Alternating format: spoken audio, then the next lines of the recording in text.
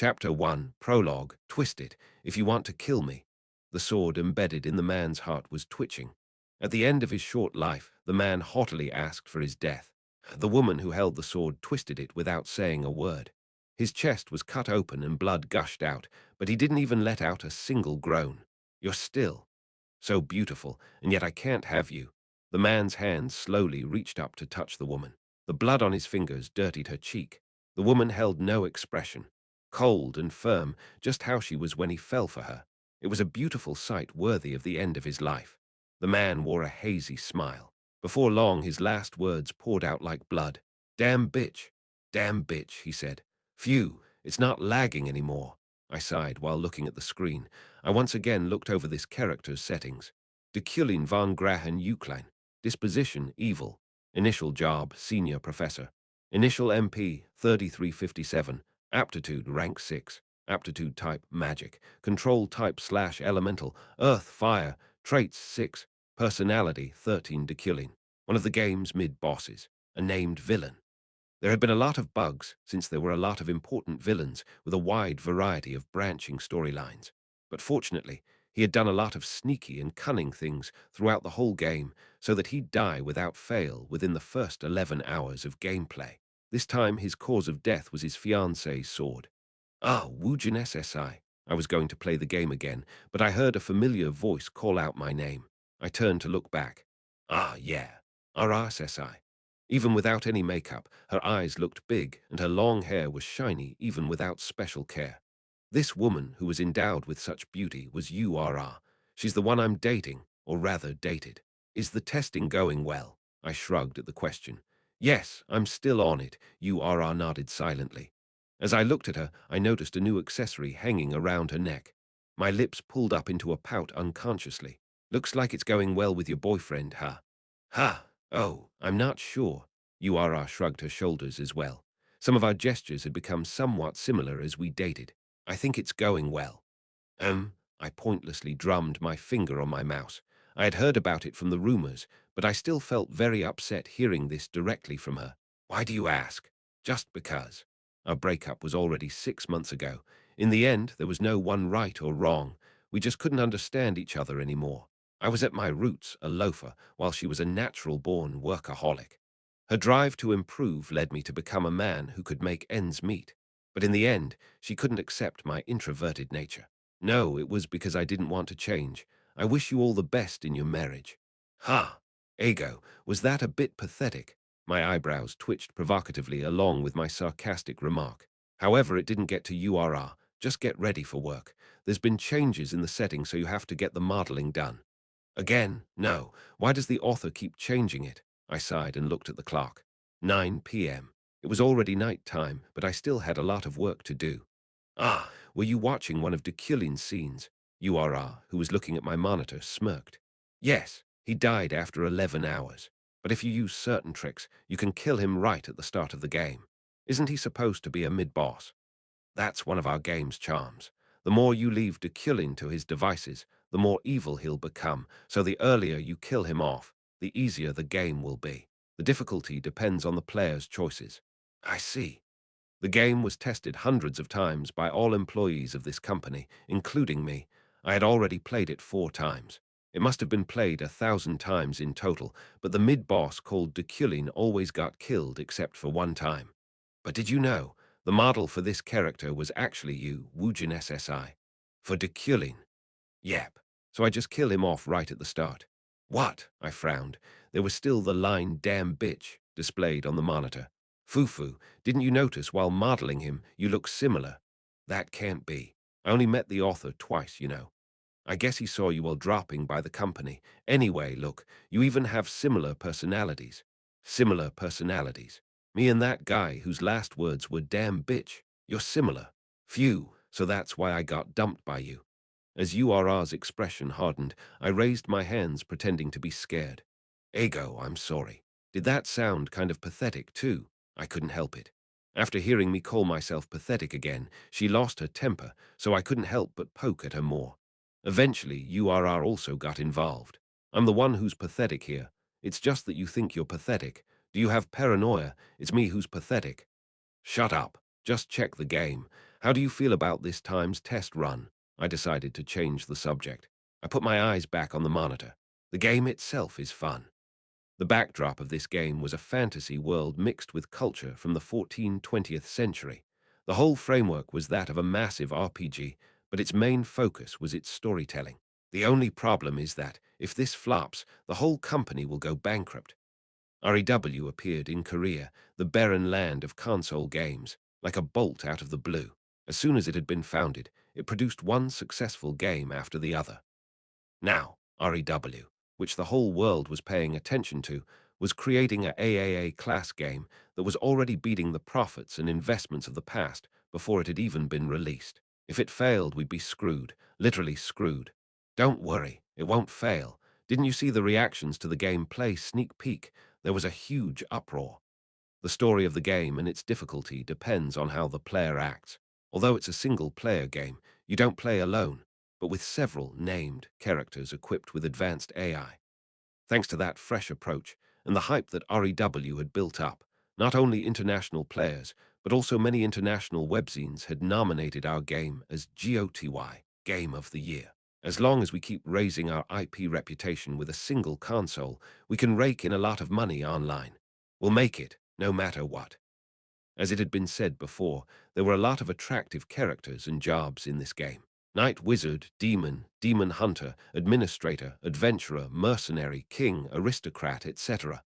The player could become anything. Okay, that would be great for me. I'd get a bonus after all. With a big smile, I turned my head towards the window. Oh, there he is. My seat was by the window, so I could see the street outside the company. Near the entrance, a shiny car was waiting for URR. By the way, isn't he more pathetic than I am? I whispered and pointed out the window. I said these words casually. She smiled slightly. He's a good person in a different sense from you. I was also a good person, huh? That was enough for me. Even if she didn't mean it like that, I'd just take it that way. Oh, yeah. That's a relief then. Of course, I was still upset, but not as much as I was before. As she said, the man in that car was a good person. I'd be angry if he was some type of gangster. Yeah, by the way, that URR seemed like she wanted to say something, but her mouth kept on snapping shut. She was going to mumble and struggle like that for a bit, and then turn around saying, "It's nothing." I knew her habits just too well, so I already knew what she wanted to say as well. RSSI. We first met 3 years ago, right? So what are you trying to say?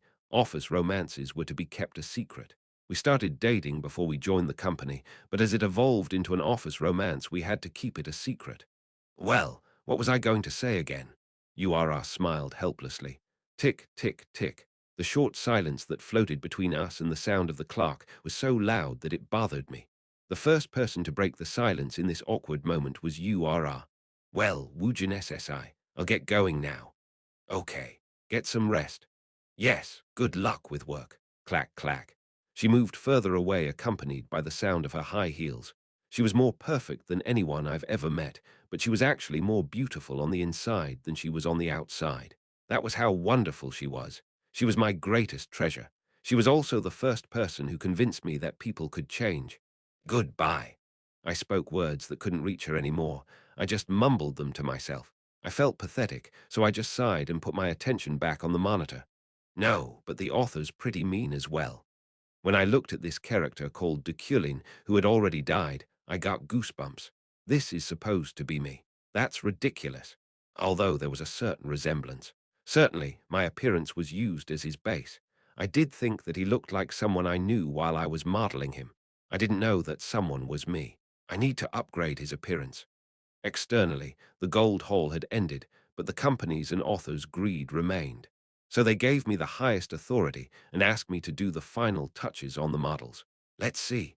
Nobody would complain if a character was made a bit more handsome.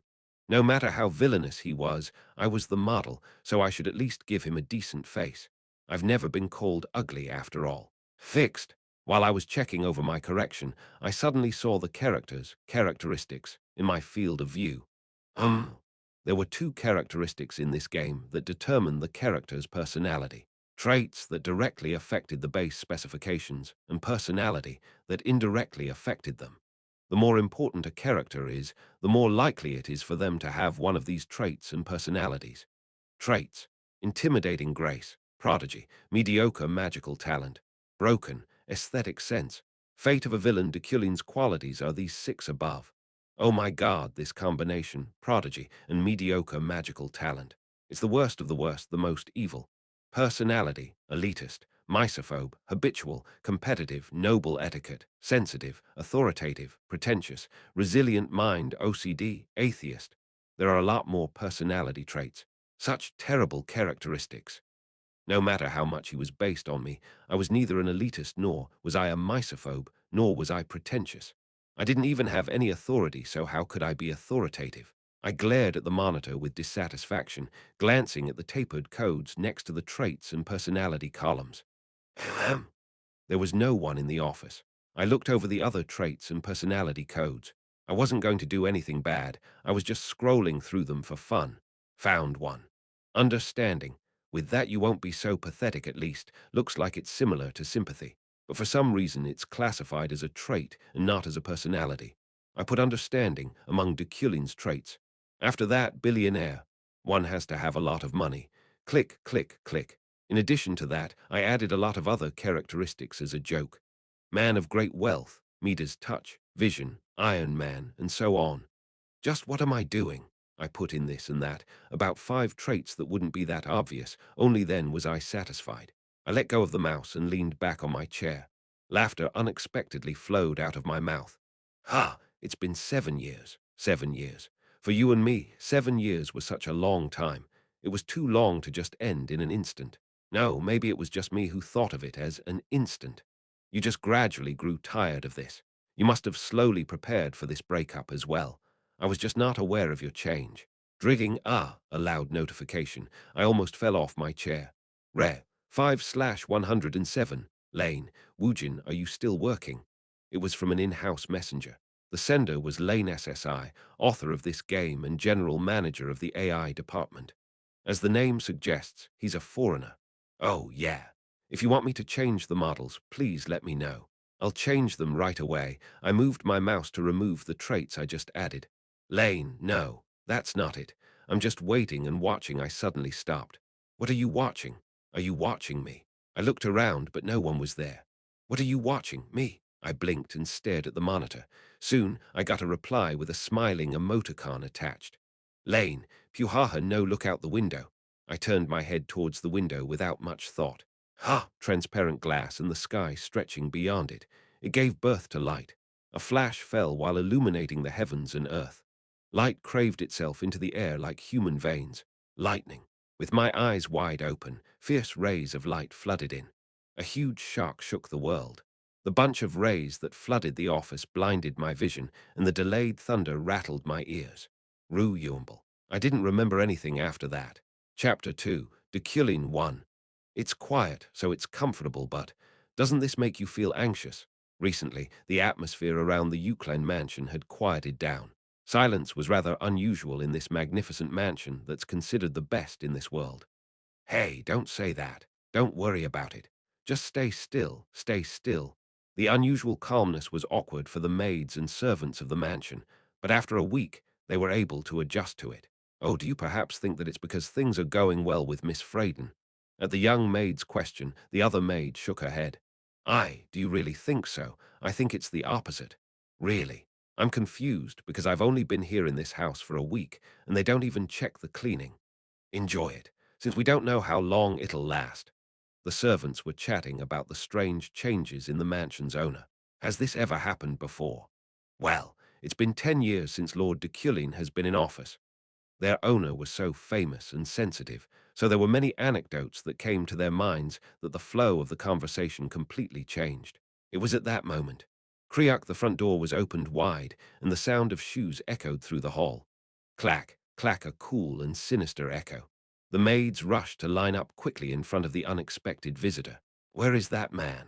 The VIP who posed this sharp question was a beauty with short-cut black hair. Yes, right now, the master is.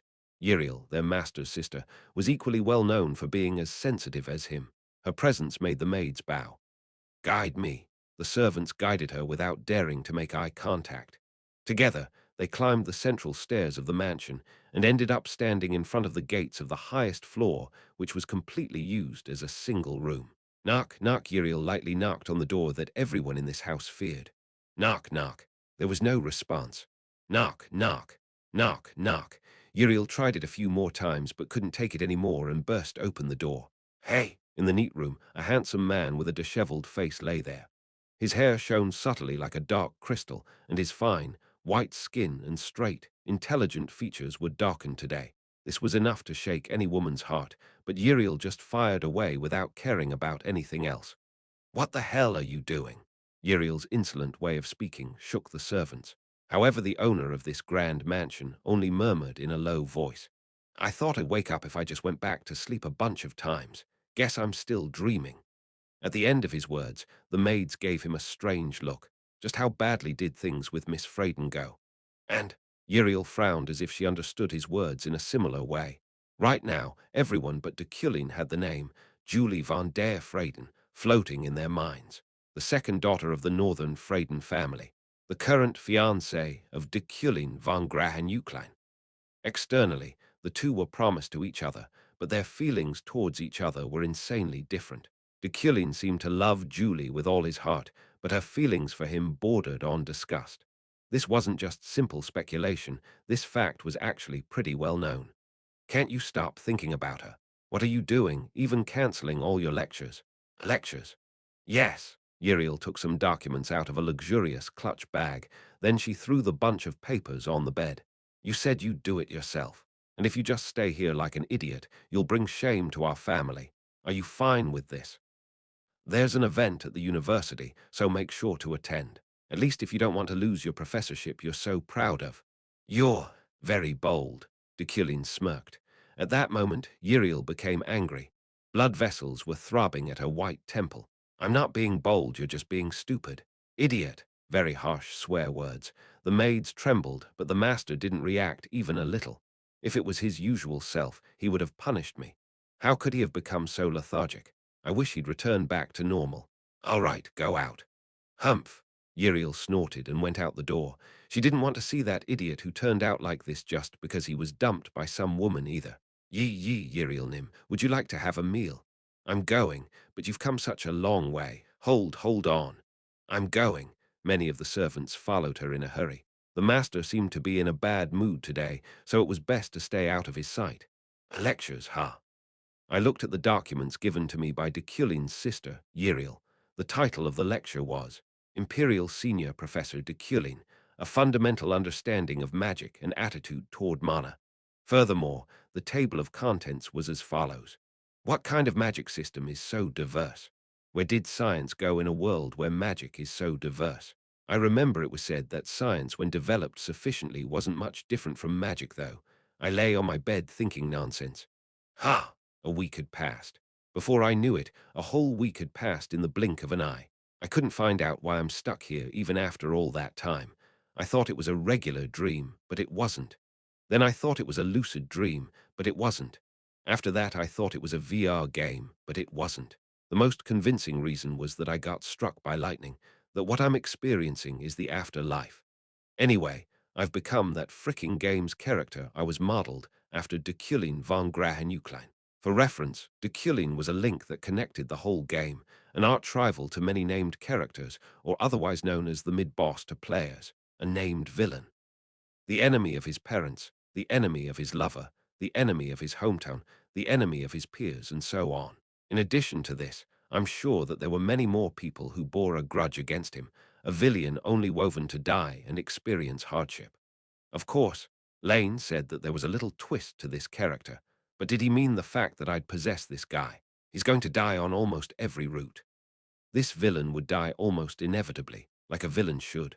Whether the player killed him themselves, he got killed by a named character who bore a grudge, randomly got into a fight and died, got assassinated or died some other way. Like that purple-haired guy from that famous hero movie. TN, I have no idea who that is. Rather than that, this is. I sorted the papers that Uriel threw. I took them in one hand and glanced at them. The lecture was scheduled today. I have to go. It was my first time giving a lecture, but I couldn't just sit idle. I couldn't be lazy anymore. I had to somehow gather information. I had to find some things out regardless of whether I could go back or not. Top survival goal. Be a necessary part of the game. Side quest. University lecture. These strange sentences flickered in my field of vision. I was resuming my activities part because of Uriel and part because of this. Not only was Uriel among my death flags, but that store currency was quite important as well. Fortunately, the knowledge, attitude, and experience to give the lecture didn't pose a problem. Understanding. Unique. The ability to comprehend things. It's activated by consuming mana. Before being trapped in this world, I added understanding, mistaking it for something similar to sympathy. I believed in this skill's performance.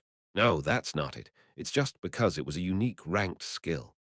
It was the unique rank that only appeared in the latter half of the game, and the character I was playing before didn't even get it. Let's wash up. I got out of bed and went into the bathroom. I took off my clothes and turned on the shower. A clean environment, hot water, and a shower with good water pressure.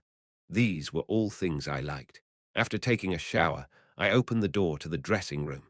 This room that was bigger than my apartment was filled with all kinds of valuables and suits. I chose clothes by trusting my instinct. A white shirt and an aristocratic navy suit. A blue tie and intelligent-looking glasses. Then I put a coat over it, sprayed my whole body with perfume, and put up my hair neatly, not leaving a single strand unattended. After that, I looked in the mirror. Honestly, this style looked nauseating, but it seemed rather elegant. That overflowing ego felt quite arrogant, but a graceful dignity certainly seemed to mingle with it. It's probably the work of intimidating grace, aesthetic sense, and noble etiquette. In fact, I can't say or do anything against etiquette. No matter how hungry, one shouldn't just eat one's food at will. One shouldn't blabber, and one has to act elegant and cultured at all times. As such, it also became natural for me to do that. As if my personality completely changed, it felt as comfortable to use these inefficient manners as breathing. Even just witnessing crude and unsophisticated behavior, I'd feel scorn and contempt rising up. I won't let myself get swallowed by this guy. This character had a lot of characteristics, especially under the personality category. What was written in the system log at the moment were noble etiquette, elitist, misophobe, authoritative, OCD, and so on. Those personality traits were most certainly transmitted to me. That's why even this obligation to hold that lecture felt so natural to me. I'm an outstanding and noble aristocrat. What bullshit. Woojin. I looked back at the handsome man in the mirror. Kim Woojin. I won't lose myself. I won't get swallowed up by this stupid character. That's your name. Wu from House and Jin from True, TN. Spelling out name, Jip Yu and Chamjin, a healthy South Korean man, tall and handsome, objectively speaking, but using someone else's words, a loser. A pathetic and lazy jerk, that's me. Slap. I slapped my face and then went out of the door. Talk, talk. The clear and regular sound of footsteps. Long, smoothly moving legs. Indeed, an elegant and orderly gait. I stood in front of a car parked in the yard, admiring its vintage style. Good day, master. A vehicle with an antique design that could have been found in the modern Ford era. This was a symbol of wealth in this world. I'm going out. Understood. As I climbed onto the backseat of the car, after the attendant opened the door for me, I saw some small fellow sitting on the seat next to mine. Under the pulled-up robe hood, I could see a cute but rigid face. Professor, good day, here you go. He spoke in a very tense voice and handed something to me. It was a bunch of documents. Are you a magician? Pardon. Yes, sir. I've been working under the professor for 3 years now, though. I was merely joking. I laughed elegantly and looked over the documents. I thought it was about the lecture, but it was actually a script. It was a script containing every subject from the start to finish of the lecture. Actually, how did Deculein prepare himself for lectures? In fact, he only appeared talented on the outside. The trait I had right now wasn't genius or prodigious, but mediocre magic talent. So I really wanted this script. Good job. Pardon. However, when I mentioned that he did a good job, the magician became embarrassed. To be honest, this compliment also made my stomach twist into knots. It was an obvious personality contagion, but I had to overcome this. I closed my eyes and added a few more words. You did a great job. Rest until we get there. Yes. Understood, sir. The magician, with his head down, went as silent as a corpse. The mouth that was exposed from under his hood seemed to have pulled into a small smile, though, seemingly pleased with the compliment. I read the script in my hands, but the paper got on my nerves. I thought it was dirty. Next time I'll put on my gloves. No, not that. Now let us proceed. I knew the settings of the game to some extent, but thanks to a more solid understanding, I could quickly grasp the script itself. About 30 minutes have passed since I started preparing for the lecture. An interesting scenery appeared outside the car window. I naturally looked over to it. Following that, even I unknowingly smiled. The outside was filled with the shimmering waves of light emitted by the sun at noon. A road surrounded by vibrant flowers and trees led to the entrance where the statue of the first emperor stood tall. There were many buildings filling the vast land, and soft beams of light gently fell upon them from the sky. As a whole, it was called the Imperial University, this body's, Deculein's workplace. Everything that got reflected in my eyes, which was now more real than 3D, was the result of my design. Chapter 3. Deculein, too. His height alone was rather overbearing, at around 190 cm. He wore formal attire, appearing close to perfection, an eye-catching appearance that had a strong impact on others. The perfect golden ratio was shown by his appearance and clothing. Deculein van Grahan. There were no flaws or gaps in him, to the point that he seemed to be noble dignity incarnate. His elegance flowed into his gait, his speech, his facial expressions, into everything he did. That jerk. But even these perfect looks seemed like nothing more than a detestable shell to some, or rather quite a few. Sigh, Ephraim Luna. As soon as Deculein appeared, she vented her anger. Not only were her words bloody, her actions were as well. She clenched her fists so tightly that she drew blood and bit her lower lip. He had stolen her legacy, her father's achievements, and had ruined him, which had led to his death in the end. The public praised Deculein as a genius in interpreting magic circles, but his reputation was solely reliant on her father's work. Attention! At that time, a magic crystal amplified Deculein's voice. I shall start the lecture now. The spacious auditorium was filled with hundreds of people. Deculein finally scanned the sea of people below his stage. His gaze was as sharp as a knife. She wanted to immediately pull out a knife and stab both of those eyes. That trash! However, it was not the right time yet. Deculein was the enemy she wanted to kill. That was the only reason she applied for the university tower, but revenge without a proper backdrop would just make her feel regret. She lived just for this sweet moment, so there was no problem waiting for it a bit longer. Nice to meet you, but maybe she'll just cause a bit of trouble for him.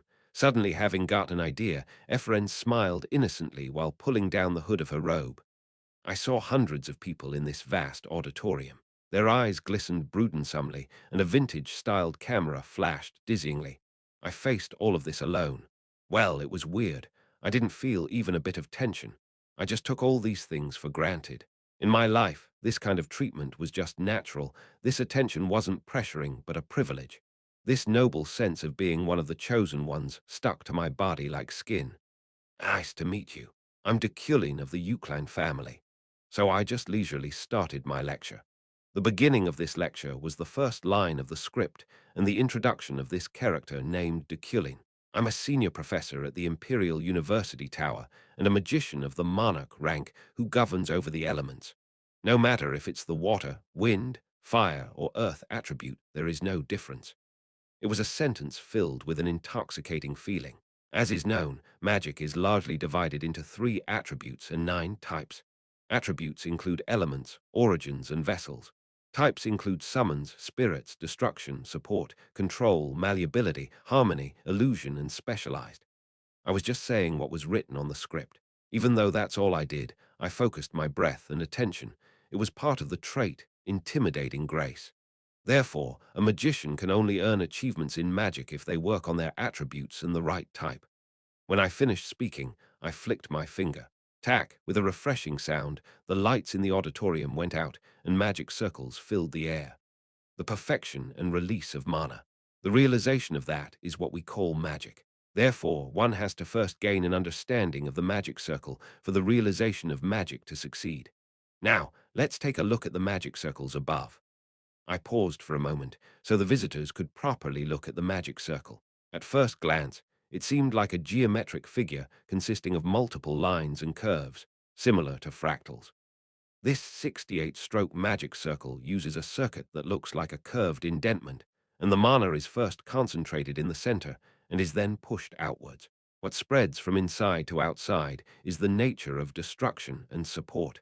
But the destruction magic has to be a straight line in the form of an indentation. Therefore, this is a sub-magic formula.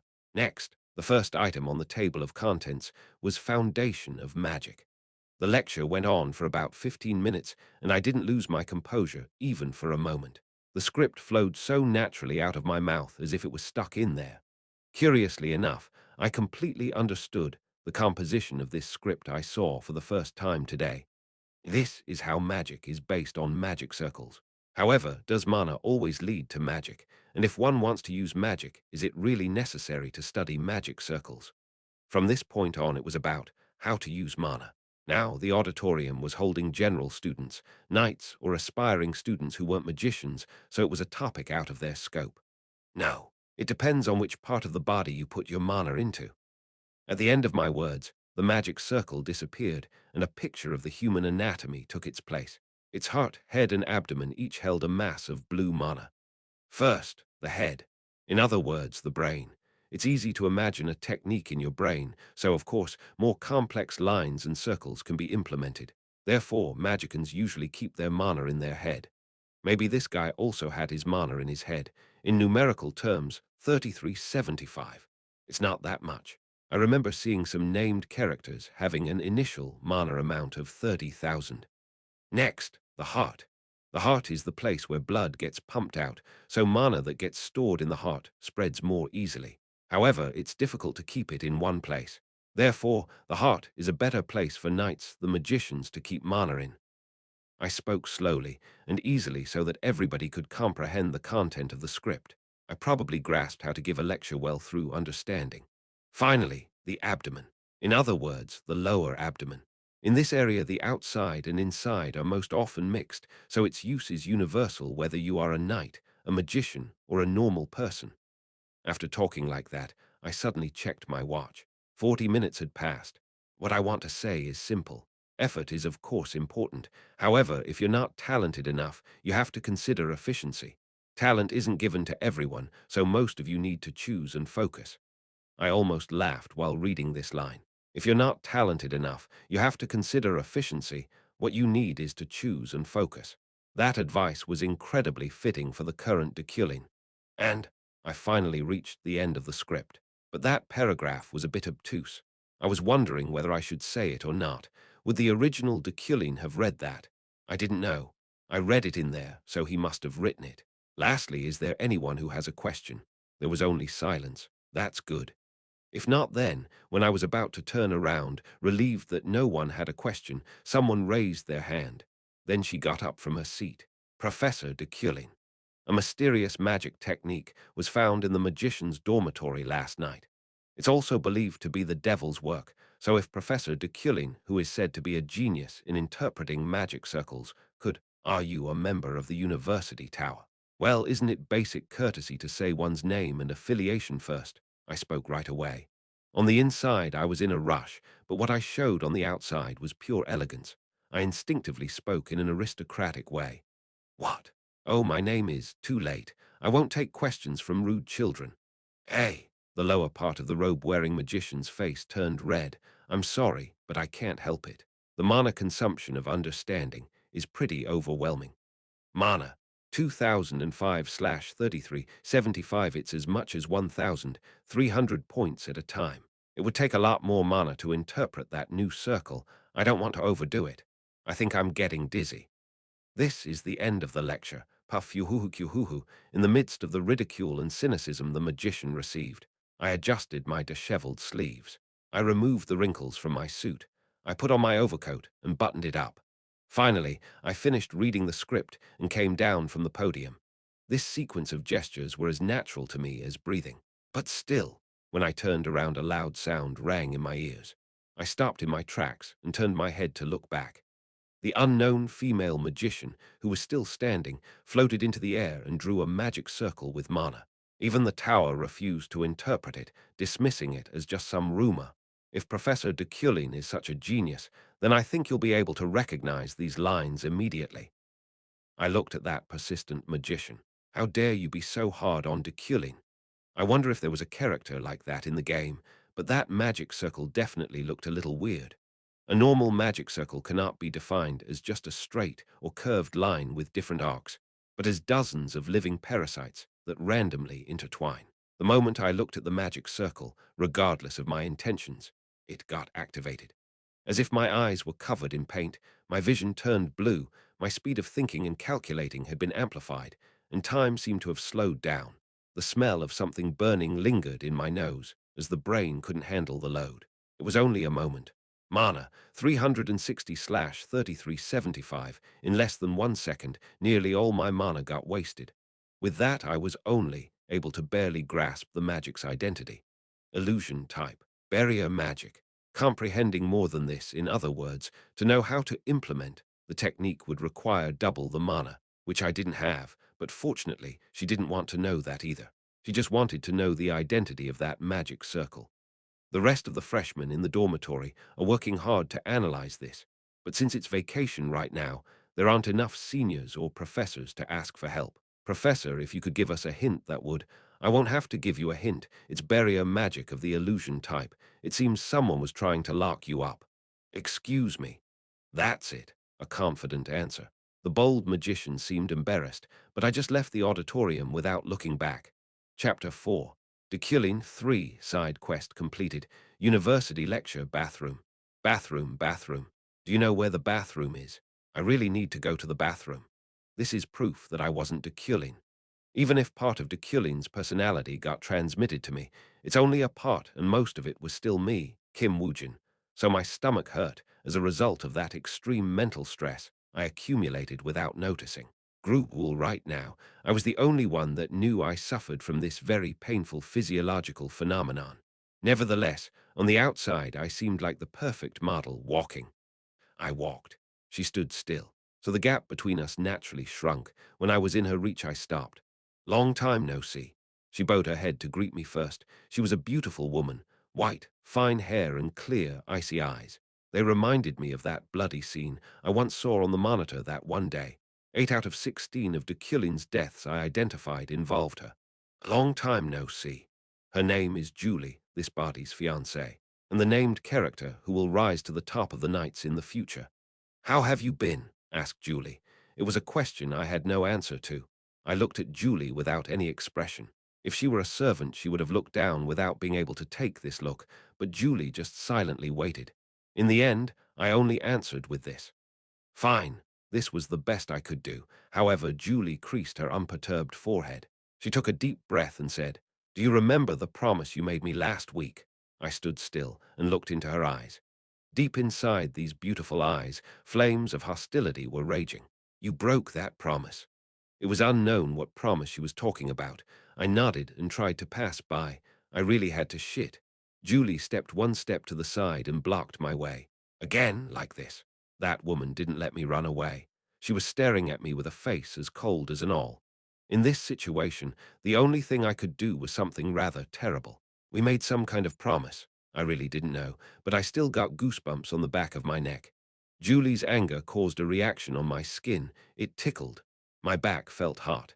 I really wanted to scratch myself, but this noble body didn't allow such low-class behavior.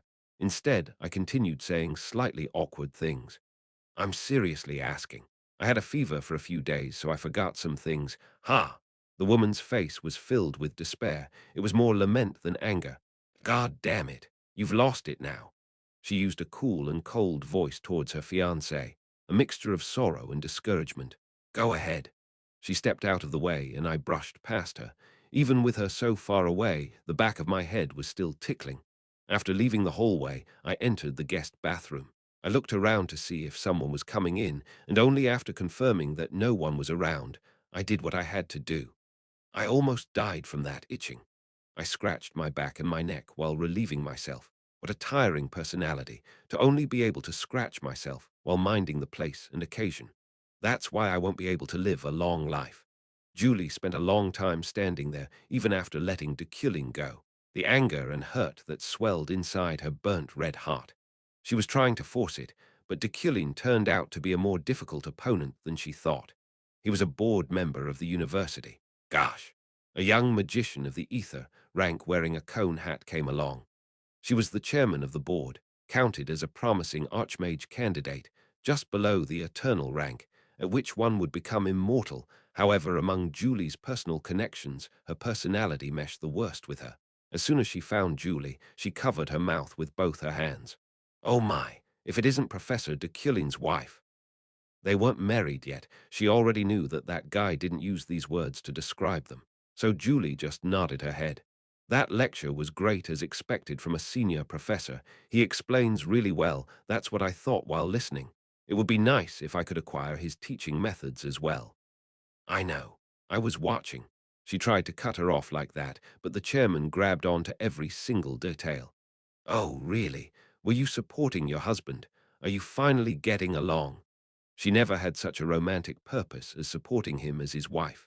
Today, Julie came to see with her own eyes if Deculein would keep his promise. Julie made it clear to him. If you, Deculein, keep your faith, that is, confess your continued deceit to everyone and ask for forgiveness, I will be with you even if the world collapses. This was not a matter of what shame a broken engagement would bring, or of maintaining a formal relationship to save the family's face. It's just the release of her beliefs she wants to keep as a knight, transcending all worldliness. That's all there is to it. She was sure he'd agree. What's wrong? Today's lecture was great. Julie nodded, while grinding her teeth despite her natural virtue. Deculein broke his promise in the end. Achievements reached by stealing and extorting them from other people, not by his own ability. He didn't even repent on the wickedness and corruption behind it. He wasn't even brave enough to do that. Now she really had to give up. He would forever live pitifully among his manipulated subordinates and his own deceit. What a little lamb. You're not much fun today. Well, good luck. I'll get going. The chairman left with her lips pouting. Julie was still standing on the marble floor as if she'd taken root. Deep inside her were a slew of distorted emotions that seemed to devour her. His Euclid, her own Frieden. Someday, something which someone told her repeated in her ear. Deculein, who stands out as a magician, and Julie, who has the qualities of a gifted knight. If the blood of our two noble families are in harmony, it will be beneficial both in pedigree and politically. However, at some point, both noble families came to know that Deculein's magical talent was nothing but average. Deculein lied to the world and became a professor, calling himself genius of magic circle interpretation. After some incident, the source of his theories got cut off. If the two families weren't connected to the central politics, or if they were less distant, either side would have gone wild. They were easy on each other because both were prestigious. If neither of them stepped forward and rejected the other side, the engagement would not be broken, and even if it were broken, Deculein's sins would not get revealed. So Julie thought she would have Deculein right his wrongs himself. Nevertheless, he broke and rejected his evils by acting more firmly than ever today. If so, now, she'll have to bring it about herself. The end of this contemptible engagement. No matter what, the end of this relationship shall come. Are you okay? The lieutenant, standing behind her back like a shadow, spoke in a low voice. His name was Veron, a man with jet-black hair that covered his face. Julie shook her head without looking back at him. It's all right. It's time for the lecture. Let's go. She started walking. A lot of subjects followed behind that thin back. The immediate descendant of the prestigious Frieden family, also known as Master of Knights in the Holy Land. Julie, who was also called an example for all young knights of this world, was caught up in her lecture. Unlike Deculein, who used nothing but words, she held something that could be called a real lecture, in which she demonstrated herself and swung her sword. One of the knights following her stopped. His red eyes flashed through his thick black hair. His gaze slowly turned back, glaring at the departing Deculein. A cold, desperate life stretched out towards his neck. Julie's knight, Veron thought. Today he sought answers to the endless suffering and anguish. To keep his lord from danger, this was his chance. It was only something he could do. Let's kill him. That nasty, dirty man. I shall cut his throat, then dice him into little pieces. Let's make my lord happy. The school cafeteria. Ephraim sighed as she rummaged through the pitiful omelette rice. Ugh! She tried to screw Deculein over back in the lecture hall.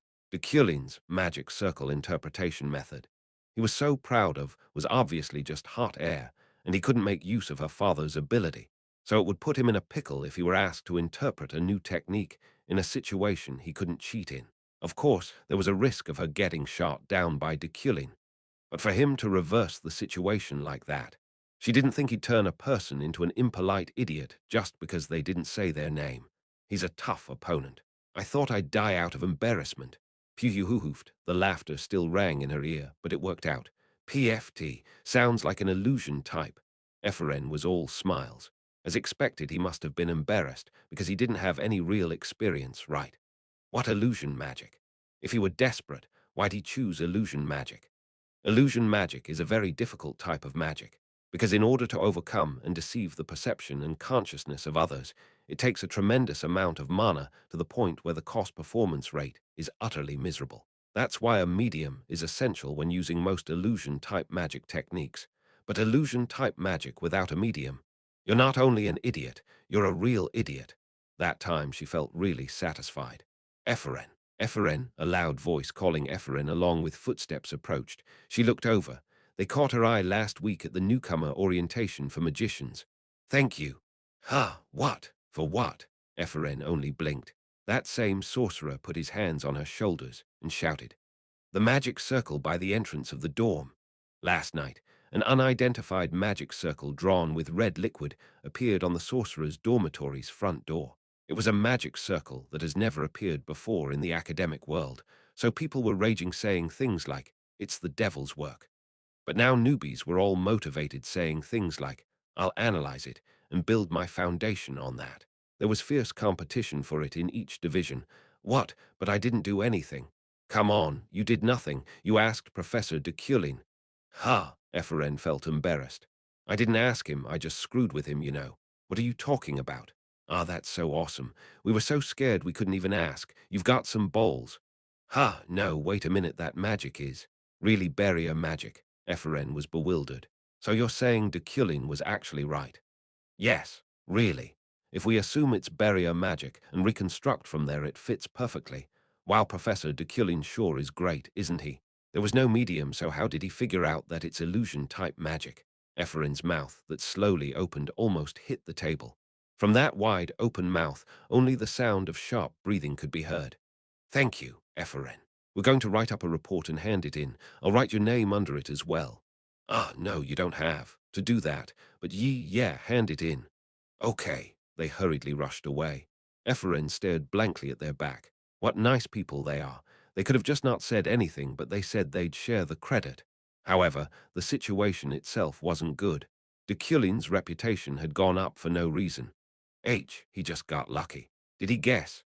After some time, Epherin, who was in denial, took out a piece of paper from her backpack.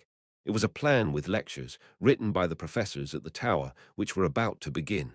Understanding Elemental Magic, grade. Debutante restricted, advanced 5 credits. Lecturer, Deculein von Grahan Eucline. Deculein's lecture.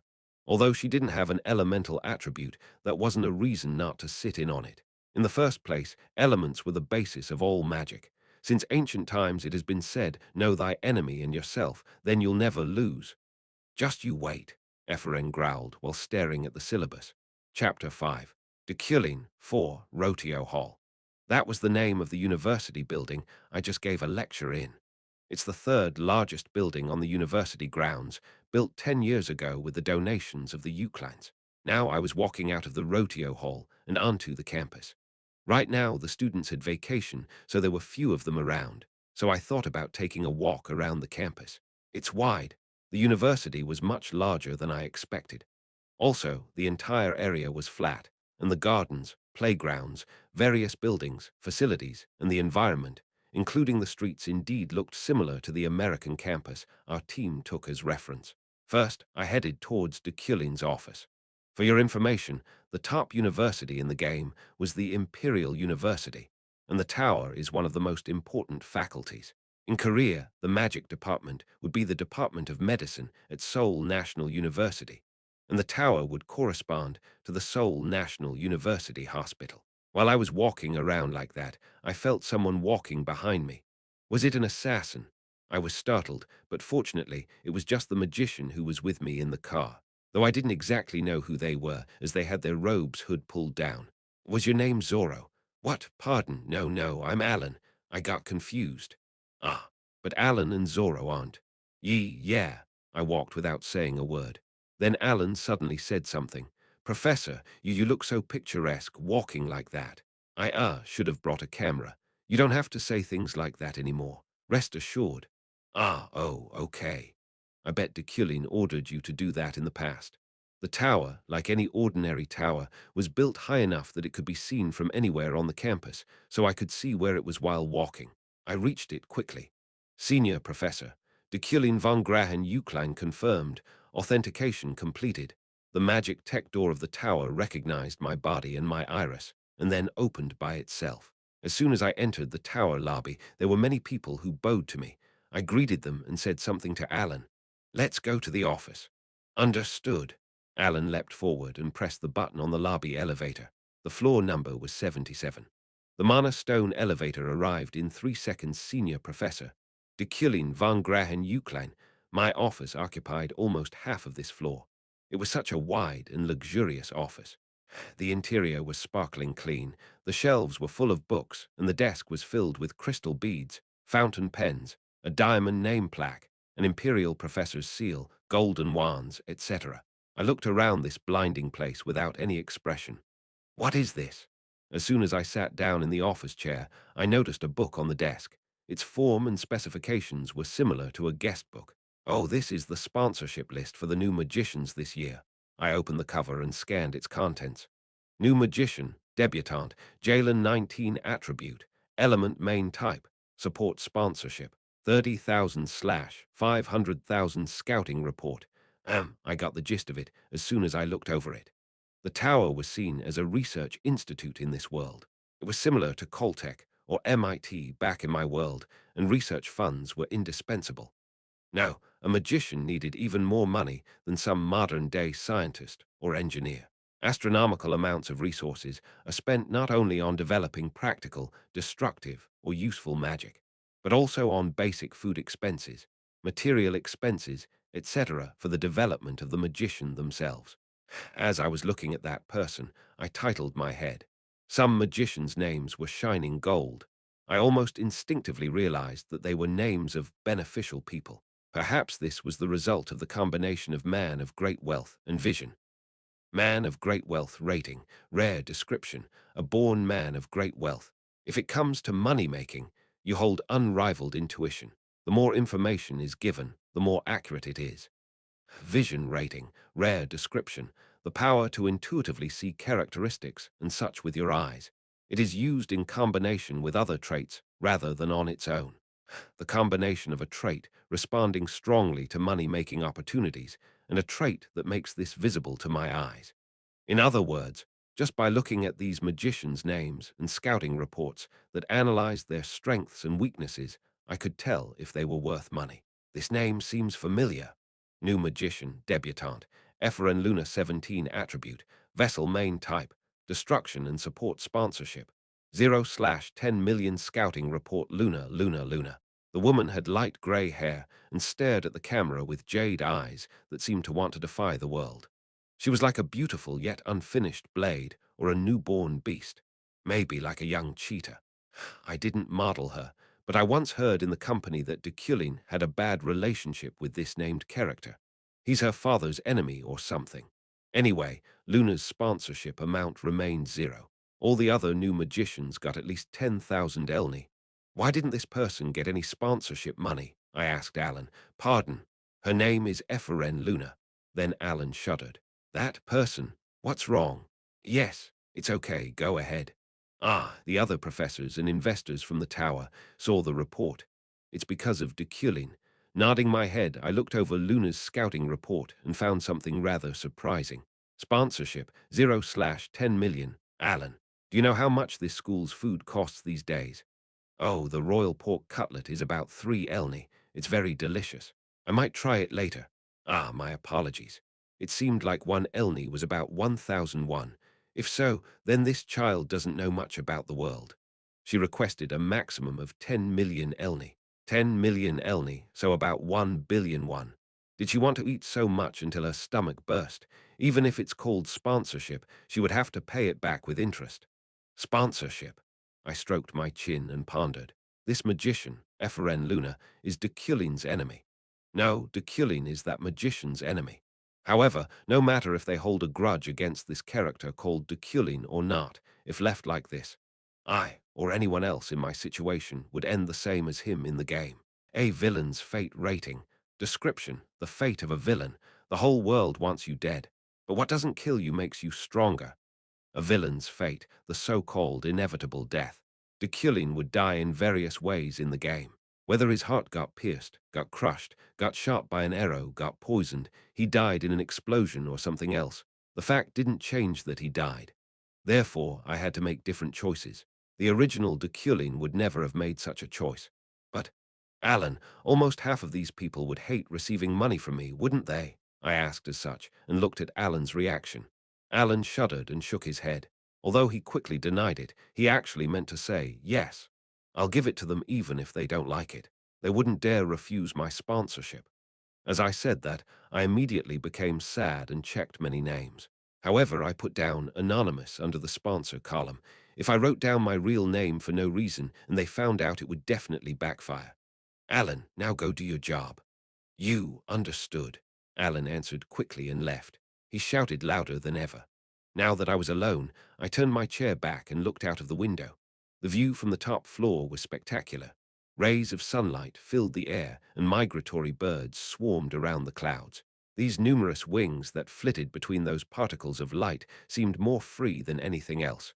In order to survive, I'll need a lot of money first, I mumbled quietly. The more money, the better. I have to save it up to save my life. Some of these bad relationships can be solved with money after all. Fortunately, that's not too hard because of the traits I have. I'm sure I'll get 10 times as much profit just by investing in the right magician. Even so, how should I act as time passes? Where should my existence head? After I've made money, what's next? There will be no end to the named characters who hate me, and there'll be the death of me without even really trying. For me to survive against them, I must have my own strength. My strength. That strength is, of course, related to wealth, but what I need is more intrinsic strength. What I need right now is fighting power. Fortunately, I knew this body's talents. Although his talent is mediocre, he certainly has the elemental attribute and the control type aptitude. He wasn't able to control all elements like Deculein boasted, but just two, fire and earth. Also, this body had many traits I added. Among them was Mida's touch. Mida's touch rating, unique description, consumes the user's mana to unlock target's potential, increases the target's performance by the magic power consumed. If the target does not have any potential, it grants a special effect appropriate to the target's class, however. Mana can only be given in units of thousands and can't be used repeatedly. It was higher rated than Man of Great Wealth. I picked up a fountain pen from the desk to experiment on it. Mana, 1315/3375. My mana had also sufficiently recovered, so activating this trait became a desire in my heart. The power in my neck and temples got exhausted. That was it. There was no change to the outward appearance of this fountain pen, but there was certainly a change. It was a change that could only be confirmed through the system. Euclan fountain pen, rating, high rank description, other writing tool rating, equipment weapon effects. A fountain pen carved out of pure gold with a family crest on it. Mida's touch increased its durability. When used, writing skills seemed to improve. I spread out a white paper and tried to write something. It turned into calligraphy. In that case, after I put down the fountain pen, I thought about how to combine my traits and talents. Vision, Midas touch, understanding, control type, elemental, fire and earth. While I was actively comparing my traits and talents, understanding just triggered without my intentions. Bzzz, the electric current from my brain warmed my whole body. Instantly my hair stood on end, and an idea flashed through my mind like lightning. Earth and fire. Through the combination of these two elements, metal is created. Also, Mida's touch had the characteristic to strengthen said metal. As a magician, I could handle such metal with control-type magic. I won myself a sword. It's a grandiose sword. After all, it's psychokinesis. Although it's theoretically pretty awkward to use as my main force. The lack of talent, which is Deculein's weakness, can be reinforced with the quality of the metal. There aren't just steel alloys in this world. There were also fraudulent metals comparable to the mithril of legend, so if I make full use of my money, I should be fine. After I finished thinking, I looked up with satisfaction. If clearing this game is truly the answer, this one has to survive until the very end. Oh, what's with this tone? I tapped my lips. I also belatedly checked my sitting posture. My waist leaned straight against the back of the chair. The neck neatly rested on the neck rest, and the two arms raised on the armrest maintained a distinctive angle. Even such enormously formal actions were nothing but unconscious gestures to me. This naturalness was terrifying. "Alan, are you there?" I called Alan through the crystal ball. "Yes, I'm coming." Stomp, stomp, stomp. I heard stomping footsteps, and then Alan appeared. "Yes, I'm here." I pitied Alan, seeing him like that. Was this what graduate students were like on Earth? Maybe not. I shall call it a day. Borrow the books I have written down and return as well. Yes, understood. For some reason, I really seemed to dislike the idea of leaving work already, but I still wrote down the names of some books on a piece of paper. The first was on magic metals, and the second was on control magic. Alan was confused, because both books were of basic level, but soon after he bowed 90 degrees towards me and left. Chapter 6. Deculein 5. We greet the master. Upon returning home, servants were already waiting for me on the court of the mansion. "Shall we prepare dinner?" After I got out of the car, I stood silently for a moment looking up at the sky. Sunset, the moon orbiting high up, clouds dyed in orange as if painted. It was indeed a fantastical scene. "Master." It was the butler who held out his hand to take my coat. "Okay, yes. So would you like to eat? I'll skip it." As soon as I entered the mansion, I climbed the stairs and headed to my room. I didn't feel tired or stressed at all. Iron Man rating, unique description, innate high physical constitution, and temper. The physical potential deserves to be called supreme. One of the many traits I added as a joke, Iron Man. Thanks to this, I only felt slight physical fatigue and recovered rapidly. However, as I was mentally fatigued, I still took a shower. As I had mysophobia, washing itself brought me happiness and rejuvenated me. After showering, I sat down on the reading chair located in the study. Then I took out one of the books on magic that I had Alan borrow for me. Foundation of Control Magic. Today, I plan to multiply my mastery of control-type magic, psychokinesis, which was the closest related to my newly discovered weapon. Of course, as I wasn't born as Deculein, I didn't have any magical knowledge this guy may have built up. Thus, my base as a sorcerer was comparable to a wasteland. Nevertheless, the basis for my seemingly overwhelming confidence stems from my trait, understanding. I opened the book in a steady manner. Introduction. The value and significance of control magic. There were only 4 topics mentioned in this thick book's table of contents.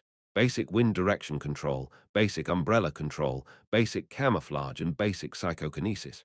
Naturally, I immediately skipped to basic psychokinesis.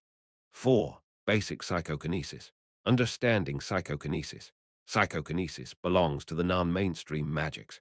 Of course, the control type is treated as minor among the 8, but nonetheless, it is well worth learning as a stepping stone to increase the sorcerer's capabilities.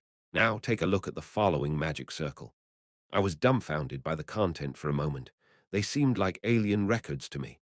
It's not exactly that, but on each page they disassembled and analyzed the magic circle for psychokinesis, stroke by stroke.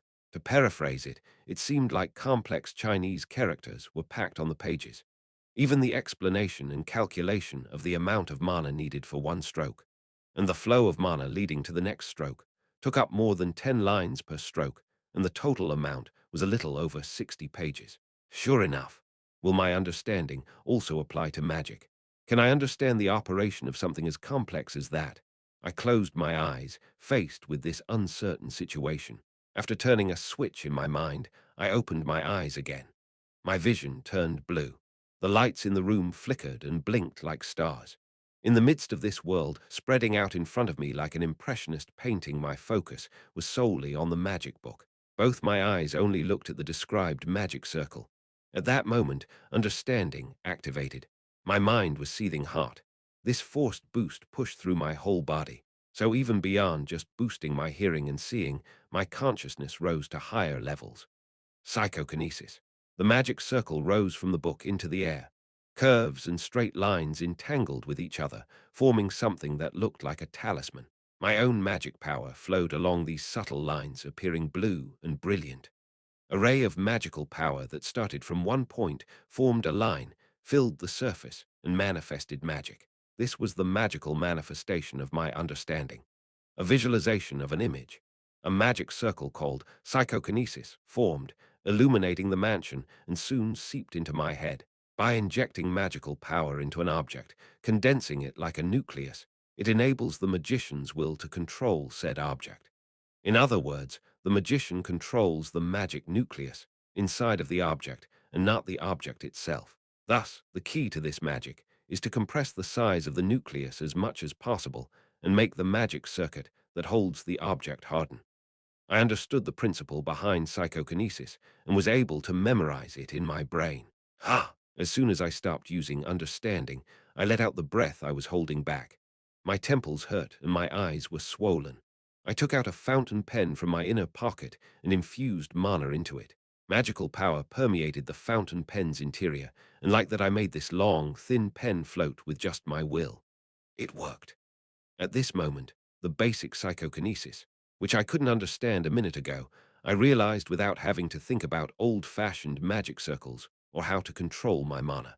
That was proof that the complete magic was memorized in my brain. Once a fully understood magic is memorized in the brain, the memorized magic can be used at any time without having to formulate a magic circle. No, the brain unconsciously formulates them. This is called memorizing. This was the moment I got to experience firsthand what I only read in the settings once before. That's good and all, but I was still just moving a fountain pen with my will. If basic psychokinesis was just something of this level, even if I master advanced psychokinesis, I'd never reach the level of the Kai sword I'm imagining. Isn't it just non-mainstream magic? Isn't there any way to enhance its performance? Of course, with my limited talent, it was hard to do anything about this. While I was struggling to think of something, stroking my chin, I suddenly remembered a certain trick. If I engrave a magic circle all over my body, there were several major premises of this world's magic. Among them, the most prominent one is, the larger the magic circle, the more powerful it is. If that's the case, if I'm able to comprehend my whole body using the characteristic, understanding, I should be able to engrave a magic circle not only on just my brain, heart, or lower abdomen, but on my whole body. It's worth a try. Of course, it'll obviously put a greater burden on my body. There'll certainly be some unexpected side effects as well. So let's think this over one more time. This body, isn't it that of an Iron Man? That madness called memorizing magic using my whole body is only possible because of Iron Man in the first place.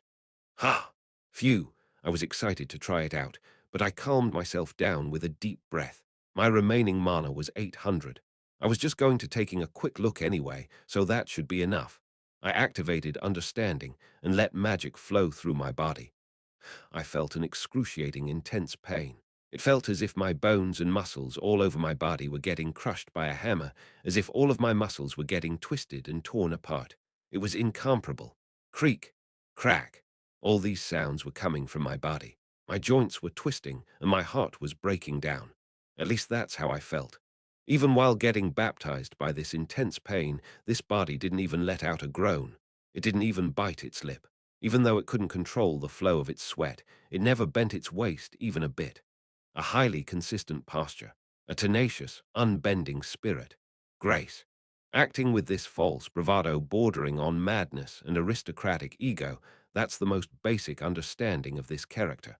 I thoroughly controlled the mana within my body to run through my blood vessels. I attached my will to every part of my body through the flow of mana. My heart, muscles, bones, and intestines. This was to engrave the psychokinesis magic circle into my skin. Snap! As I heard the sound of something breaking, a sense of weakness settled in me. It was a failure. I exhausted my mana, so understanding got deactivated. I quickly opened my eyes. My whole body was burning with rashes, redness, and itching.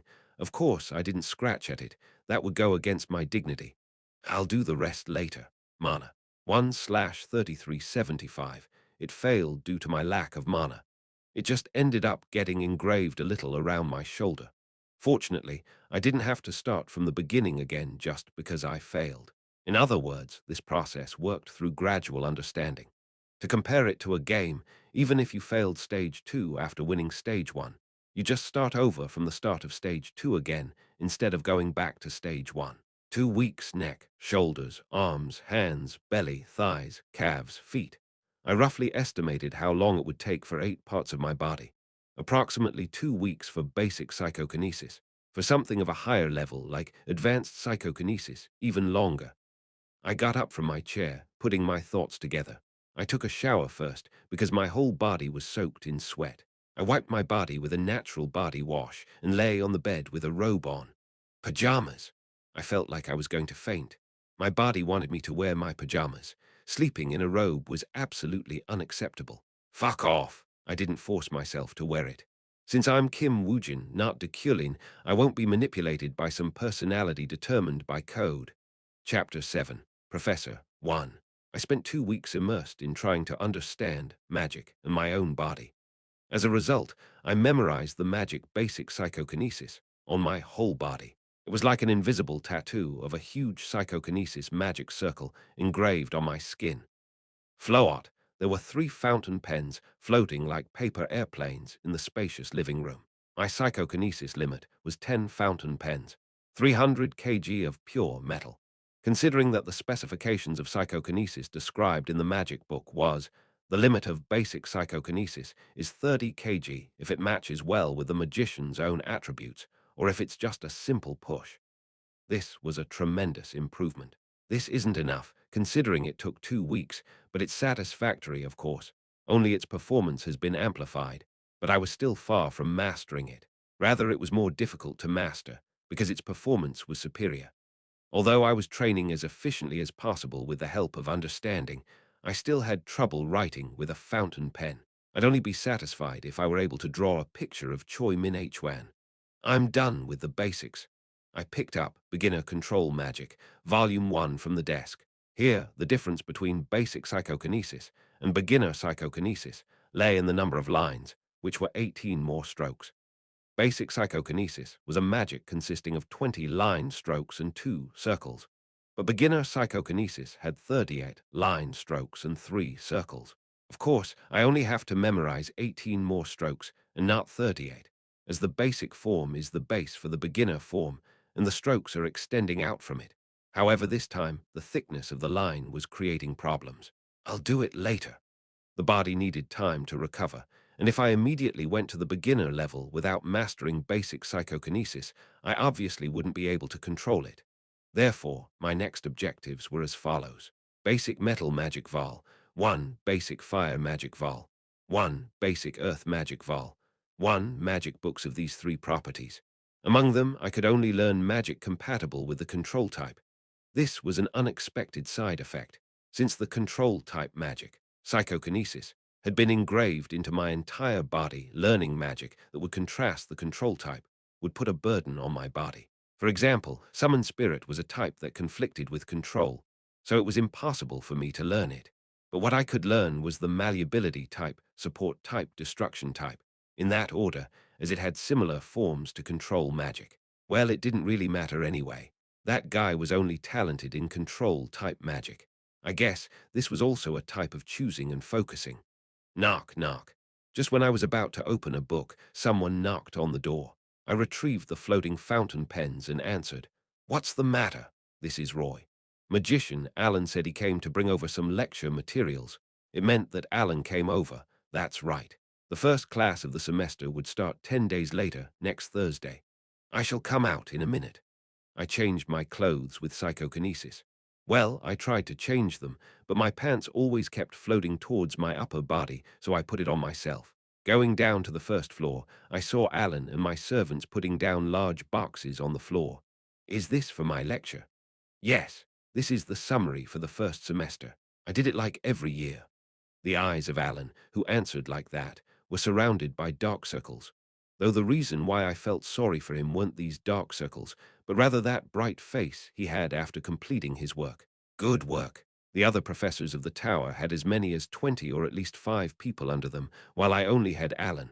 This was entirely Deculein's fault. Okay, then I shall go back now. I grabbed Alan's robe while he was about to return. Eek, it's late. Have dinner before you go. Pardon, no, I eat before you go. I beckoned to my servant. Following that, the servant quickly led Alan to the dining hall. Ah, I'm really fine. It's fine. Sit down. Even just the appearance of this dining hall seemed to have intimidated Alan into not being able to move from where he stood. Sit down. Okay, go ahead and eat. The meal was prepared quickly. This was a feast even to me. Alan was stunned for a moment, but then skillfully picked up the knife and fork. It's already very late, so stay here for the night. Pardon, no, I shall not have you refuse. Ah, oh, okay, 1 in the morning. In the silent study where one could only hear the second hand of the clock ticking, I was preparing for a lecture. Lecture summary. Deculein, Understanding Elemental Attribute Magic. Thanks to Alan's lecture summary, my preparations in itself were going smoothly. However, it took me a staggering amount of 35 mana to just understand half of the first lecture, and that was just the start. That meant that I had to spend about 1,000 mana per week for one lecture to proceed smoothly. Though, fortunately, what I grasp using understanding isn't easily forgotten. It would be a lot better if I just took out the useless parts. I performed censorship for the first time in my life. Alan only wrote down the essentials and boldly excluded those deemed too basic or useless in his summary. In fact, these unnecessarily fine details were added partly due to Deculein's uselessly serious nature. After writing up the plan for about an hour, I checked the schedule. It's in 9 days now, huh? It was past midnight, so there were only 9 days left until the start of the semester. Until then, as Professor Deculein, I had to cultivate some magical knowledge. I was a bit nervous because I was a professor before ever being one, but thanks to the personality system, the burden was lightened. I also had the trait, arrogant grace. This trait would make listeners more focused on what I was saying and make it easier for them to understand. Of course, there was also the way of just quitting my professorship. That would be the most comfortable. However, Deculein was always a professor in the game. In other words, being a professor might be the prerequisite for the side quests and main quests. I shouldn't prematurely quit my job when I didn't even have a clue of what's going to happen. This should be enough. I folded my handwritten syllabus and put it in an envelope. For reference, Deculein's lecture was at full capacity with 150/150 students. It was popular because the lecture was given by a few senior professors of the Imperial University's tower. A one-dimensional understanding of such topics tended to be inaccurate after all. A deeper understanding of such phenomena is needed.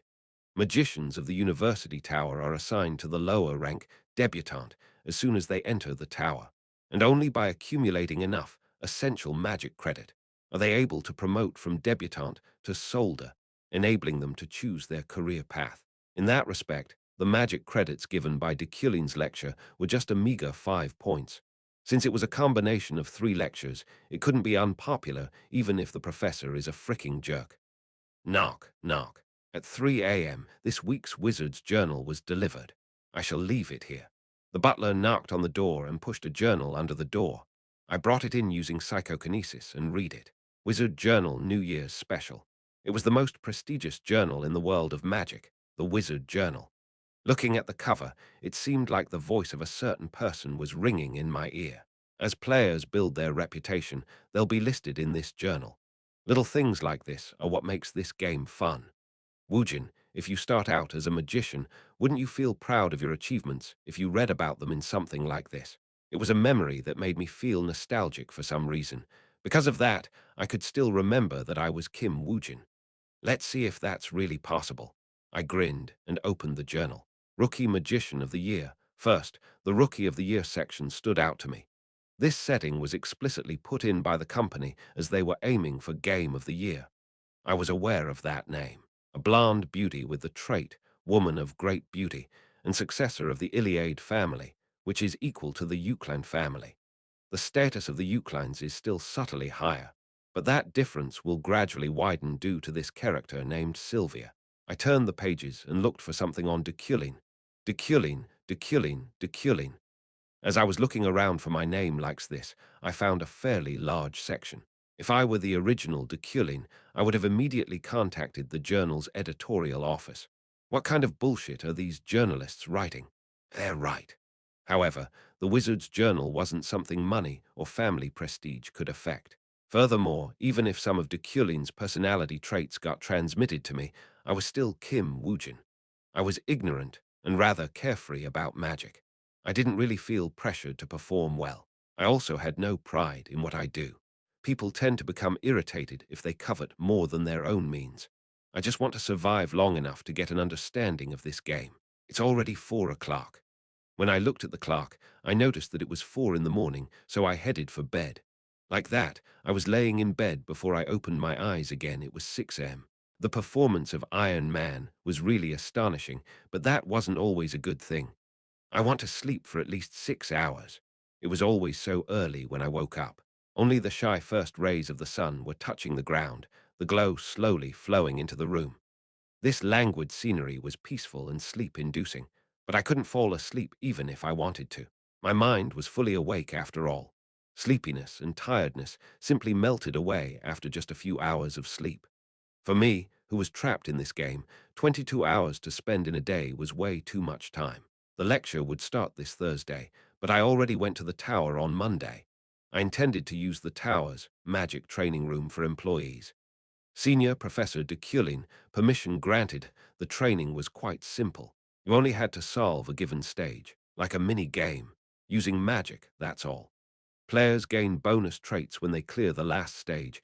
Maybe that system will also apply to me as well. Also, the magic used here is treated similarly to the real world, so you might be able to grasp one's magic's aura.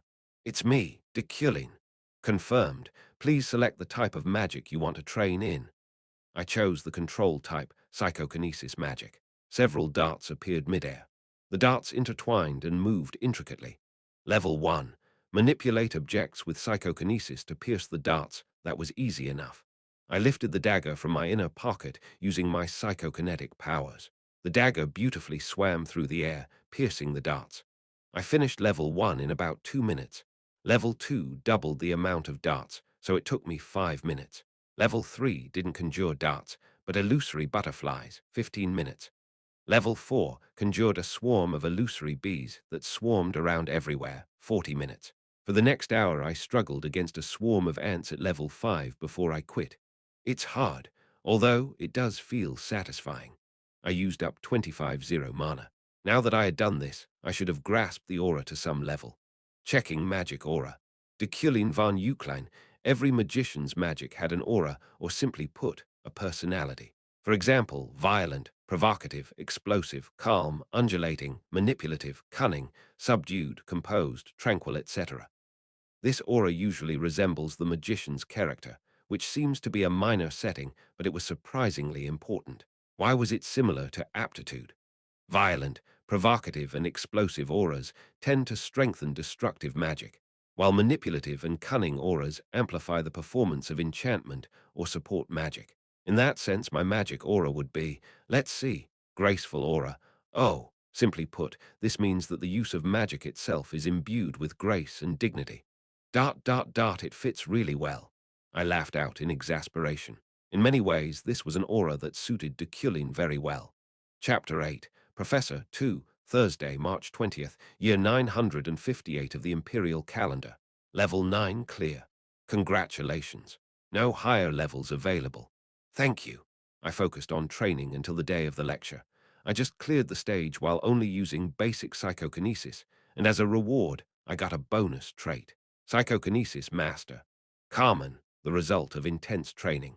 Increases performance of psychokinesis by 11% and reduces mana consumption by 11%. The explanation was simple, but I was most grateful for this. I especially liked the 11%. As I grow, the value of this trait will also increase. I sat on my office chair and looked at the clock. It was 10 a.m. The lecture started at 3 p.m. I had plenty of time, and I didn't have to get to the class early today either. I had to wait until 3:30 and just show up when Alan gives me the signal, that's all. What we ambitiously prepared was the so-called "the first lesson is self-study" tactic. The third floor of the university's magic tower. Efren sighed in front of the Class A classroom. Who? Deculein was in there. Moreover, she had to be in the same space as Deculein and listen to his lecture. That was painful in itself, but would Deculein remember what happened in that lecture a month ago? No, didn't he forget my last name in the first place? Luna, the last name of the magician he killed. If the target of her revenge didn't even remember that name, then she'd probably be even angrier. She'd probably go mad. So what was she supposed to do? Did she have to go to the trouble of reminding him of his evil deeds? That kind of tension was strangling her. Eferen, what are you doing standing here? Hearing someone's words, Eferen woke up from her thoughts. A female classmate wearing a robe was looking at her with a smirk. Oh, I'm a little nervous. Go on ahead. Indeed, me as well. I searched for information on Deculein on the Weezer board, and it said that he was very strict. Still, he's pretty handsome. Eferen, who was standing next to her classmate walking and muttering, saw another woman approaching from the hallway. And for a moment, she was speechless. Oh, with every step she took, her well-maintained blonde hair fluttered about seeming like a golden stream. The scent of roses seemed to waft from her elegant gestures, which flowed softly, sophisticated, and naturally without revealing her thrones.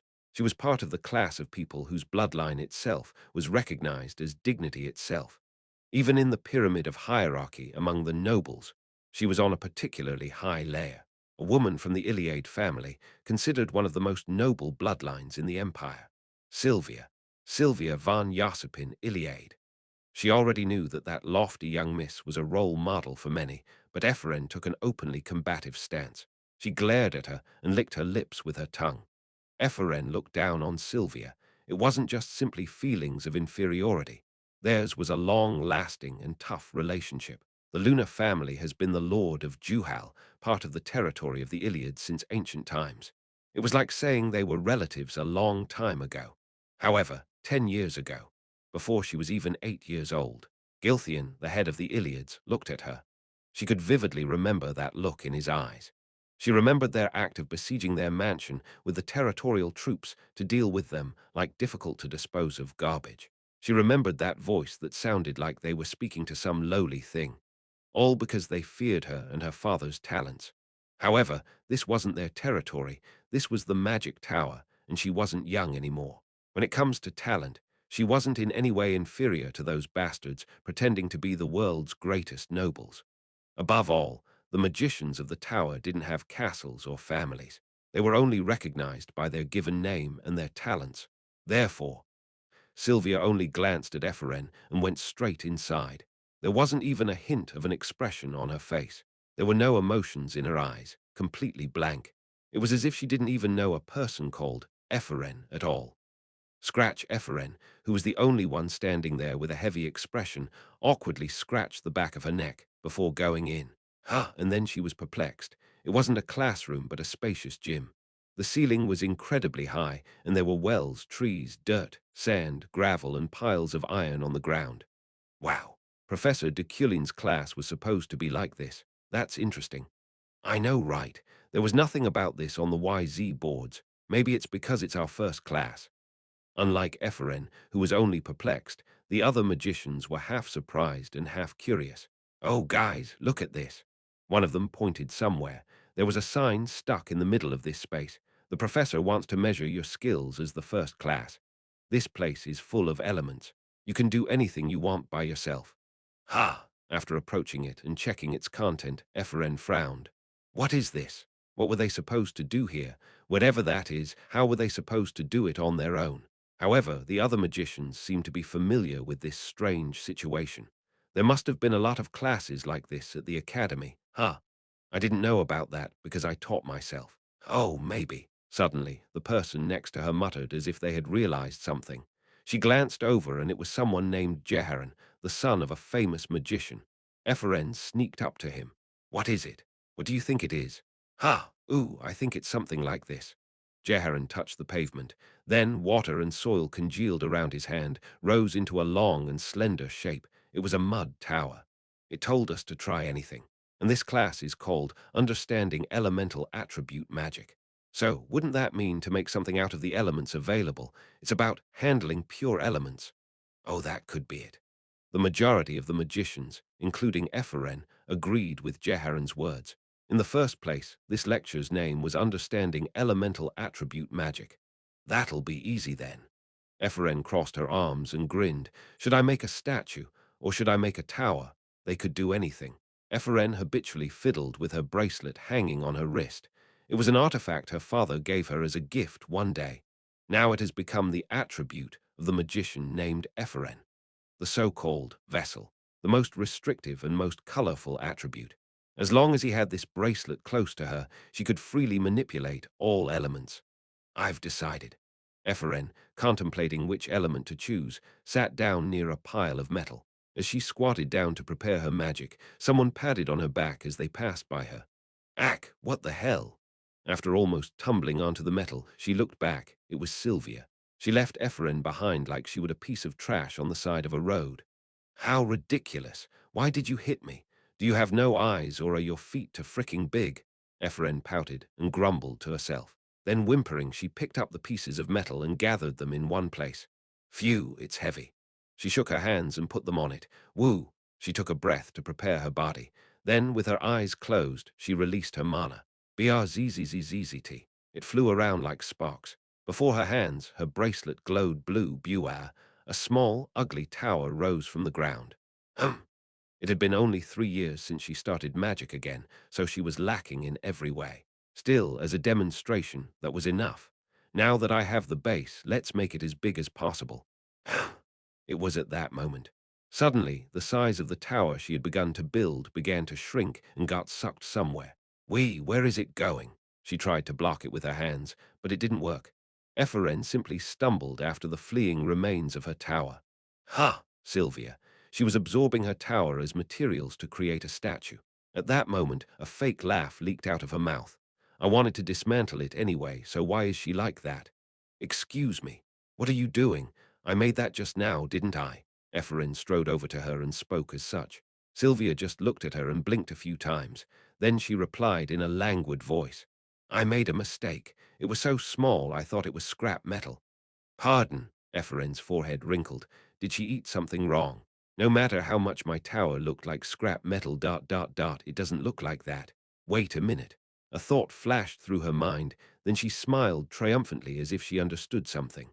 Oh, Sylvia. You know me, right? Sylvia didn't answer and just looked up at the tower she made. From an objective point of view, it was far superior to Epheren's. Knock, knock. Someone home. You know me. Why are you pretending that you don't? Only then did Sylvia's gaze shift to Epheren. There were no emotions hiding behind these eyes. No, she just pretended there were none. Epheren grinned, covering her mouth with one hand. Her curved eyes resembled those of a fox. Aha, I see now. Are you afraid of me catching up to you? I had to leave 7 years ago, and only started learning 3 years ago. In the meantime, you must have received elite education from high-ranking magicians, and now you're scared. Sylvia looked at Epheren without a word. Her gaze was even heavier than before. Although she didn't reveal her emotions, her eyes seemed to gleam a little darker while resting on Epheren. Sylvia's moist lips twisted as an emotionless voice flowed out. I don't know you. What do you mean, you don't know me? Why would you lie? You've been talking informally to me. Why would you talk down to me if you don't know me? I don't know you, but your father. What? For a moment, Epheren thought she misheard. Your father. Did she just say your father? That arrogant one, that useless nobleman. He's dead. He's dead. She didn't have any fluctuation in her intonation while saying this. A voice that sagged low like a corpse, as if dealing with an inanimate creature, something that wasn't alive in the first place. It held more than disdain or contempt. Disregard. Something snapped in Epheren's head. Sylvia turned around, but Epheren's bracelet was already filled with mana. When Epheren, enraged, reached out to Sylvia, the mana turned into the shape of a ring. Oh, behind. Sylvia turned her head at someone's shout. The torrent of magic was intensifying. Sylvia, however, simply blocked it by releasing her mana. Two magic powers collided and cancelled each other out. Toei, hey, you bitch. What did you say just now? Say that again, would you? Epheren spat out some sand and saliva that gathered in her mouth and swore. This was judged as the worst attitude one could assume in this world. Seeing that familiar figure of rolling up her robe sleeves, Sylvia looked at her as if saying, "That is so like you." What insolence! Insolence! Don't you know that the tower doesn't care about someone's identity? No, do you want me to show you something even more insolent? Even Sylvia might not have expected what happened next. Ephraim ran up to Sylvia in an instant and grabbed her by the hair. Punch! Looking at her, head held in her hands, Sylvia said indifferently, "Let go before I cut your hands off." "Do it then." "Hey, bitch." Their conversation was very bloody, but strangely, the people around them weren't interested in them at all. "Hey, hey, hey. That one, that one." Rather, they were causing even more uproar and commotion. "Kairak, Uak," people screaming and sprinting away resounded loudly. Only then did Sylvia and Ephraim look back. A void occurred at the place where the two magic powers collided. A hole where both magic powers intertwined. It functioned like a vanishing point, sucking in the soil, wood, wells, stones, and metals scattered everywhere. What is that? Inside the cramped hole, things were smashed into pieces.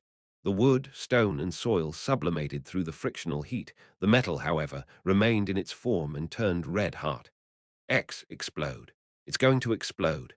Run away. The mana that compressed and contracted into a single point would explode at some point, tearing up even the metal. If that void burst, the metal would shoot out like bullets flying through the entire space. The magicians who foresaw this disaster quickly made barriers. Kriarak, an ominous sound that was similar to something getting torn out, echoed. The cry of metal getting crushed. Then a huge explosion raged through the area. Ugh! Ephraim closed her eyes tightly. The barrier that she ejected from her bracelet wrapped around her whole body. She prayed and trembled like a newborn chick. 1 second, 2 seconds, 3 seconds, 4 seconds. Woo-wash. A strong wind blew. And then it just stopped. That was all. No matter how long she waited, the shock that she was preparing for didn't happen. Ephraim, who was trembling, slowly opened her closed eyes as she found this situation quite strange. Her whole body was stiff from the shock. A sharp piece of metal was floating right in front of her retina, but it was truly bizarre. It just stood in midair without any movement. What is this? It wasn't just at one place either. It was like this everywhere. The torn metal floated as if gravity had disappeared, like stones floating in space. They were just floating around. A belated calm spread through that agonizing chaos, and magicians, whose hearts nearly stopped, simply looked around the area. No one was saying anything. Complete silence with a total absence of sound. It was a world where metal fragments, which were shot around as the result of a mana explosion, were floating around like clouds. This miracle, which couldn't be explained by simple words, was indeed magical. "Did you do this?" Ephraim asked Sylvia. However, Sylvia showed some expressions on her face for the first time ever since she saw her today. Question, wonder, and surprise. Psychokinesis? That can't be. Who'd be able to stop so many objects with just psychokinesis? Right, I was just saying. As it was such a mysterious sight, the magicians were all interested in this phenomenon. They were so completely immersed in the analysis of this magic that they quickly forgot about the dire situation they were in before.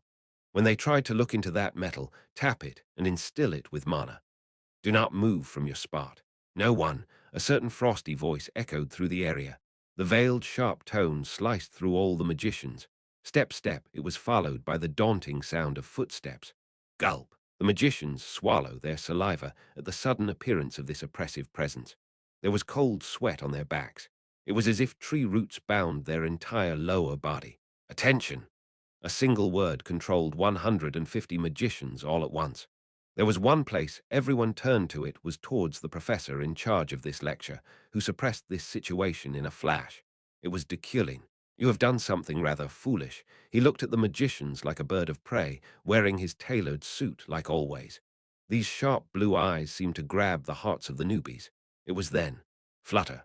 Countless metal pieces lined up after each other, floating beautifully as if they were alive, dancing about, before they all fell down behind the professor. Even to the last moment. Deculein didn't lift a single finger. "Wow, you were!" Instinctive exclamations burst from various places. Even Ephraim, who hated Deculein, couldn't help but admit it. His magic was graceful. It was more than graceful, it was artistic. Ordinary people may think of it as some kind of pretty magic, thinking he might have put in some effort or something. The magicians, though, who studied and were taught, could feel it. It was terrifyingly serious, chillingly beautiful control magic. It was enough to make their heart ache and wonder, will I ever reach that level? I shall stop the lecture now. Only those who have caused this commotion shall remain, the rest of you may leave. The exhilaration quickly subsided. Everyone bowed in front of Deculein's wrath-mixed dignity. What's going on? I could feel a lot of magic energy. It was the board chairman. The board chairman ran around and looked inside the classroom. That was the moment Ephraim realized that she had been fucked. Chapter 9, Professor 3, The Basement of the Tower. The disciplinary committee's meeting place felt so cold, as if it were gnawing at one's flesh. In this place, where the discipline of the university magic tower was exercised, a total of 7 members in charge of said disciplinary actions of the magicians gathered, and the subject of disciplinary actions would sit on the other side of the invisible glass, waiting for their punishment. Why did these two fight? I don't know yet. The first seat, that is, the highest seat, belonged to the board chairman, and I could see 2 people through the glass from the second seat next to it. Why don't you know? I don't know because I didn't ask. Oh, right. Ephraim, who was brought to the disciplinary committee, just bowed her head and wiggled her fingers. Sylvia, on the other hand, seemed rather confident and calm.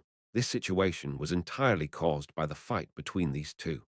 However, Sylvia was the heir to the Iliad family, and Ephraim was just a fallen noble with nothing to her name, so it wasn't hard to see what the disciplinary committee would do. Our chairman, Senior Professor Deculein, you're already here.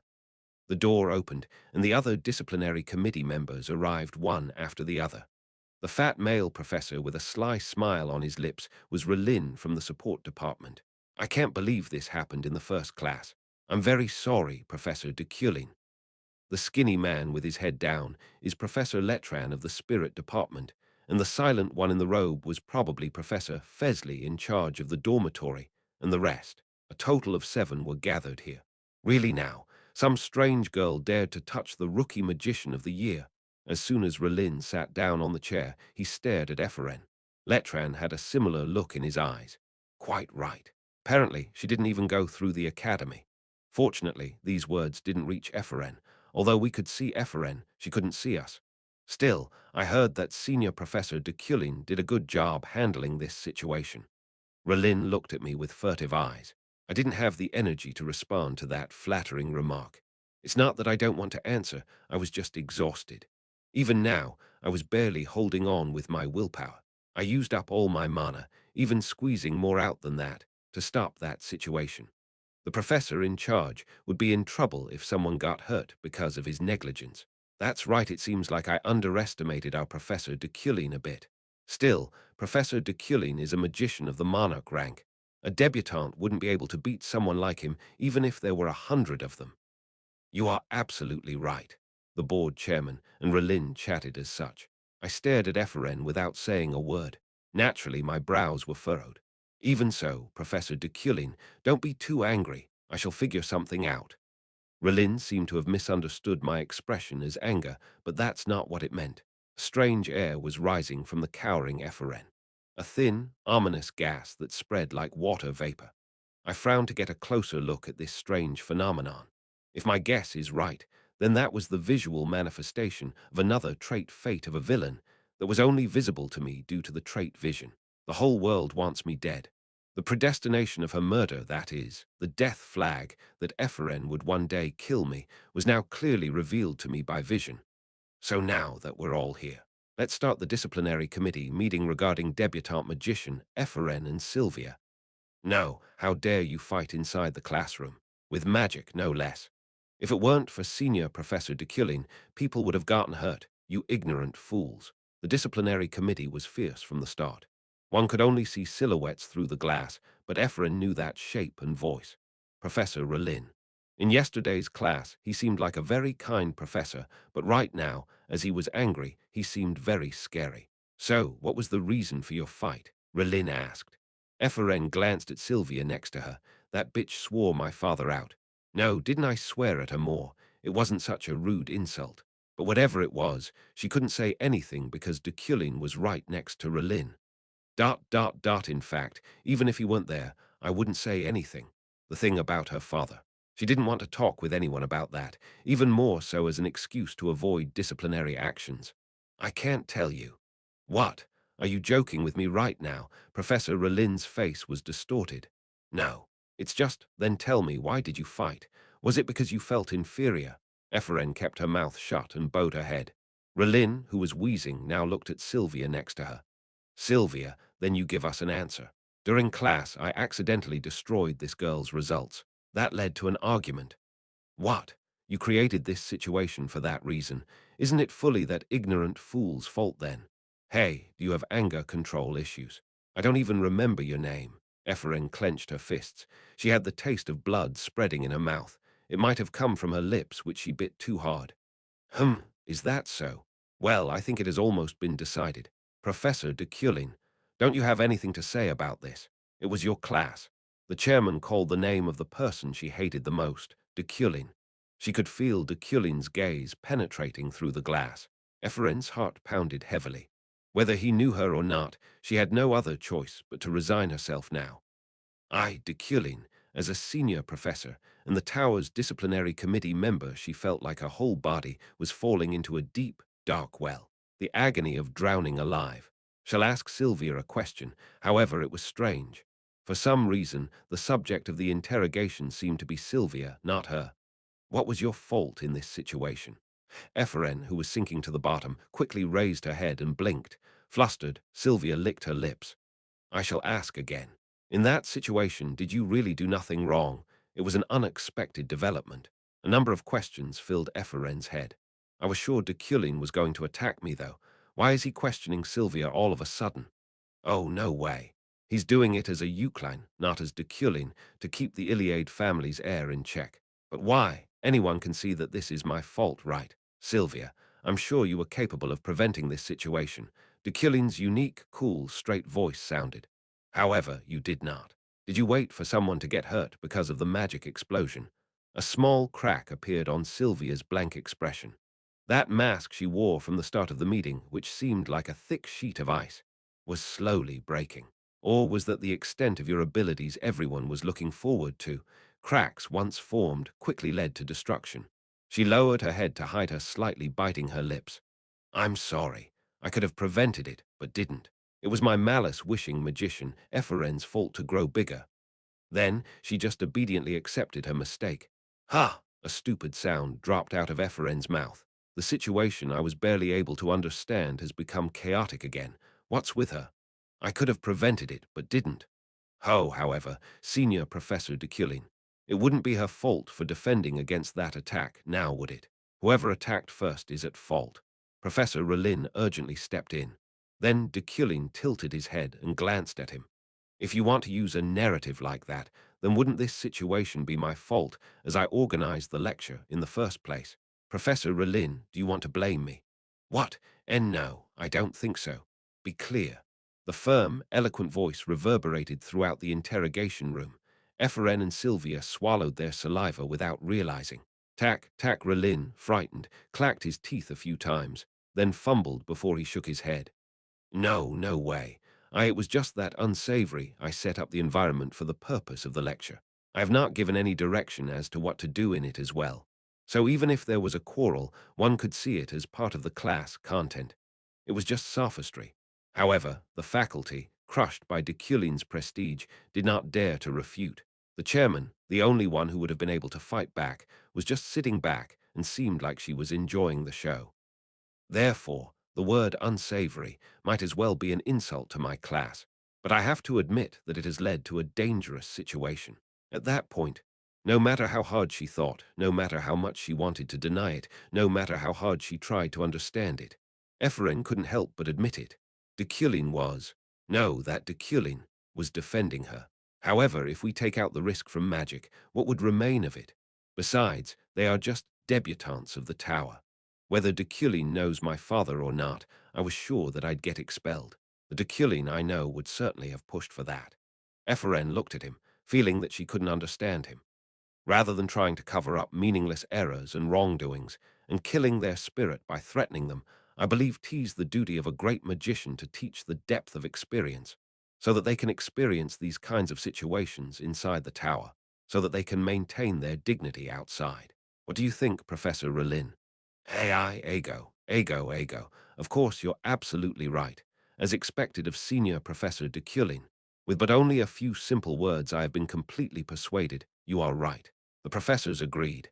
If Deculein was that proactive, everyone couldn't help but agree with him. Even if Deculein wasn't a professor, he'd still be the esteemed Count Euclin. But they were nothing but professors.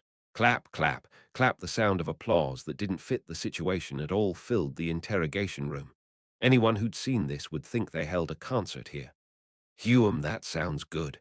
I, too, still remember the old days. I almost got suspended by a professor back then as well. The board chairman also smiled and nodded. So, what are you guys doing? Aren't you going to go back? Yes, the bewildered Ephraim asked, without knowing who the other party was. What do you mean, yes? You heard everything right. There will be no disciplinary actions taken. Kids like you grow by fighting after all, but there won't be a next time. Hearing that, Sylvia jumped out of her seat. She left without looking back. However, Ephraim didn't do that. She just blankly stared through the window. Now, let us go as well. I thought it would be a waste of time, but I was glad to know that Professor Deculein cared so much for the new magicians. Before the frozen Ephraim, the professors of the disciplinary committee stood up. They left one by one. Ephraim, who had just been sitting there, watching, soon came to her senses and shouted loudly. That! The other professors just glanced at her, but there was only one silhouette. Only the person presumed to be Deculein looked at her. Then Ephraim told him, There's something I want to tell you. Ha! A faint laugh that seemed almost inaudible. It was extremely attractive, although it shouldn't be perceived as attractive. At that time, it was you in that lecture hall. Ephraim shuddered at these words. She immediately got cold feet. It felt like her lips were going to dry up. However, she followed through without much hesitation. There's something I want to ask. The thing Ephraim wanted to ask. Do you remember the last name Luna? Do you know my father? Do you know the man who took his own life 3 years ago? That! But if she were to ask that, he'd probably ignore her as well. As Ephraim was hesitating again like this, Deculein just cut the conversation off. You don't need to ask. At that moment, Ephraim came back to her senses. It was as if icicles fell down on top of her head. You're talented, so don't waste your talents as you please. He left these words behind. She couldn't catch him this time. She was left in just an empty interrogation room. In this space, left alone, Ephraim, who was brooding over Deculein's words, was convinced. He knows, my father. Therefore, this was just simple pity, just a tiny bit of compassion. He felt some guilt over my father's death, so he helped me. Ah!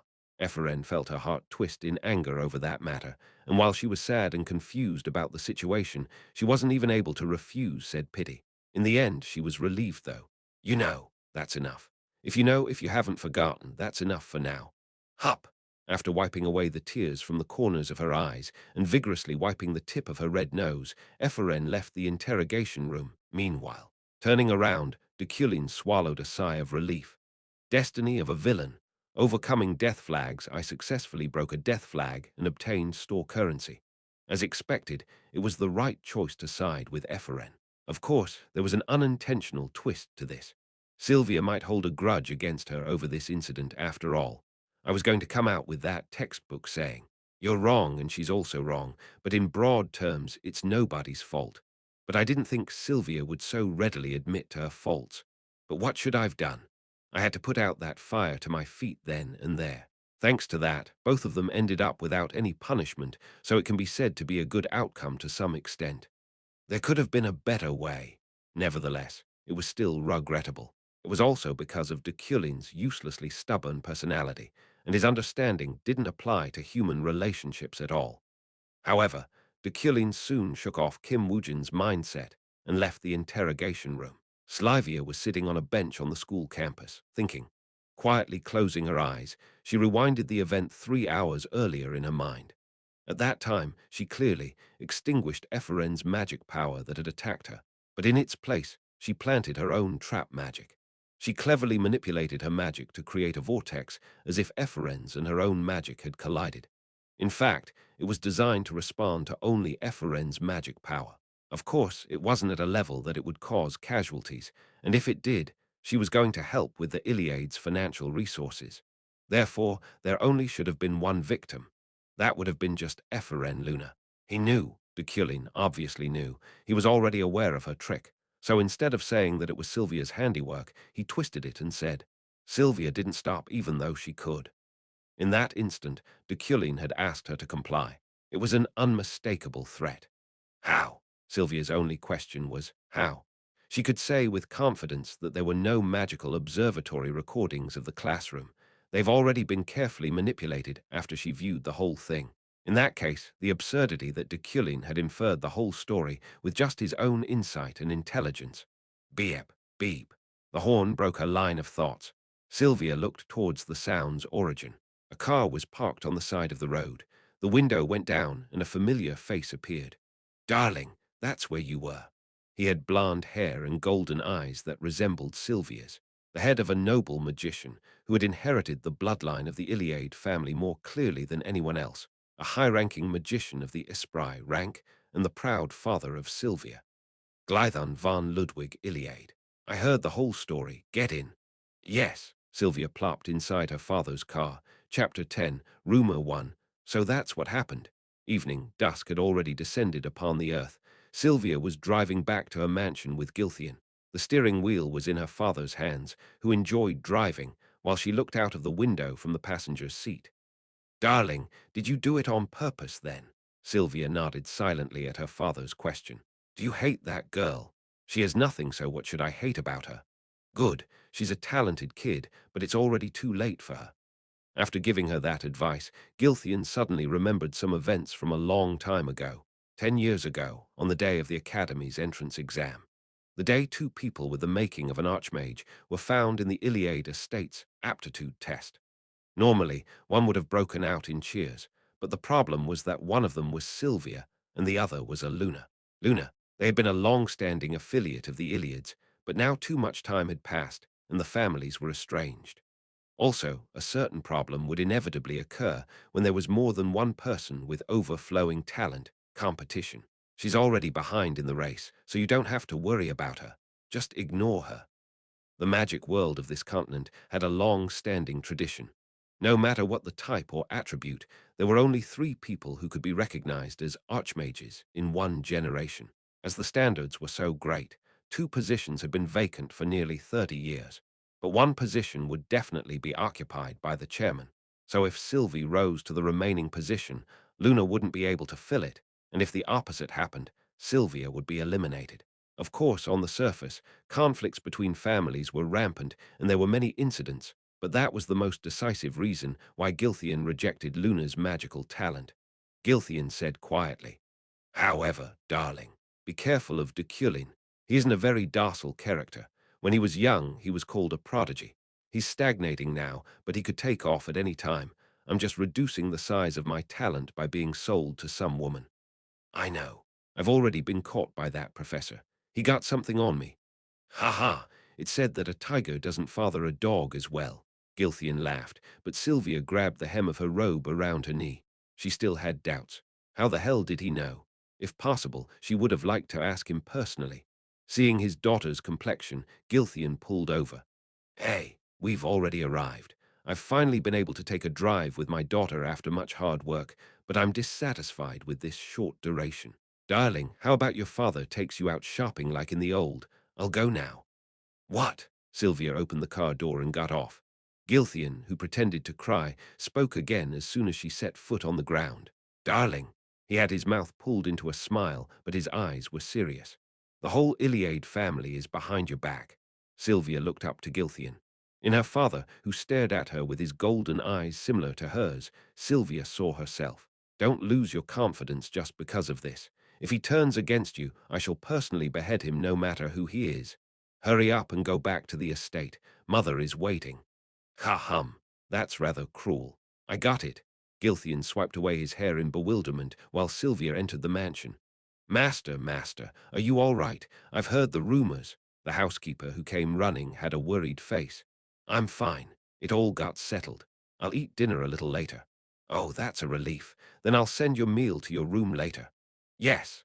Sylvia trudged to her room, changed into her pajamas, and laid down on her bed. Flop her soft, blonde hair spread out on her bed sheet like a fan.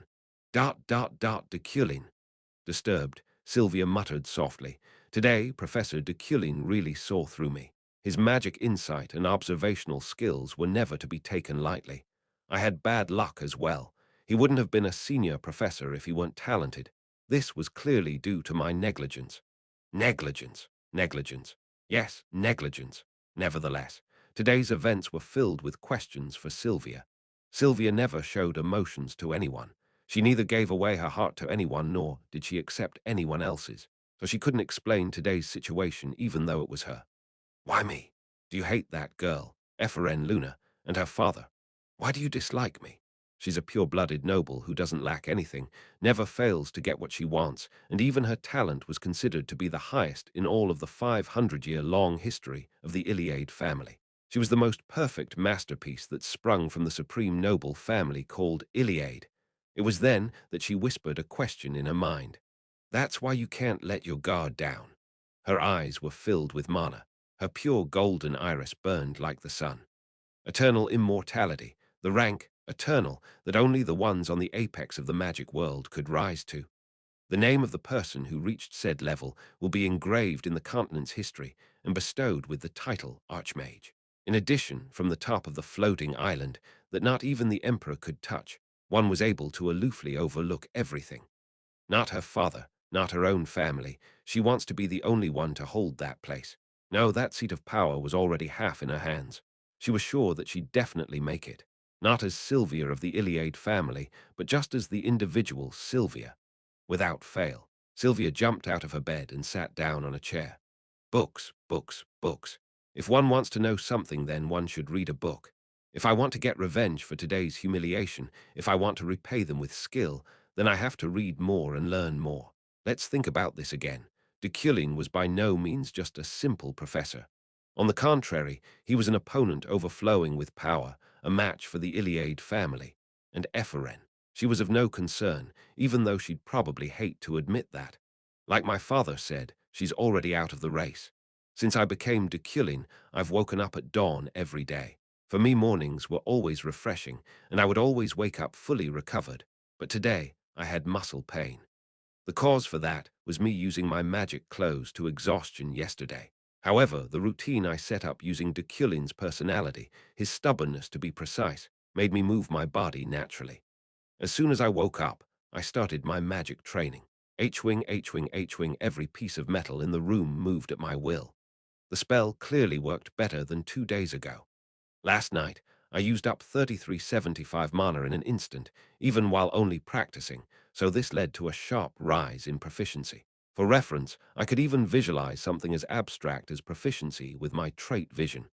It was at exactly 85%. After reaching 100%, I plan to engrace beginner psychokinesis. That will hurt a lot again.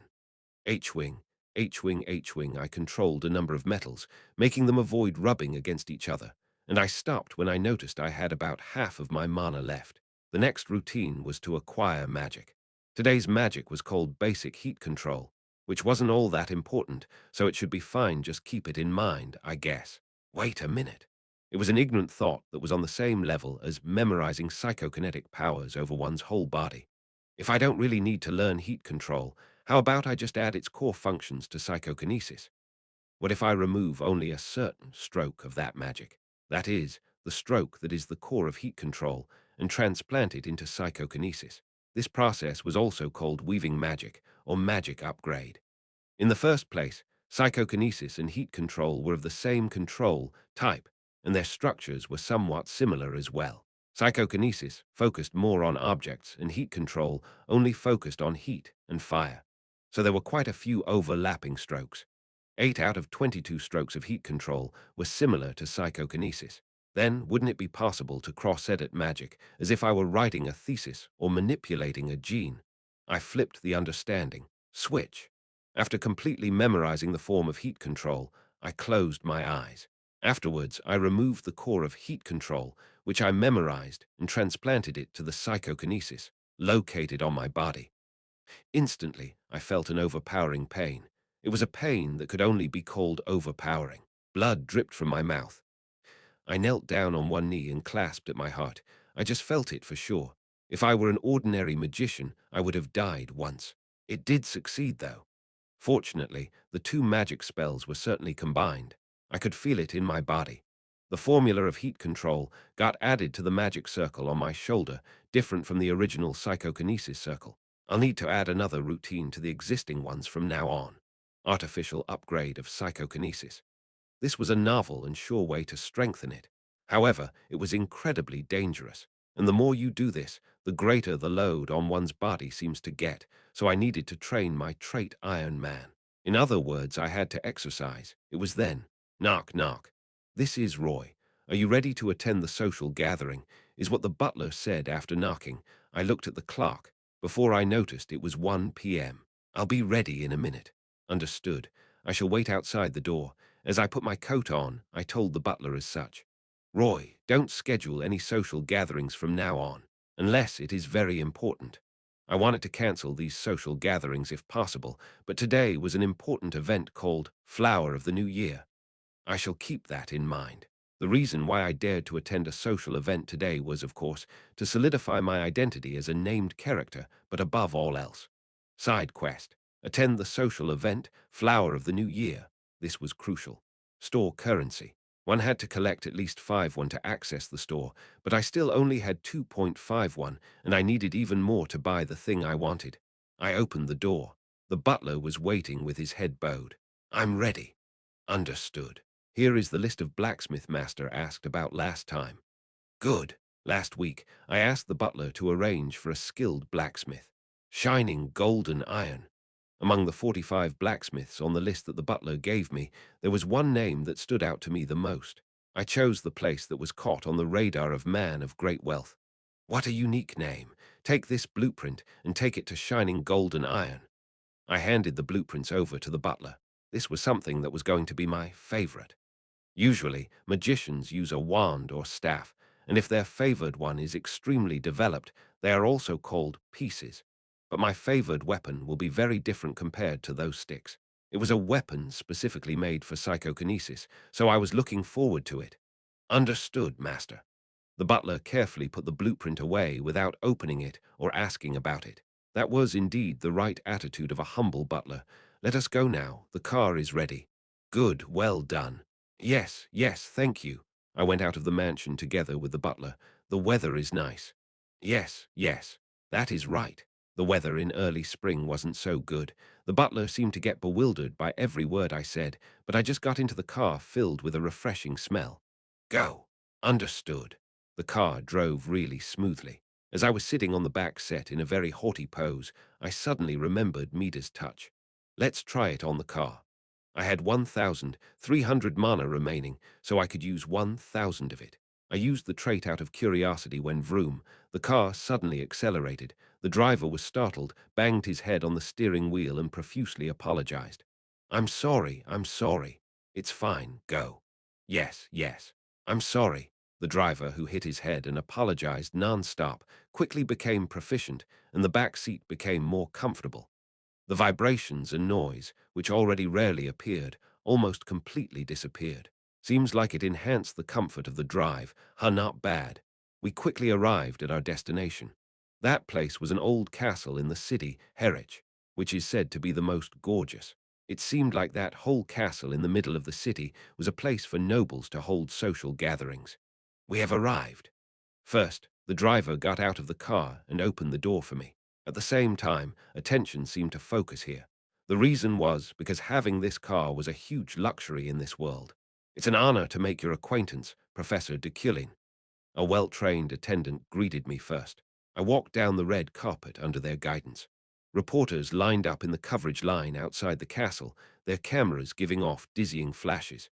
I went into the castle without even looking at them. A venerable magician, the head of the Deculein family, the youngest senior professor of the Imperial University Magic Tower, Deculein von Grahan Deculein. I almost got startled by the sudden sound that came out of the loudspeaker as soon as I entered through the front door. It was an introduction announcing that I had entered. I hope you'll have a good time. I nodded and entered the hall. There were a lot of lights that sparkled like stars in the spacious and colorful hall. Looking into others' faces, I was glad I came. There were so many familiar names around. Utzerin, Page, Sirio, Lapel, and so on. However, even in this splendid crowd, there was one person that stood out. I recognized her at a glance. Julie.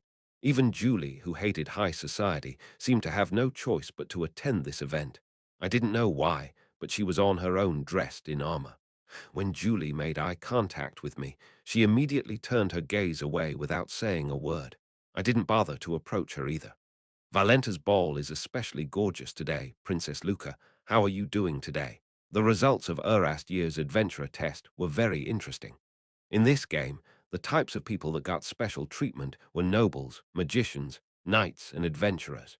For reference, an adventurer was a very professional and systematic profession, so it was only possible to acquire the qualification by passing a test. Ganesha, go. I read your work in this Times Continental Journal. Anyway, among those adventurers, the most important name that could be said to be responsible for an important turning point in the game's story. I found her. As someone whose hobby is to travel, you said that you explored the archipelago. A woman with long red hair tied into two ponytails that seemed rather nervous and sharp. In fact, she had a frown on her face, seeming that communicating was a bother in and of itself. However, many people gathered around her. She was an adventurer with her initial combat power set in the top 5 overall Ganesha. I, too, plucked up my courage to approach her. Chapter 11, Rumor 2. Just when I was about to gather the courage to approach Ganesha. It can't be. My, isn't that Professor Deculein? Someone with a greasy tone of voice and clouded in a thick mass of perfume blocked my way. Nice to meet you. Long time no see. He was a handsome man with blonde hair. Although he was shorter than me, his magic was strong. I knew that guy's face. It was me who modeled him myself after all. Ihelm von Girion rewind, saying that he held a grudge against Deculein would probably be too much. He was probably just jealous of losing the senior professor position to him. Yes, Professor Deculein. How's your university life these days? I heard there was an incident in your first class. It was settled. Haha, indeed. Rather than that, there are some rookies these days who seem to doubt the professor's reputation. Ihelm made a fuss. Wasn't there a saying like, lies have short legs? As Ihelm said, Deculein's lies and deception were slowly unraveling. Of course, I'm eagerly awaiting the results of Professor Deculein's great magic research. You're working hard to achieve great results, aren't you? You held it back for so long, even though it's already been almost 3 years. I looked at Ihelm. His expression and the vivid movement of his wrinkles seemed cheesy. It was as if cheese came alive. Human cheese. If that grand research of yours is too complicated for you to finish, feel free to ask me for help. I'll immediately come running. It was a sarcastic provocation. If it were the original Deculein, he would have shot him a glare. I didn't reply. I didn't even blink an eye. To be honest, I didn't care. Actually, I do emphasize with you. The title of senior professor would be quite burdensome. Anyway, it's an honor to be deemed worthy by the University Magic Tower's magicians. Are you listening? After monologuing for a while, Ihelm, who finally seemed to have grown tired of it, wrinkled his nose bridge and placed his hand on the middle of his forehead. I'm not. Tusk, you seem busy, so I'll add just one last word. I looked over his shoulder at Ganesha. She was gone. Right, left, by the door, by the window. She was nowhere to be seen. That important person just disappeared. No one in this world will look upon you favorably if you continue pretending to be so noble, you know. Falling in rank isn't so uncommon among nobility. So stop your nonsensical research on the creation of pure elements. In that instant, I felt the heat rising up my neck. I lost Ganesha because of this guy, but that mayonnaise bastard doesn't stop and keeps on whining. Yes, Professor Deculein. Hell's awaiting you, so please do smile as much as you can now. Also, one word had already stretched into dozens. If I just stood still, he'd continue until I'd die of old age, so I approached him one step closer. Let me say something. I'd advise you to. As I looked down on that yellow and white face, I put his mouth to his ear. Then I slightly whispered, stop being so nosy and get lost. You rotten cheese bitch. This could be a death flag, but it sure felt refreshing. A natural smile appeared on my lips. Ihelm would have hated the original Deculein anyway. Thigh this, what? Row, rotten cheese. You just. I shall leave now. I bear away, leaving that overbearing bastard behind. I barely escaped from Ihelm, but there were still many people that wanted to talk to Deculein. Many nobles rushed towards him as if they had been waiting. I heard about the incident. Iliade's Sylvia quarreled with some obscure nobleman's child, right? But then Professor Deculein appeared like a hero. My son told me everything. Heh, just hearing him talk about it made me feel so excited. I wonder how the students must have felt at that time. Oh, my son's name is Senior Professor Deculein. Do you have time tonight? They told me many things. There were those fishing for information, those that were just concerned, and some that said things that came close to temptations. My head hurt after a while. The sweet smell of desserts and those awful perfumes seemed to weigh on my senses. Because of that useless heightening of my senses, including my sense of smell, caused by the trait Iron Man. I just got tired of it, so I looked for an empty spot with no people. I climbed up to the third floor, which held few people. I leaned against the window frame in the hallway to catch my breath. Professor Deculein, someone called out my name. Looking back, I was greatly surprised. It was Ganesha, the person I had been looking for. "What are you doing here?" She approached me, looking at me with round eyes. Did Deculein and Ganesha originally know each other? I had no idea. I replied without showing any expression. "I got lost." "Oh my, you know how to joke now. Weren't you waiting for me?" "Well, Deculein had enough ties with Ganesha, all right." I glanced at her as she walked up next to me. Apparently mistaking my glances, Ganesha smiled as she put her hands together. "Still, I do feel sorry about that mission back then. However, I've already returned the advance payment and even the penalty fee. So can you cut me some slag?" As I just stood still, Ganesha pursed her lips and puffed out her cheeks while she swayed her pigtails from side to side. "All right." While I was sailing around the archipelago, I saw a child with huge talent. Just what the professor was looking for. I can't say it's magical talent, though. It was a girl. I looked up at the sky outside the window, not saying a word. Before I knew it, it had already turned to night, and the blue moonlight shone on the window sill. Ganesha followed my gaze and continued. "I'm sorry I couldn't bring her to you. No, I'm sorry that I didn't. I've grown attached to her. I just couldn't give her to the professor." I could understand the whole story, even without using my understanding. Being aware of his own magical deficiencies, Deculein intended to enslave an easy-to-control and gifted child who he'd used to build up some research results instead of him. He entrusted that task with Ganesha. "By the way, Professor, how long do you plan to live like this?" I was still looking out of the window, my eyes fixed on the moon. When I didn't give her an answer, she took a cigarette out of her pocket and posed a question. "Hey, could you light this up for me?" "I don't want to." "It's not that I don't want to, I can't do it. I haven't learned ignition yet." While Ganesha pretended to sulk, I opened my mouth. "I intend to live differently now." "Huh, really?" Ganesha moved the cigarette from her mouth into her hand. I nodded without looking at her. "Ah, that's unexpected. I thought you were going to kill me. Actually, I was here to see you as well. This sure is amazing." "What's so amazing about this?" "I ran away without a word, and you didn't even send someone after me to kill me." Ganesha's pigtails fluttered. "Flap, flap, that's probably how she expresses her surprise, but that sure was annoying." "You worry too much." Ganesha was one of the best-named characters in terms of combat power. As one could witness by how she was able to move her hair freely like this, she trained her body to the highest degree. She possessed the traits "thousand rivers flow into one," and of course the famous adamantium body. She was a named character that could literally kill someone with a single hair. Who would send someone after this kind of monster? Someone crazy, that's who. "Are you all right, Professor Deculein?" Ganesha asked. Her right pigtail was slapping my shoulder. "If you just came here to see me, go back." I raised my feet and walked towards the stairs. I came to build a connection to her, but I already had one. That meant I didn't have a reason to stay in this hall any longer. Ganesha spoke behind me. "Oh, can I trust you? Will you really not do something to get rid of us?"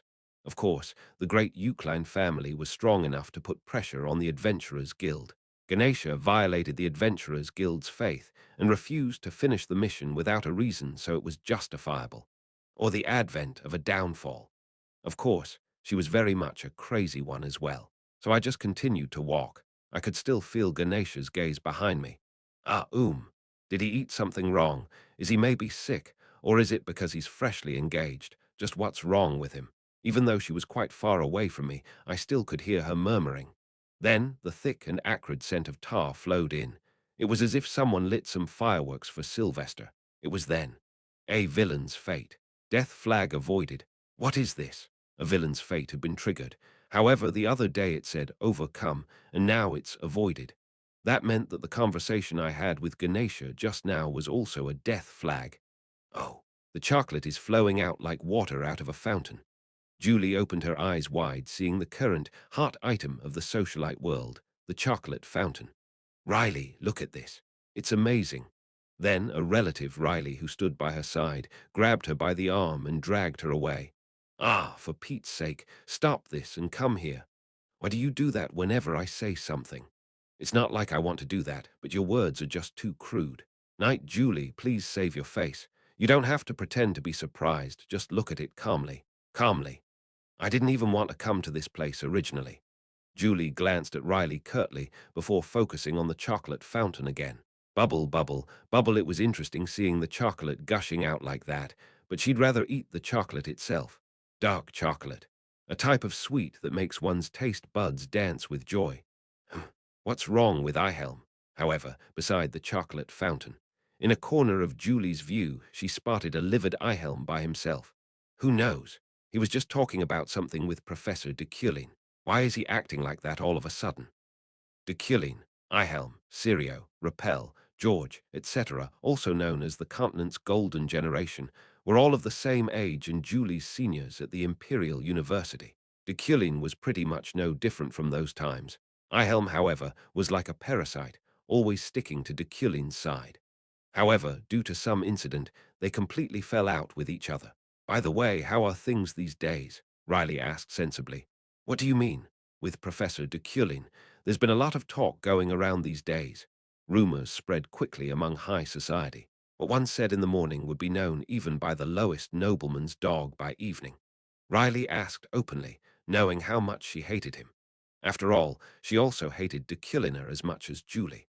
It's never good, she answered in a quiet but clear voice. Perhaps everyone in high society perked up their ears just to hear these words. However, is this also a trick of fate played by the social scene? Deculein, who had been away for a while, appeared from the stairs to the second floor. His exquisite appearance had fantastic timing. That guy, he still looks the same. I heard he's 33 now. Why isn't he getting older? Deculein was an aristocrat possessing looks and style that were welcomed in any social circle unconditionally. Even those who hated Deculein had no choice but to admit that. That's why Deculein always remained until the very end of social events, showing off his dignity, however. He was behaving strangely today. He was walking towards the exit. He even had his jacket on already. The nobles were blankly watching Deculein deviating from his usual behavior. Talk, talk. The loud sound of footsteps echoed through the splendid venue. The crowd of nobles cleared the way for Deculein.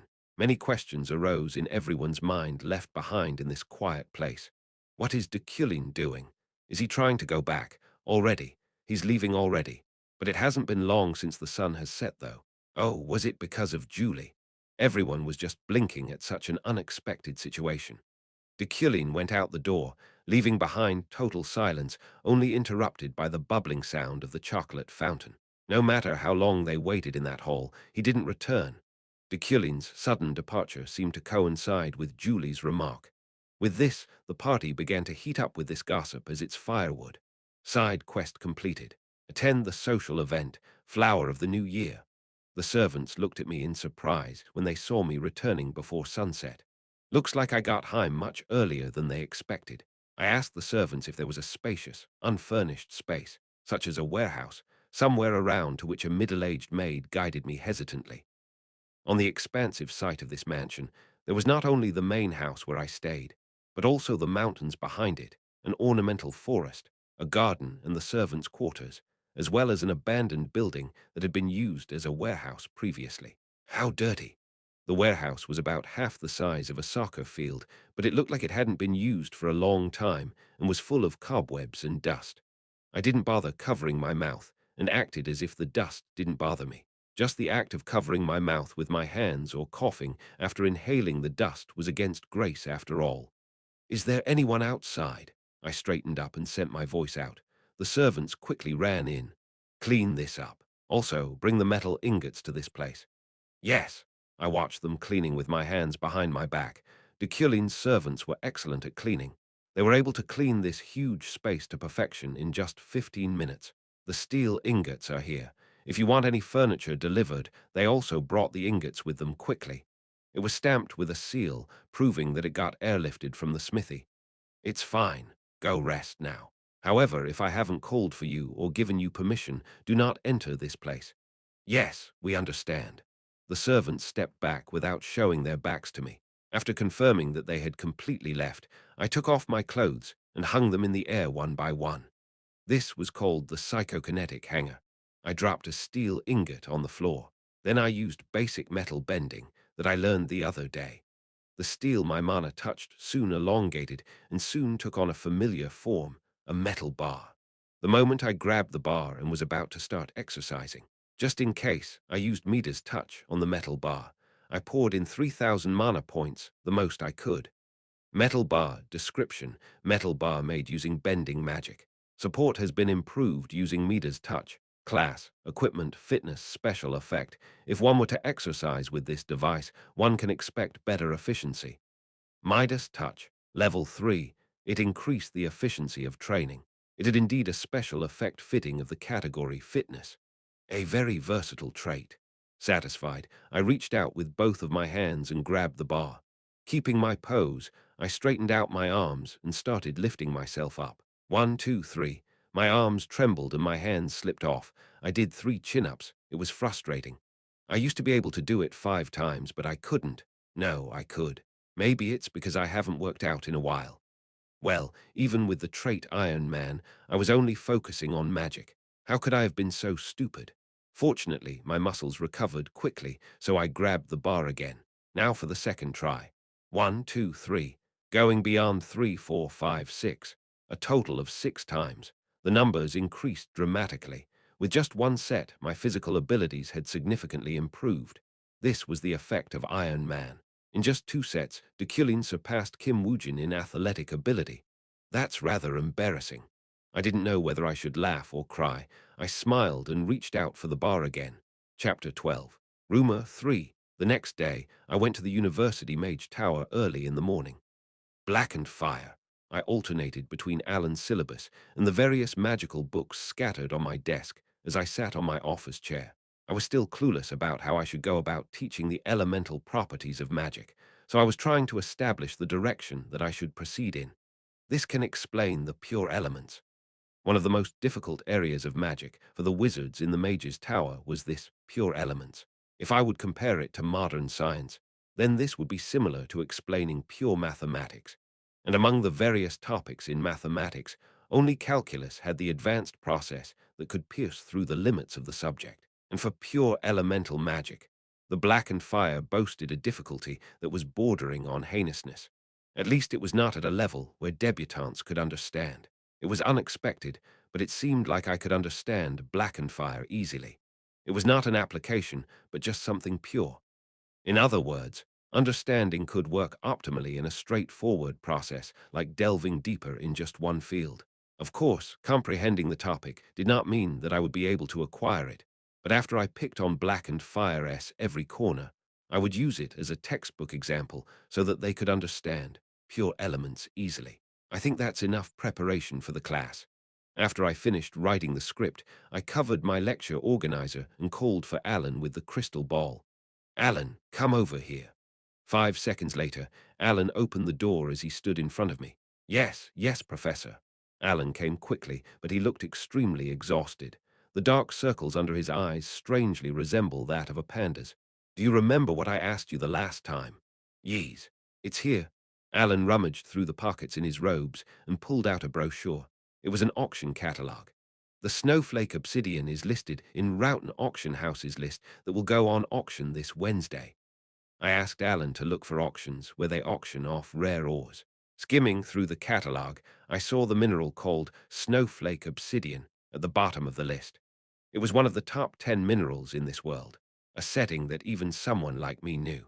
Above this, dragon bones, dragon horns were items that were above legendary and mythical. These were items that could not be bought even if one had money. So theoretically, snowflake obsidian was the best and strongest that you can get. Good job. Tell them that I will participate in the auction. Yes, yees, I understand. Alan bowed in understanding before going back. For your information, I have already checked the amount in my personal account. The account and card system was already invented in this world. 205,238,039. The balance on my account was at least 200 million elnis. This was more than enough. It was a personal account, so it wouldn't matter if I used everything inside. In the first place, the Deculein family had lived in such fraudulent land, so their money was definitely very high. After all, they were people who would make a lot of money in sports, even if their grades were very bad since they have good connections. Come to think of it, Alan is just a graduate student. I felt a bit sorry for him once more. Alan was just a graduate student in an ordinary university, but the things that I had ordered him to do was something that was extremely personal. To make matters worse, the reason why Alan's dark circles were getting darker by the day was because all of the mages that shared the work with him quit last year. And because Deculein's personality was revealed, most of the wizards in the mages' tower never volunteered to work under him.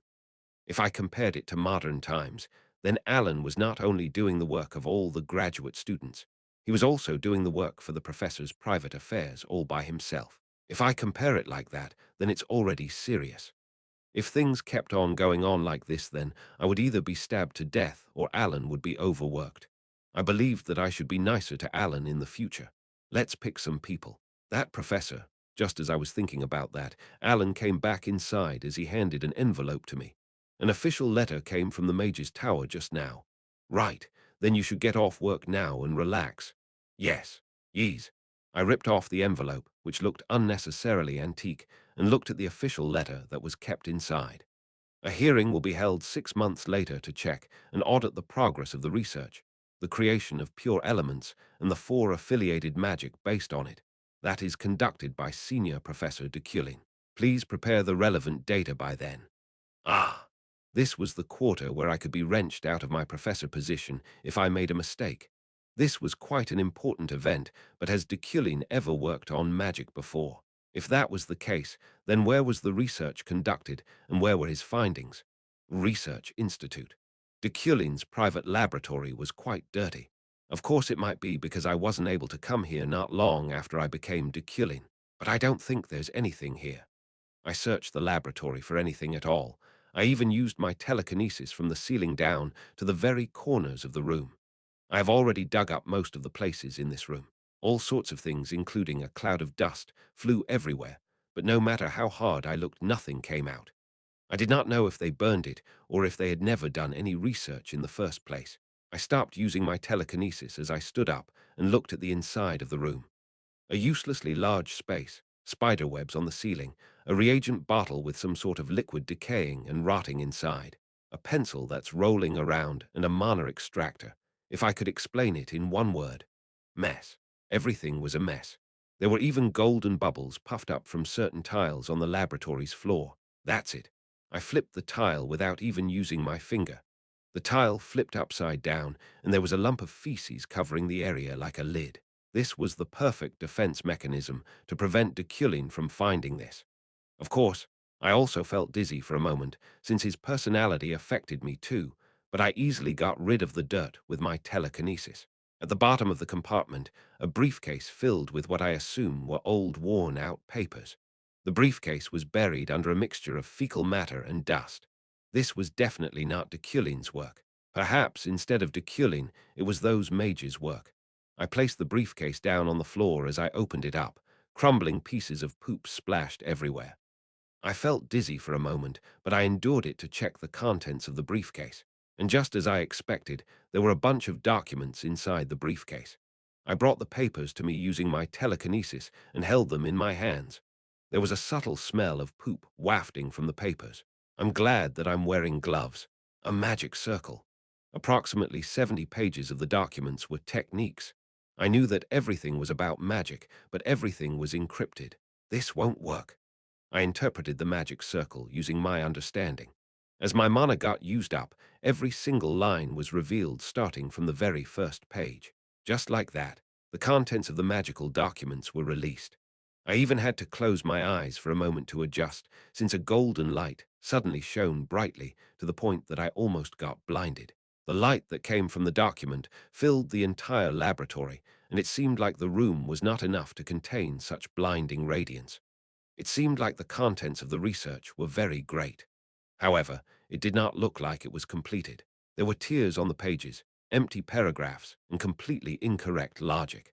I gently held the documents, careful not to break them, when I suddenly saw an accessory at the corner of the briefcase in the corner of my eyes. It was a pendant. The pendant had a picture held within it. The picture was already faded with its corners all worn out. It was a picture of a father and a daughter. The father's face was broken and shattered, but the child was smiling brightly, just like a normal naughty child. The child even innocently held their hand out in a V shape. Looking at the child closely, it seemed like I knew the face of this child.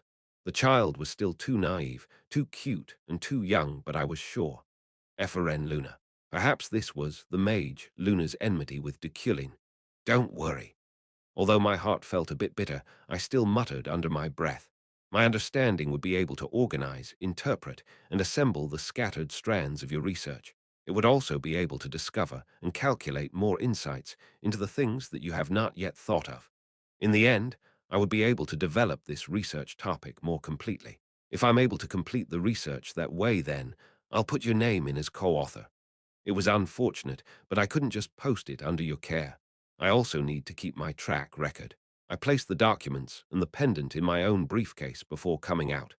At the same time, wizard freshmen were chatting at a cafe, light and coffee, located in the university. I think we should stick together. What I meant was to start a club. Each and every one of them were all dressed in robes with a gourmet dessert and coffee in front of them, except for one. Ephraim was the only one drinking water. She just looked at the cake that entered the mouths of her classmates under the pretext of not liking any sweets or coffee. There are only 30 commoners, and one should be the lead this time, right? If we don't stick together, then we might end up experiencing something unfair. These were the words of Julia, one of the wizards in the same year as them. She was an orange-haired bourgeois commoner. Ephraim, you're going to join, right? Huh. Ephraim, who was quietly sipping her water in a daze, was flustered by her sudden suggestion. No, Ephraim, you should definitely be there. Julia's coffee cup clattered down as she spoke. You fought and stood up against Sylvia, right? I was extremely happy when I heard that rumor. You know what kind of person she is, right? She's totally a princess. Ephraim smiled bitterly. Ever since the big fight that day, rumors had been spreading like this, and Sylvia had become some kind of leader for the nobles, while the leader for the commoners was herself. She was a decent aristocrat herself, but they omitted this fact themselves. But we need to have a professor's permission if we want to do something like this. They would not like for us to get together like this. A shy, timid, and cute man, Ferret, mumbled to himself. Julia also nodded her head as she pouted her lips. That's true. That's our biggest problem. The club that they wanted to form was a club that was for commoners only. They liked the idea of fighting for their own rights, but getting permission from a professor would be hard. It was essential for them to create a club, but most of the professors were nobles. Of course, there were professors who were also commoners, but once they were appointed as professors, they would become honorary nobles, and they would start to pose like real nobles. How about Professor Relin? Ferret's eyes widened. He looked like he agreed that it was a good idea, but Julia just shook her head. Don't you know about the rumors about that fat professor? He's famous for being exceptionally nice to nobles. I also heard from our Sunbees that he will not accept nor entertain commoners if they go to him for a complaint. Ah, really? I thought he was a good person, though.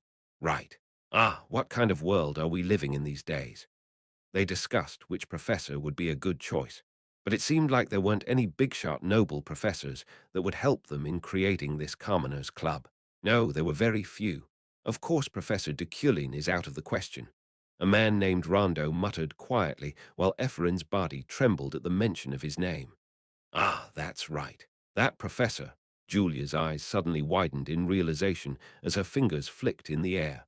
At least that professor ignores both commoners and aristocrats equally. Isn't that being fair? What the hell is fair about that? Ephraim wanted to slowly get out of her seat, but she couldn't. The table was filled with coffee and dessert, so she had to eat at least one.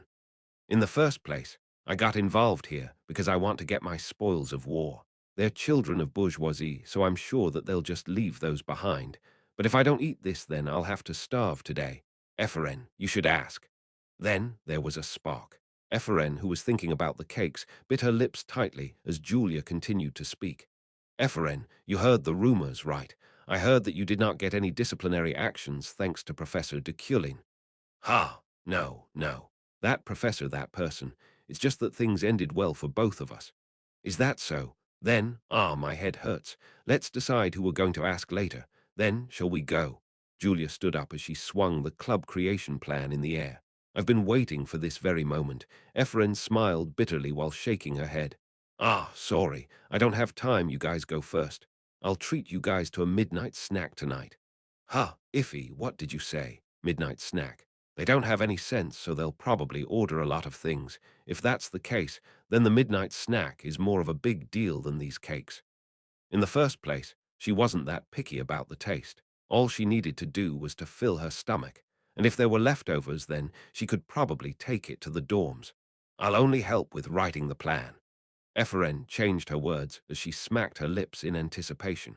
The group came out of the cafe and headed back to the tower. Julia kept on looking at the paper in her hands while she mumbled to herself. First off, if I made it off like it's not a club for commoners, then they'll definitely tag it as cheating. It's more complicated. Julia, who was scratching her head, stiffened when she saw something. And it wasn't just Julia. Everyone stopped thinking about what they would eat for their late-night snacks. Well, except for Ephraim, the rest of them stood still like trees trying to breathe. On the same road, far ahead of them, there was a person who stood out anywhere and any time. He had such a perfect walk, and he was more noble than any other nobles in the world. He was walking along the same path as them. Ephraim, please. What? The midnight snack menu. Julia suddenly handed the plan over to Ephraim. What the hell? Why are you suddenly giving this to me?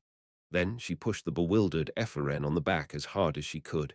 Yeah, Ephraim bounced off without knowing anything. And not long after, she stood in front of someone. The person was so tall that the only thing she could see for a moment was his chest.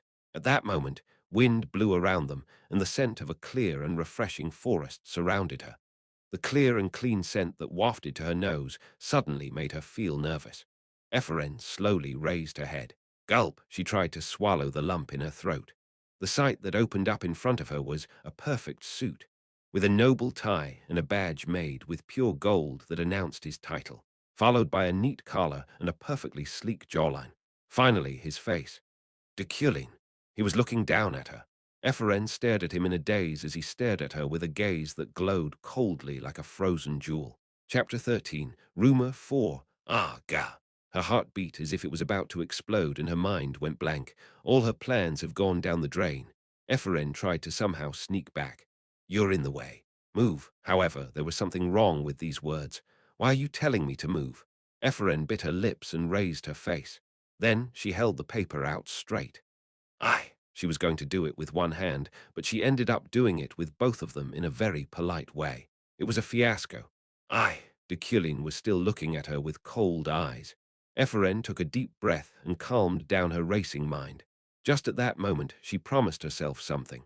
These arrogant eyes, if not now, one day, I'll definitely gorge them out. I'm planning to create a club. However, we need the signature of an advisor.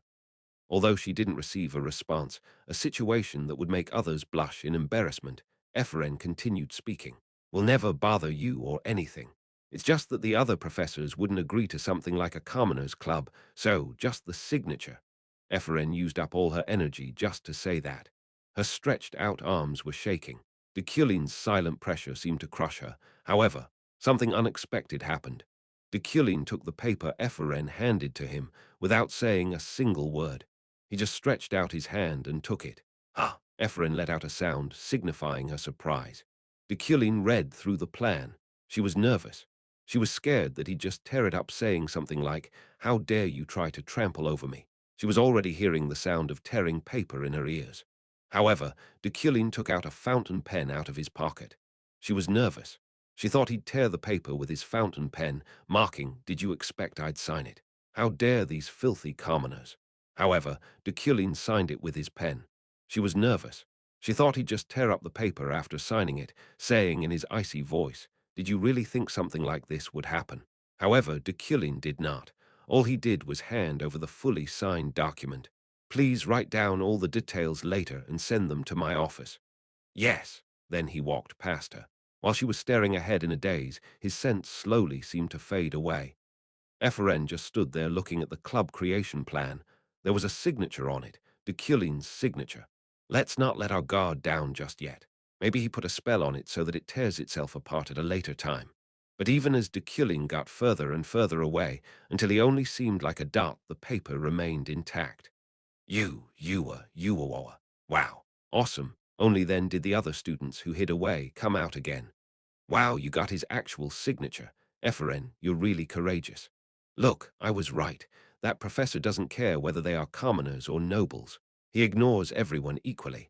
Everyone was laughing and making a fuss, but Eferen wasn't in a good mood. This is the worst. Without meaning to, I once again begged for sympathy. She got angry. The heat was spreading throughout her whole body.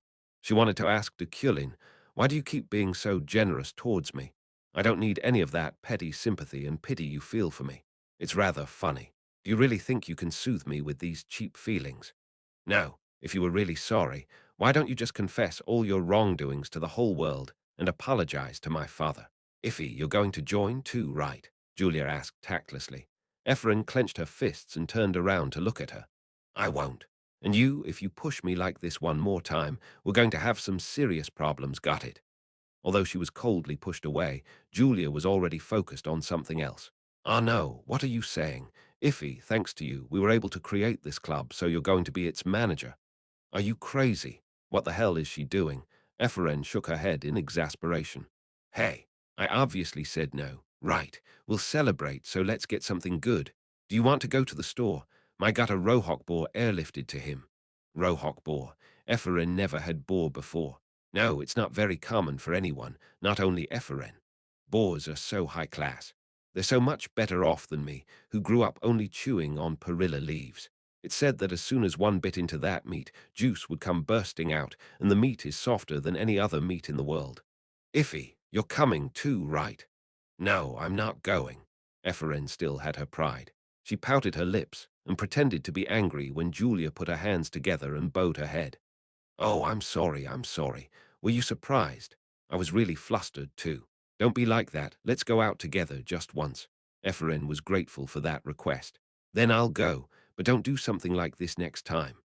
"Oh, of course, let's go. I thought you had good intentions, so I deliberately—" I know. Let's go." Julia started walking with her arm intertwined with Eferen's. Then, Eferen, pretending to get dragged away by Julia, arrived at her family's restaurant Pig Flower. The food of this restaurant, with a luxurious signboard and interior, was delicious, delicious. Especially the enchanting taste of the Rohok boar meat. It was so good that she didn't want this taste to leave her mouth for the rest of her life. On the last Thursday of March, in a detached building of the Deculein estate. In this place that got completely remodeled as a training ground, with no sunlight entering, I brushed back my wet hair.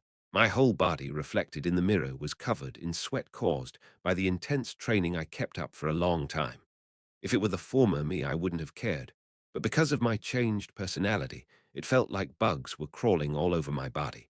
I used a common type of basic magic. Since it was just a three-stroke magic, I could manifest it just by flicking my finger. Its name was called Cleans. It's a temporary method to use before actually showering. It gathered the sweat and dust from all over my body and removed it.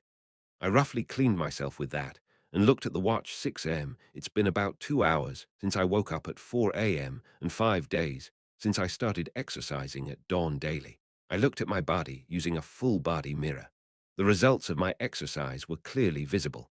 The muscles all over my body were sculpted practically and perfectly, not too large or too small. I didn't look much different than those sculptures. This was definitely thanks to Iron Man. I didn't have any difficulty doing the exercises, and even if I had muscle pains, I'd recover quickly. With just 1 or 2 months of steady effort, I could easily surpass even NFL or NBA players who are said to have bodies packed with pure athletic ability. Now for the next routine. Sword control. I took out my main weapon. I requested the blacksmith to make the other day. However, there wasn't only one. There were quite a lot, exactly 20. They were made of wood steel. It was one of the finest metals that inherently had the same color and weight as wood, but was harder than steel. The armament that was produced was, in 2 words, a sharp octahedron. It's about half the size of my forearm and was similar to a shuriken, but it didn't have a handle and both sides of the black blades were symmetrical. The weapon was sharp on all sides, making it very efficient to handle with psychokinesis. Not only could I easily stab, cut, pierce, puncture, and attack with it, in case of emergency, I could use it defensively as a shield. Anyway, it roughly was like a shuriken. It'll be my main weapon until I could buy alabaster. Of course, I plan to process the alabaster in the same way. Arise. At my word, the 20 shuriken rose up. Guo. A number of the shuriken quickly flew about, but they collided with each other, shaking violently. Kang, chang, tang. King, chink. The roof and pillars were smashed, so I quickly reduced the number to 10. I still wasn't used to this either. The metal called wood steel was extremely high quality. 5 of the 10 shurikens slanted to the right, and the rest slanted to the left. 10 shuriken were crossed in the air as if they were building a match tower. I wondered if I could move them more precisely as I reduced the number. And so I tried. Let's speed up ting. 2 shuriken hit each other and bounced off. One of them cut my shoulder. Shit, I mouthed and held back. However, just then, another one soared towards me and stabbed me in the thigh. It hurts like hell. This time it hurt so much that I couldn't stand it. This disaster was created because the speed of each of the 10 shuriken was different. Thanks to that, I got to feel their destructive power with my own body. I almost got myself killed in an almost funny way. Hup! I pulled out the shuriken in my thigh with a sharp breath.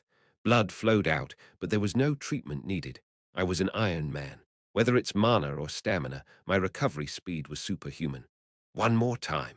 Before the wounds on my thigh could heal, I recalled the 10 shuriken again using my mind. Kieng. One of them suddenly flipped and stabbed me in the shoulder. It hurt like hell. However, I didn't do such a thing as clench my teeth, scream, and open my eyes wide. No, I couldn't. I wanted to spite out every swear word I knew, but they just wouldn't come out. Something the likes of a shuriken. Rather, I got angry. How dare a shuriken, a mere weapon, refuse to obey my control? You've chosen the wrong opponent. I'll do this until I succeed, I swear. This guy's characteristic competitive got activated. Wasn't there this famous saying, why learn by book if you can learn by body? The more my body got hurt, the quicker my proficiency would rise, so I had nothing to lose. That day, I was cut exactly 108 times and got stabbed 13 times before I finished my training. Of course, this match wasn't over yet, and I still had enough resources. But I had no choice as my lecture started at 3 p.m. the Towers Class A lecture hall. Unlike the previous class, there was a different tension than that time in that spacious lecture hall. The cause were Sylvia and Epheren. This was the first lecture after the two of them fought after all. Ahem. Epheren tried not to pay attention to Sylvia, but her eyes continued to drift towards her, while Sylvia didn't even attempt to look at her. Almost naturally, the class was split into factions. The commoners seemed to support Epheren, and the nobles seemed to belittle her by Sylvia's side. In the midst of this uncomfortable, hostile atmosphere, Katchak the door to the lecture hall opened, and Senior Professor Deculein appeared. He was perfectly dressed, as always. Epheren unconsciously clenched her hand around her pen. As soon as she reached her room yesterday, she recharged her anger by reading her late father's letter, so just looking at his face made her feel complicated. Deculein climbed to the podium of the spacious lecture hall. He adjusted his clothes as usual, and then laid down the lecture materials on his desk. Nice to meet you. Everyone reflexively greeted back to that elegant tone. Today's lecture will pertain directly to the understanding of pure elements.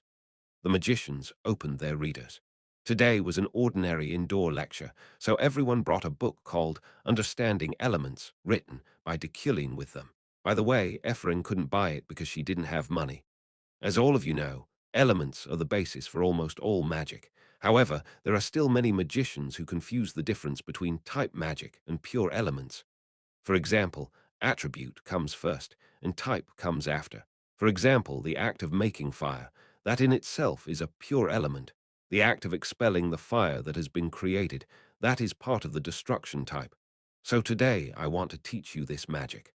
The magician's hands were busy. They tilted their heads and flipped through the reader. None of the things written in it had anything to do with today's lecture. Tack. The lights of the lecture hall were extinguished with just a snap of his fingers. In the dark, a magic circle and its name appeared. Scorching fire, ha! Everyone was surprised. Scorching fire was one of the most difficult of all the pure elements. There's nothing to be surprised about. I'm not telling you that you have to learn this magic. Compared to this magic, your skills are lacking. Scorching fire is just a textbook example. Deculein calmly continued the lecture. As you all know, 8 strokes would be enough to create ordinary fire. No sooner had he said these words, flames rose into the air. It was Deculein's magic. His flames flickered with unnecessary grace. However, scorching fire needs 88 strokes. Fire without sound nor shape. This upper intermediate level magic used for genocide and arson required 88 strokes purely for ignition. If one wanted to use it offensively, one had to add 60 more. Did any of you ever wonder why that is? Just because it's a strange sort of fire? Or is it because pure elements are a mixture of control and illusion-type magic? Everyone just blinked. But why is it classified as a pure element, not a type when it's just a mixture? Just what on earth are these pure elements? So many questions. His lecture had a strange attraction to it. You must have lived without harboring such questions. Theories are just ingredients after all, and you must have learned magic through your intuition. Then the fire spread to the ceiling. It was red, but soon it turned blue and then completely black. The 150 magicians just blinked blankly. You must clearly and completely understand the formula of the pure element, fire. Before long, a much simpler magic circle was projected. It was just the 8-stroke fire. From that point on, a number of magicians, Ephraim included, who were only watching up until now, naturally took out writing tools. Sylvia, on the other hand, remained stubborn. I have nothing to learn from you. Whether it's theory or intuition, you can't teach me anything. It was because she was still sulking. Take a close look. You can change the color of the flame by adding these 2 thin strands to the fire circle.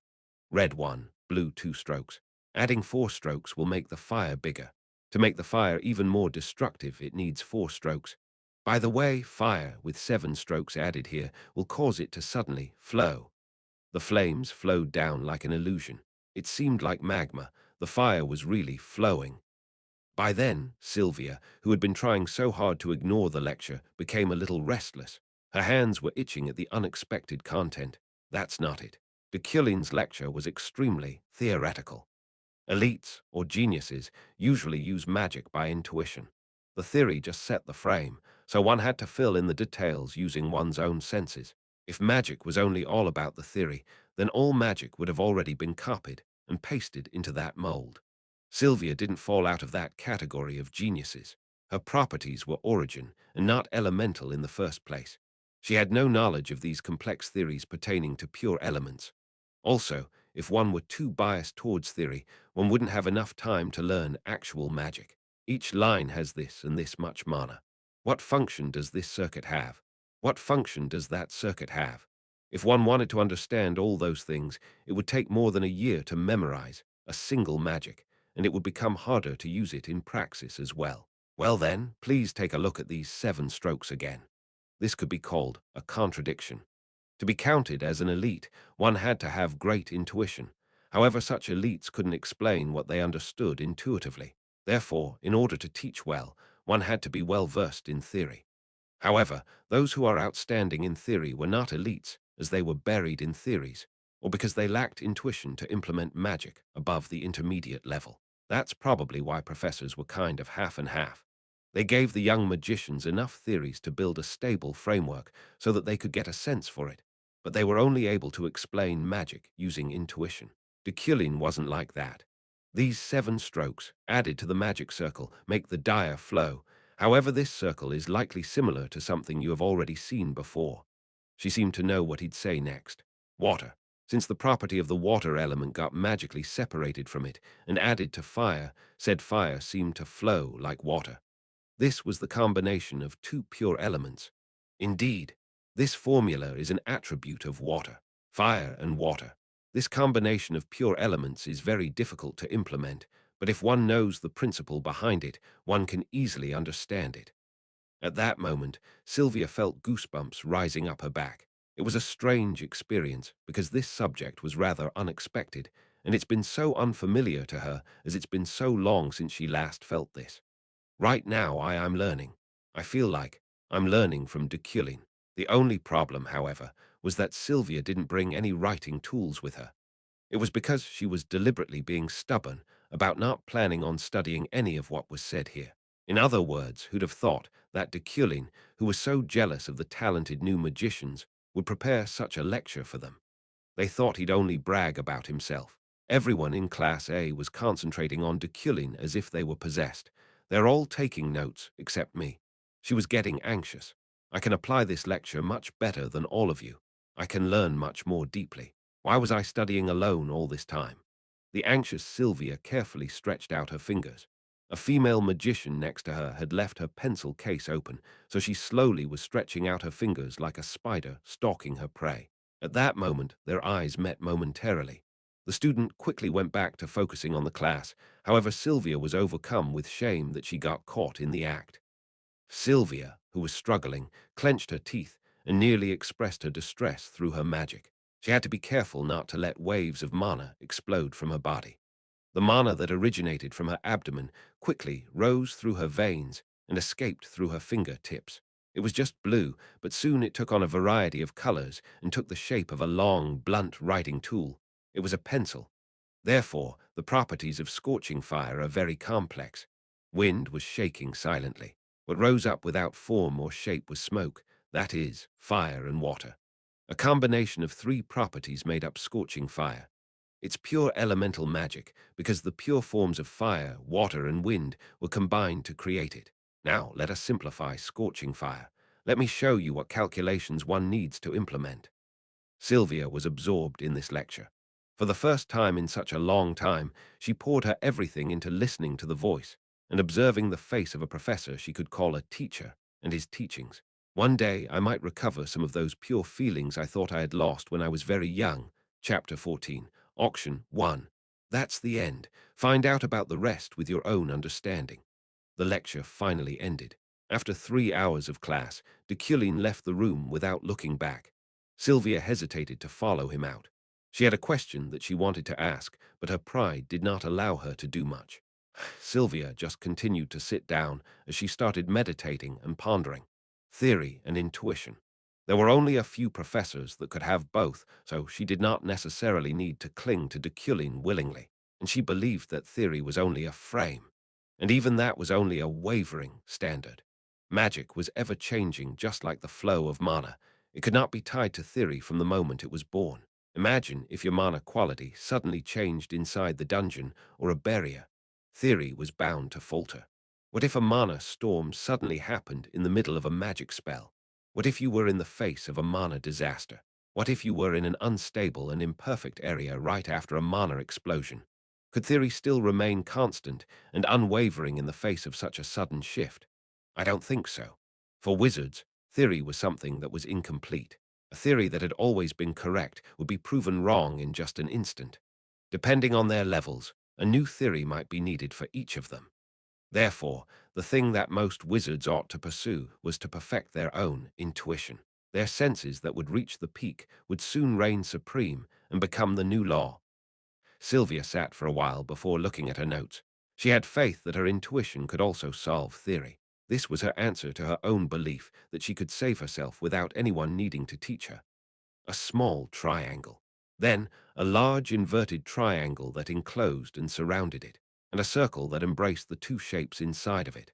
This was water, a pure element that consisted of 6 lines and one curve.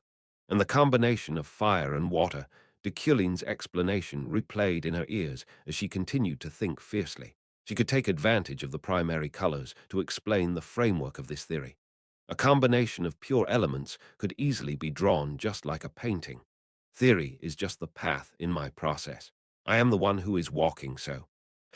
It was a disaster, a mage's note. And just like she had expected, ordinary art notes have limitations. To express a magic formula as well as the technique's flow to a certain extent, one needed to have a mage's note. That was where one should transcribe their notes relating to magic. The problem was that her senses couldn't maintain these three primary colors for long. Of course, her pencil could last forever as long as it stayed in her hands, but the graphite of the pencil that stuck on her notebook and formed her handwriting would start to scatter in just an hour. On the contrary, the lecture ended with her filling as many as 60 pages of her notebook. Even if she got her hands on a mage's note, everything would disappear in the middle of her copying spree. Sylvia looked around. There was no one else around her. The room was now empty. All of them were motivated to learn after hearing Deculein's lecture. She blinked blankly as she stared and agonized over her pencil and notes. However, no answer came to mind. Sylvia couldn't help but murmur to herself, "Oh no." If this continued, the notes that she had written would all disappear. She knew that the loss of the contents was inevitable even if it was transcribed in a mage's note, but this was still a tragic fate if she couldn't find a solution. And the answer to her desperate situation was just asking questions to the professor directly or finding someone who was diligent and good at taking down notes. Ephraim just finished her 3 hours of review while sitting at the third seat of the Mage's Library's row A. She looked at the clock blearily and saw that it was already past midnight. "I never thought I would do something like this," she mumbled blankly as she stared at her notes, organized notes for Deculein's lecture.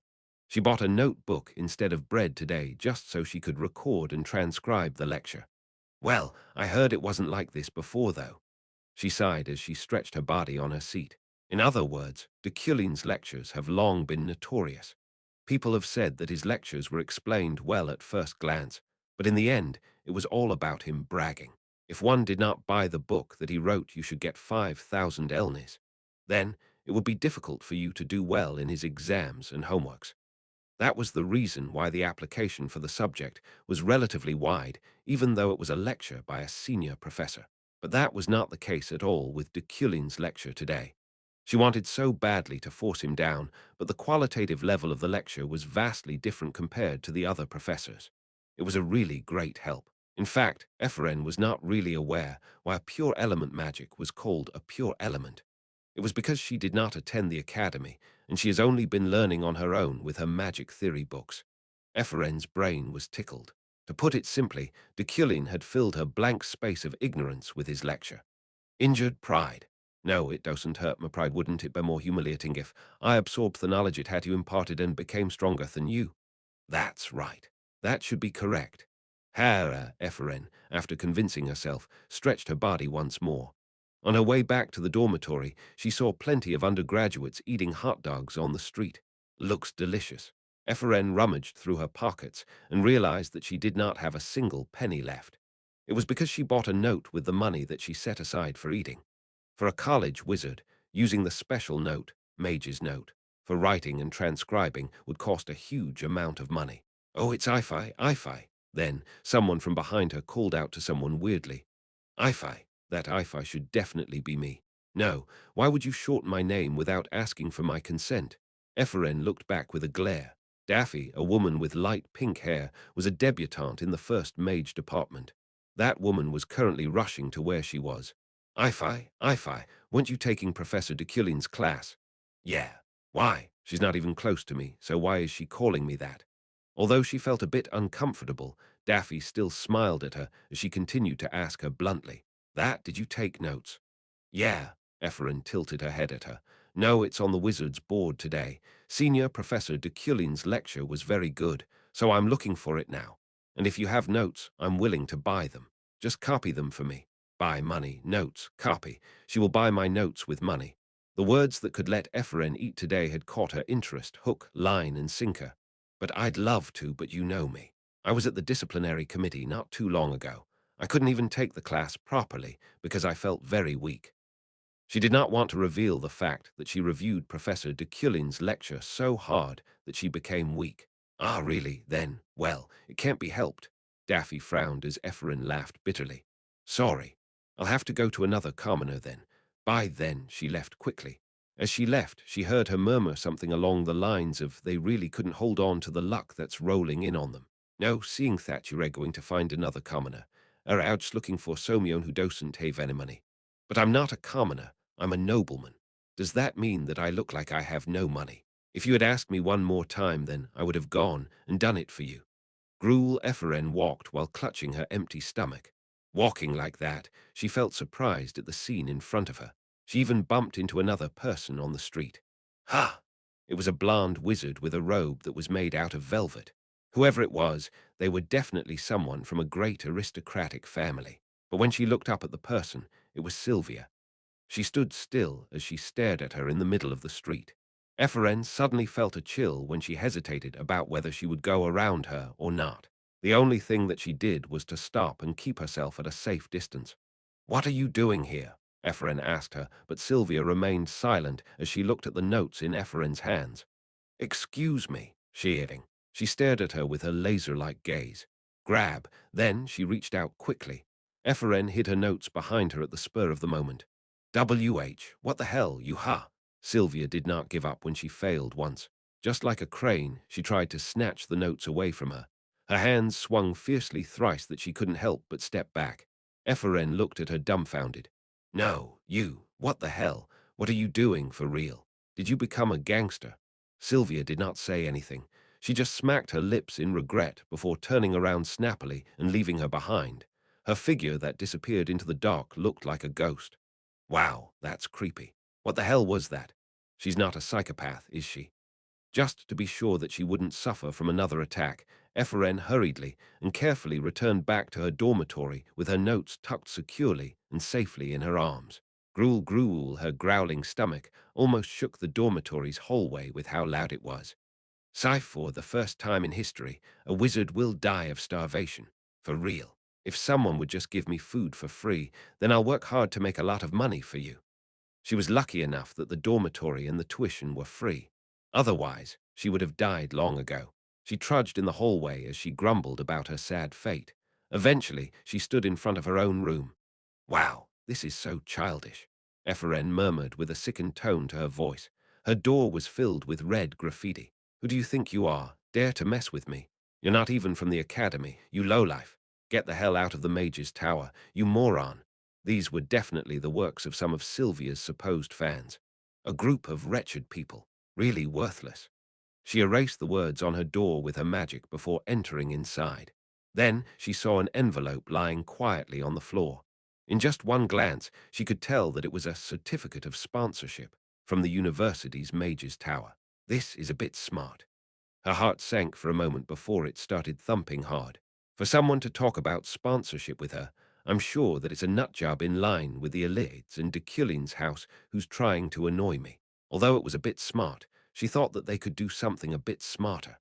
However, even though she did not show it, it was already heartbreaking for her to hear rumors about her being a beggar going rampant in the university. Mage's Tower's sponsorship certificate, target. Debutante Epheren lunar amount, 100,000, 100,000 Elnis. Isn't this guy completely crazy?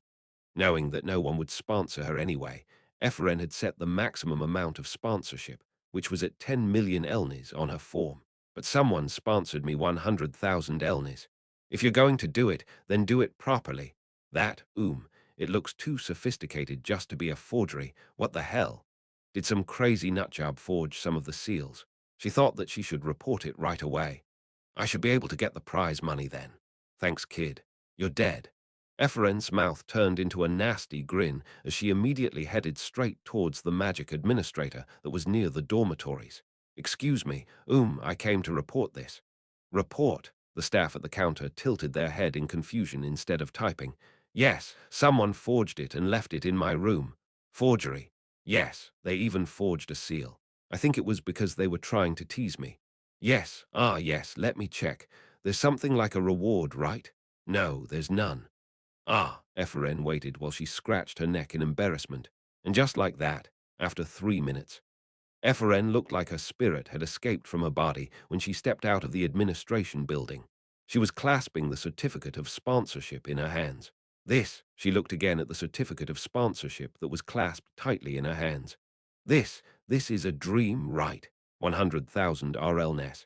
She slapped herself harshly on the face. 100,000 Elnis. She felt her cheek throb at the pain. 100,000 Elnis. It was really 100,000 Elnis. Stop! Efren stopped on her tracks as she felt the chilling breeze. Then she looked around as she tucked the certificate safely in her arms. Someone might see it, that I have 100,000 elnis. Maybe a thief will come to steal my 100,000 elnis. I should quickly go to the bank. Efren, who was trying to sneak around, couldn't help but squat down on the side of the road. She couldn't move anymore. Something that was coming from deep with her chest was disturbing her movements. KGHHK. Efren buried her face on her knees while she gritted her teeth. Unknown emotions ran rampant in her head that wanted to escape through her mouth. She tried to put up with it, but she couldn't do so. Cuke, did you want to tell me that it's still worth living in this world?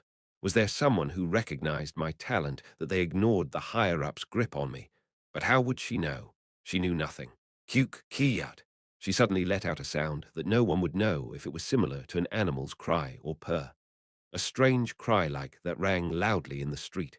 Efren remained in that position for quite a while as she cried, unable to force her tears to stop. The first weekend of April, on the day when the auction would be held, I arrived at the city of Roughton in my car. I came here to purchase the snowflake obsidian. We have entered Roughton. We will arrive in 5 minutes. The driver informed me of our time of arrival. Okay, good work. When we arrive, you can relax while waiting for me. Yes. Ah, yes. Thank you very much. The streets of Roughton were sparkling brightly. This was one of the richest commercial cities in the empire. Although it was not much compared to the modern world, there were still plenty of high-rise buildings, and some of the roads were lined up with luxury halls and jewelry stores. We passed through these splendid streets as we headed towards our destination, the auction house that was built on the shoreline. Roughton Schatzensel. I could read the language engraved on their signboard without any difficulties. With the motif as the Sydney Opera House, the Schatzensel was a splendid building. I arrived at the entrance of the auction house. In other words, I got off on the ground that led towards the sea. I was quickly escorted by the auction house's attendants. It was a bit hard to move, since my entire body was filled with wounds since I trained with my shurikens back in the mansion. We have arrived, Senior Professor Deculein. I entered through the VVIP-only passageway and arrived in the waiting room. I will come back and guide you separately when the time for the auction to start has come. Please rest comfortably. I nodded my head as I sat on a chair to kill time. No, I was actually going to, but I ran into an unexpected person. A mysterious and bright ash-gray hair that stood out anywhere together with a knight with white gloves. I did not know the reason why they were wearing armor in the auction hall. Well, it did not matter to me anyway. It was none other than Julie. I never thought that we would meet at the auction. She stood in the middle of the waiting room before looking at me and trudging towards my direction. Her gait and posture was definitely a knight's walk. I greeted her politely. This time, I heard that you sent 2 wizards to the disciplinary committee. That was right. Julie was the one who came to talk to me first. I just stared at Julie and felt that she was just here to meddle in my affairs again. Your ears are quite slow. It seems like you have just heard of that. I may be slow or not. I just heard it yesterday. Is that true? That's right. Are you going to say that it was also my fault? Julie looked like she was left speechless. It was hard for her to say something since she was not aware of the situation, so her lips opened and closed before speaking again. They are debutantes. They are freshmen who have just entered the Mage's Tower filled with dreams and hopes. Do not put them in despair. Do not repeat the past. One day, karma will come back to bite you. This is the last piece of advice that I will give to you. Last. The word was no different from an end. Julie was already determined. As a matter of fact, the same was true for me. No matter how wonderful and beautiful this night was, I did not want to get married to someone here when I did not even do that in the past. And I did not want to joke around at all. Entering the wedding hall with her would definitely kill me. There were a lot of death flags surrounding her. In particular, Julie's unknigh was even more extreme than her. You should do that. I nodded my head. This meant that I was affirmative and that I wanted the conversation to end. Julie also bowed to me as she left. While looking at her leaving back, curiosity suddenly reared its head. But did you come to this auction house just to say that to me? What? You're wrong. Julie turned around quickly as she shouted loudly. If that was the case, then that was fine. I was going to read my book in silence, but Julie came up to me and added a few words. You're wrong. This meant that I did not come for you. You're delusional if you think that I came to see you. I just nodded my head. Julie gave me a doubtful stare before finally stepping away. She wandered around, came back, and murmured, "I swear to God, I have things that I have to do here." "I already know. I understand it, even if you say it once. Aren't you being too dismissive of people who have the trait understanding?" I cut her off decisively, and Julie just pouted her lips before leaving. She was the one who misunderstood me first, but her quibble was quite cute for no reason at all. I was quite surprised when I realized that I was smiling. "No way. Were you telling me that I also received Deculein's feelings for Julie?" Of course, whenever I see her, I never felt my heart flutter, nor did I feel my head getting dizzy. But at that moment, "We are notifying the VIPs who are visiting the Schatzenself that the auction will begin now. We advise you to please follow the instructions and guidance of the attendants. Thank you." The announcement from the loudspeaker heralded the start of the auction. I rose from my seat.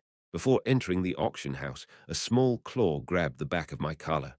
"I don't think that you understand, so I'll tell you one last time." "I already understand. You did it the last time.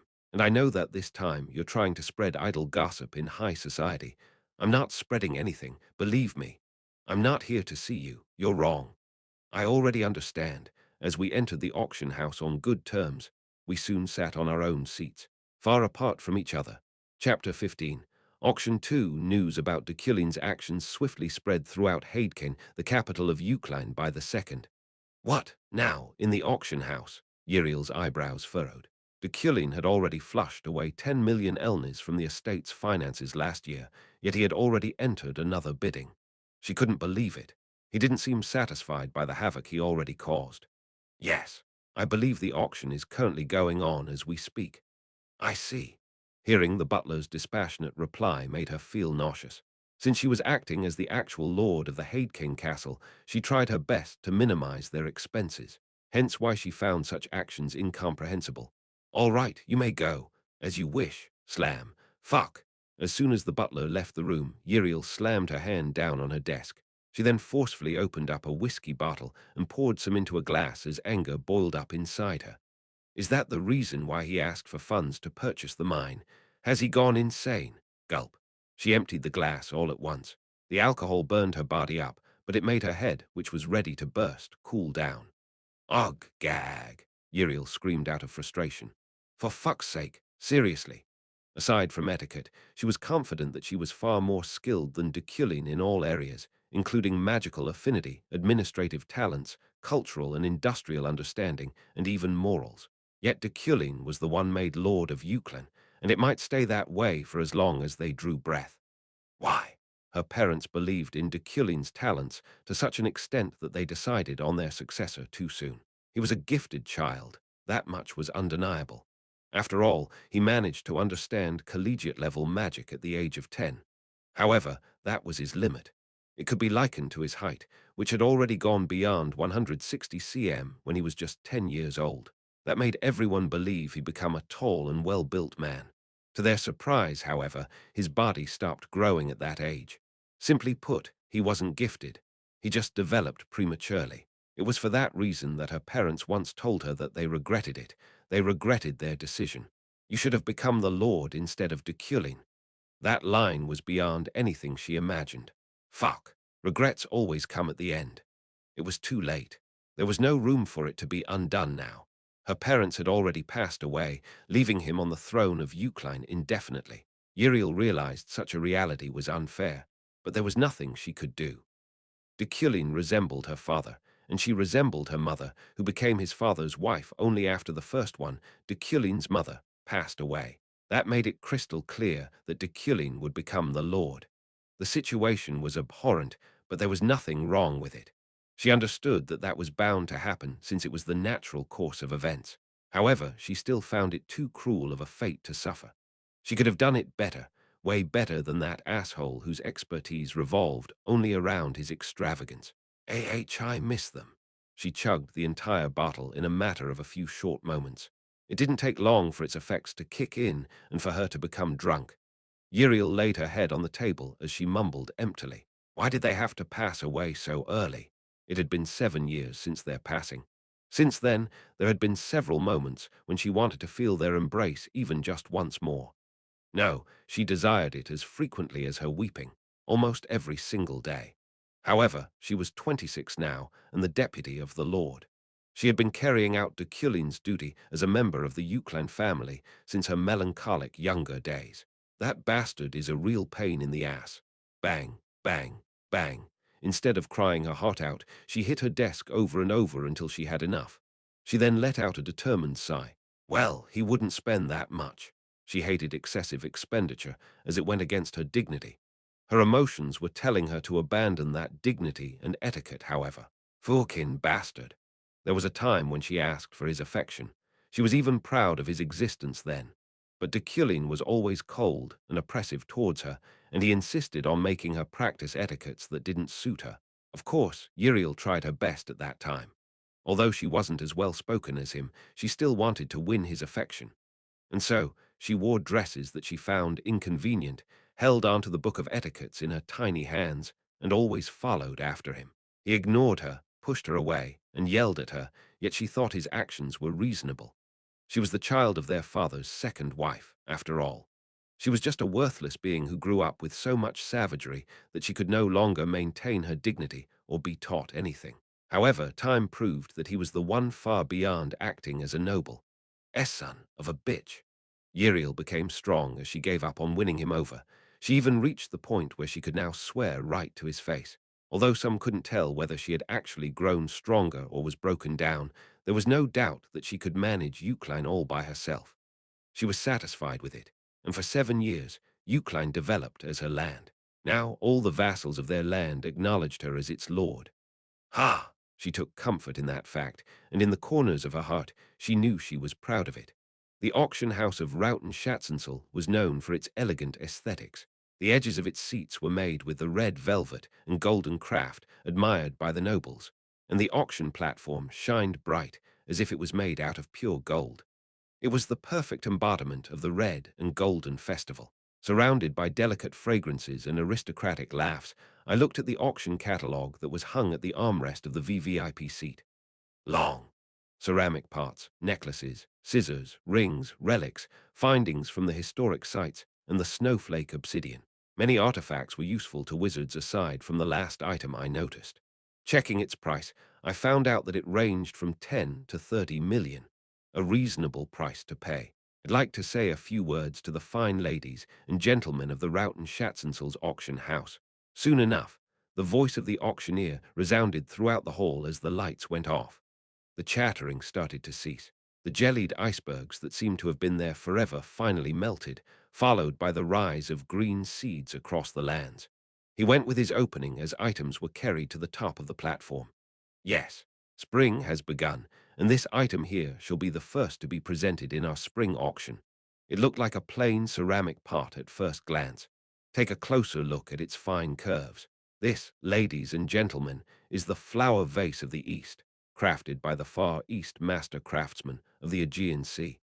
It comes with a document from the master craftsmen of the Ceramic Pot Association certifying that it is of the finest quality. The starting bid for it is 500,000 elnis with 50,000 increments. At first, I didn't have any interest. However, my intrigue was piqued the longer I stared at it. That's the ceramic pot was emitting light. There was no need to doubt it. The hunch from the man of great wealth was always correct. Number 37 with 550,000 elnis. Number 693. 600,000 elnis. The first auction went on fiercely, but I only focused on that light.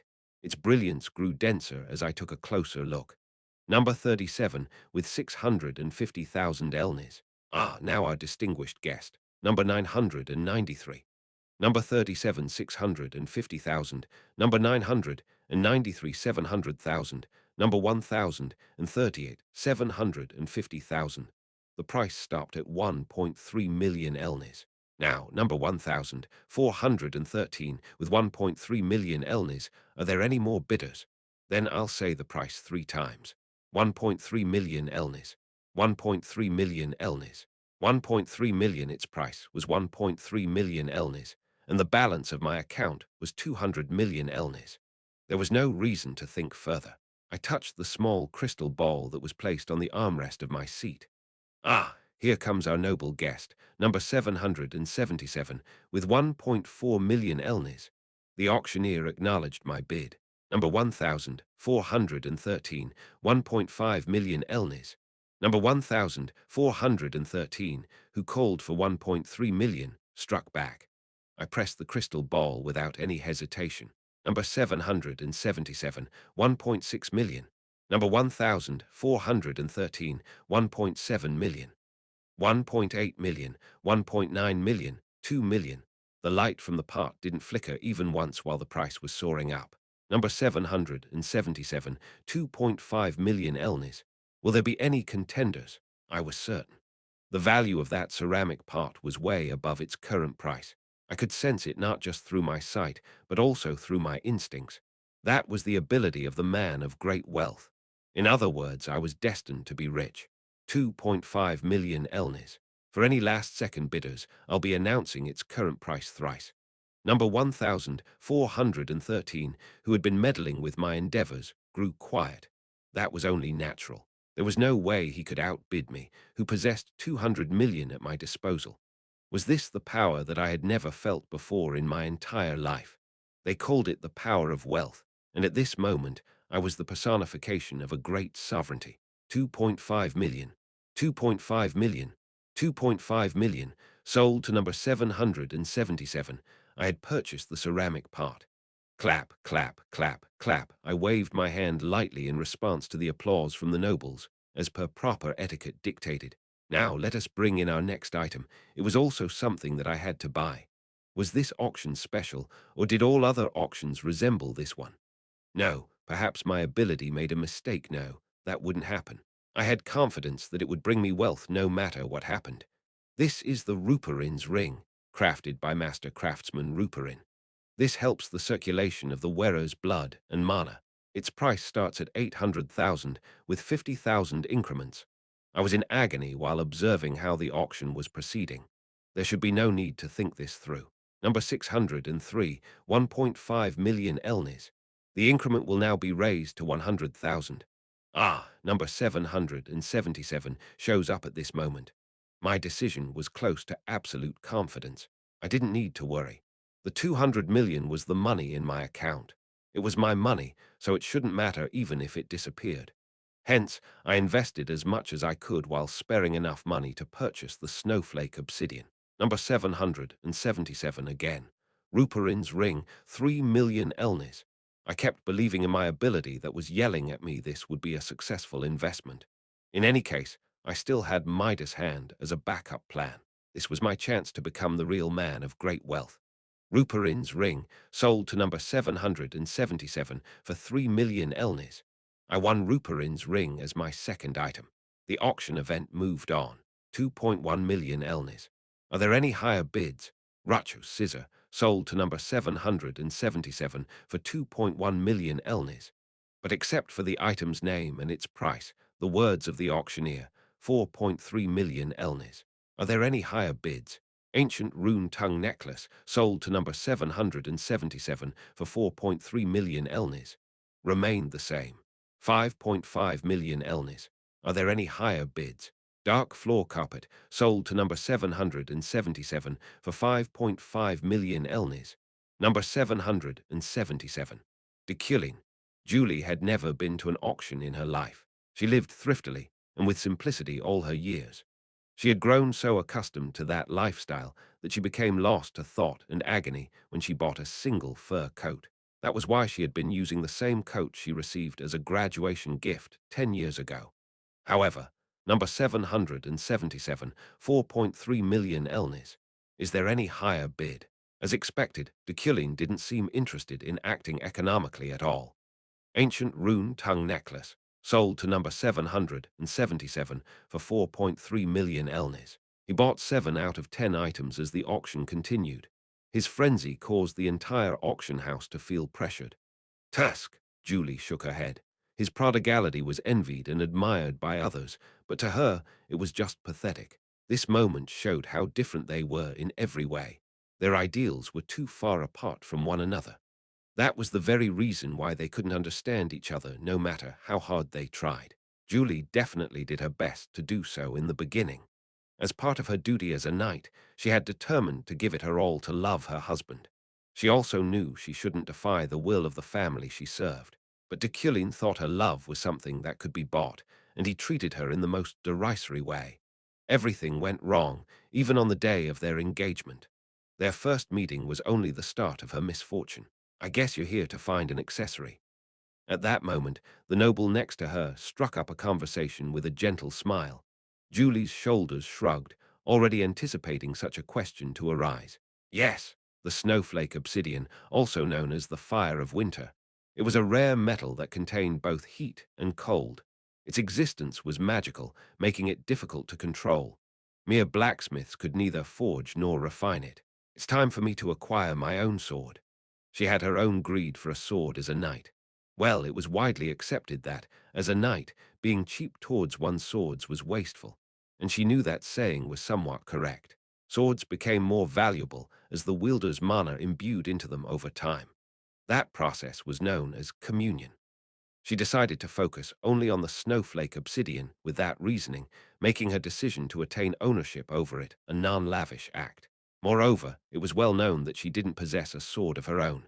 Hence, people would simply perceive the situation as Knight Julie finally acquiring her own weapon. The same would go for the noble sitting next to her. "Well, your skills as a knight are famous even in the Empire. Your interviews with the Knight's Journal never cease to amaze." "I just spoke about my convictions and beliefs." Julie nodded elegantly. Even if it was just flattery, she felt pleased when he mentioned reading the interview, but she knew she shouldn't carelessly display her emotions. "As expected, your husband. He isn't my husband." At that moment, Julie's eyes narrowed sharply, and the noble laughed awkwardly before shuffling away. 5.5 million Elnis. "Is there any higher bid?" Dark floor carpet, sold to number 777 for 5.5 million Elnis. Deculein threw his money away ceaselessly. His overwhelming aura drew people's attention towards him and to her as well.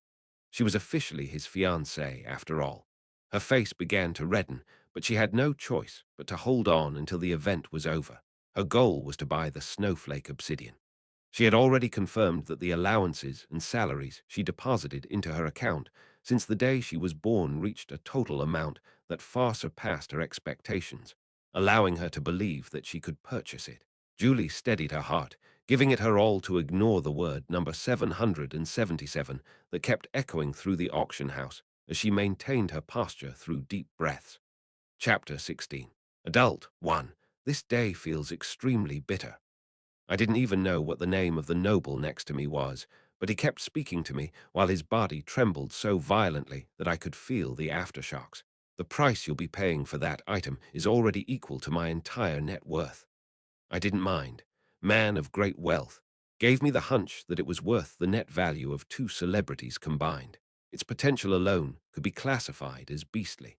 I had already won 11 out of the 24 items to be auctioned today by the time we reached the halfway point of the program, so I felt ecstatic about it. The next item on our list is tranquility. I had no intention of getting involved from this point on. All the items that followed the ancient rune tongue necklace fell short of my standards. Additionally, I had to ensure my budget wouldn't go below 90 million Elnis, 3 times the snowflake obsidian's estimated worth of 30 million. For as long as I had that amount, I was certain that I could successfully secure my objective. Larkhorn's Horn. The following bidding wars that ensued were tranquil compared to the ones I participated in. Even the regular nobles, who were treading carefully, sneakily participated in the auction to enjoy the peace and serenity they finally obtained, at least until the item I came here for was brought to the platform. The imperial sword that had served its user greatly throughout history. Known as the magic of nature and the fire of winter, the snowflake obsidian had finally appeared. Its initial price was 5 million Elnis, with increments starting at 200,000 Elnis. The first number to bid for it was number 1089. Number 1089, 5 million Elnis. I looked at the inhabitant of seat number 1089, who appeared gallantly. I thought the back of her head looked familiar. She had her shiny hair pulled up into a ball and bore white armor as if to display her identity. Julie, her eyes were determined never to back down. Julie joined the bidding with enthusiasm. She did so despite not knowing anything about auctioneering, but she held on regardless. Winning the item she desired proved difficult since everyone had their eyes on it. The price skyrocketed quickly to 10 million, 13 million, 17 million, 19 million. Number 1089, 30 million elnis. Would anyone like to go higher? Phew. Thankfully, the majority gave up when its price reached its predicted value of 30 million. Feeling a surge of optimism and satisfaction, Julie thought she'd be spending less than she initially planned. Number 777, 31 million elnis. However, an unexpected competitor appeared to contend against her. Julie's eyes widened as she looked for number 777. Sitting in the VVIP section, which wasn't far from her, he exuded an aura of haughty elegance. Deculein. Feeling her gaze on him, he looked back calmly. The man was as cold as usual, indifferent to everything and everyone, yet she still felt as if she knew what was going through his mind.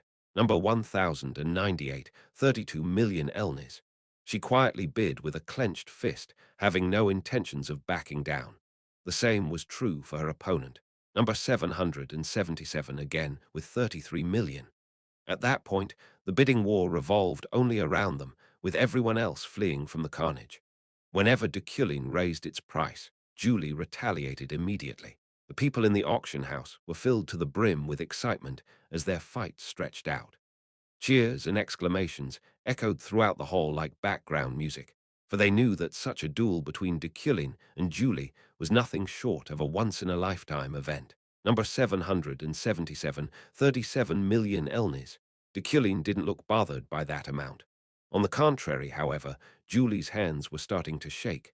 Her balance was slowly running out. She hated losing, though. Number 1089, 38 million. She desperately added yet another million to the price. Without a moment's delay, Deculein deflected her offensive with ease. Number 777, 39 million. Julie visibly winced. The hall fell silent for a moment. Everyone watched her next move with bated breath. The item's price had risen so much that it was now worth the same as a mansion, making the desire to surrender dawn upon her. However, she persevered. Number 1089, 40 million. Another round of silence sank in. Deculein remained still for a moment as he thought with his eyes closed. Julie wants the snowflake obsidian for herself. Will she hold it against me if I win? More than holding a grudge, there was a chance she'd become a there's no way. Deculein no, Kim Woo-jin believed in her personality. Still, he wasn't desperate for the metal like she was. Hoo-hoo. Meanwhile, as Julie waited in anguish, her anxiety disheveled her thoughts. Her shoulders heaved ceaselessly, and she remained breathless. As always, she openly showcased her emotions through her body language. Only 30 seconds had passed, but she felt she had been waiting forever. Number 1089 is now the new owner of Feeling Relieved. She put her hands on top of her knees, quietly and peacefully enjoying her victory. But their battle wasn't over yet. Number 777, 42 million elnis. Ah! Julie screamed and glared at him, but the people in the hall were already so worked up that they didn't notice at all. Ugh! With clenched teeth, her hands still trembling, and her lips and eyelids twitching, she closed her eyes and hung her head down. She didn't want to admit defeat, but was left with no other option. She could feel that unpleasant feeling of helplessness all the way to her bones. She had no money left to fight with. I'll repeat its current price 3 times for any last-minute bidders. 42 million, 42 million, 42 million elnis. The owner of the Imperial Sword, the Snowflake Obsidian, is now number 777. He had ascertained his hard-fought victory, yet he remained calm about it. There wasn't even a hint of surprise in his expression. Clap, clap, clap. The auction house's honored guests applauded him, and he answered with a dignified look. Let us move on to the next item with this excitement in tow. Of course, the auction continued, but nothing caught Julie and Deculein's attention anymore. The items showcased in the auction's latter half were of no value to Deculein, but he waited for the event to end with utmost dignity regardless. Julie's body was still quivering, and her face remained red, which he found worrisome. When the auction finally reached its conclusion, Julie immediately hurried out of her seat and was about to leave. However, someone blocked her way. Deculein, with his crystal blue eyes, was looking down at her. Congratulations. She didn't want to speak to him or even hear what he had to say, but he prevented her from leaving. Did you want the snowflake obsidian too? Ha! Her heart squeaked for a moment. Within a split second, her emotions were thrown into disarray. Julie had an idea of what he was going to say. The worst memory she had, the day of their engagement, played back in her head. I can give it to you if you want. I'll do whatever you wish. That was what he told her back then. One day, the item she was willing to give everything up for would be displayed before her. What she felt wasn't happiness or bliss. She only felt insulted. However, the real humiliation was yet to follow. Since Julie left Deculein, rumors spread out like mist. Rumors that a distant flower had finally been picked by Deculein spread at least to some extent. That Julie was promised the Knights of Hadecane, that she was the one who wanted their engagement. Such words were a disgrace to her faith. Did he approach her now, thinking she would go back to him because of the snowflake obsidian? That was foolish of him. No matter how much she tried, he was someone she could never possibly love. This time as well. I'm sorry. What the hell do you want, huh? Deculein turned around. What was he apologizing for? He left immediately, leaving her staring blankly at his back. Ah, though she felt puzzled, relief coursed through her as he left. It wasn't a repeat of last year. Ha! She sighed deeply. It was over. The snowflake obsidian was finally auctioned out after 3 years of waiting. She was looking forward to it, but she didn't expect it to be taken away. Not by that person, no less. Why did Professor Deculein buy the snowflake obsidian? A voice soon reached her ears. I've been wondering about that as well. Nobles never seem to know when to stop talking, almost as if their job was to spread rumors. No, it wasn't just them. Everyone was chattering in the waiting room about what just transpired today, just like a year ago. She knew they were going to utter words she didn't want to hear. It's a gift for his fiancée, isn't it? Julie clenched her teeth. Ho, ho, ho, perhaps, but he could have just surrendered and let her win if that were the case. You know his personality. I think he wanted to give the sword to her himself, which is why he went that far. She knew she shouldn't judge them based on what she just heard, but they sounded so sure of themselves. The snowflake obsidian couldn't be used alongside magic. Its inner mana was too strong that it could only function as a sword. It was also forged of a complicated metal that no one could wield without first gaining its permission. Even then, they'd have to swing it thousands of times to create a connection with it. Why in the world would Deculein, a wizard, buy it? Julie stopped, yet another deep, soaring sigh from escaping. I'm jealous of his fiancée. She'll be receiving a gift worth 40 million elnis. Even a necklace worth 40,000 elnis would be enough to make me feel honored. Exactly. I can't believe the Freyden family is still uselessly pushing and pulling. She should grab onto him and never let go while she still has the chance. Their gossips, speculations, and assumptions were about to drive Julie insane. Passing through the crowd of people, she immediately ran out of Schatzensel and was soon met by a path filled with a sea breeze. Julie curled up from the chill, calming her wavering heart as she breathed slowly. It's okay. I shouldn't let them affect me. They're nothing special anyway. There was no need for her to be swayed by words that weren't even true. I'm already used to this. I shouldn't let myself be shaken any further. Not long after, a car approached her, and one of its back doors opened. Julie! A familiar voice echoed with the winds. She turned her head to face its source. Sister, smiling at her, was the eldest daughter of the Freyden household, Josephine. I knew it would turn out like this. Hurry up and get in. Her older sister's beauty was different from Julie's. To her, their charms were on entirely different dimensions. Josephine's barbed hair was far silkier and smoother than any she had ever seen, and her distinct and elegant features made her look shabby in comparison. What are you still standing around there for? She felt uncomfortable being around her sister due to their many differences, but she still wordlessly climbed into the car. Josephine, who had as much influence in high society as Deculein, if not more, was the only person she could rely on for support in this situation. Julie was certainly a good person. As far as I was concerned, she was a long way from the villain's fate. No death to her now. I confirmed that at the auction house through a certain intuition from my naked eye. It was pathetic to worry about her retaliating against me for taking the snowflake obsidian away. I've suffered so much. I truly did. Did the kind-hearted Julie just try to kill me? I saw a new side of her from that game we played. Just how much had she lost her mind there? We're here. As I pondered over my thoughts, we finally arrived at the mansion. Good work. Thank you. Please have a good rest. I checked my watch, finding out that it was already past midnight. Climbing out of the car and walking through the garden, I immediately noticed a commotion taking place. The attendants, who gathered anxiously at the mansion's entrance, ran towards me as soon as they saw me. My lord, Miss Uriel, I'll handle this. I went upstairs without further inquiring about the situation. The servants followed and opened the door for me. I was greeted by a living room filled with moonlight. Standing in the middle of it was a dark silhouette who turned to glance at us as soon as the door opened. Even though her face was covered, I knew it was Uriel. I was going to ask why she was there, but she spoke before I could. Her tone was dry, almost cracking. The money I entrusted to you was supposed to pay for the Xeron mine acquisition. Did you really have to spend it all like that? Tears were falling from her eyes. I felt a prick of conscience, but I didn't show it. Was that why I thought I had more money in my account than I deposited?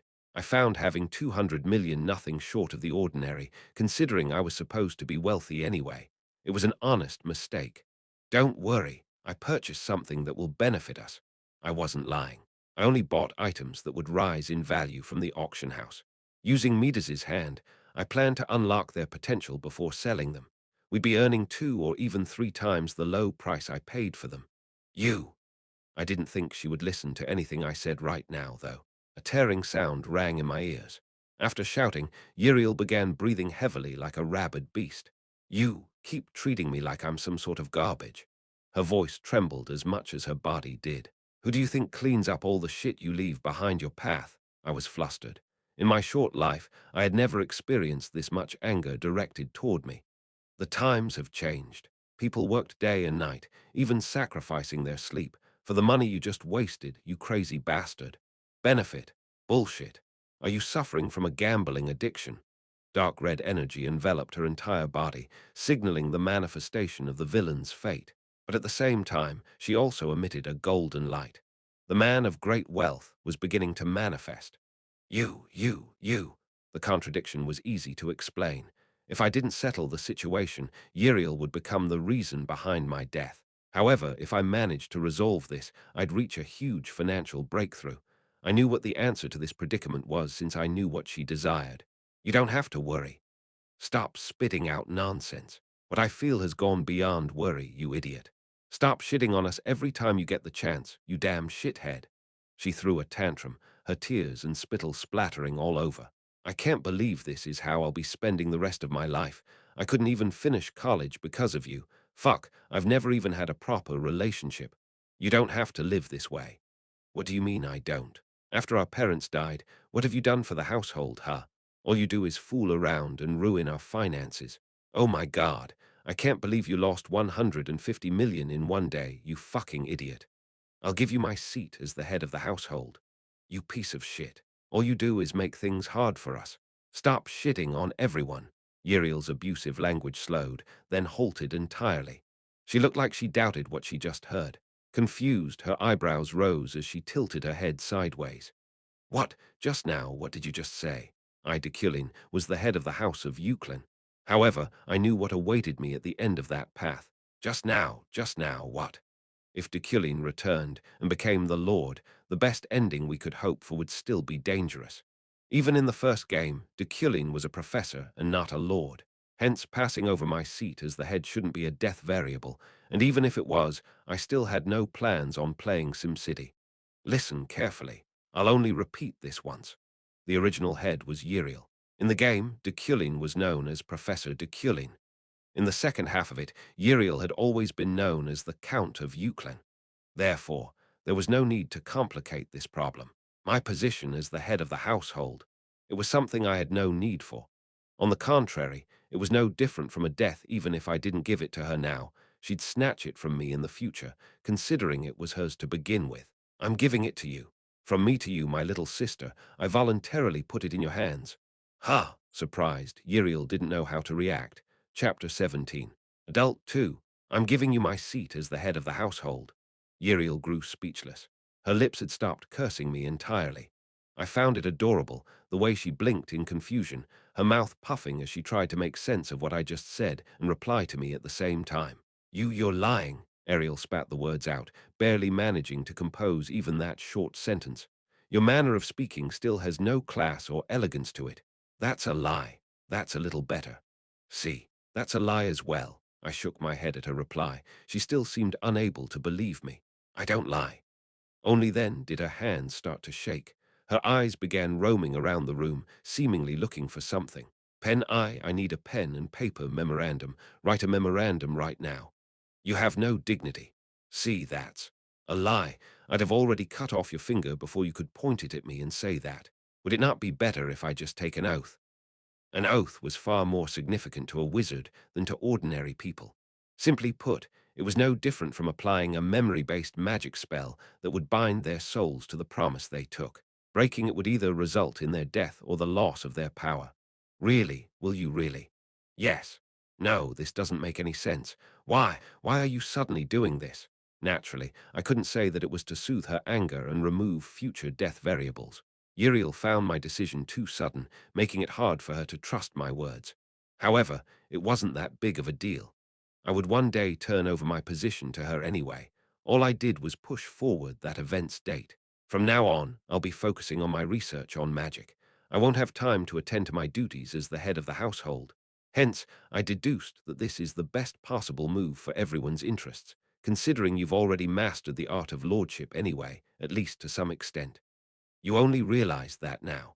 I've known about it for a while. I was just testing you.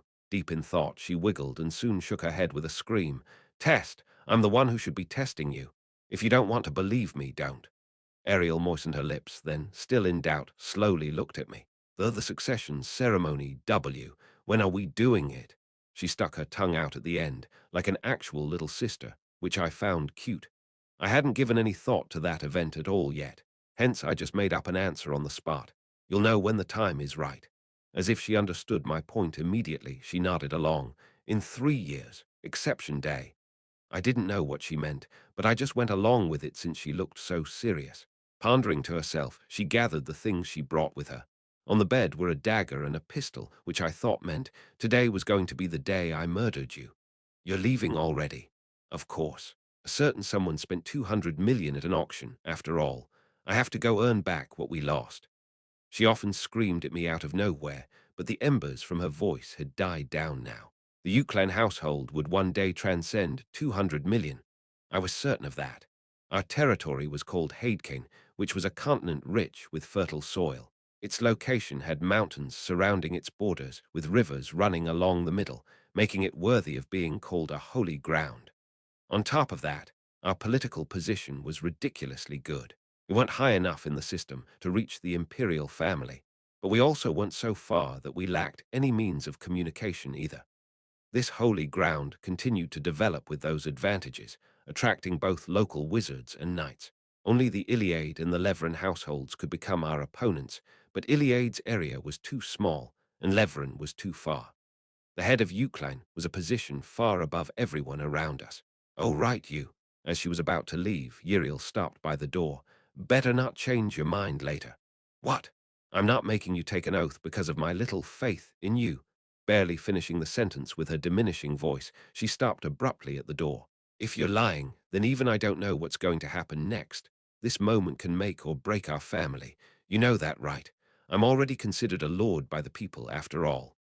I knew that all too well. She'd probably poison my food or drink if I went back on my word.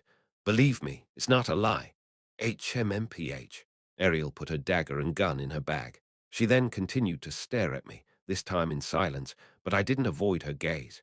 Uriel soon grabbed the door and turned to glance at me one last time as she was about to leave.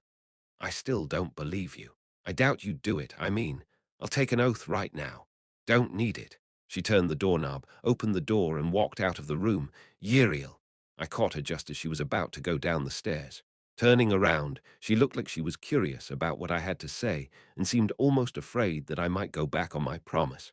What is it? I didn't know what I was supposed to say to her. I just impulsively called out to her. However, I didn't feel satisfied with just eliminating the death variable. I wanted to take it a step further. I didn't want to live like Deculein, using the system's personality as an excuse. Although it certainly bound me, it wasn't a shackle I couldn't escape. Hence, to reach my goals at the very least, and for me to remain as Kim Woojin and not become Deculein, I had to personally mend this character's already damaged relationships. You should at least eat before you leave. You'll grow hungry on the road otherwise. I felt goosebumps all over my body as I affectionately said those words, which took courage to do. That act alone deviated from the character's core itself. Uriel flinched upon hearing them, her round eyes shaking as if she saw a ghost. No, no way, no. Don't spout such weird things out of the blue. I don't know what happened to you, but I have to go now, Uriel was screaming. Ting-tang, ting-tang. She rushed down the stairs like an eager elementary school student. I'm going. Get the car ready. Eventually, her clamor reached the first floor. The villain's fate. You have overcome a death flag. And I, after received money from the store as a reward, the total amount I had in it was now 6-1. The system store was currently accessible, but I feel like a mess. I was out of my mind. Only about 15 minutes had elapsed since I had arrived home, but I felt like I had been here for hours. What kind of storm just went by? I closed the door and stretched my arms out in the air. That's interesting. I was about to sit with a glass of wine in hand when a strange voice came out of nowhere. I felt flustered, but at the same time, I felt strangely calm. I know I've said this before, but no matter how surprised I internally am, I just can't express it externally. It's such a mysterious yet efficient disposition. Just saying that I'm here, the voice replied, sounding a little sharp. Not long after, a breeze entered the room through the moonlit window frames. Unable to stop me, I looked in the direction it came from.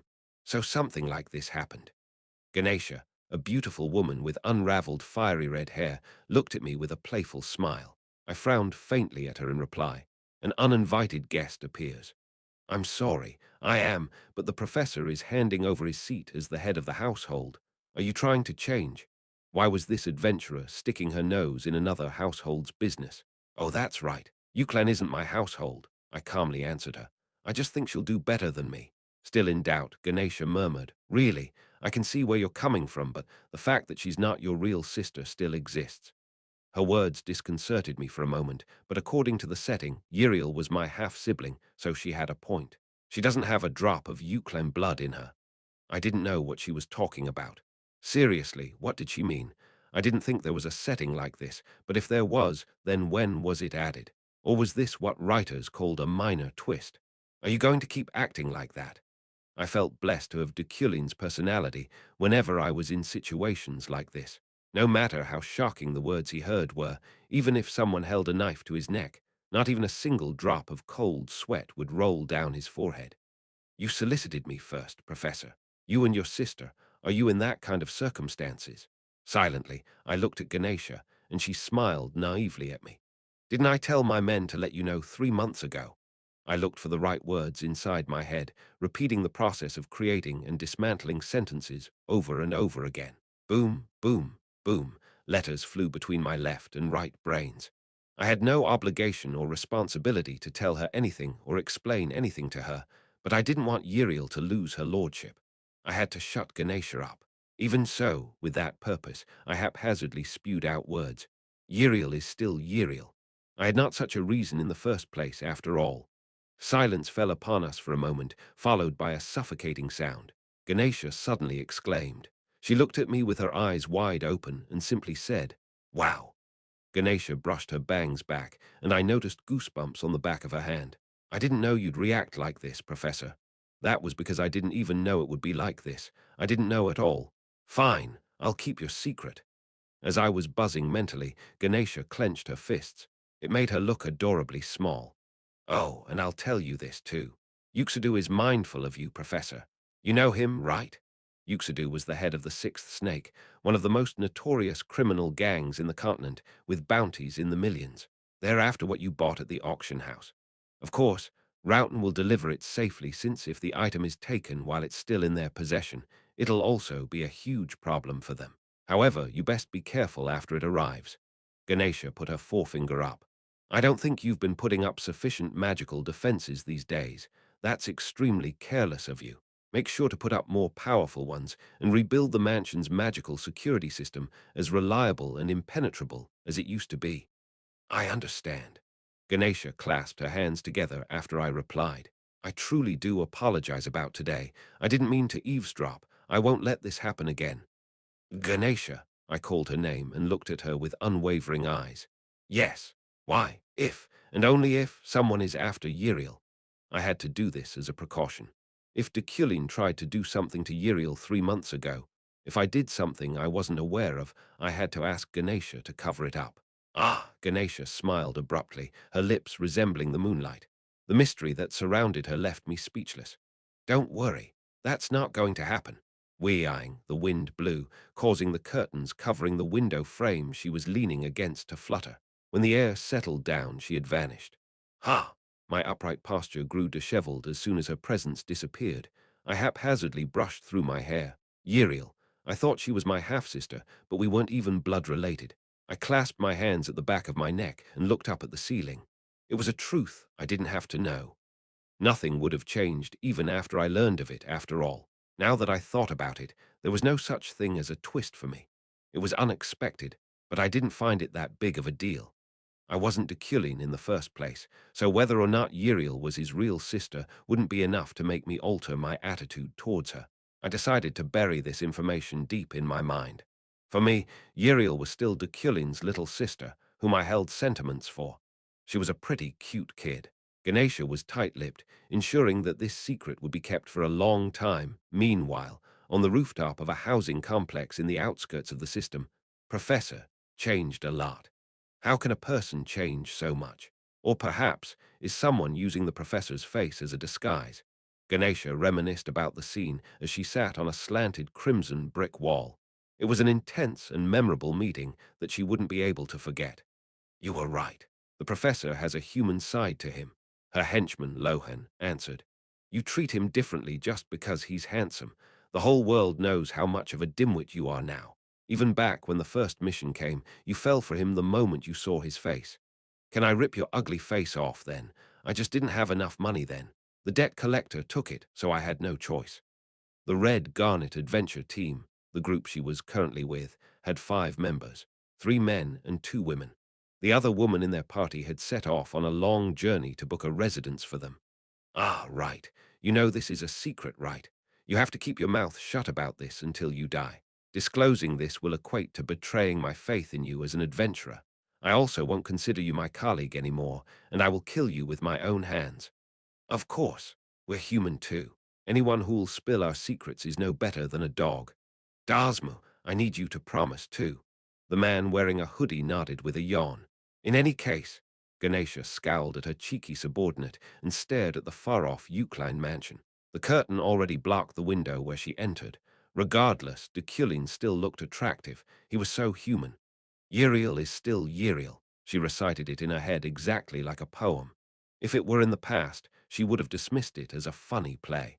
Now, however, Deculein had no less than promised the seat to Yiriel.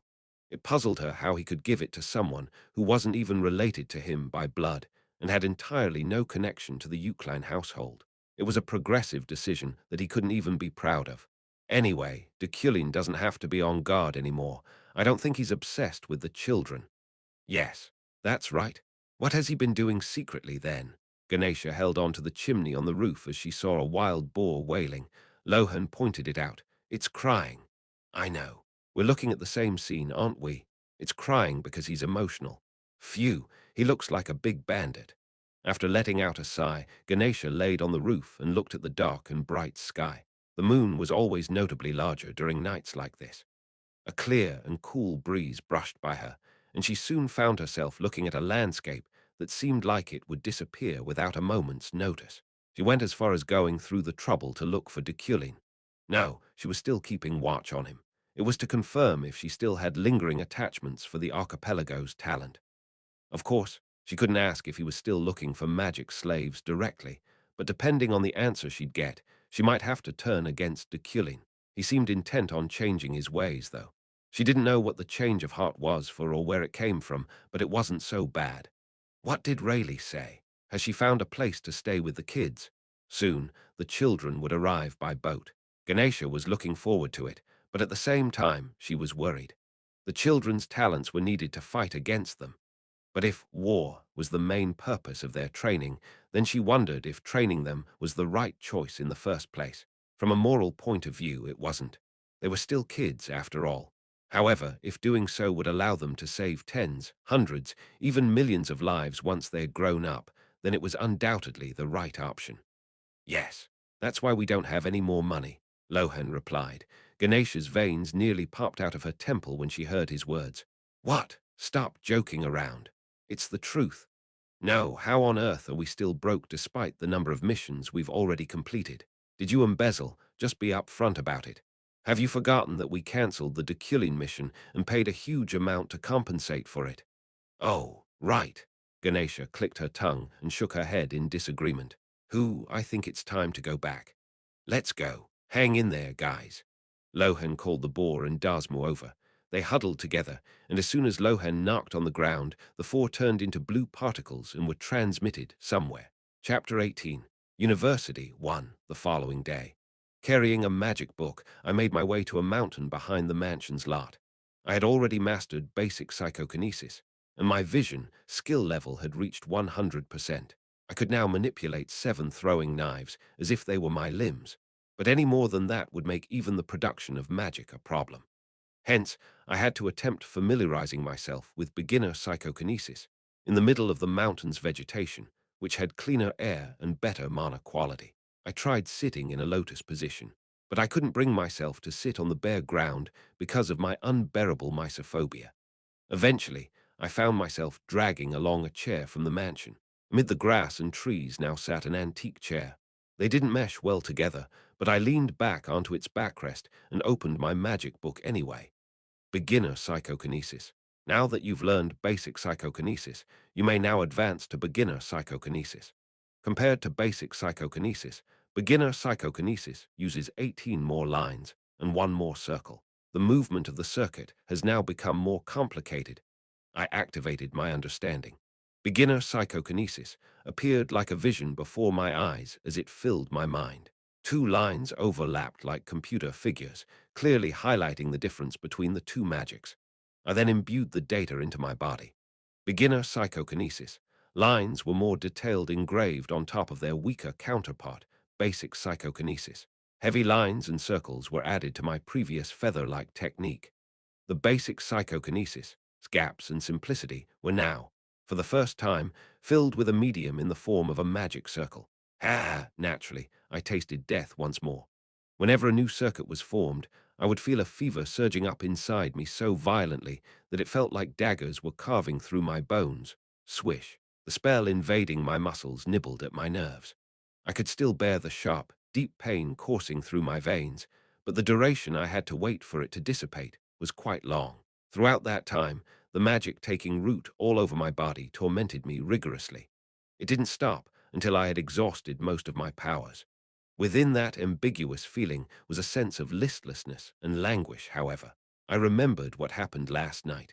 Uriel, I didn't agonize over it, but I would be lying if I weren't hoping our secret would remain obscured. I shut down those idle thoughts and opened my eyes. What was left of my power was less than 10%, but that was more than enough for me to train. I went back to the training ground, which was somewhat strange compared to modern fitness centers. For starters, its pull-up bar was too high, and the barbell and dumbbell plates were heavier than normal weights. I took off my clothes and folded them. My body, which I had been developing non-stop, pleased me. I put my hand on the steel bar. In that state, I brought in a metal band using my telekinetic power. A total of 100 kg of restraints were fitted onto my waist, ankles, and wrists. I did 10 chin-ups on the first bar, and then did the same number of repetitions on the next bar, and then the next. I repeated that process until I reached the roof, from which I jumped down. Boom! A tremendous shock spread throughout my body, but my stance didn't even waver. Now that I was done with that set, I immediately moved on to the next one. I climbed the rope attached to the roof. After reaching the top, I jumped again. The training I was undergoing was an ignorant method that normal human beings wouldn't even dare try. It was no different from openly abusing my joints, ligaments, knees, and muscle tissues. However, for as long as character was in effect, my bones would never break, and my ligaments would never tear regardless of what I did. Of course, I could still feel pain. However, through Deculein's competitiveness and strong willpower, I still managed to focus solely on improving my body. Whoa! As a result of my arrogant training, before I knew it, my power had recovered to 40%. But then again, I was immersed in magic. With this routine, the estimated required time for me to master beginner psychokinesis was 3 weeks at most. On the other hand, my physical abilities, including my endurance, agility, reflexes, and flexibility, might have surpassed a gorilla's, since I developed them through Sage. Of course, I still had a long way to go compared to the infamous named villain's combat abilities. On my way to work at the tower, I suddenly sat down and stared blankly in the air. LV. One system store. System stores allowed characters to be strengthened by using the store currency they acquired. In the game's second half, not only players, but also named characters could be strengthened that way. However, access to the store was highly limited. It could only be used around 6 times in the latter half of the game. Reinforced items ranged in cost from 5 to 10 in their LV. One store, 10 to 21 in their LV. Two store, 20 to 41 in their LV. Three store, and so on. Its goods prices doubled, and it could only be used once per level. I knew which reinforcements were the best, however. LV. 1 system store. 1. Blacksmith's luck of 5. Mana quality enhancement. Stage 1. Character's original power is enhanced qualitatively. Mild increase in power output and efficiency. 10 KRW. Mana quality enhancement. I didn't even have to pause for a moment to consider anything else. The rest was good for concept play, but that was the sole item that passed my standards. I needed to save up 4 more one for it. Knock, knock. The door opened, and Alan hesitantly entered. Alan, I heard you called for me. Standing still, he stared quietly at me. Asking why I requested his presence should have been his next response, but he was a meek individual. Gently, I spoke with a faint smile. Do you have any thoughts about choosing your assistant wizard? What? Alan tilted his head. I sent him an official document last week through psychokinesis. Assistant professor evaluation. If there were a wizard one wanted to recommend as an assistant professor, they'd be able to indicate it in the document. Just realizing what I was trying to tell him, Alan's eyes slowly grew wider. Yes, yes, yes. That's right. I would like to recommend you as assistant. Yes, professor. Alan was already about to cry before I could even finish my sentence. With tears rolling down from his eyes, Alan replied, But, professor, I don't have any talent. That was true. Alan did lack talent. Even when perceived through the man of great wealth, much less the villain's fate, he was colorless and odorless. Those two skills weren't omnipotent, but even so, he certainly had a deficiency when it came to natural talent. That might have been the reason why he hadn't left yet. No one wanted him, and he had nowhere to run to. No one else but you, and your sincerity, passed all the tests I conducted. Deculein was authoritative and disliked praising others, but this much was bearable since those traits had low ranks among his personality. The hardest ones to overcome were misophobia and honorable etiquette. I despised dirt and bacteria with my very being. What do you mean? Stop asking questions and just take it. I gave Alan a gift. It wasn't anything huge, considering it was just a bracelet. I ordered it from a jewelry store nearby and instructed them to engrave the Euclid pattern on it. Keep working hard. I didn't want him to give up. After all, from his trivial work like document organizations to his quick wits, Alan's tasks and traits were useful. Then, have I officially become your pupil now? I didn't think that far ahead, so I quickly came up with an answer. Not yet. There are 2 more levels to pass, so keep working hard. Alan intensely bowed 3 times in a row. N noted, I understand. Now that you're an assistant professor, you should come to observe my class in 2 days. Oh, observe. Class observation. What? Alan questioned what he heard thrice, the veins in his eyes about to burst. It was starting to grow a little irritating. Don't react too boisterously. I don't like it. Oh, I'm sorry. Forgive me. Okay. I got up from my seat without much thought, but Alan curled up in shock and trembled, looking like he was defending himself with his arms. You're fine. I won't hit you. HR. I'm sorry, that's. Oh, where are you going?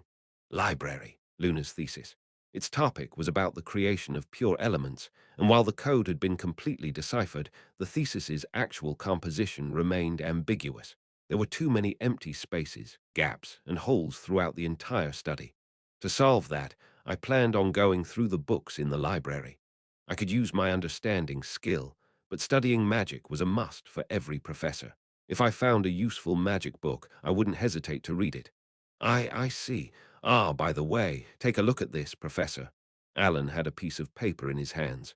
It's best for you to be careful. Wanted. Wizard Killer Rockhawk. There were sightings of Wizard Killer Rockhawk on the outskirts of the system. Debutante wizards should refrain from going outside late at night as much as possible. I knew that guy. With his ability to restrict wizard players, he was the biggest threat throughout early to mid-game. If I were the original Deculein, I would have already called the shadows and subdued him. But I had already cut off the dark connections that made him powerful before I knew it. I've been fearful of meeting the wizard killer these days. They say he only targets talented wizards, though. Alan. Yes. Do you know who I am? I chuckled. What? I asked you who I am, wizard killer. That character could be considered on the level of a mid-boss villain, but naturally he was much lower than Deculein. I was confident of that. Ah, you are Deculein, the youngest professor in the glorious Imperial University, and a high-ranking wizard who can call on all types of elements. He readily poured out praise for me, which left me feeling flustered. That's right. The wizard killer wasn't in my league. Theoretically, we were even the perfect natural enemies. Hence, there was no need for me to worry. Alan, be careful. However, there were my lack of practical experience. But with my cold-blooded personality, that wouldn't make much of a difference. Hence, I hoped I would cross paths with him. I needed store currency, after all. Surprisingly enough, Sylvia had hobbies other than magic, mainly collecting literature and language. The level of her seriousness towards that hobby was far from ordinary, however. She devoted all of her time outside of magic training to her collection. Hence, the first place that she visited as soon as she entered Imperial University was the library. Of course, all she gained there was disappointment. There were some rare books in the library tower, but she could hardly call it a proper collection. Thus today she resolved. Oh, I see. Indeed, Sylvia isn't that much of a debutante now. Is it possible? That is a reading room for board members. Please hold on. I'll have to call this in and inform the higher-ups first. She set foot inside the reading room used only by professors and board members. Yes, I'll wait. But she didn't hide and scurry about like a mouse. Instead, she went through the front door confidently. Ah, yes, Professor. Sylvia said she's looking for a book to study, I see. I understand. After contacting someone through the crystal ball, the librarian smiled brightly at her. You've been granted permission. You may go in, new wizard. Due to the exception clause, you'll need a pass, but it'll be fine. Thank you. Sylvia, still a student, entered the reading room triumphantly. She was certainly the heir to Iliade and the new wizard of the year. Even in the entire reading room, few professors would dare confront her since she was certain to become a professor in the future. The amount her household had donated to the university tower was also within the top 10, after all. It was just that the order of events had changed a little. Scanning through the reading room's shelves, she felt thrilled and excited. Hop, hop, hop, hop, hop, hop. Sylvia skipped and hopped around light-heartedly like a rabbit. Oh, not long after, she finally found a collection that satisfied both her hobbies, language and literature, simultaneously. Ethanol's, novels written in the fairy's language. Sylvia took out the book carefully, revealing its title, Witrosby bar Mitragi, Stereo Lagio P. Bardio. Fairies had long since disappeared from this mundane world, but their novels remained throughout the continent. Therefore, the Ethanals found occasionally were priceless. However, there was another problem. They were atrociously difficult to read and understand. The language system of the fairies was incoherent, making the comprehension and translation of it near impossible. She knew that the word Witrosby in the title meant man, but Omsip, a word on the first page, also meant the same thing. Even Raydaman, which followed not far from it, also had the same meaning. She wondered how they communicated using a language that had no basis and no standard.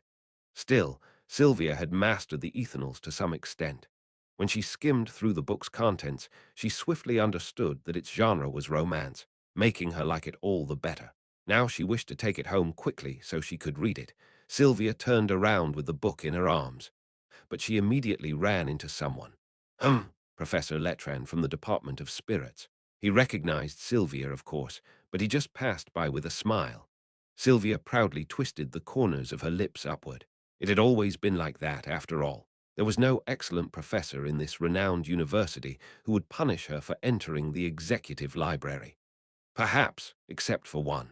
Of course, she already knew that he didn't visit the library. He had been here 0 times in 5 years. It was like he built a wall that separated him from this place. Sylvia, readying herself to head back, thought it would be icing on the cake if she could find another book, an ethanol dictionary to be precise, as she turned around the library corner like a child. She came across another person, her listless eyes immediately scanning the tall form before her. He wore a custom-made suit jacket with a vest wrapped around the white shirt inside it and had sharp reading glasses resting atop his ears. His gloved hands carried antique hard-covered books. Before her was the intellectually handsome senior Professor Deculein. She didn't expect to encounter him here. Despite the pressing matter, Sylvia coveted the rare-looking hardbound book in his hands. Regardless, she immediately glanced up to meet his gaze. His dark blue eyes behind his glasses looked at her directly with such an intensity that she immediately understood the severity of the situation. Seconds passed. An odd silence permeated around them as their gazes intertwined. Nobody spoke between that gap. However, he quickly covered his book. At that moment, Sylvia turned around. Tick-tack, tick-tack, tick-tack. Her shoes clacked quickly and desperately as she tried to escape, but his low-pitched voice soon called out to her, almost as if caging her soul to his side. If you don't stop, you'll be punished. With his words, Sylvia halted and just stiffly stood there. Stomp, stomp, stomp. The sound of footsteps coming from behind approached her slowly as an ominous, chilly air clawed at her skin. When the steps stopped, Sylvia swallowed anxiously. Chapter 19. University 2. Turn around. Sylvia looked back as ordered, immediately noticing Deculein glaring toward her. Debutante Sylvia. Yes. As far as I know, this library is exclusive to executives only. There are many confidential documents stored here. Hence, except for faculty, entry is prohibited. Oh, I see. I wasn't aware. I got lost. Deculein nodded at Sylvia's excuse. No one seems to think that you're lost. You and the librarians are at fault, all of you. She lied to save herself from this situation and used the exception clause.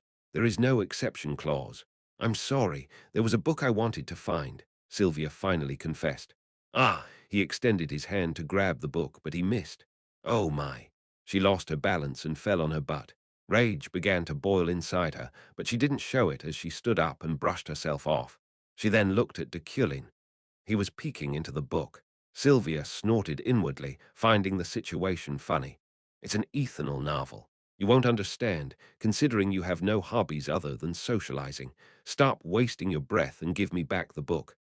I was with her last night. She found it odd. Red flowers danced throughout the path to her.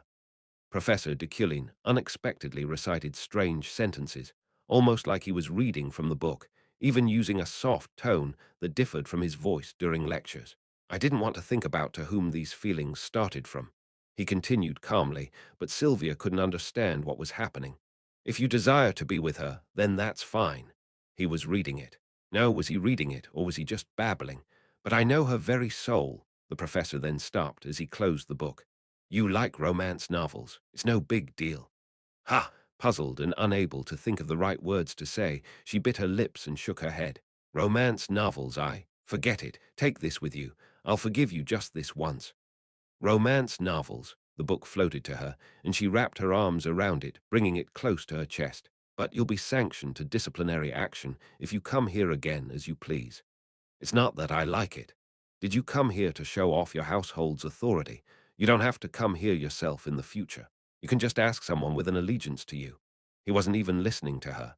Sylvia's lips hung open. For the first time in her life, she experienced shame and humiliation. Her pale and indifferent expression was flushed with anger. She wasn't trying to read a romance novel. She was trying to learn the fairy's customs through the book. Trying to learn from books like that is impractical. That's not a common story. She received a fatal blow, causing her to lose her mind and just stand there blankly for a moment. It felt as if she was just hit in the back of the head with a blunt object.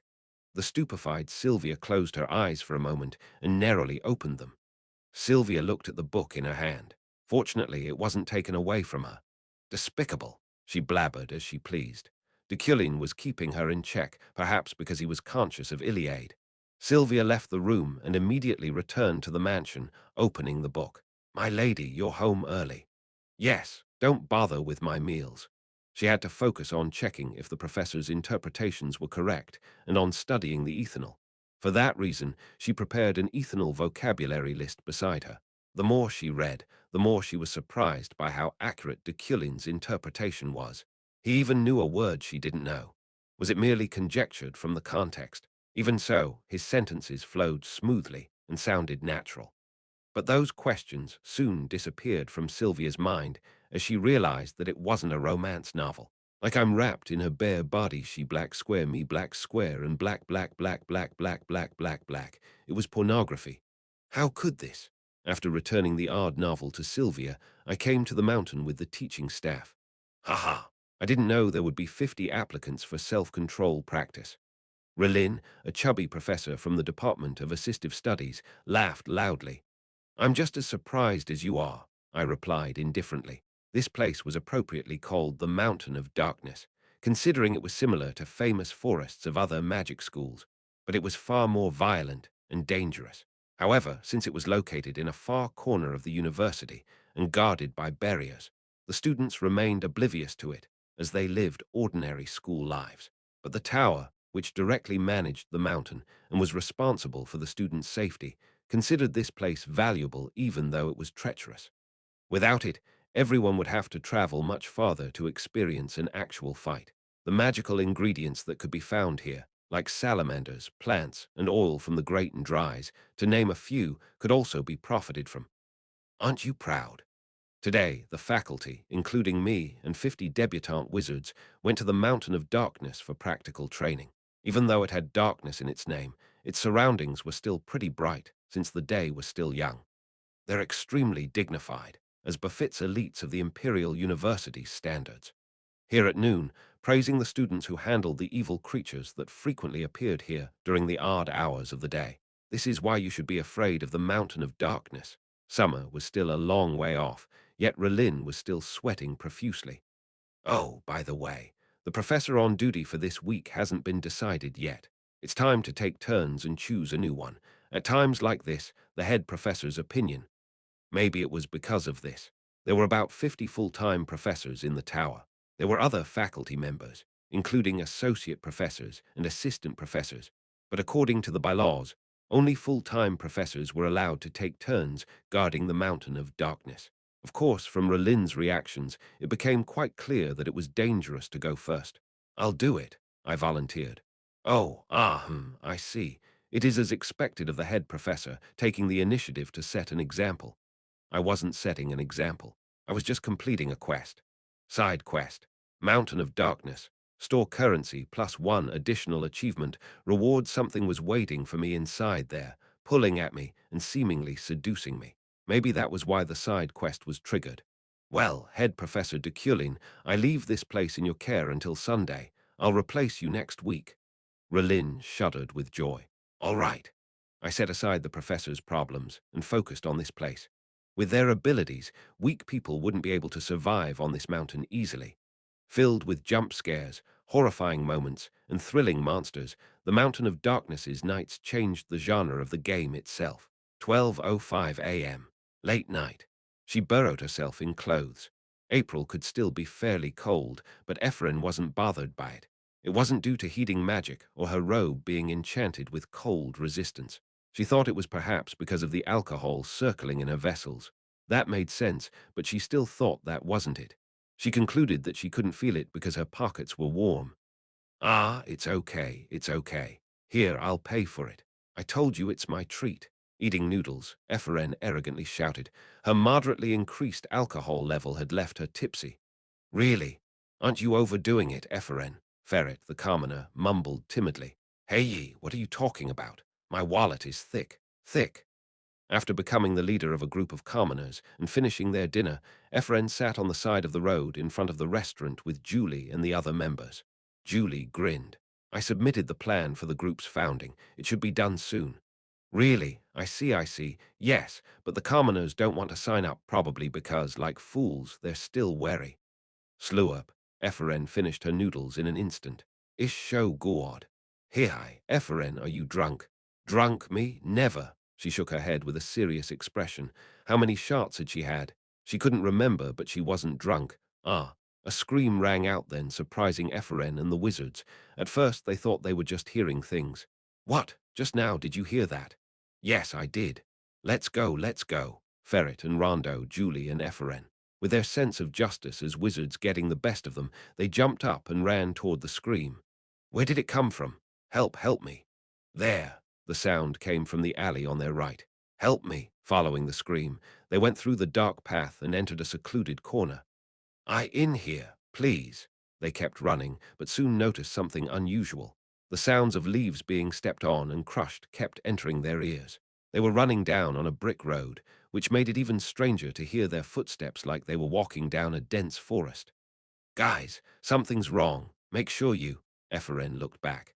Ah, she was alone, surrounded by desolate trees and thick undergrowth. Ah, the effects of the alcohol swiftly died down as a chill ran down her spine. Help me! A shriek rose again. In an instant, terror dominated Epheren's heart. It wasn't a sense of justice. It was a magic that she couldn't perceive. Where are you? Since she didn't go to the academy, she had two major weaknesses: resistance to magic and the mentality of a wizard. Those basic skills were taught in the academy before reaching the college level. Where are you? Rushing through the woods, she finally found her. Here, I'm here, I'm here. A woman with tattered clothes and outstretched hands approached her, and she immediately tried to assist her. Bang! At that moment, something hit her leg. Epheren fell and rolled around. She tried to stand up, but her calves felt numb, and she noticed she had no strength. All she could do was raise her head. Careful, she immediately yelled to alert the dazed woman, but it was too late. A flash of light appeared from the shadows, penetrating the woman's shoulder. Ah! Ah! With the desperate scream, Epheren forced herself up and tried to gather power from her bracelet and release it towards where the attack came from. She revealed the person standing there, but his identity was a surprise to her. Head Professor Deculein. His outpour of murderous intent frightened her.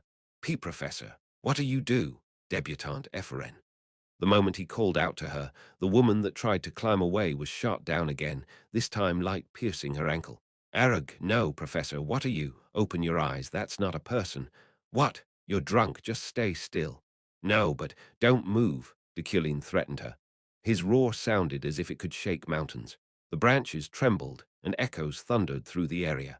Overwhelmed, Epheren stiffened, unable to do anything but stare at him. His eyes were sharp and fierce, almost like those of a bird of prey. He was scarier than usual. The cold wind brushed past Epheren's cheeks. Only then did the ambiguity of their surroundings start to clear up. It's bewitchment, the devil's specialty. He lifted her from the back of her neck as he explained the situation. He remained standing, but Epheren began to float in the air by herself. Wait, my feet can't reach the ground. I planted my metal in your robe. She floundered as she looked at Deculein, only for her heart to sink heavily. He looked at her as if he was belittling her very existence. His expression appeared to be filled with disdain towards her, a lowly creature. Lifting human bodies is difficult, but metal is easy. She couldn't understand what he meant. No, was he the professor in the first place? Maybe he was just another devilish illusion. What the hell do you mean? Don't get in the way and get the hell out of here, beggar.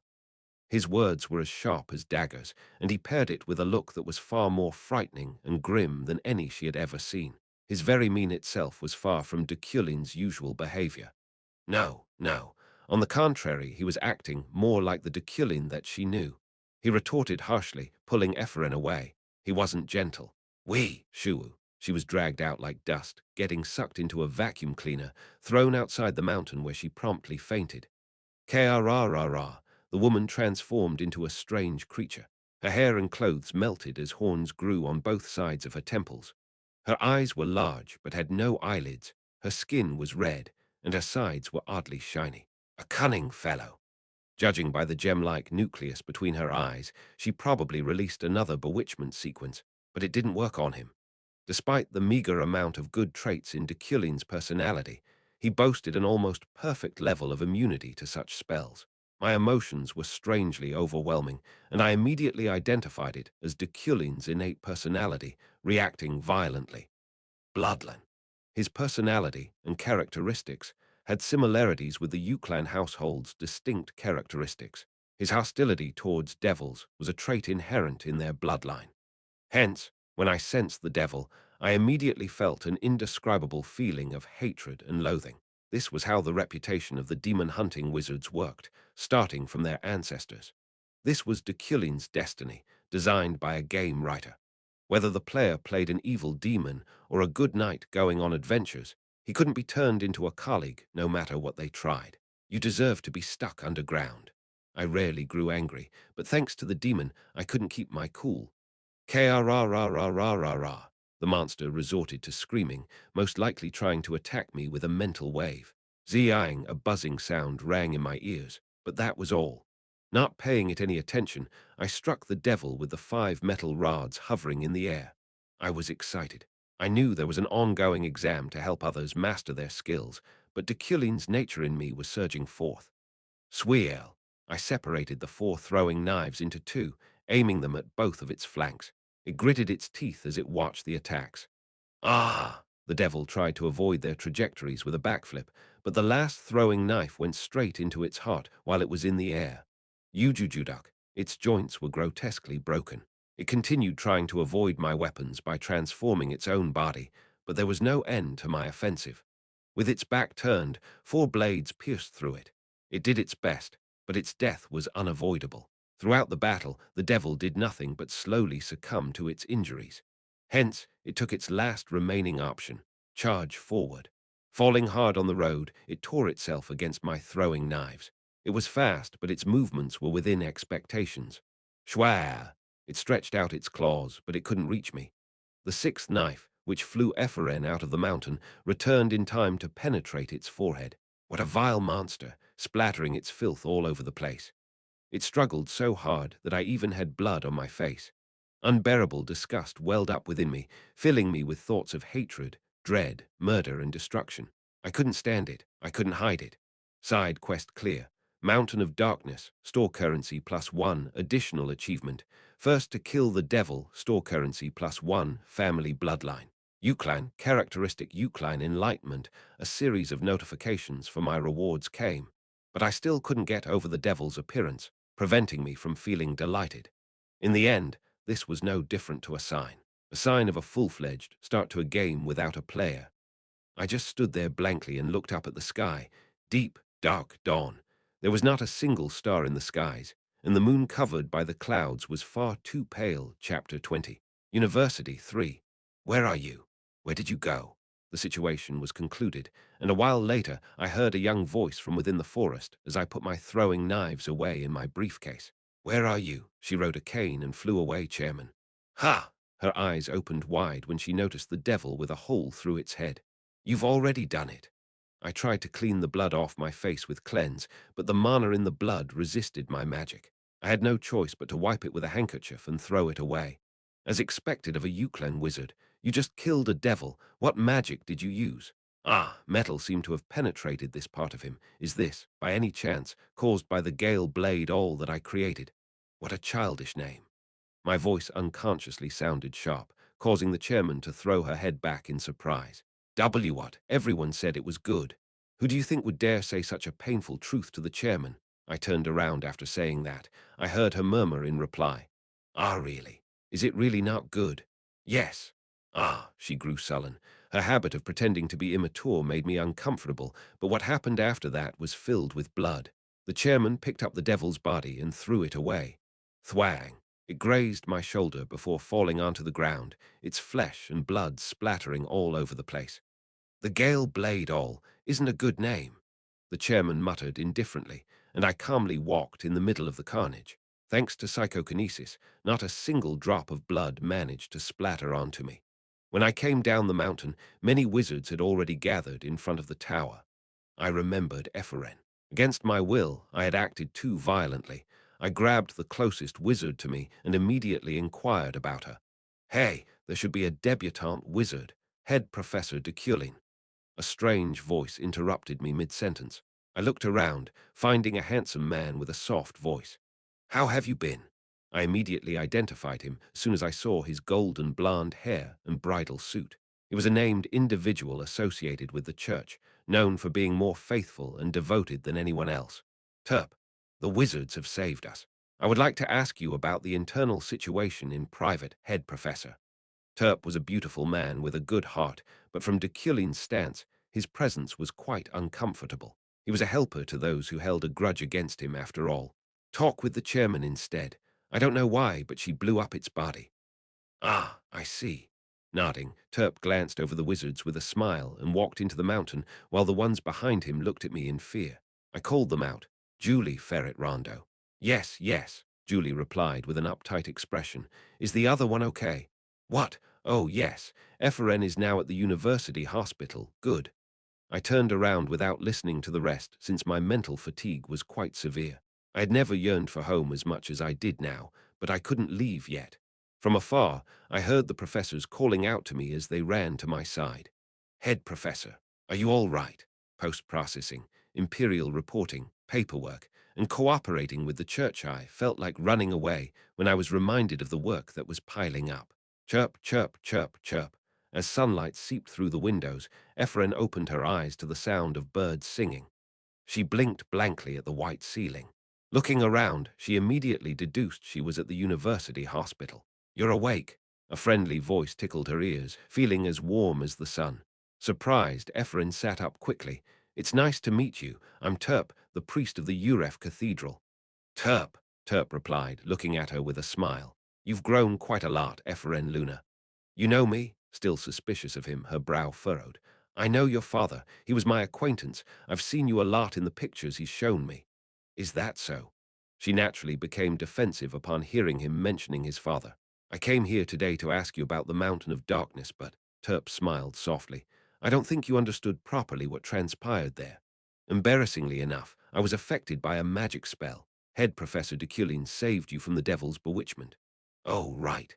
The Mountain of Darkness has been closed off while the church, along with the tower, investigates inside. Ephraim put her hands to her face. As expected, it wasn't a dream. Deculein truly did help her. Beggar. His cold voice still lingered in her ears. But apart from that, I'd like to ask you, my old friend's daughter. Wait a minute. Friend, my father's. Yes. Maybe it was one-sided, but I know what he's been through. If you ever need help. No. She shook her head without hesitation. Terp was a little surprised.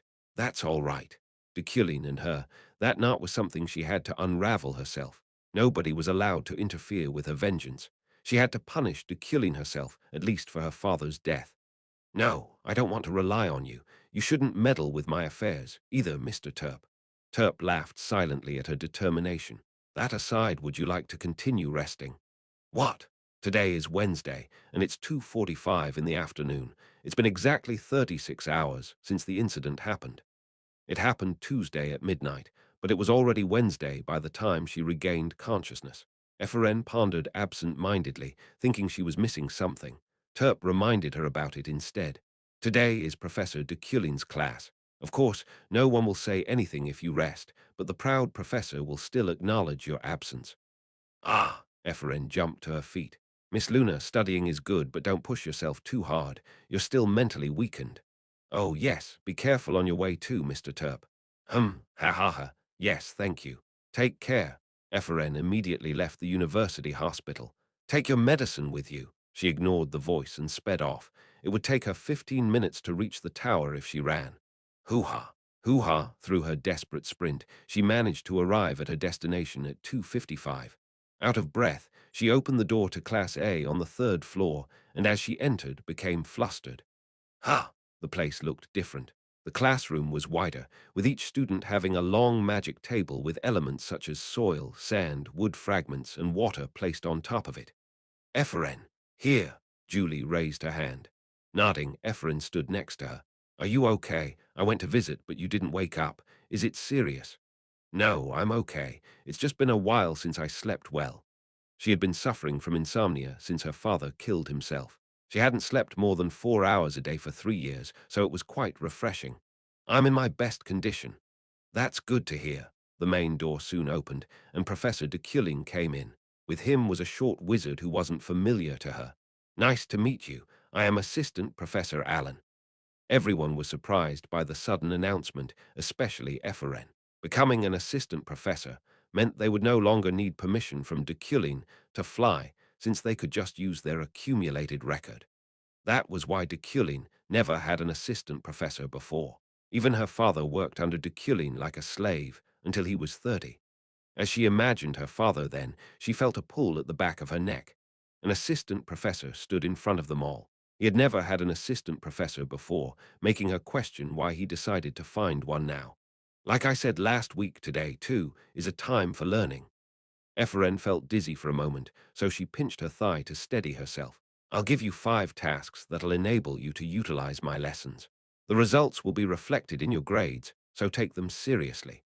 Then, Assistant Professor Allen moved busily and put a watch on each magic table. The tasks you're going to do are as follows. Snap. He snapped his finger. The tasks floated in the air. The first was Will-O the Wisp, followed by Swallowed Mist, then Rising Metal. You have 3 hours. Begin.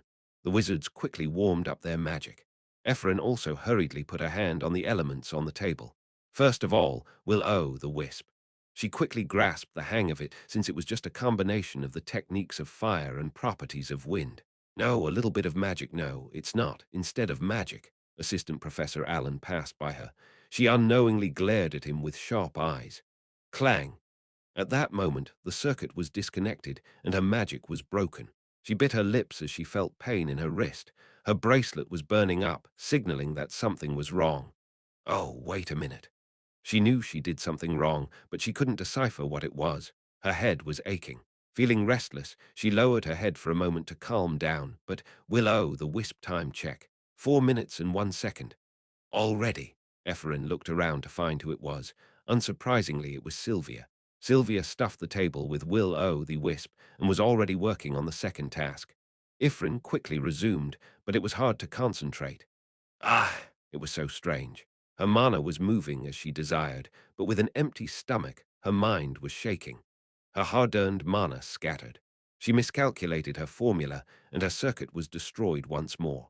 Despite how hard she practiced, no matter how hard she tried, nothing went her way. The lower her confidence went, the more difficult the tasks became. A voice still lingered in her ear like a vicious cycle. Beggar, beggar, beggar, beggar, beggar, beggar, beggar, beggar, beggar. She shouldn't care about it. There was no reason to dwell on it. It wasn't true, after all. Why in the world am I a beggar? Out of breath, Ephraim's expression reflected her headaches.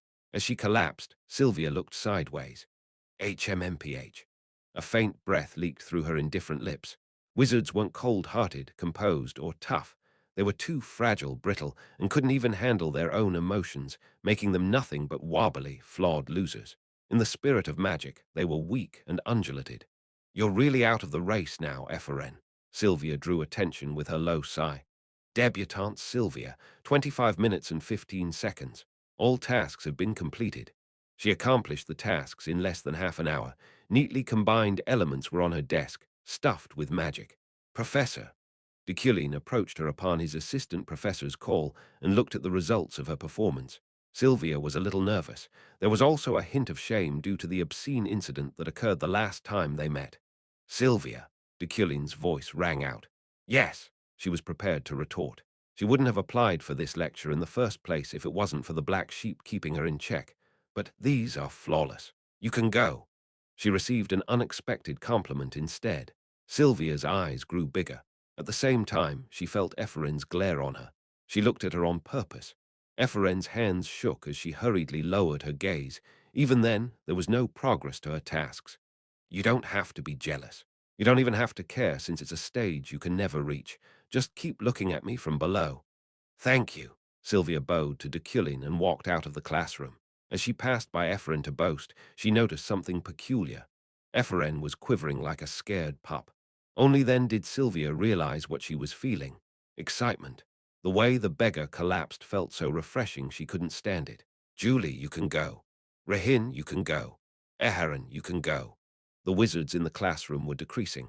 From 150 to 150, 25, and yet Ephraim had only completed one task. There was no doubt about it. She was the last in the rankings right now. Her mind was already blank. Still, she didn't give up. Forcefully, she squeezed magic out. The bracelet and mana resonated fiercely, but the swallowed mist. showed no signs of manifesting. Tuk, tuk, tuk. She tried releasing whatever mana was left within her, but her body couldn't hold on any longer. Her nose bled, causing dark red fluids to drop on the soil carving on her table. Dren, you can go. In the meantime, his voice continued to fill the hall.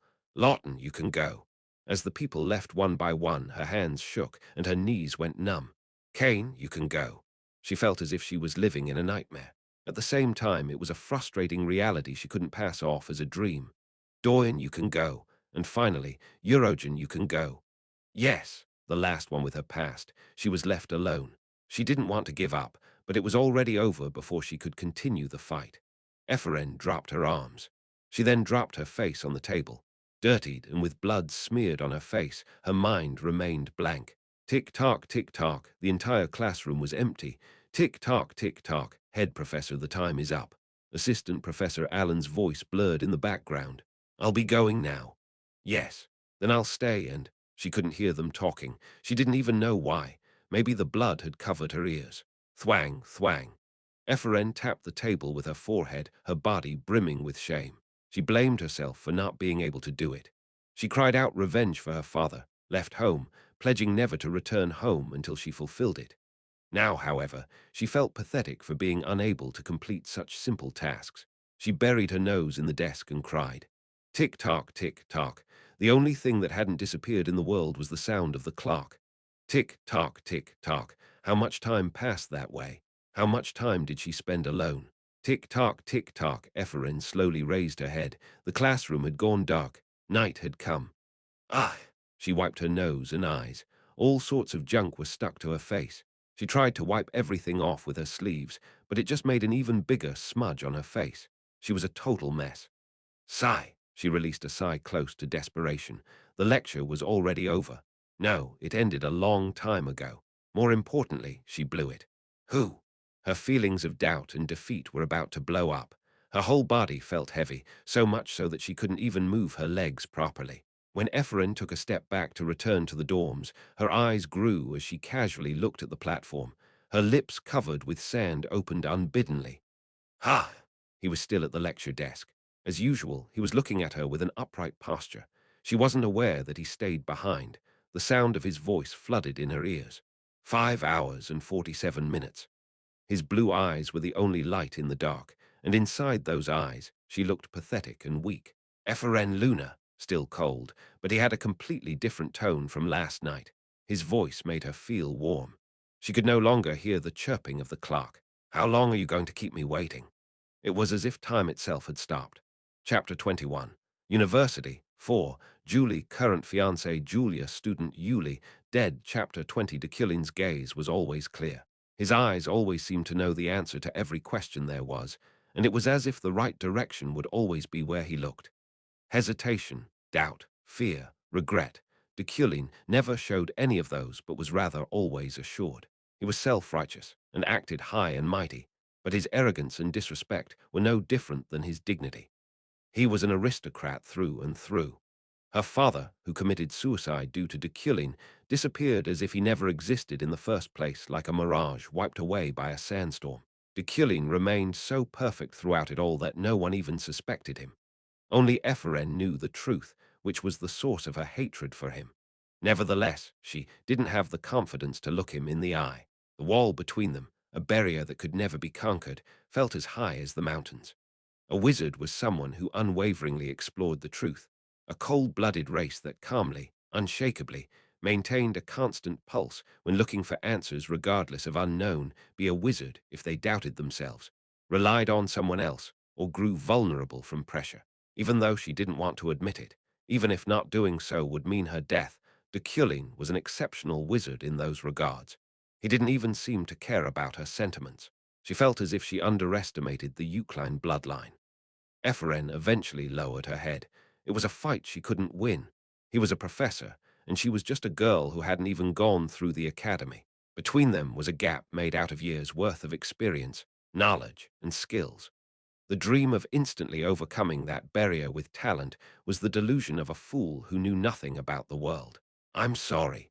Ephraim squeezed out a cracked voice as her heart crumbled. She couldn't even dare resist, finding herself too scared to do so. Hence, she was left with no choice now but to accept defeat. This is pathetic. Ephraim's shoulders trembled at his words. As she timidly looked up, she noticed a hint of disdain in his expression. Coldness is the basic skill of a wizard. His words cut her through her chest like a knife. You're not able to keep your composure on these challenges. She didn't want to hear any of it. It was like he was reading her mind. You will never be free from your old ways. She felt as if she was being suffocated in their haunted classroom. All she wished for was to run. Even if someone provokes you, but she couldn't escape. Even if you fail countless times, even if you're suffocated by pressure, all she could do was stand still in his presence. Even if, at that moment, even if your enemy is already right in front of you. Her whole body trembled as she felt a chill claw its way up her back. Her eyes grew as big as plates as she stared at Deculein, who remained composed and calm. You have to be cold all the time. That's how a true wizard behaves. Ephraim understood what he said, what he meant. Pathetic. You will never be able to grow stronger at this rate. She clenched her fist. At the same time, she felt a fire burning in her chest. That, too, was passion. No, you won't even be able to stay on your toes. Ephraim couldn't run away from his admonishment. On the contrary, she took it head-on. Think of the reason why you haven't been disciplined yet. What had she, who had been generously excused, accomplished? From the very beginning, she couldn't control her anger, and as a result, she was almost expelled. I don't want an apology from you. It was foolish, stupid, idiot, moron, dimwit. She acknowledged that she was still immature. I'm disappointed, Ephraim. Deculein put the clock down on the lecture table. He fixed his sleeves and collar, which was what he habitually did after every lecture. Turning around, he opened the door of the classroom. I thought you were a diamond in the rough. With those last words, he left. He left, but his voice still lingered in the air. What was he expecting, and why was he disappointed? He didn't say. Ephraim stood there with a blank expression, his words replaying over in her head. She felt a sense of helplessness spread throughout her body. Staggering, Ephraim stood on the platform where Deculein always stood and looked at the clock he left behind. 5:57 and 17 seconds, 5:57 and 18 seconds, 5:57 and 19 seconds. Time was still flowing. Ephraim clenched her teeth as she stared at it. I don't care if you're disappointed. She recited it like she was chewing the words. She clasped the clock. I can do it. Ephraim rolled up her sleeves. She warmed up her magic as she thought of the formula. Again, she laid her hands on top of the elements.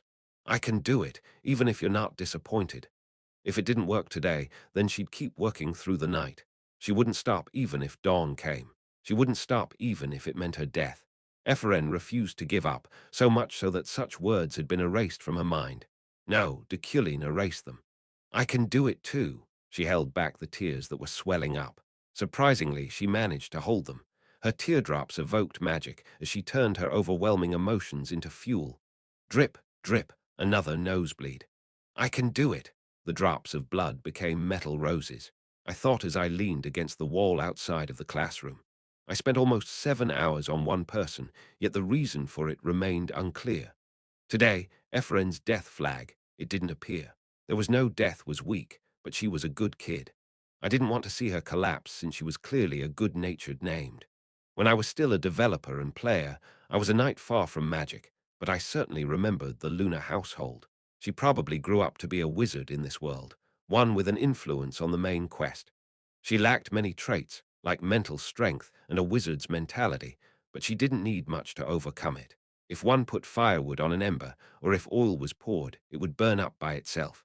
Of course, I didn't know if the flames would consume her as well.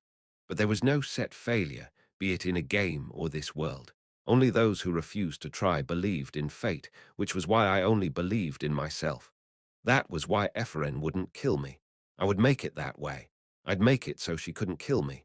No, she wouldn't even dare chase me. This kind of rivalry wasn't bad.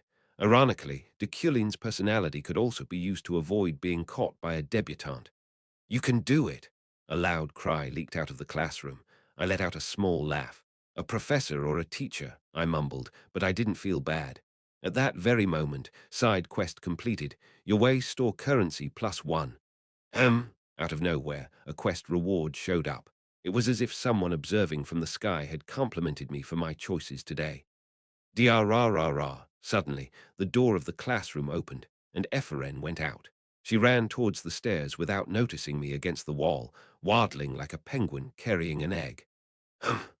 The classroom was no longer engulfed by darkness, despite the night growing even dimmer. At Ephraim's table were magic spells sealed with a brilliant glow.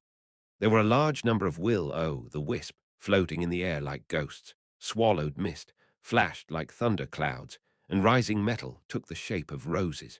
I looked at the clock on the table. 6:25 and 5 seconds, 6 hours and 25 minutes. It was achieved in just 28 minutes. Jealousy rose within me slowly. I grew uselessly annoyed. If I had known this, I would have retorted harder. Seriously, Deculein's ego refused to allow me to be a sweet person. There were very few people I could be gentle with, very few people I could show my smile to, which made my life a lot more difficult. Was this because of the elitist trait? It felt dirty. I took out the record sheet and wrote it down. Debutante Ephraim time required 6 hours 25 minutes 5 seconds. Quality of work is first class, although chronic flaws of non-academic origins preceded it. Score: 0. Reason: time limit exceeded, 6 hours 25 minutes. After dismantling the magic on the table, I came out to the tower's parking lot. I was going home from work by car as usual. Within the cold late night, under a magic streetlight in a spacious parking lot, I found an unexpected character. It was a man wearing a coat thick enough to be 2 coats. He looked like a white tiger, with his wide shoulders and a muscular physique, but his handsome face didn't match his size. I knew him well. Zeit von Blugeng Freyden. He was the current head of the Freyden household and Julie's older brother, with a 12-year age difference. Overall, he looked like a middle-aged man with grey hair neatly styled with pomade. I began to feel nervous.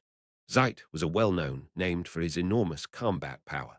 His strength was among the top 3, and I experienced his viciousness through the monitor. Zeit in person was much taller than LeBron James, doing little to assuage my nerves. Head Professor Deculein. He called my name, his expression remaining stiff. If this were about Julie's snowflake obsidian, then he would soon become a death, never be able to counter as of now. I approached him, agonizing deep down, but he suddenly let out a beautiful smile. Ha ha ha, it's good to see you, though it's unusual seeing you here. I was flustered inside, but I calmly nodded. It is. It's not a big deal for me, but rumors have been going around that you and Julie aren't on good terms, so I'm here to visit the imperial family. I waited here because you were in a lecture.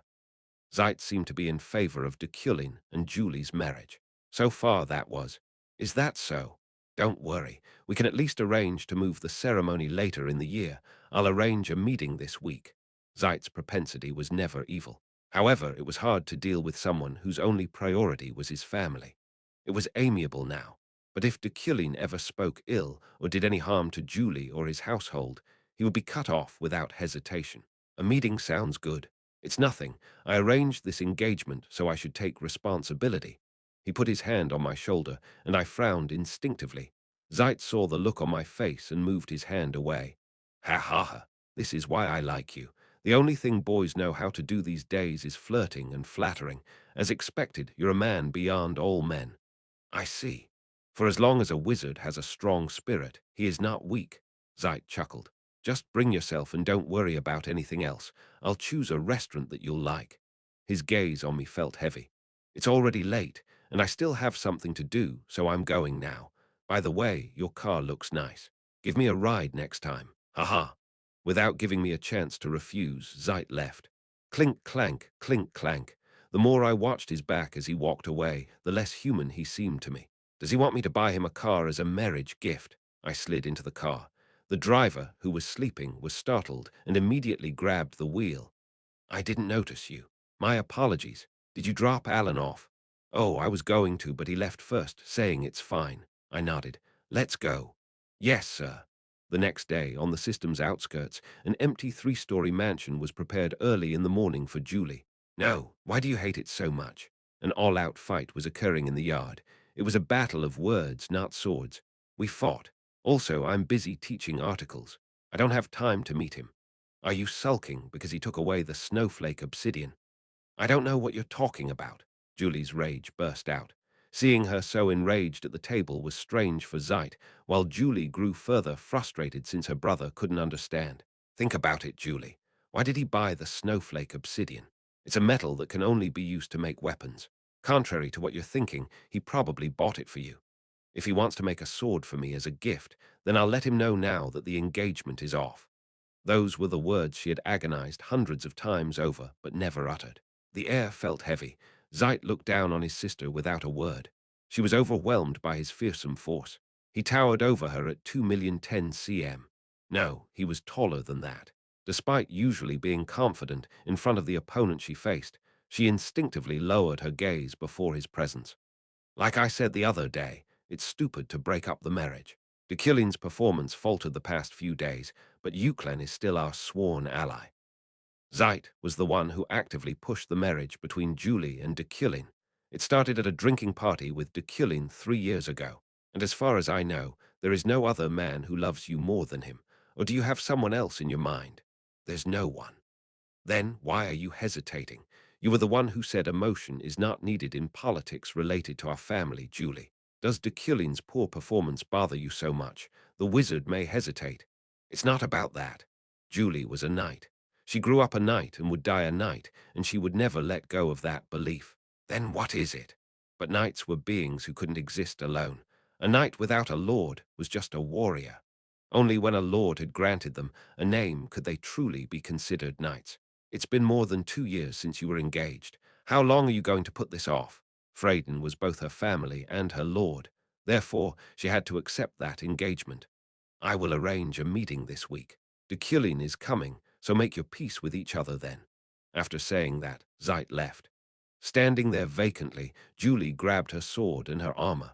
Mana permeated immediately through it, forming a crystal shape that wrapped around her body. Wielded in that form, the sword fired off a crescent-shaped wave and froze a large area. Even before the ice broke, she had swung her sword several more times in an elegant display of swordsmanship. Throb. She injured herself, but she didn't care. Julie kept expressing her fury through her swordsmanship. That was the only way to enforce her own will, to cut things she couldn't see, and to sublimate her emotions until they separated from this mundane world. Only then did the unbearable become bearable. Watching her from afar, Veron, a subordinate knight, bit his lips until it bled. Chapter 22. Trace 1. The mountain range called Bercht was situated in the northern part of the continent, a place that didn't belong to any empire or kingdom. Its altitude was 35,000 meters, and a population of about 1,000 people resided among the peaks. It also served as the home of a group of wizards called the Elders. Bercht was the collective body of the magic schools spread throughout the continent and the institution that determined the school's actions. They followed the Isle of Wizards' wealth ritual that they adapted, but the summit rarely happened, perhaps only once every few decades. The summit! It was a day in April when the elders felt the need for a summit. It must be held at once. The wizards swiftly gathered at the elders' hall, located at the top of the mountain range, shrouded by endless darkness. A devil appeared in the mountain of darkness. We must not forget that magic was initially formed as an occult art to punish the devil. Even though they avoided becoming involved with the secular world, they were forced to make a strict exception to deal with the threat that now loomed over them. Has the directive been written? We had to go to great lengths for the Shinjin, but the attendance of the 12 families has been ascertained. The 12 families, which included the Iliad, Euclid, Bran, Bayorad, Riwained, and its newest member, the Shinjin, known for their achievements over the past decade, were summoned as per tradition. Being allowed to attend the Bercht conference itself was a great honor for any family. Hence, no one dared refuse the summons. The Iliad and Euclid families have fiercely fought each other in the past. Bercht's decision-maker, Desecton, expressed his concern. That happened ages ago. They've already reached some sort of agreement. It's merely superficial. Desecton sighed deeply. That's only natural, considering the power their households have. However, Glython has become more dangerous. No, the currents of his rage have calmed down. Iliad's Glython was once an uncontrollable flame. The blazes of his ambition seemed like they had the primal need to burn eternally. Desecton still hadn't forgotten how Glython behaved, not wanting to let go of his deep-seated delusion. Does he not have a child who's better than him? She didn't inherit her father's bottomless ambition, and she most certainly wouldn't do anything that would put her in harm's way. That was also true. His ember seemed ready to devour the world. He then was granted a sign that was a far more brilliant spark than himself. If Glython was fire, then Sylvia was the sun. You know what to do. On another note, the Shinjin mages have been asking about the vipers of the Isle of Wizards' wealth. The 12 elders bowed down to Dzekton's word. Yes, once the Isle has picked out 8 families, I will send you a message. Upon the rise of such a day, Berk's will was transmitted to the Empire's tower and the mage families. At the same time, all high-level wizards across the continents would begin their journey to Berkt. As a precaution, their messages always included one warning. A fair reminder. Berkt cannot be held liable for the wizard's safety. Its law is nothing but magic. Hence, death amid the mountain ranges will be naturally considered magical. The reason behind the need for it would soon be revealed. About 10 days later, my prized items flooded rout. As Ganesha advised, I bought 2 premium quality magical vaults and kept them in separate locations. One in the main building and another in an entirely different building. I also called Professor Relin of the University Tower and the wizards of the security department to renew the mansion's defenses. With my home once again prepared against invasion, no possession of mine should be at risk for theft now. The ones I can personally use. Of the many items, I had 2 artifacts that didn't go immediately into the vault. Both of them were relics, so any wizard would want to have them. Ruparin's ring, rating, relic description, an equipment created by one of the very few master craftsmen of their generation, Ruparin.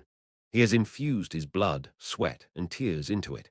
Category: equipment, artifact, accessory effects. Regulates blood circulation to smoothen blood flow. Increases mana recovery speed. Slightly amplifies magical powers. A ring that helps blood circulation and mana restoration. Ancient relic necklace. Rating. Relic description. Relic necklace inscribed with ancient runes category. Equipment, artifact, accessory effect. Store up to 300 mana.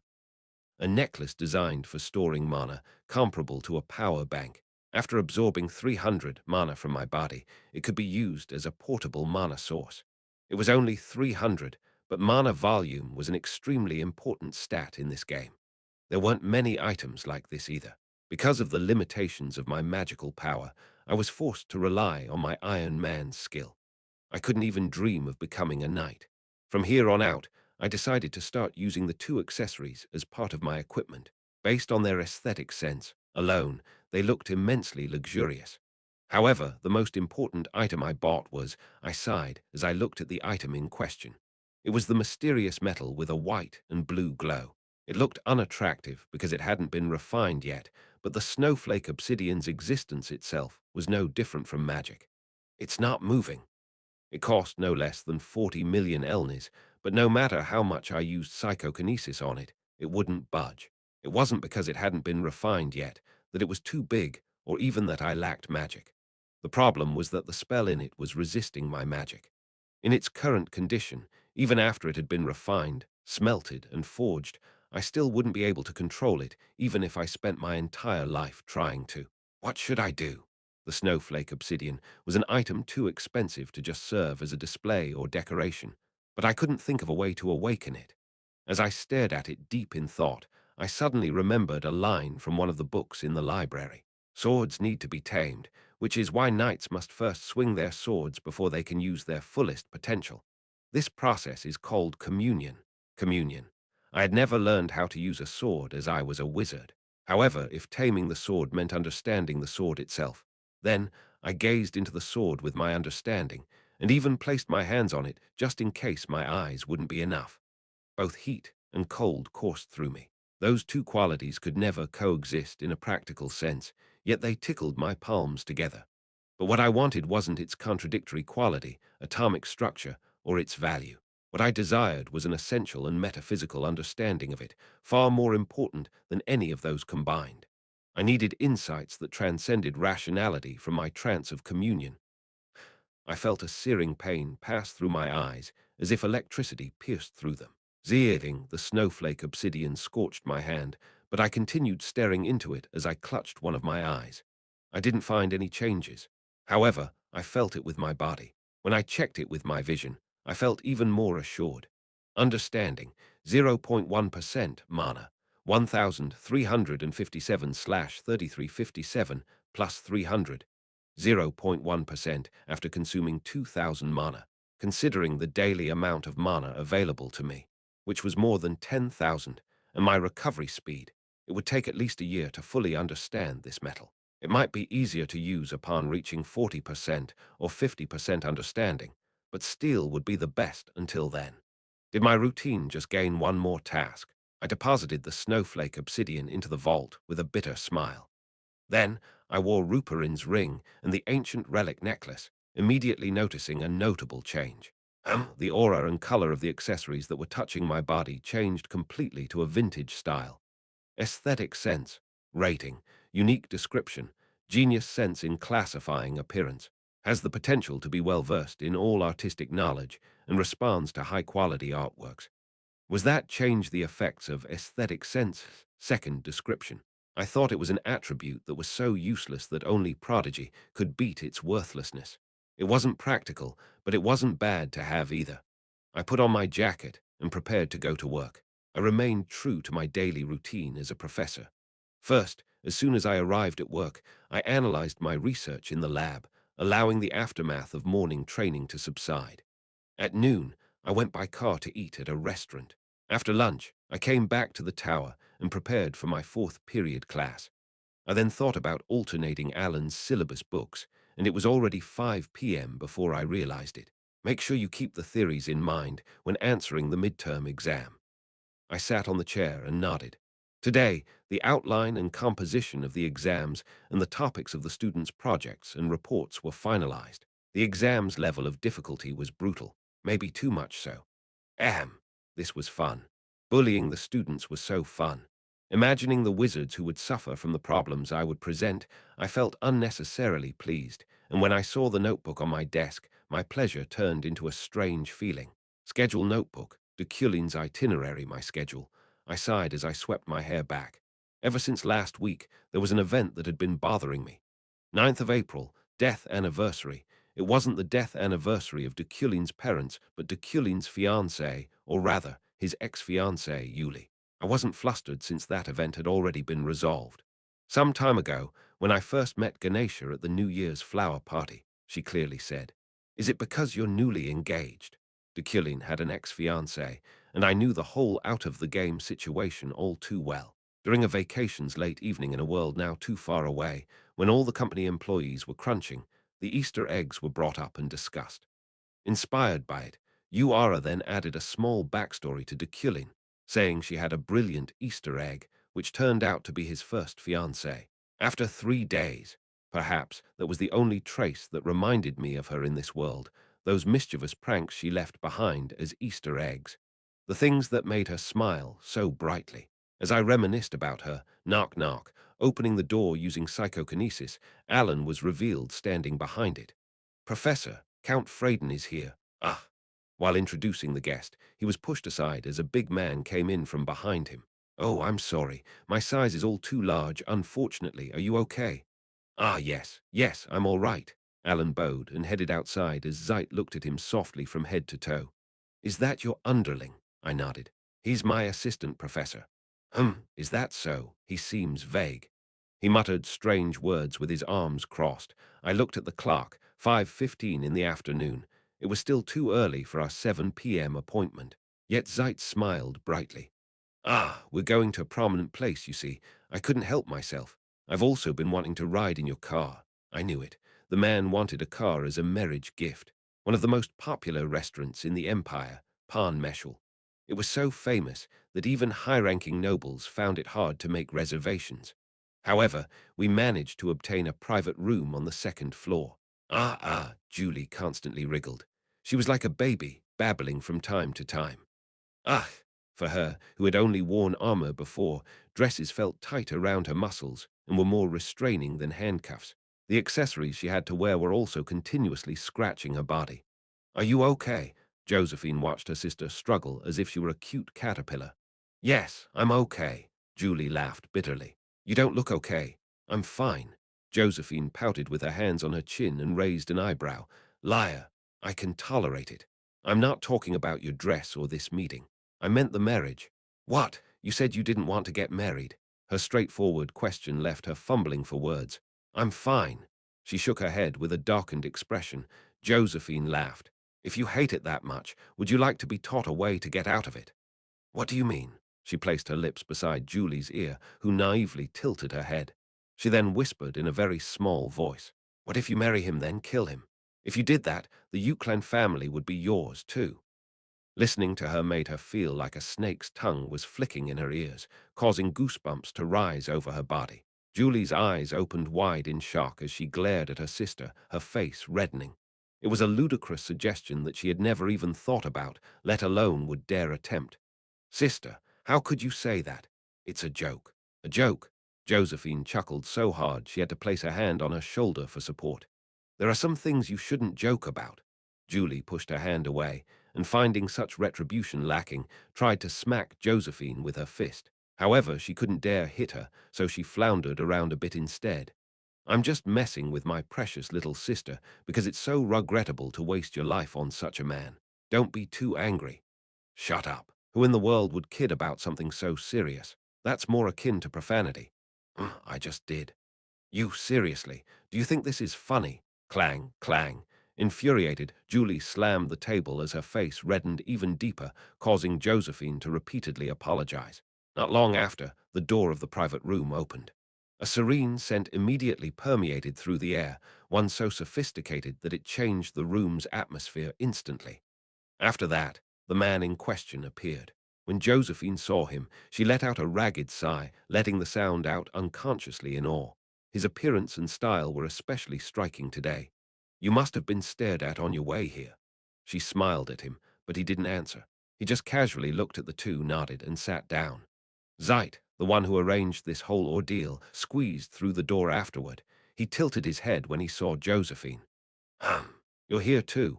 I styled my little sister, and we came here together. What do you think? Zeit's eyes expressed every drop of his surprise upon seeing Julie's dress. She loved her armor so much that this was the first time he had seen her in a dress in about a decade. Ah, no wonder you look gorgeous. What do you think? Zeit gave Deculein a proud smile as he looked at him. With Josephine's help, Julie's beauty was indeed on a different level. Julie's my little sister, but even if she weren't, I'd still find her beautiful. Meanwhile, you're the same as usual, but you somehow look cooler today. Deculein looked at Julie without saying anything, and she looked back at him. She wasn't certain if it was a battle of pride or not, but neither of them turned their eyes away. Across those gazes, Zeit turned sideways and laughed quietly to himself. Chapter 23.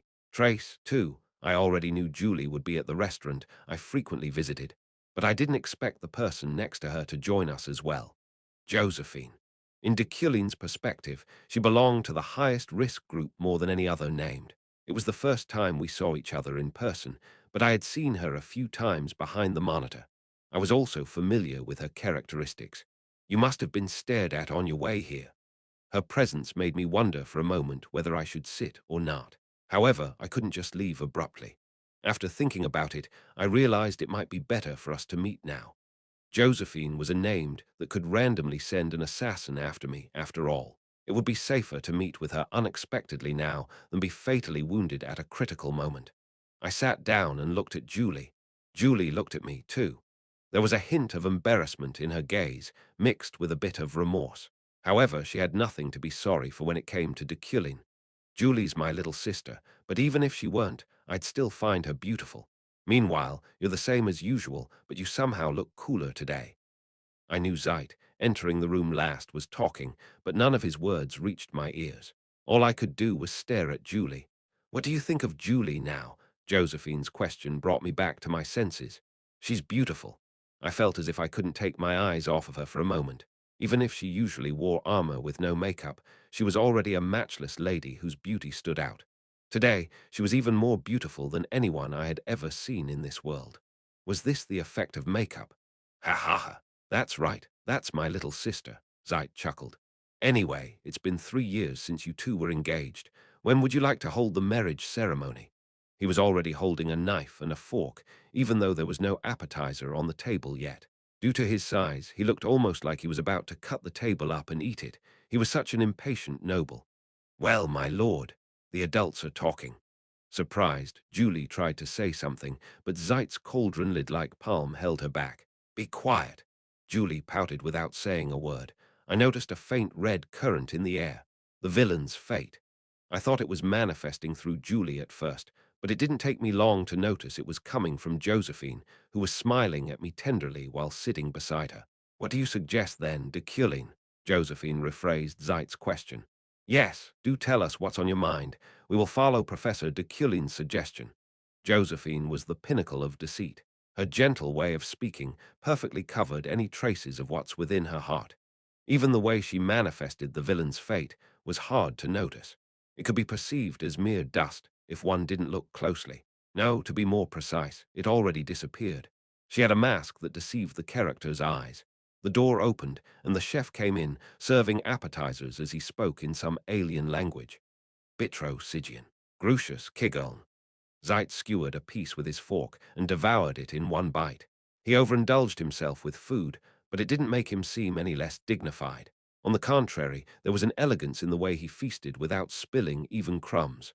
"I intend on leaving that up to Julie." "Leaving it up to her?" Zeit asked, still gobbling up everything.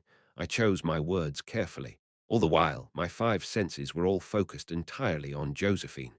I knew her dark side, after all. Perhaps I was the only one who did. Inside her beautiful appearance was a monster that devoured even demons. She was a cold, cruel sociopath, having no qualms with whatever means or methods she had to use to achieve her goals. She was a snake wearing the skin of a human, equipped with a strength equivalent to Zeit. Despite the nightmare lurking within her, however, she loved her little sister Julie. That made her an enemy of Deculein, one fully capable of killing him. Beyond the Empire, the shadows that extended like a spider web all across the dark parts of the continent were hers. It wasn't even a figure of speech. They were hers to control. Why Josephine hadn't yet killed Deculein and instead just left him be was something I wasn't certain of. Only she and the writer knew. "Deculein, what are you thinking about?" I was lost in thought for a moment. This time was especially threatening, considering she still couldn't hold all of her murderous intent, despite her already being so used to hiding her true intentions. I didn't even know how to overcome was an ever-changing, unpredictable being. Her existence itself was truly no different from a shadow. I know. Right now, all I could do was show her my sincerity as Kim Woo-jin, not Deculein, to not cause her beloved Julie any harm. "No what?" Zeit replied. "Julie, the knight, is not confident in this engagement. If she doesn't want it, then I have no intention of forcing our marriage on her." "No intentions of forcing her." Creases formed across Zeit's forehead. "I'm the talk of the town for squandering 200 million on Routen overnight. At this point, anyone would blame me if our engagement was broken. On the other hand, wouldn't they think you purposely threw money away for Julie?" "It's not like that." I shook my head. "Don't worry. Even if Julie wants to break up the marriage, the relationship between the Eucline and Freyden households will remain stable." Julie bowed her head. She seemed touched. No, I was wrong. Her hands were shaking. On the contrary, she was trying to soothe her anger. The villain's fate's red dust-like aura appeared around Josephine again before disappearing once more. It was the wrong answer. I quenched my dry mouth with cold water. "Oh no, no, no. How can you say break up the marriage so easily?" "Oh my, how thoughtful of you to think like that. Professor Deculein, you're a wonderful man." Zeit's expression hardened as he shook his head. Josephine was smiling, but she didn't seem like she appreciated my sincerity. "The elders of the family will never allow breaking up your marriage for that reason. On the contrary, after showing us your sentiment, we only want you two to be together more." I sighed inwardly. There were many restrictions between a breakup of nobles, especially if the people concerned had thousands of people and millions in money behind them. The elder of Freyden, whom Deculein had coaxed beforehand, would be flustered, and I already knew how Uriel would react. "You mean to tell me you were bullshitting me when you said you wanted to get engaged? Just try breaking up with her. I'm warning you. Take responsibility for everything. Keep the Euclan and Freyden households' relationship stable even after you two have broken up." "What if I don't want to? Why should we help them? Don't you know you're supposed to become strangers after you break up? Give me back the 200 million elnis you wasted." She would spout lines like that. "My lord." At that time, Julie spoke. Just in time, the main dish, steak, was served. Can you leave us two alone, please? She looked at me with clear eyes. Sensing her seriousness, Zeit replied, If Deculein permits, it's okay. Okay, come, Josephine. Yes, the two got up from their seats and went outside. Josephine stuck her head in at the door, not even moments after they left. Have a nice talk. She then completely left. No, she pretended to leave. I knew her personality. She would have already prepared a wiretap of some kind. Fortunately, Josephine wasn't aware that I had information about her. You've become more intelligent. Julie squirmed first. She bit her lip tightly. Intelligent. I nodded my head in agreement. My character hadn't acted as smart before. I learned of Deculein's one-dimensional wrongdoings not only through the game, but also from the rumors I collected in this world. Before their formal engagement, he used his family's connections to suggest it, promised all kinds of rights to Freyden, persuaded their family and elders, and made them pressure Julie. She was excluded from the front lines. Using fighting is dangerous as an excuse. Because of her fellow knights' jealousy, and because her family's authority made them feel threatened, she was isolated by the Knight Order. Eventually, Julie quit the Knight Order herself, causing her career to be seriously damaged. At that point, she was shamelessly promised the head position of the Haidke Knight Order, which the Deculein family owned. When she refused, they spread all sorts of rumors about her. Despite that, Julie refused to give up and made a name for herself using her talent. They talked her into not joining other Knight Orders, interfered in her every endeavor, harassed her, brought her to tears, and angered her to the point she had to ask Josephine for help. Afterward, she was again abused, brought to tears, and humiliated. Every part of their plan was villainous. They tried to break down everything and everyone around Julie to make sure she had no one to lean on but herself, so much so that she mistook the feeling of being protected by someone as affection. I knew that was why I understood where her hatred for me was coming from. As I cut through the tender steak, I went straight to the point. It looks like you can't break up the marriage as you please. No, we can't do as we please anymore. We've come too far. You should have refused from the start. Julie trembled as she glared at me with angry eyes. You're starting this again. Her voice was shaking. She had been harassed too much that she already seemed to be on the verge of tears. What do you mean? Are you going to put pressure on the new Knight Order? You probably heard it's doing well these days. Freyhem was the Knight Order Julie herself and a colleague founded. It had only been a year, but its success story continued with several news companies stating their amazement of Julie's disposition through their articles. Ah, Julie grabbed her fork and stabbed the steak. You've been forcing my hand up until this point. She picked up the whole piece and stuffed it in her mouth. The sauce splattered on her lips, her dress, and on the table, but she paid it no mind. I didn't force you to have this meal. It's Zeit. You forced him to. Julie was eating loudly and messily on purpose, knowing full well I hated that. Oh my, such timid and petty revenge. Surprisingly, it was slowly but surely working. The sauce splattering around was my price to pay. Stop. This is how I normally eat. Ah, it's so delicious. I closed my eyes. The sounds Julie was making were enough to make me squirm, but I regained my composure soon enough, allowing me to look at her straight on once more. Julie, I won't do it anymore. I won't be fooled. I was the one who tied you up so much. Even your family knows what I did. What? Only then did her rowdy fork handling halt. Julie scowled at me with sauce and oil around her mouth. What are you trying to say right now? I'm saying I did something bad. I picked up a napkin. Julie's face was oddly contorted. Not just me, your sister too, and your brother who's been too aggressive. Julie clenched her teeth. No, they are. If they're not aggressive, then why are they trying to stop our breakup? It was already a tight situation for me. I indeed knew the Freyden household more than Julie, a woman who always sacrificed for her family. Of course, because you want to get married. I said I'd follow what you want. Did that sound like a lie too? Julie closed her mouth and looked at me as if she was trying to see through me. Right, I wasn't truthful. I have no loyalty, and my conviction is not firm.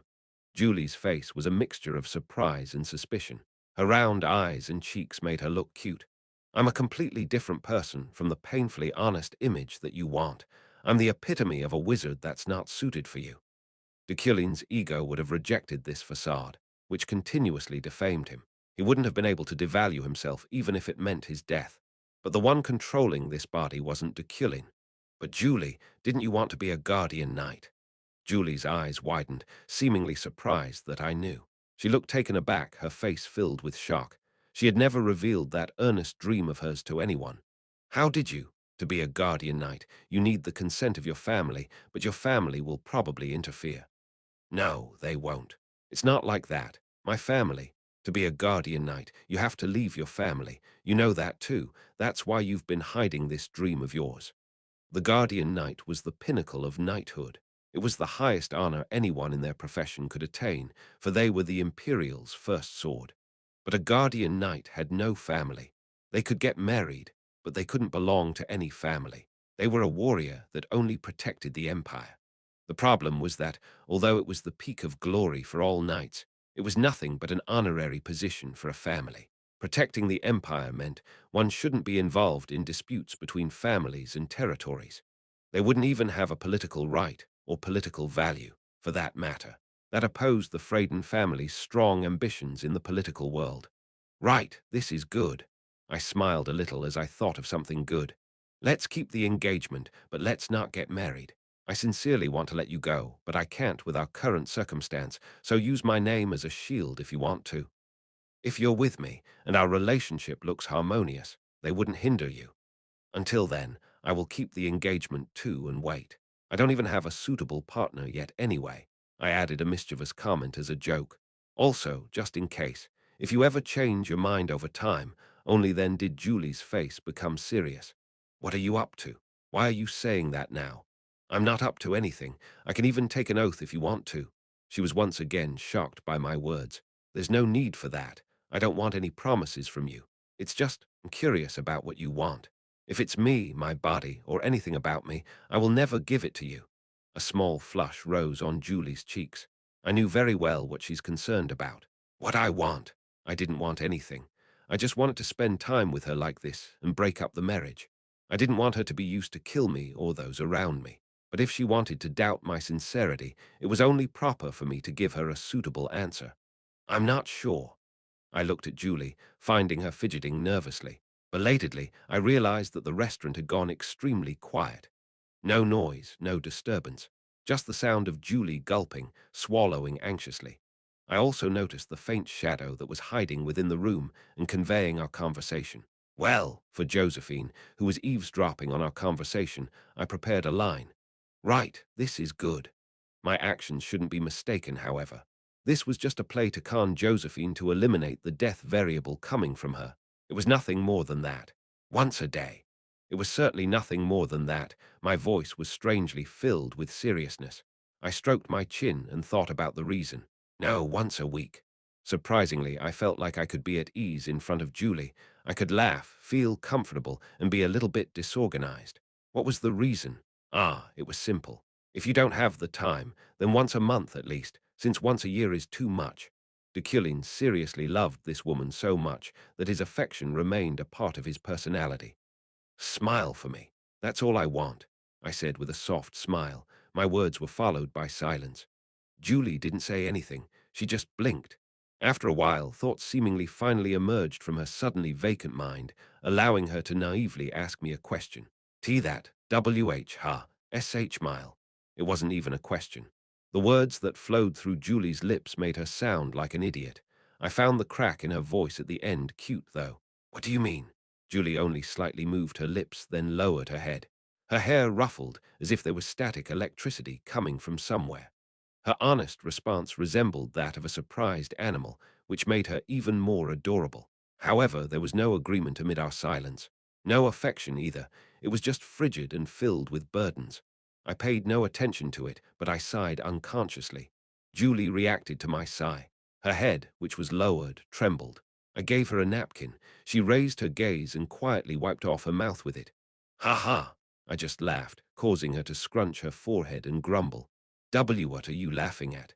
I won't be fooled. It doesn't matter whether you believe me or not, for as long as you do as you please. I will do exactly as I told you. She wouldn't be fooled no matter what I told her. She would never be fooled. Julie muttered that to herself. After that, the only sound left was the dishes clattering as they were transported all over the restaurant. No, there was one more. The villain's fate. You have overcome a death flag. Acquired reward. Store currency +2 finally. My store currency balance exceeded 10-1. Chapter 24. Trace 3. HNNNGGG. With one of her hands cupping her chin as she eavesdropped on our conversation, she tapped her cheek with her index finger. She looked apoplectic, but in the end, she laughed a little for sulking and being aggressive earlier. One smile a month was the only price for using the name of Euclin's great noble. Her fingers curled out of cringe, but Deculein sounded honest, making the scene not entirely bad. However, Julie couldn't even answer back, causing her older sister unbearable frustration. If it were her, she would have already caused minds to explode. Let's wait a little longer. Josephine wanted to kill him. She waited for Julie to request having him killed herself, but she was such a nice kid that she couldn't even imagine her saying that. Hence, as her older sister, she couldn't stop herself from acting any longer. Of course. However, the sincerity Deculein displayed today was passable. Josephine could differentiate the color of voices apart depending on their intentions. He definitely wasn't lying when he said he had no intentions of forcing their marriage onto Julie. She decided to let it slide this time and put it off for a while. Brother, what do you think of Deculein? Zeit yawned on the table on the first floor, then raised his eyebrows as he replied with a question of his own. What about you? What do you think of him? I haven't thought about it. I only followed Julie's wishes. You. Zeit's expression hardened as he massaged his temples a few times and swept his hair back. Josephine, in chess, the king can't move like the queen, the knights, or the pawns. I would be really disappointed if it were revealed that what I thought was a queen was a knight all along. Zeit wasn't keen on marrying Julie off to Deculein from the start. But Deculein isn't just a piece. He's the chessboard himself. He might have some cracks, but that doesn't mean pieces can't stand on him. Go on. Zeit looked at the window of the restaurant. The embers of war constantly blazed and raged in his eyes. I haven't forgotten father's death yet, Josephine. Zeit clenched his teeth. At that moment, his terrifying presence weighed down the whole place so much that the nobles at the restaurant started coughing without knowing why. Father was worth more than all those fucking bastards behind their desks put together, yet they treated the knight's honor as nothing more than a mana stone. Josephine just nodded quietly. Zeit, in times like this, was scary even for her. Center, Josephine. They're the center. We were at the border and had no connections to even be invited to participate in a game of chess. Margrave Freyden, defending the northwest part of the empire that they managed to connect with by annihilating everything on their path, was their father's last will. However, upon suffering a defeat, they also lost the head of their household. I won't allow a repetition of the past. Julie knows that too. Yes, I do as well. The truth was Josephine changed into who she was now when her father died. Since the one lined up to succeed the throne was Zeit, and there was no way for her to kill him, she gave up on the position and kept her distance from it. She was the type to lose interest in things she couldn't have, after all. There are people out there whose deaths wouldn't feel satisfying, even if they died having their skin and bones torn apart and shredded. I'll surely rip off his limbs one day, cut them into small pieces, and feed them to the dogs. Josephine shook her head.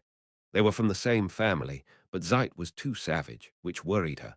Zeit was fearsome, but if Julie ever decided to leave, Josephine swore she'd be wishing her the best of luck. If ever that day came, she hoped Julie would be much stronger than Zeit by then so she could defeat him until he was rendered powerless. In doing so, she'd be able to soar gloriously above anyone else. As if on cue, her little sister came down to the first floor, and next to her was Deculein.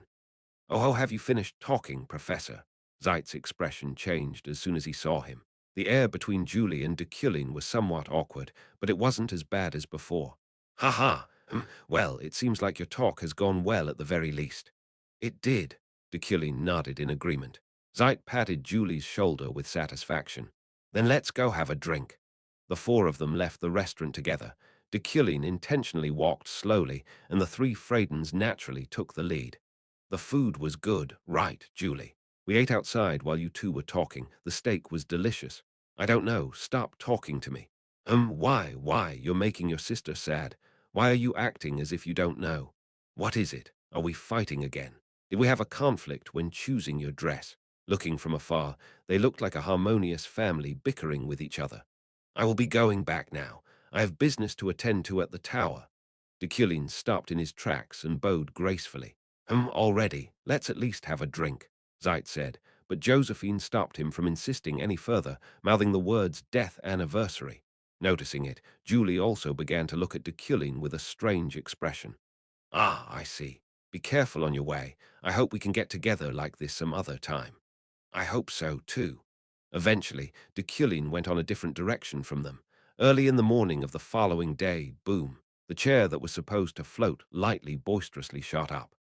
As it was about to hit the ceiling, I swiftly manipulated it through psychokinesis, allowing it to have a safe landing as it swayed softly in the wind. I can't get used to this. Mana quality reinforcement, stage 1, has been applied. You can now control your magic more gently. Mana quality reinforcement. It allowed the mana inside my body to be refined in a purer manner. Once the circulation of my mana had become smoother, my magic would produce a more superior output. In that regard, the force of my psychokinesis, which my whole body had magically memorized, would be amplified by at least 25%. However, it was inconvenient to adapt to it from the beginning again. I'll move on to my next routine for now. The time had come to memorize beginner psychokinesis. Again, my psychokinesis was just a mixture of its basic and beginner versions right now, but if I worked on it for just a week, I could expect a dramatic improvement in its beginner version. Whoosh, at that moment, the door of the separate building abruptly opened. What? I definitely told everyone not to enter it without permission. Who would dare? What are you doing? It's just me, Yeriel. As soon as she saw me, she bewilderedly twisted her lips as if she became a peeper. Why don't you wear some clothes first? I heard you were working out these days, but you're starting to look like an exhibitionist. Why did you even take them off in the first place? As she spoke, I noticed the parcel in her hands, to which the system immediately reacted. Main quest, Burkt's summon. Take this. They're holding a summoning conference at Burkt in about 15 years. I took it using psychokinesis, then read it. What was written in it was nothing special. All it stated was that the Euclan family was being summoned and that we were responsible for our own safety. No, more importantly, have you been tortured? Do you have a deadly disease? Why do you look really dirty? Yeriel frowned as she examined me. As she said, my whole body was covered with wounds and there were bloodstains all over. It's nothing. I wiped myself using cleanse, asking her a question as I did so. Did you come here just to deliver this parchment yourself? No, I also have things to do here, so I'll be here until tomorrow. Yeriel shrugged and answered begrudgingly, though she looked shy for some reason. Ah, that's right. I'll be sleeping in the room I used when I entered college, so don't even think about going in it. Make it quick. Okay, you don't pay any attention to what I say at all. No, actually, it seems you do pay attention, boo-hoo-hoo, Yeriel jeered and went outside. Give me food. I immediately heard her voice shouting to her attendant. Tomorrow. Yeriel would be staying here until tomorrow, and today was the death anniversary of my ex-fiancé. I doubted it was just a coincidence. CMRC, Common Magic Research Club. Eferen smirked as she looked at the door plate hanging in the club room. The first C of the CMRC was a wordplay around the word common and commoner. Ah, why do I find this funny? PFFFD. She was forcing herself to hold back her laughter when the door suddenly opened. Oh my God. Ah, Eferen, you're finally here. Come in. Julia grabbed her wrist and dragged her inside. Oh, Eferen's here. Hi. Do you want to play cards? There were only 7 members in total in their club, which was way less than they expected, but she liked the fact that this minority depended on her as the elite. What do you think? It's spacious, isn't it? Julia twirled in the middle of the club room. Yeah, it is. It was much bigger than she expected.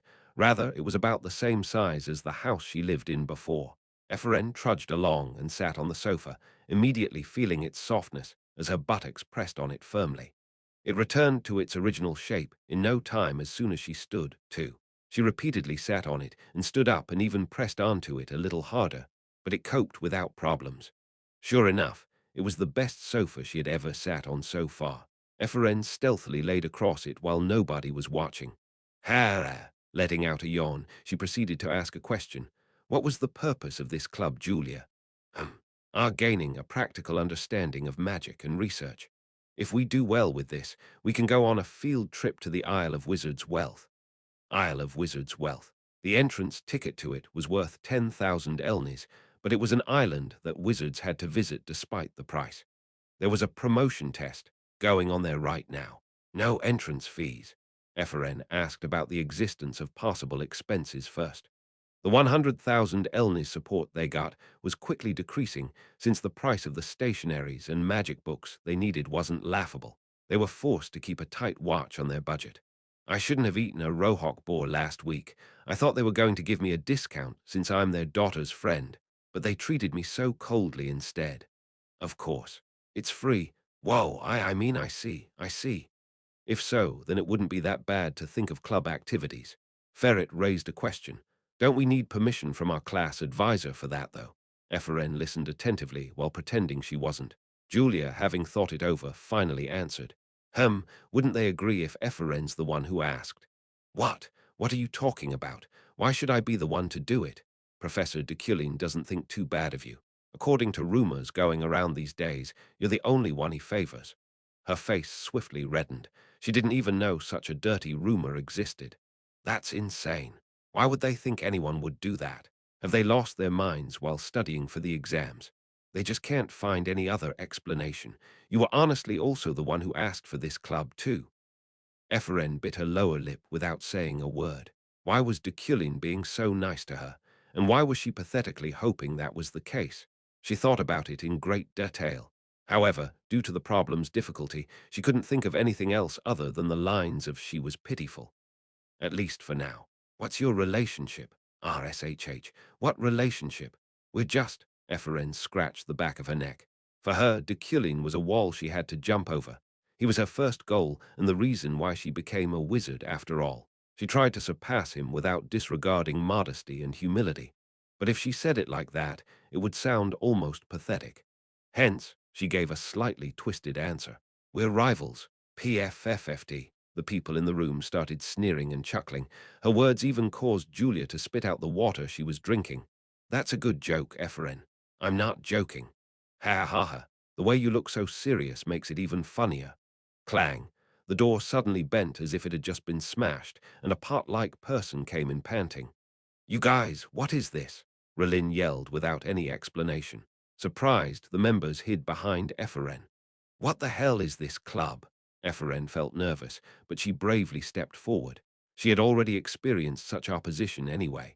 We made and submitted a club establishment plan, and we received permission to proceed with it. Hence, this club's officially established.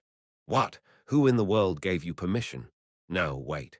Now that I got a closer look at you, aren't you that beggar who received disciplinary action? She was called a beggar once more, causing her to glare at Relin. Was it such a buzzword among the professors in the tower? Oh, look at this cocky bastard. How dare you glare at a professor? Lower your gaze, you disrespectful jerk. Relin's face turned red. Behind the open door, his noble-blooded colleagues were grinning. She immediately understood the situation. They were the ones who told him. The founding of a club requires permission from a class advisor. If you're so confident, then tell me the name of the person that gave you their permission. Tell me. Eferen bit her lower lip as he oppressed her. When the club was being formed, he definitely told her not to bother him. Ha! I understand now. You've been deceiving us all along. Such actions are enough grounds for expulsion. Even if you weren't, you clearly resisted the will of a professor. I shall make such knowledge known in the presence of the one who allowed the creation of this club. Relin had concluded that even if Eferen were telling the truth, the professor they joined hands with would only have a few years here, which would explain why they didn't know anything. Behaving according to that judgment, he became fully capable of confidently demanding the advisor's name. Now tell me, who is it? Say it. I order you to tell me. The more Eferen hesitated, the more ferocious Relin became. Nobles continued to gather in the corridor to insult and laugh at the club founded by commoners. It would be best for you to tell me before I go looking for them myself. It's me. What? What kind of guy? Relin froze as soon as he turned around. Like a criminal caught in the act of committing a crime, he blankly tilted his head and wore a naive expression. I heard you've been looking for me, Professor Relin. Deculein. WI's senior professor. Ah, ha. Speak, Professor Relin. Deculein approached Relin closely and looked down at him, the difference in their heights creating the perfect scene. Go ahead and tell me what you were complaining about. I don't have all day. Ah, Senior Professor Deculein, this club. Yes, I was the one who gave them permission. Ah, I see, B. But why? Do I need a reason? Should I have asked permission from you? His eyes kept gazing in different directions, showing his confusion. The corners of Deculein's lips twisted upwards. Continue what you were saying. That. Breathing heavily, he desperately looked for a way out. His brain had been turned into a mess, and his body was beginning to tremble due to the lack of an escape route. Isn't their room too restricting? Pointing to the interior of the club room, he barked. We are wizards of the majestic Imperial University Tower. Why weren't they provided with promising equipment? This place is too cramped for club activities as well. Even the furniture given to them wasn't of the best quality. I just couldn't help but feel infuriated because of such details. Ha ha ha! Relin sighed deeply after finishing his excuse, then immediately smiled brightly. I'll take responsibility and give them something better, as expected of Professor Relin, who's always so kind and thoughtful. Deculein calmly nodded. Relin, kind, nonsense. I have a lecture that I need to teach, so ha ha ha. Relin left with a big smile, but the wizards in the hallway didn't seem to want to disperse. Deculein scowled at the crowd, more specifically at the group who urged Relin. He knew of them. Beck, Isaiah, Dupin, you worthless cockroaches are always doing something a cockroach would do. His blunt and jellied warning caused them to flinch and hide swiftly, truly like cockroaches. Deculein looked at the members of the CMRC afterward, then turned his gaze to the club room's interior. It does look cheap. That was all. Deculein walked off the corridor like he was in a photo shoot. Wow! Ferret's legs gave out, and he collapsed on the sofa. Chills clawed through their bodies. Recently, there had been rumors about Deculein's performance lacking as the senior professor of the tower, but the people who had been saying that clearly didn't know anything. Upon meeting him face to face, one would immediately feel pressure heavy enough to prove to them that those rumors were nothing but a bunch of nonsense. Are you in a bad mood today, Professor? You're scarier than usual, SHHHH. Julia put her fingers on her lips at Ferret's words. She then whispered in a small voice. It's her death anniversary today. Death anniversary? Ferret asked back in surprise. Ephraim's eyes opened wide without saying anything. It was something she didn't know. Oh, make sure you don't say those words to Professor Deculein. If you mention it by mistake, your eyes will never open again. It's extremely forbidden to utter that line in front of him. Julia intentionally spoke frighteningly. But she found even her own words funny. Ephraim, forcing a smile, managed her expressions. Death anniversary, huh? Interesting. I didn't think he had someone he liked. Julia tilted her head. Deculein's bereavement might not be known, but his relationship with his current fiancée, Julie, was widely spread throughout the lands. Do you know who he liked? She didn't know if Ephraim was being sarcastic or serious. Hey, stop acting so crazy. Looking at the Ouija board, Rondo's eyes widened as he grabbed his hair in shock, causing Ephraim and Julia's worry to grow. Why, Professor Deculein just bombarded us with homework. What? Julia, Ephraim, and Rondo all applied for Deculein's lecture, which meant they shared the same responsibilities. Huddling together, they looked at the Ouija board. On it was a list of tasks prepared by their professor. Conduct a magical study based on pure elements combined with 3 or more attributes. Create a research on the theory of magic's density and concentration. Research about the quality of mana. Ah, wait. What is this? Ephraim felt a dizzying shock. Chapter 25. Trace 4. The Knights of the Continent were divided into 3 main groups, the first of which was the National Order of Knights of the Imperial Family, or Royal Family. The National Order of Knights was a colossal organization. It didn't only have knights. University graduate wizards and dungeon researchers formed most of its personnel. The knights belonging to this group were called the nation's executives during emergencies, which was why only the highest level of talent among the cadets in the Knight Academy could join. The second was the Knight Orders managed by families. Of course, unless they had a large territory, they wouldn't even be able to dream of running a Knight Order. Only families with vast domains, with a high possibility of forming multiple dungeons, could manage such a division. Among them, the Uclan household's Haidkane Knights were most preferred by the Knight Academy cadets due to its special geographical conditions and the fact that they'd be stationed in a major city. Finally, the Private Knights. More than half of the 108 Knights of the Kingdom were private knights. If most national and familial knights were connected to their region, private knights usually stayed in major cities and went on trips 2 to 3 times a month.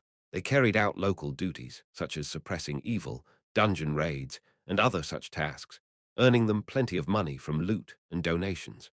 However, since the conditions for establishing a knight order were very strict and complex, forming a new one only happened once or twice a year.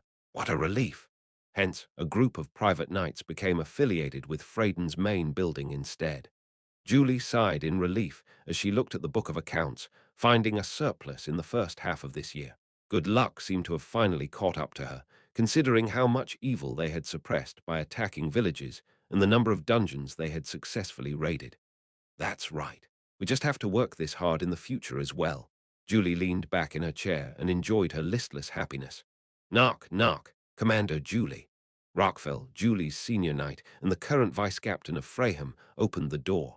Yes, Lord Rockfell. What's going on? A company in Brecht is asking for an escort on the express train. He fiddled with his scruffy beard and held out a document. Are you talking about the Berkt summit? Yes, private knights sometimes received missions more suited for adventurers. However, the credibility required by knights was different from adventure teams.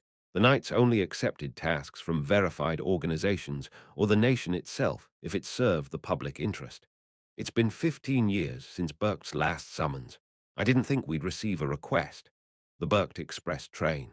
It was a magically engineered train that passed through the edge of the mountains and served as the only means of transportation that could bring people close to the summit of Berkt's mountain range. I don't know even why this suddenly came to us. Rockfell sounded repulsed.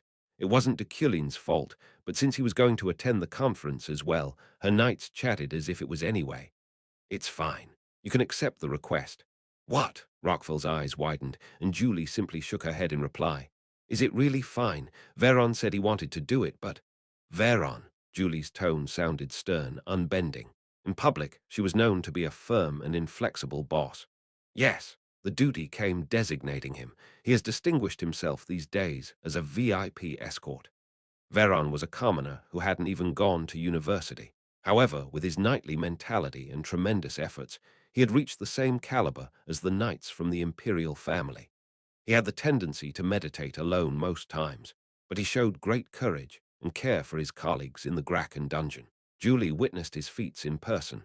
That's good, then. He'll do a great job. I authorize you to proceed. Veron was the most trusted knight in Freyham, even with Julie included. Even the meticulous Zeit complimented him, saying, he smells of the old-school knights, which is very rare these days. But will it be okay? Yes, really, Veron has been raised riding in our coattails.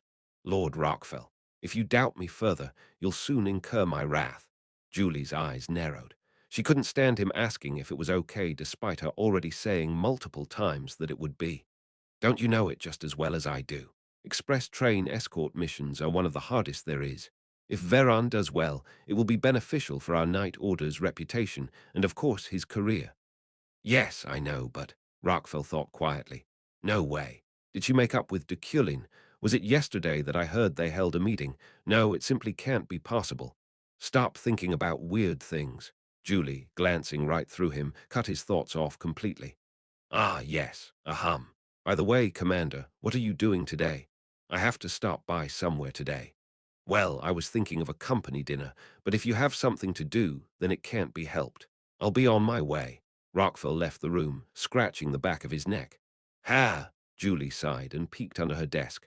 At her feet was a bouquet that she was going to give as a gift to someone. She had never seen that person's face or even knew their name, but she bought it anyway, thinking it was only morally right to show her face at least once. I still can't believe it. She didn't trust Deculein at all, but if he really kept his word and changed like that, then one day, if he confessed his sins and apologized. Julie looked around but found no mirror. She hadn't paid attention to her appearance up until now. For lack of anything more effective, she used the nameplate on top of her desk, which, albeit only slightly, reflected her beauty. Julie puffed up her cheeks once and smiled. The corners of her lips trembled as she stretched them. It was awkward. But then again, she hadn't enjoyed a good laugh in almost 3 years. Ah, by the way, Commander. Rockfell came in once more. Julie, smiling strangely at the nameplate, glanced up at him. After a brief moment of staring each other down, Rockfell hastily left without a word. Julie put the nameplate down gently, and with her arms crossed, thought calmly as if nothing happened. Express train escort missions were great opportunities.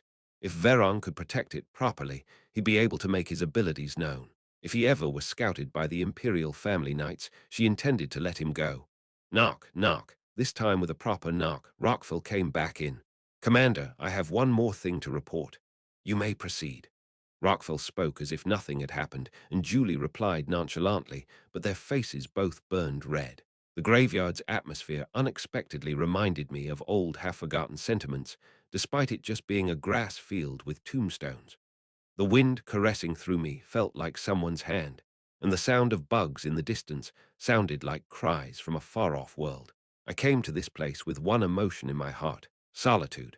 Yet as I walked down the street, my eyes caught on the grave of Deculein's deceased fiancée. I didn't know what her name was.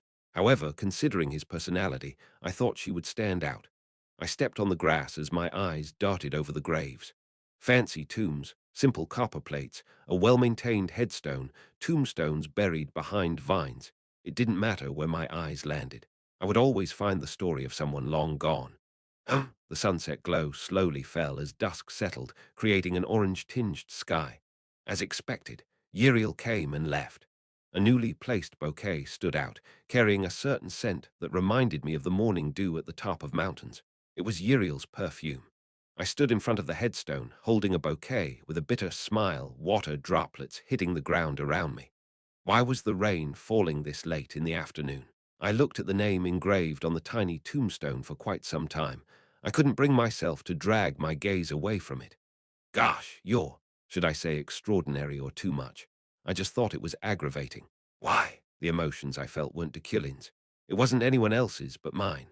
The name caused my heart to shake, sending tremors coursing through my whole body. I felt pain similar to my flesh being scraped out as my breath caught, almost as if my air passages were being crushed, all because of the name engraved on the tombstone. You are a Von Vergis Manished, the person who's always grateful to you. Perhaps it was one of her Easter eggs. Just like Kim Woo-jin was the model for Deculein, she snuck her name in secretly. I was dumbfounded. It was strange. I was angry, yet at the same time I felt curious. Why in the world did she give her name to Deculein's deceased fiancé? What was she even grateful to me for? Thanks. Was this before we broke up? I tried to mutter a joke, but my voice didn't sound as steady as I hoped it would be. I couldn't stop shaking. I could hear her whispering into my ear, drawing out the memories of days gone forever. When I closed my eyes, they came alive as if they just happened yesterday. I was reminded of her losing her family, her timid smiles, and the way she praised my paintings, how she wore my blue coat on a winter night, how she often took me in her arms and told me she loved me, picked me up whenever I fell, and cried, grew angry, and smiled together with me for 7 years. Even now, as I thought about her, with my chest shaking, she felt like a late snowfall. No, she was like snow that had piled up for a while, covering my heart entirely. I knelt, took off my gloves, and wiped the moisture off of the tombstone, allowing her name to come into view more distinctly. She wouldn't know. It was just her name, carved there like a cruel joke. The weight was too much for me to handle. I was out of breath, and my vision blurred. I had never felt like this before. Now, as Kim Woo-jai and not as Deculein, I still loved her. At that moment, I heard the sharp sound of leaves rustling and cracking behind me. I came to my senses and quickly stood, teardrops flowing down my cheek. My hair was still messy and poking in around my eyes, but I had to find out who the person approaching me was. When I turned around, I saw someone looking at me. You, I instinctively frowned. She just stood there in silence, shock visible on her face. I came back to the world feeling more embarrassed than I had ever felt before. Chapter 26, Trace 5. 2 hours ago. Sylvia left at 7 p.m., taking the car with her. She carried a pile of notes, flowers, and a pen, but she didn't feel very good. Sitting quietly in the back seat, she murmured to herself, "Why did he give so many assignments so indifferently? Even though there was a condition that they only had to do 2 out of the 3 activities, and he didn't demand high-quality work as he usually did, they couldn't just meet the bare minimum since it would only be equivalent to 5 credits. We've arrived." She had reached her destination while worrying about the assignments. The evening air that greeted her was chilly. The sun was setting on the horizon to the west, scattering orange light throughout the sky. It suited her destination. Sylvia walked with the flowers in hand, her elegant shoes clinking quietly on the neatly polished road. Waiting for her at her destination was a tombstone adorned with bouquets. Sierra von Elemin, Iliade, proud wizard, wife of Glython, and the mother of Sylvia, a lovely daughter. The place where her mother slept eternally. Her mother wanted to be buried in her hometown, and Sylvia followed her footsteps to the institution. I'm here. Sylvia knelt as she laid the flowers carefully atop the tombstone. Today at the holy ground, my little brother had his aptitude test. It had been 5 years since her father remarried. Her little brother, who suddenly popped into her life, had just turned 4. My brother has no talent for magic. He also looks like a potato, a roasted one at that. I don't think he's fully developed yet. No, maybe he was born lacking something. Today's complaints gently continued.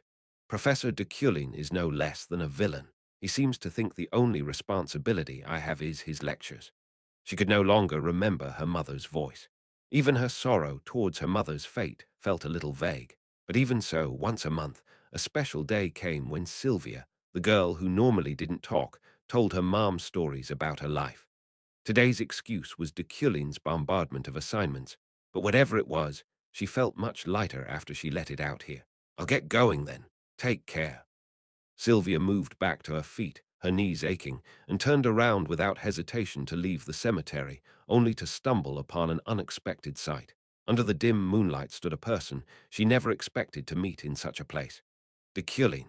The very being who filled her with stress today now stood not too far away from her, staring at a tombstone in deep silence. One more presence caught her attention. Standing near him was a beautifully armored knight with hair so white it seemed to banish the very darkness around her. She thought they came together, but soon realized that wasn't the case. The knight watched Deculein's back from a distance, positioning herself at an angle where he couldn't see her. Deculein was also too focused on the grave before him to notice her. For a while, it looked like he was motionlessly reading the name on it, lost in the old memories it conjured forth. Not long after, he fell on one knee and swept his bare hand gently across the tombstone. His eyes, still staring at it, soon went blank, his empty pupils reflecting the moonlight. Tears gently rolled down his cheeks. Sylvia, experiencing the biggest surprise of the year, unknowingly gasped and stepped back, causing her to step on dry leaves. Deculein flinched and immediately sprang up, glaring at her with reddened eyes. You! I didn't mean to intrude. Sylvia spoke as plainly as ever. Unconsciously, she looked toward where the white-haired knight was standing, but she wasn't there anymore, almost as if she disappeared into thin air. He followed her gaze. Who else was here? She shook her head, keeping her lips sealed tightly. No one. He then closed his eyes and exhaled deeply. Ha! Sylvia was worried about being scolded, but Deculein was rather grateful. Thanks to her, he was able to escape the current of his emotions, whose waves raged far stronger than any storm. Without any warning, it swallowed him in seconds. If he had been caught any deeper, he definitely would have been lost, adrift. I see. You may go back now. He walked in the opposite direction of the entrance. Sylvia hesitated, but she decided to walk with him instead, albeit not knowing where he was going. Don't be mad, she anxiously uttered, but there was no response. He simply kept walking, heading ever deeper into the cemetery. Sylvia grew increasingly uneasy. I won't tell anyone what I saw today. He was still silent. She thought of running away now, but she wouldn't know what to do if he punished her with disciplinary action because of it. She wasn't even sure if she could be sanctioned for punishment based on personal matters. However, she soon realized it didn't matter. He could give her a late punishment for the last incident. Sylvia, Deculein stopped. Yes, he looked around to the surrounding land and sky. Where are we? Sylvia blinked curiously. Realizing he was a little out of himself, she pointed him in the right direction, keeping quiet about his tears. The exit is on the other side. I see. Guide me.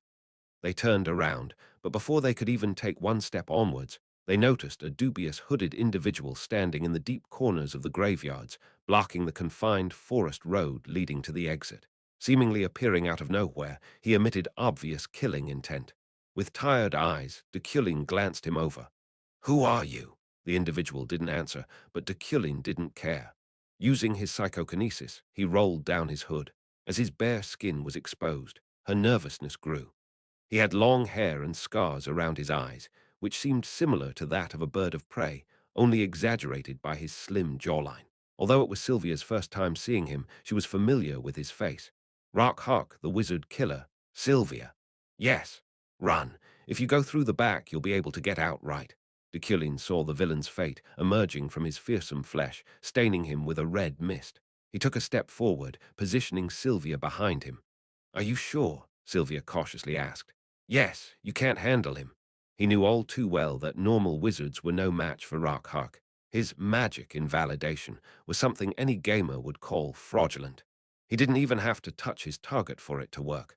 For as long as they were within his radius, they wouldn't be able to use magic. Even magic fired from beyond his range would be extinguished the moment it entered his ability. However, to gain such an overwhelming trait, he had to sacrifice his mana. Go, Sylvia. Sylvia didn't reply, causing Deculein's jaw to clench tighter. You'll just get in my way if you stay here. Don't do something stupid. As he turned around, he lost his train of thought, seemingly taken aback. Sylvia had vanished. No, she was already so far away.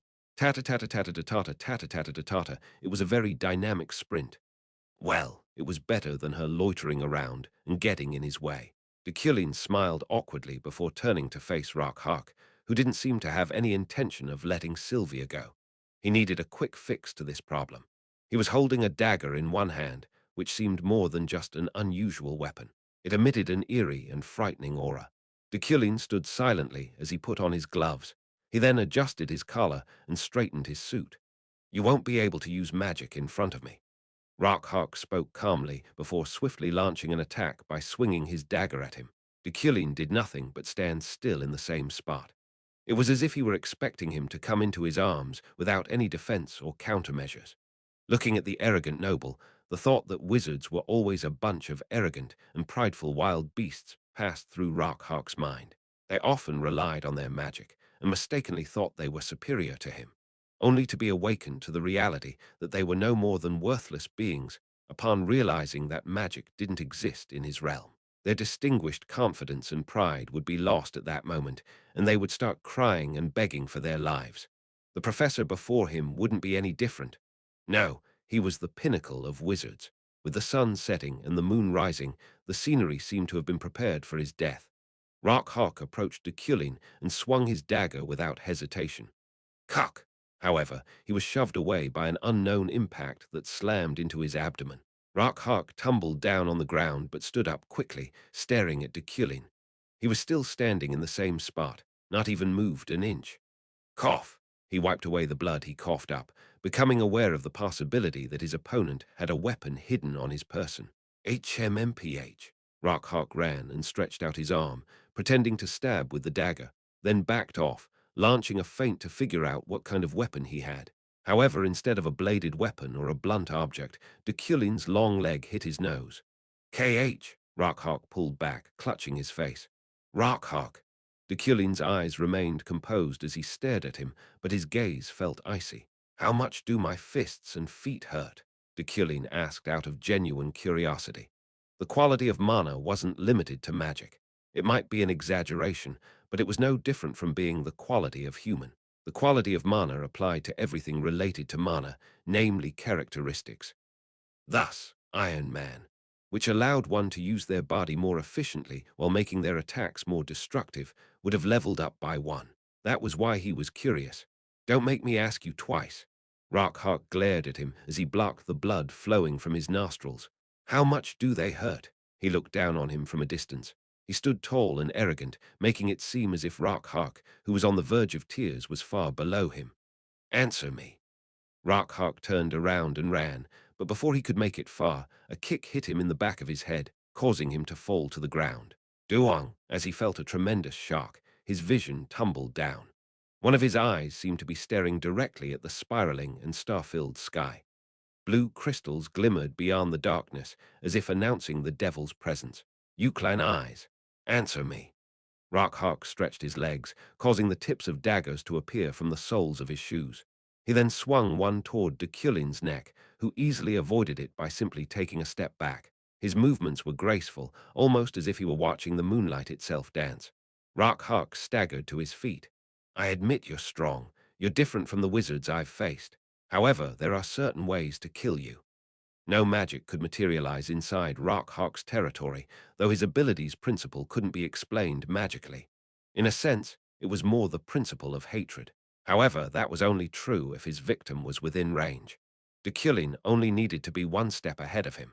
His defenses were filled with holes, but he knew he shouldn't be fooled by it.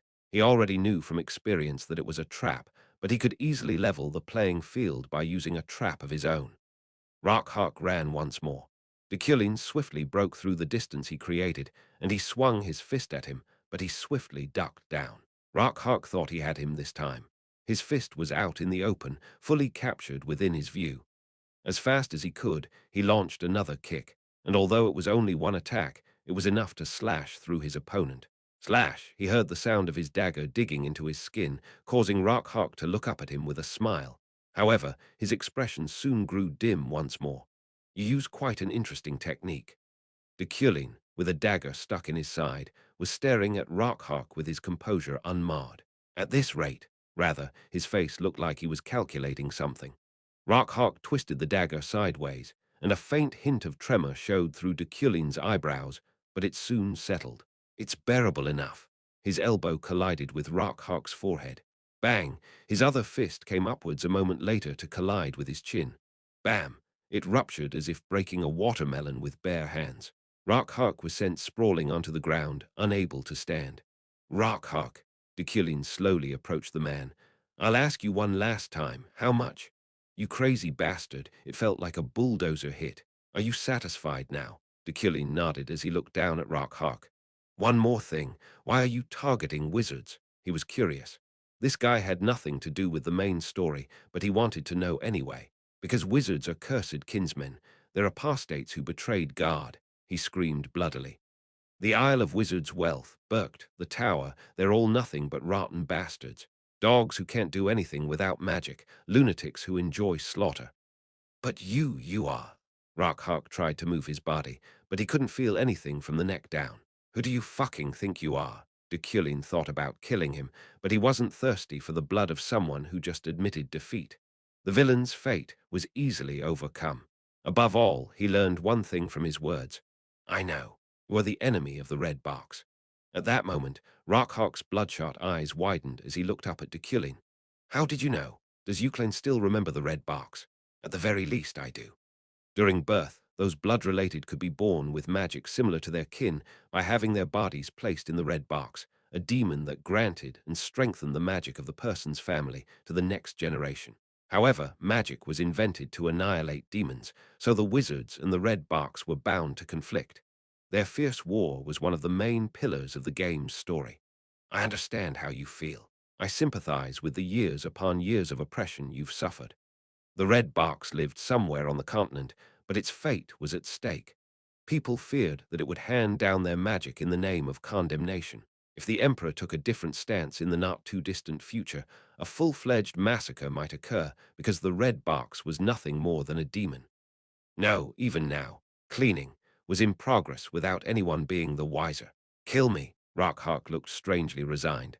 I won't kill you. If I kill you, I'll only lose face. At that moment, noises came from a distance. Reinforcements were approaching. Sylvia must have been successful in finding help. Stop talking and just kill me, now, Deculein shook his head. I know the red box has no sin. What? What does a wizard like you?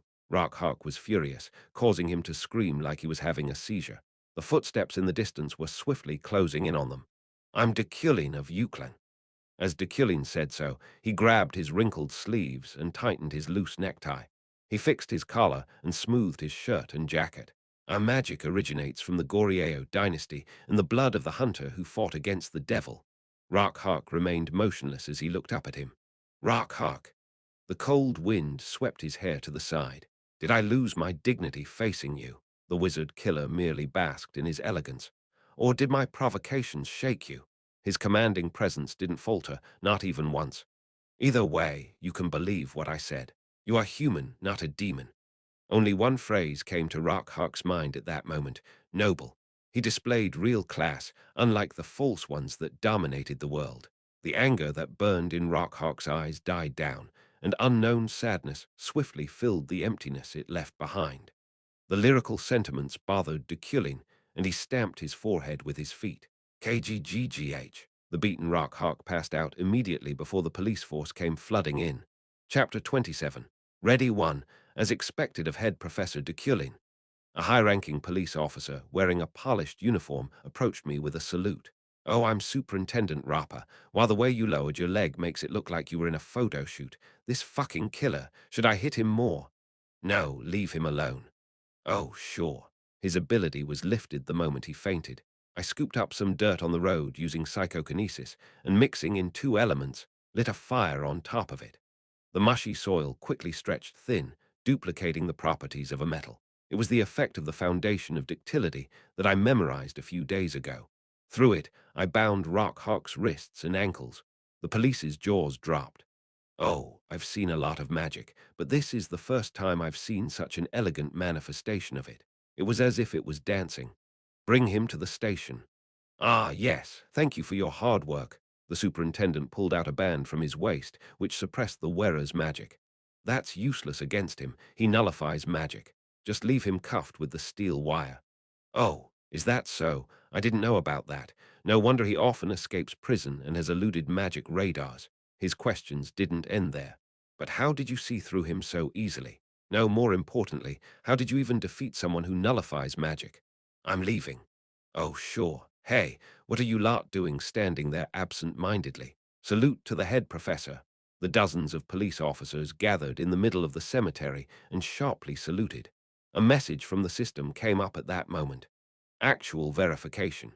Linked characteristics. Due to mana quality reinforcement, Stage 1. Your characteristics have been partially raised. I was aware of that system feature. Essentially, it meant that the limit of one's characteristics was overcome, and more fundamentally, it meant its ceiling had been raised. It was like an engine, only generating 50 horsepower due to the poor quality of its oil despite being capable of generating up to 100 horsepower. However, now that it had been equipped with a better oil, it had pushed its limits to 60 horsepower. Still, the engine had been stuck at 50 for so long that he had grown used to it, raising the need for an awakening process. That was what the actual verification just now was for. As expected, one real combat situation was better than 100 training sessions. "Professor." A familiar voice called me, which I easily identified. Julie. She had a few strands of hair in her mouth, which made me think she was in a rush to come here. "Thank you for your hard work. I hope you have a nice rest."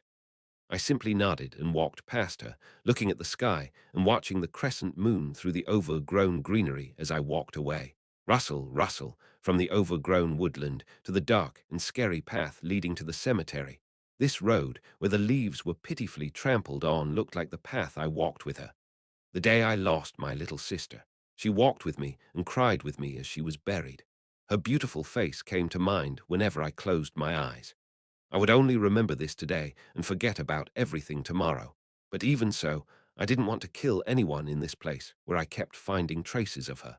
Late at night, at Sylvia's mansion in the system's golden dust land of Halech, Glython arrived as soon as he received the report.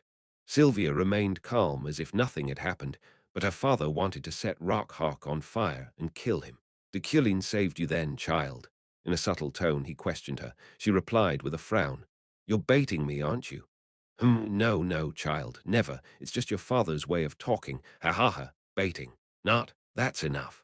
Sylvia pouted to show how upset she was at the end of the dining table, where a sumptuous feast was set. "That's not what I meant." After making Glython feel restless with her nitpicking, Sylvia cut him off. "I'm also going to the Berkt conference, father." The Berkt conference. As head of the Iliad, Glython was summoned to the conference, which the families considered an honor to participate in, and was accompanied by one escort and one chauffeur. Ahem, he avoided his daughter's gaze. Berkt was too dangerous of a mountain range to bring her. He tried to avoid the topic as much as possible until then, but "I'm going." "Ha," Glython sighed. On the brighter side of things, he thought it would be a great experience for her, and that there would be no particular danger. In the first place, there was an unwritten rule that each of the 12 families had to be accompanied by their successor or their best student. Their relationships as households also weren't nearly as bad as they were 15 years ago. If he didn't take Sylvia by claiming it was too dangerous, he might be teased not as a doting father, but as an idiot of a ruler. Okay, okay, fine. If my child is coming with me, who should? Oh, my lady, my lord, I shall be your escort. A man sitting and eating at the same table stood up boisterously. It was Sirio, the vice-captain of the Knights of Iliade. Sylvia's eyebrows twitched. No thanks, you're too noisy. Hey, come on, I'm better than that guy Jeron. Ha, that's right, Jeron takes everything too seriously. I'm also against taking him with us. Glython chuckled. He'll stay at Burke's third building anyway, and can't come to the fourth building where we'll be staying at. That's unfortunate, but my lady, that means we won't be staying in the same place. It's the principle of behavior. If I'm too close to someone with similar blood, just like Lord Glython, our blood will clot together. I know, be quiet, Sylvia responded, clearly annoyed by Sirio's frivolous tone. We'll be leaving a bit earlier, though, child. Our trip will begin on Thursday, which is 2 days from now. Will that be okay? That's 4 days earlier than initially planned. Sylvia's eyes narrowed at her father. I received classified information. Classified information? Yes, very expensive information at that. Among the 12 families, only Glython probably held such knowledge right now. Deculein would have been the first one to know, but for some reason, his connection with the underworld had been cut off. He was still suspicious of its cause, since the Euclan head's obsession with safety was close to paranoia. Was he simply confident in his abilities, or did he trust the assistant professor that he chose that much? Can we go after 6 p.m.? It doesn't matter, but why? Wednesday is a 5-credit class, so I have to review it the next day. Glython nodded. Are you talking about Deculein's lecture? I see. But how is his class, child? Is he good at teaching? Yes, it's good. Good. Yes, I might even find it hard to register for his classes next semester. The popularity of Deculein's lectures was explosive. Of course, his personality wasn't that admirable, and his assignments were extremely hard, but it was the duty of a wizard to learn. He was a professor who faithfully filled his students to the brim with knowledge, thus allowing them to fulfill their duty. Hence, starting next semester, she predicted people would stampede in an attempt to get into his classes. I see. That's right. Glython snorted, almost as if he was sulking. A normal conversation and dinner soon followed. As Sylvia ate, she remembered today's events, specifically Deculein, whom she just found out had also lost someone. He, too, had a painful past. He was merely pretending to be calm and collected, but she thought he was up, the buzzword at the tower these days. That was the abbreviation for unlucky professor. She saw him in a bit of a different light now. The image of his tears flowing down his cheeks popped up frequently in her mind. Understanding Elemental Properties class, week 4. As soon as I arrived at the tower, I thought I was in the wrong place. Are those journalists? Yes, that seems to be the case. Crowds of reporters gathered at the entrance. I peeked through the window and in the middle of it saw the chairman. With her intense gestures, I first thought that she was driving them away. But I was proven wrong as soon as I opened the window a little bit. Head Professor Deculein was initially with a freshman wizard. Really, our precious head professor. He's been in pursuit of the wizard killer since way before. He was enthusiastically conducting a press conference by himself. His effort is presumed to have paid off. Oh, yes. There's no question about Head Professor Deculein's combat abilities, even though they're not as great as mine. Are there any more questions? Ah, the way he subdued the wizard killer. I don't know about that either. I ordered the driver to turn around the back gate. Good work. Yes, thank you. As soon as I climbed out of the car, I went to the tower and stopped in front of Class A on the 3rd floor. I straightened my jacket and opened the door. The debutantes, chatting excitedly, suddenly stopped as soon as I entered. I moved behind my desk. Nice to see you. The classroom was as normal as usual. It was as if last night was just a dream. The world went on as if my memory of the past was nothing but ancient and impossibly distant. Before we start the 4th week of our class, I will announce the first and last place from last week's quiz. Sylvia is first with 100 points, and Epheren is in last with 0 points. Ag! A strange groan broke out from somewhere within the class, but I paid no attention to it and continued talking instead. The element for today's class is earth. Everything related to land, including sand and ore, belongs to this element. When mixed with fire, it turns into metal. When mixed with water, it creates mud, upon which. As soon as the class began, they began to look disappointed. Were they expecting me to tell them the tale of how I apprehended the wizard killer? It's not going to happen. Okay, Before we start with the basics, let's do a warm-up. Whoop, I flicked my finger, and Alan came in carrying a bag. Using psychokinesis, I made the items inside it float. The wizard's eyes widened as a total of 150 blue stones simultaneously rose out. These mana stones are each worth 3,000 elnis. I held on to them using basic beginner psychokinesis. I'll leave them in that state. Interfere with my psychokinesis and try to take it. If you can, then it's yours. Mana stones were a very important material for wizards with uses for magic research, production, or catalysts. Of course, it could also be used to enhance magic when held in one's hand and used as a temporary amplifier. Simply put, it was a wizard-exclusive jack of all trades item. Ephraim's eyes shone as she looked at one of the mana stones. Magic interference. The act of interfering with the magic implemented by a wizard while also obstructing the enemy's own attempts at disruption. If you can't interfere with your enemy's magic, then always be prepared to protect yourself from the same attacks coming again and again. Those defending against incoming magic interference are in a much more advantageous position, but it should at least be attempted at least once for offense anyway. I was curious about this. How much could my basic beginner psychokinesis resist these debutantes? Psychokinesis was the foundation of the manipulation series. It was one of the many subjects taught in the tower, but some wizards instinctively learned it without looking at theory books. Even a debutante should be proficient against beginner psychokinesis, so I set up basic beginner psychokinesis with a little bit more power. I specialized in control and earth, but these debutantes were the best talents on the continent, so I might be humiliated if I was careless. You may start. I stood still and waited. At first, I expected I'd only last 3 minutes. I was controlling over 100 items simultaneously, while the wizards only had to take one. But 3 minutes had passed. 5 minutes. 10 minutes. No matter how long I waited, my psychokinesis didn't falter. I watched the clock. My mana was being used up little by little, but still I was relaxed. Were they not going to even try? Growing suspicious, I turned on vision. Zeeing, zeeing. The immense magic that my students poured out filled my view, allowing me to witness their mana attempting to disrupt my magic. The huge flow of mana was making me dizzy, so I immediately turned off vision. Try harder.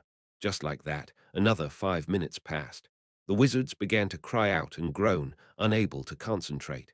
Not long after, they started drooling as blood flowed from their noses, their eyes turning crimson. My psychokinesis deflected all of their interferences. GGGRRRR, however, a mana stone in the third row on the right began to shake at that moment. It was clearly moving. Soon enough, I saw mana connect to it.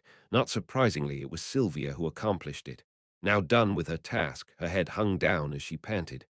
Good job, Sylvia. You're in the first place. Sylvia nodded without answering. About 3 minutes later, the second mana stone trembled. Next, Ephraim. At that moment, while this week and last week's first place remained the same, the second place was usurped by last week's last place. The other wizards looked at Ephraim with no small amount of surprise. Who? Ephraim breathed out loudly, her face now dyed red, and looked at Sylvia. She then smiled confidently with both her nostrils bleeding, though Sylvia made an effort to ignore it. It seems that there's no one else. I was flustered. I didn't think they'd find it this difficult. No, it was more than just difficult for them, it seemed. They made an effort to the point that their noses bled, and one by one, the students hit their heads on their desks as they groaned. Based on their complexion and expressions, I concluded they had tried so hard that they were reaching the level of utter exhaustion. Stop! I was wrong. They were wizards, but they were also debutantes. They might know more magic than me, but they couldn't win. Stop! Everybody stop! I set the difficulty wrong. Admitting my mistake, I immediately returned the mana stones to the bag and cancelled my psychokinesis as the drained wizards groaned like zombies. I was going to say something to them, but the classroom scene was worth watching quietly. Saliva and blood flowed freely, and a weird, thick smell reeked stealthily across the place. Feeling dizzy, I lost my rationality for a moment. Pathetic, harsh comments slipped from my lips unknowingly, causing the already heavy atmosphere to fall even more. Whatever it was, I didn't want to be here anymore. Time for a break. Clean up what you've slobbered. Chapter 28. Ready to, pathetic. Deculein halted the class with his scornful remarks. The classroom fell silent momentarily under the head professor's raw disappointment. Deep sighs soon followed. The debutante wizards felt their dreams deflate as they hit a wall. Deculein's magic was immovable. His psychokinesis was like a heavily defended, impregnable fortress that simply commanded a response like, "How can psychokinesis be like this?" out of those trying to siege it. Based on their universal knowledge, psychokinesis was easy to learn and familiarize oneself with. Still, if they didn't have the aptitude for it, the output would be weak. It certainly wasn't a branch of magic that could be considered minor. Hence, his psychokinesis itself was already a masterpiece. That begged the questions. What in the world is Deculein's other magic? And how pure is his mana? Using such justifications, those in a lower caliber than the head professor didn't fall to their sense of shame, even if they were looked down on and treated like filth. The sullen silence ended in 3 minutes. Ah, that sucked. If I knew how to do that, I wouldn't be a debutante. Does he like toying with us? How did he get all those mana stones, though? He would need to use a huge sum of money for those. He's known to throw money away. I mean, he did spend 200 million elnis at the auction house in a single day. 200 million. Such backtalk excitedly filled the classroom. Wow, I'm dying. By the way, how did you do it, Iffy? I thought I was going to die. Julia asked Ephraim upon recovering from her loss of consciousness. Ephraim glanced at her and simply shook her head. I'm not sure either. I can't explain it. Still, when she did it, she felt like she might die from joy. To exaggerate a bit, she felt a similar sense of accomplishment to when she passed the tower's entrance examination. The target was Deculein's magic, which was why she tried as hard as if her life depended on it for those 30 minutes. Just tell me how it felt. Lie I puss a trin wid my barons. Are you trying to say it's like you pushed a train with your bare hands? Ephraim nodded. Deculein's magic was almost like a rohok boar. Just like the beast's very distinct taste that couldn't be compared with any other pig's, his magic was leagues apart from the other professors in the tower. Ooh, after finally letting go of her concentration, she immediately felt the fatigue wash over her. No, but wasn't the difficulty too great? I think he's just screwing with us. Julia grumbled as her friend drank cold water. I think I understand it a little. Ah, my tongue is loosening up now. What do you mean you understand it? I've realized something. Those words not only moved Julia's ears, but also many of the others around them. Ferret and Rondo, who were in the front seats, turned around. What is it? Yeah, I honestly don't know psychokinesis beyond its beginner level. However, as I tried to break through Deculein's magic, how should I say this? It felt like I pierced something. Instinctive realization. Beginner psychokinesis certainly wasn't enough to defeat the head professor's magic. However, even so, she didn't give up and desperately tried instead.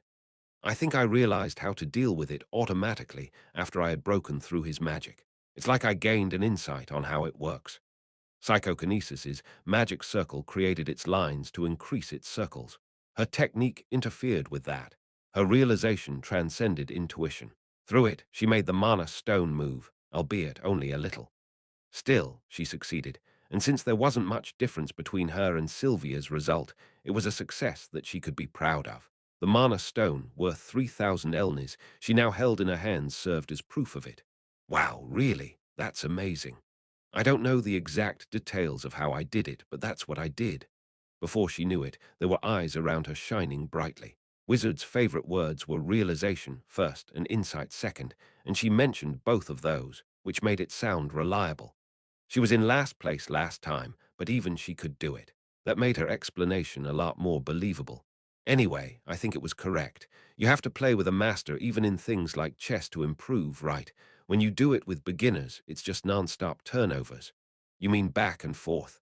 Ah, yup. My tongue has loosened up some more. Ephraim was confident. Deculein's suggested path wasn't wrong. If they wanted to improve their knowledge, understanding, and skills as wizards, they only had to follow the path he prepared for them.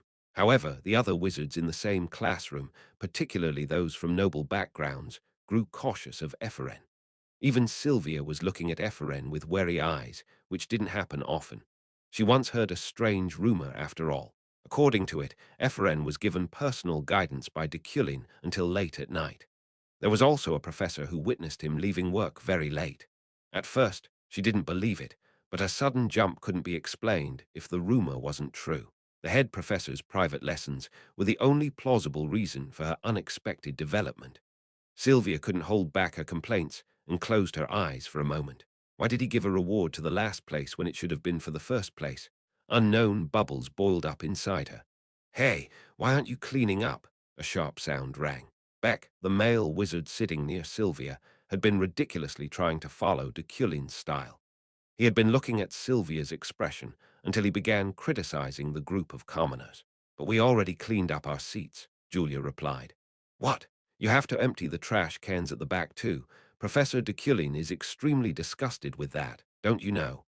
In principle, there was no distinction of status in the tower, but the nobles looked for ways to look down on the commoners discreetly anyway. Ephraim frowned. You can't even see it if you close the lid anyway. If it bothers you that much, why don't you do it? What? How dare you, you little SH? The door of the lecture room opened, forcing Beck to quickly sit down. Deculein strolled in and looked at him as he clamored. He looked at his nose, to be exact. He still hadn't cleaned up the blood on it. There were even hairs sticking ever so slightly out of his nostrils. I'm sorry. I won't do it again. Afraid of his gaze, Beck bowed down quickly. Sit down at the back. You're irritating. Yes, sir. Beck was immediately isolated, which the commoners felt grateful for. Naturally, they ignored the sounds of him quivering. Look at that. It doesn't matter if it's nobles or commoners. He nags at everyone. Julia tapped Ephraim, who frowned and shook her head. That doesn't benefit us all that much, though Deculein resumed the class upon reaching the table. Just now, what do you think is the reason why you couldn't interfere with my magic? Because it's more advantageous to defend than attack. The class didn't expect that answer, especially not from Sylvia. Dissatisfied with Deculein, she glared at him like a rabid dog, causing Ephraim to raise a curious eyebrow. The professor should do a demonstration, too, she continued. The activity they did put the defender in a much more advantageous position. Sylvia didn't care how long she could hold out, even if it were just 5 minutes, maybe even 3 minutes. She would be satisfied for as long as she could see Deculein shivering every second of it. That's right. It's common sense that defending is far more advantageous, Ephraim added, which made Sylvia even angrier. Of course, Deculein nodded. He was brimming with unwavering confidence that his psychokinesis was far beyond the debutantes. No, his aura made them feel as if it wasn't inferior to anyone in the university. You may try it. Sylvia utilized psychokinesis as best as she could immediately, almost as if she had been waiting for those words. Gripped by Sylvia's magic, the mana stone began to float. Wearing. Deculein immediately captured it. Oh, Sylvia was flustered. It was so quick that she couldn't even discern what had just happened.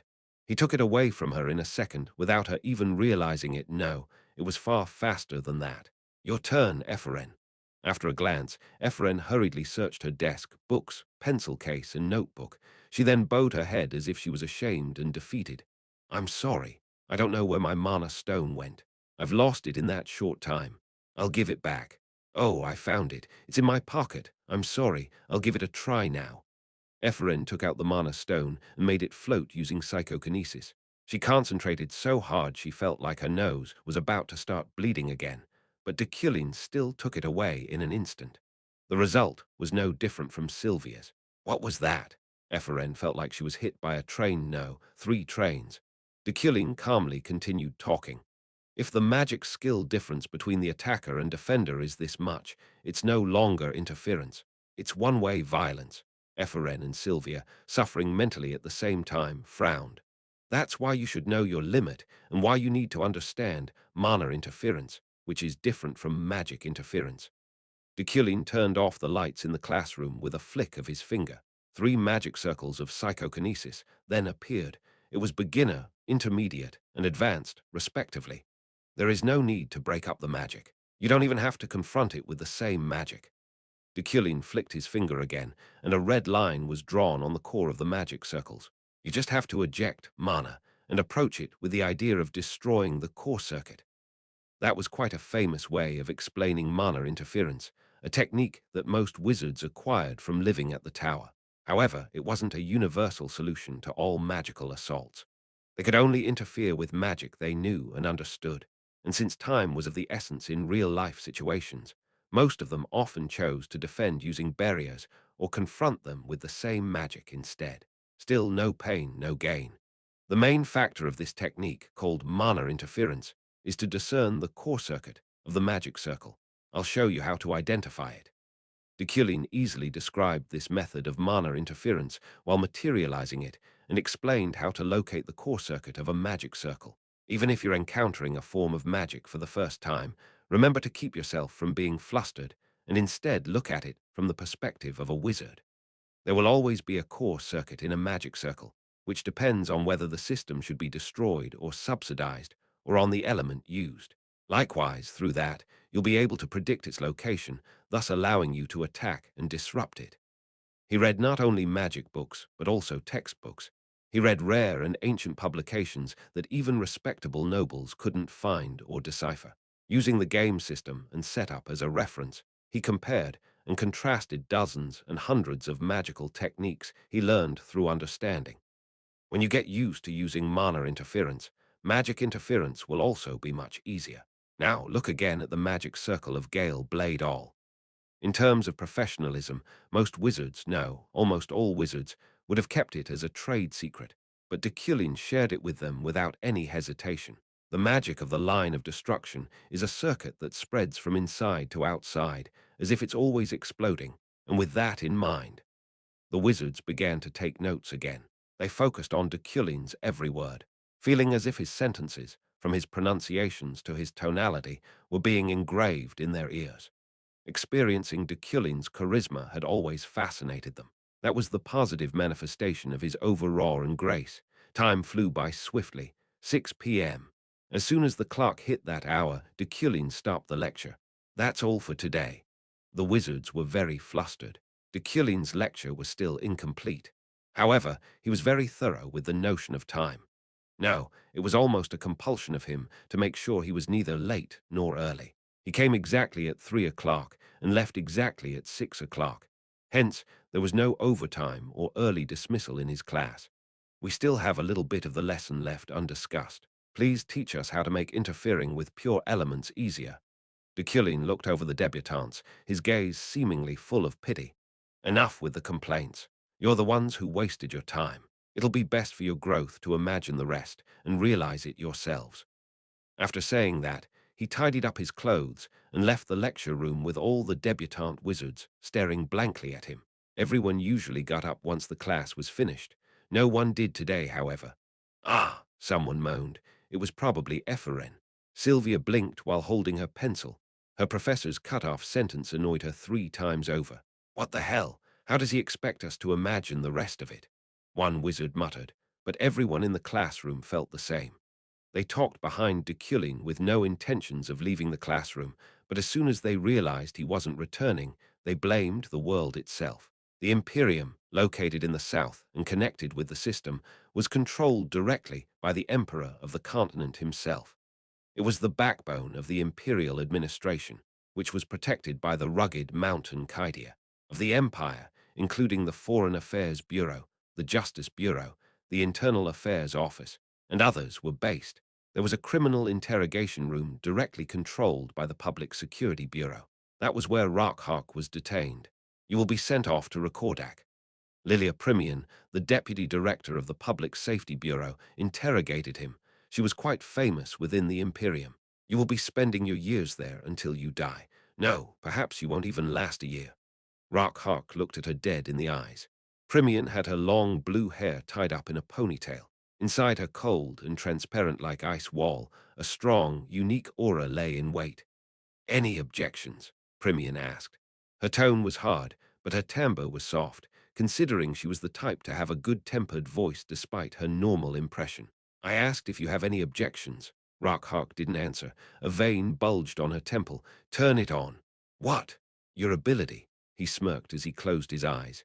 At that moment, all magic within their area was cut off. As soon as it was confirmed that the crystal ball observing the interrogation room wasn't functioning, Primian snapped back. You son of a bitch. I told you not to do something that would harm the clan. Rockhawk looked at Primian, still without saying a word. She gazed back at him expressionlessly.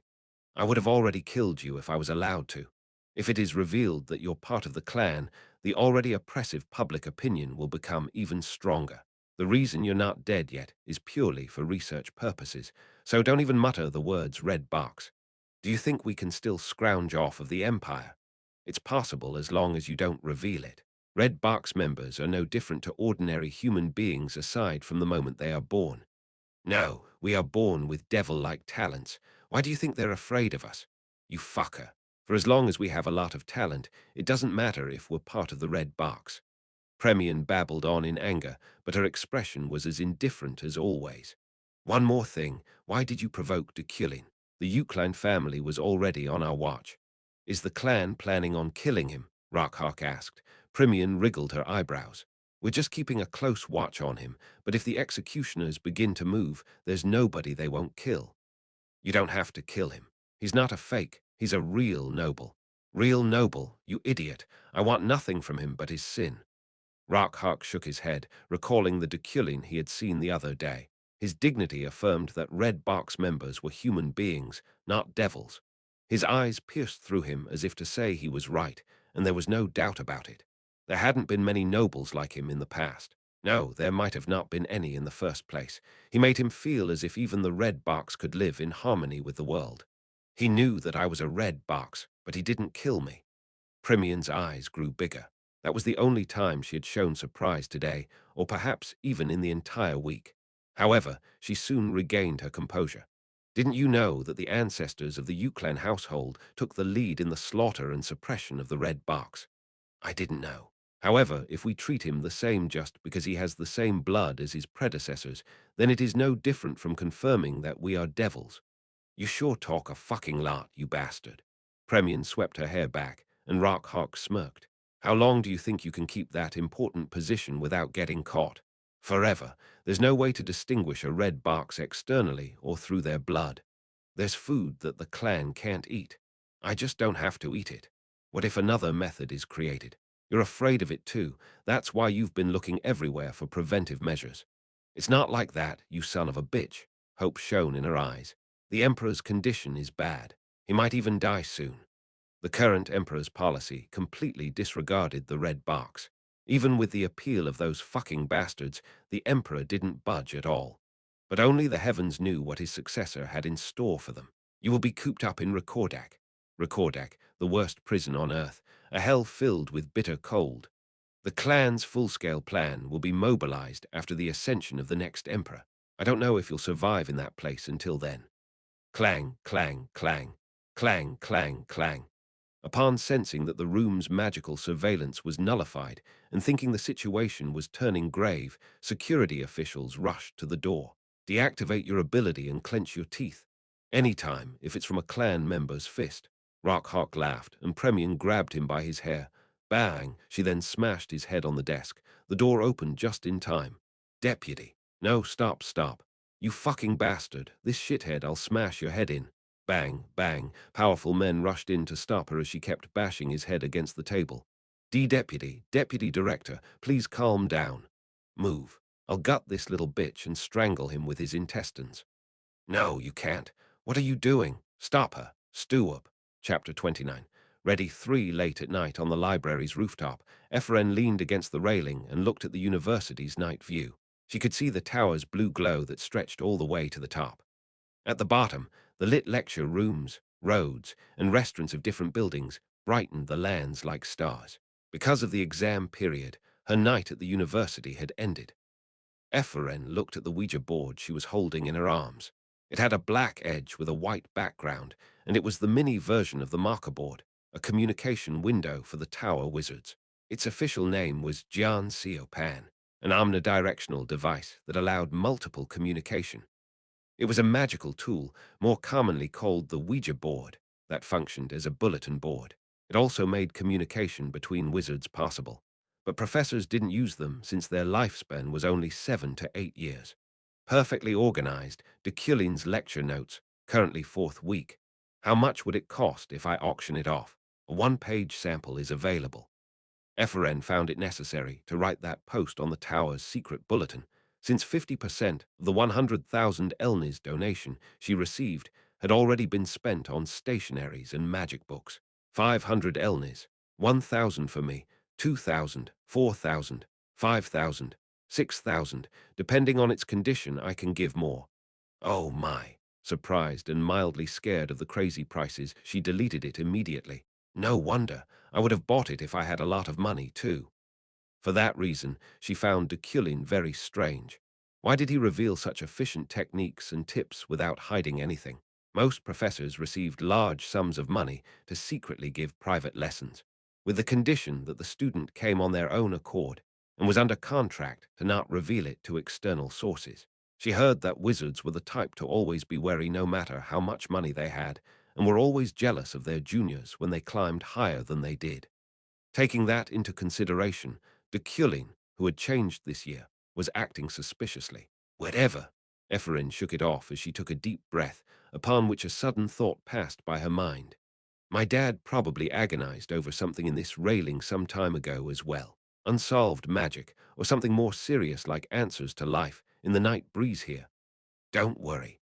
Ephraim took out a letter and recited it in a low voice. She exchanged letters with her father every week. The voice and video messages that showed a glimpse of her father's genius had already died, but his handwriting and traces of those days hadn't yet disappeared. My daughter, I'm making a present for you now. Reading the first sentence is already making her tear up just by reading it. I will definitely finish your research, Dad. Some of her father's research was in his letters, and the rest was somewhere in the tower. Ephraim knew their exact locations. I'll make sure to become a better wizard than Deculein, than the enemy. That's impossible. Someone intruded her time alone at that moment. Surprised, Ephraim straightened up and looked back so swiftly it looked like she was going to break her neck. Sylvia. Ephraim scrunched her eyebrows as she glared at her. If you're here to pick a fight, I'm not in the mood, so just go. Sylvia sneered with a troubled face. You called Deculein your enemy, yet you received a private lesson from him. Pathetic. Hypocrite. What nonsense are you talking about this time? Where did you hear that strange rumor? No, more importantly, you believed it. How noble of you. Sylvia's cheeks puffed. Ephraim won against her heart, which could easily sweep off any provocation. You know what? Mumbling her discontent, she soon grinned, the edges of her lips twisted upwards. Deculein hasn't been to the research lab in almost 3 years, not once since your father died. Of course. My dad was such a genius that Deculein couldn't do anything without him. Ephraim laughed, taking it as an unexpected compliment. However, Sylvia continued, starting 3 months ago, Deculein has been going to the lab every day. He cleaned the place and even picked an assistant professor. He brought new magical tools and everything. Ephraim's expression swiftly stiffened at that moment. What do you mean? Satisfied with that response, Sylvia grinned and twirled, her ticklish tone flowing through the winds as she did. Who knows? Tap tap. Ephraim didn't bother chasing after her even though she left such remarks. Instead, she merely stood there in deep thought. No way. Some time ago, my father told me Deculein was monitoring his letters. He's watching his every move, and since he's after his research, that leaves him with no place to hide it. No way. I shouldn't be worried. The research is stored in a place he could never find. The magic that protects it scatters over time, but even so, Deculein's greed will never be able to locate it. Remembering the code we used to play, he left it somewhere only I. No way. It couldn't be. It couldn't be. My father is a genius. He has never been wrong, which is why I'm confident the research that Deculein is conducting has nothing to do with my father. She repeated it over and over again. No way. Sylvia's voice ceaselessly rang in her ears. There were only 3 days left before the Burkt conference. Finally, at long last, I completed the beginner psychokinesis, just in time. Fortunately, I got the timing right somehow. Satisfied, I took a shower in the building. I had one maid here since it was too bothersome to keep going back to the main house for such a simple task. Knock, knock. I heard a knock on the door as soon as I wore my robe and came out. Who is it? It's Roy. What's wrong? Say it. Yes, my lord, your finances are in peril. My eyebrows immediately furrowed. My finances? Yes. At this rate, it might run out in 2 months. I nodded. Well, I hadn't given a lecture these days, so I had no other income aside from my salary as a professor. On the other hand, my expenses were endless, including 150 mana stones, books, and a wide array of ancient books. Wait.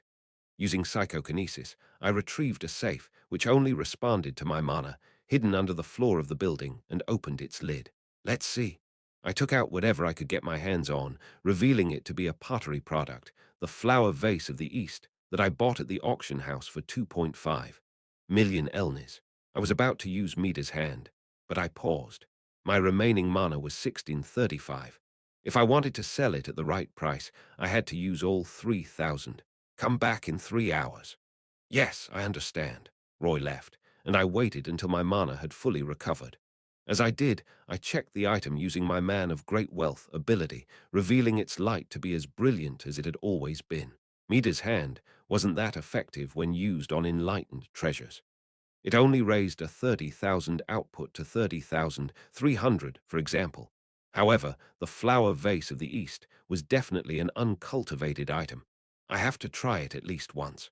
After waiting for 150 minutes, my mana was finally filled to the brim. Gathering all of it, I used Mida's hand on the flower vase of the East.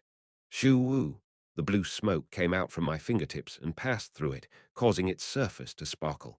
The result was the flower vase of the master craftsman from the East. Description: this vase, made by a master craftsman, is magically infused with its creator's heart and soul. Its potential has been enlightened using Mida's hand. Category: pottery, vase special effects. The flowers in this vase will never wither. In addition, they will also gradually fade out and bloom into new flowers, each petal having the effect of a potion that has at least intermediate level fatigue recovery effect to upper intermediate level fatigue recovery effect. The 2.5 million Elnis vase had become a product so good I didn't even want to sell it anymore. The pottery's design alone made its value overflow. But now it also had the potential to become an inexhaustible product maker. It's better to sell it. Its potion's fatigue recovery effects had no use for me. My body didn't get tired at all, and I was confident there wasn't a lot of money to be made by growing and selling flowers. Knock, knock. Roy came back and knocked exactly after 3 hours, as instructed.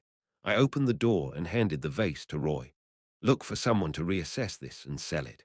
We'll be able to easily gain 5 years' worth, no, 10 years' worth of finances with it. But my lord, isn't this one of the items you bought at the auction house? Roy was flustered, but I was disconcerted just as much.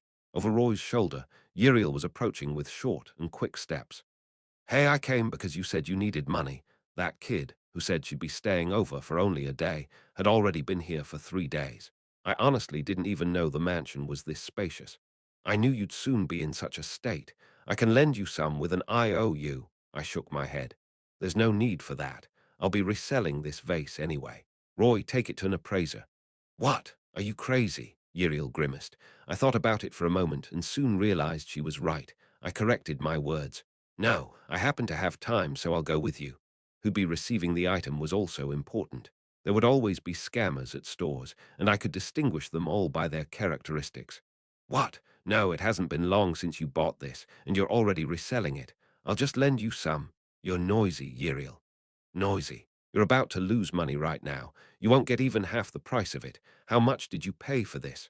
2.5 million. I can guarantee you it'll only sell for 1 million. You bought this as an antique investment, and you're selling it after less than 2 months. Uriel was questioning my conviction, and even Roy seemed doubtful of my decision. Well, their worries weren't unwarranted. If you're so worried, then come along.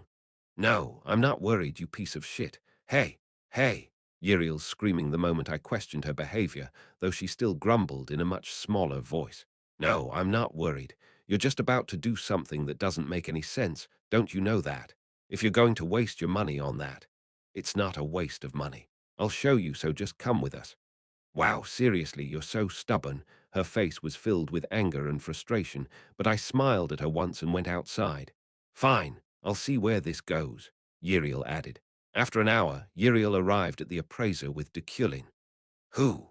She thought Deculein had been out of his mind lately. He didn't meet with Julie at all, and the Burkt conference overlapped too, which made her overly sensitive. This, Deculein always seemed to be determined to do inhumane things whenever he got overheated, and this time was no different. This is tremendous. When the famous appraiser in the system looked into the pottery he bought 2 months ago, he expressed so much awe that he seemed to have lost his mind. Uriel's mind briefly went blank. Deculein replied, If it's tremendous, then. Yes, not only does it have aesthetic value, there's more to it that I can't confirm. It's not that you can't confirm. You just don't want to let us know. What? No, it's just, if you grow flowers in this vase, it won't wither. Eating the petal of that flower will recover your fatigue. The appraiser bowed down quickly with his eyes wide open. Uriel also flinched. Recovery of fatigue. W8, of course. I didn't know, but if that's true, then it has an excellent effect. That's right. Deculein looked around the room and put a flower in the vase as decoration. There's no need to go all the way to Routen. After growing this flower to prove its effectiveness, we can hold a small auction at Halech. He then gave Euclide's fountain pen to the appraiser. The Euclide's pattern might attract people. I'll give you a commission, of course. Ah, yes, I'll do my best. You might receive 10 million at least, and 15 million if there's more competition. At that moment, my 2.5 million investment instantly increased to 10 million, causing Uriel and Roy's eyes to widen. Good, I'll leave it to you to spread the word. Roy, I'll leave the overall observation to you. What? Ah, yes, I understand. That's it for today, then. Deculein went out first. Uriel hesitated for a moment, then followed him not long after. You got lucky. See, congratulations. Uriel glanced at Deculein on the side of the road. Not bothering to reply, Deculein gave the two an order. Uriel, Roy, take this vase and go back to the mansion. Ha, where are you going? I have something to do at the tower. Why are you frequenting the tower these days? Uriel narrowed her eyes in suspicion. You don't need to know. If you have a new lover, then go ahead and throw away that straightforward and inflexible woman. Shut up.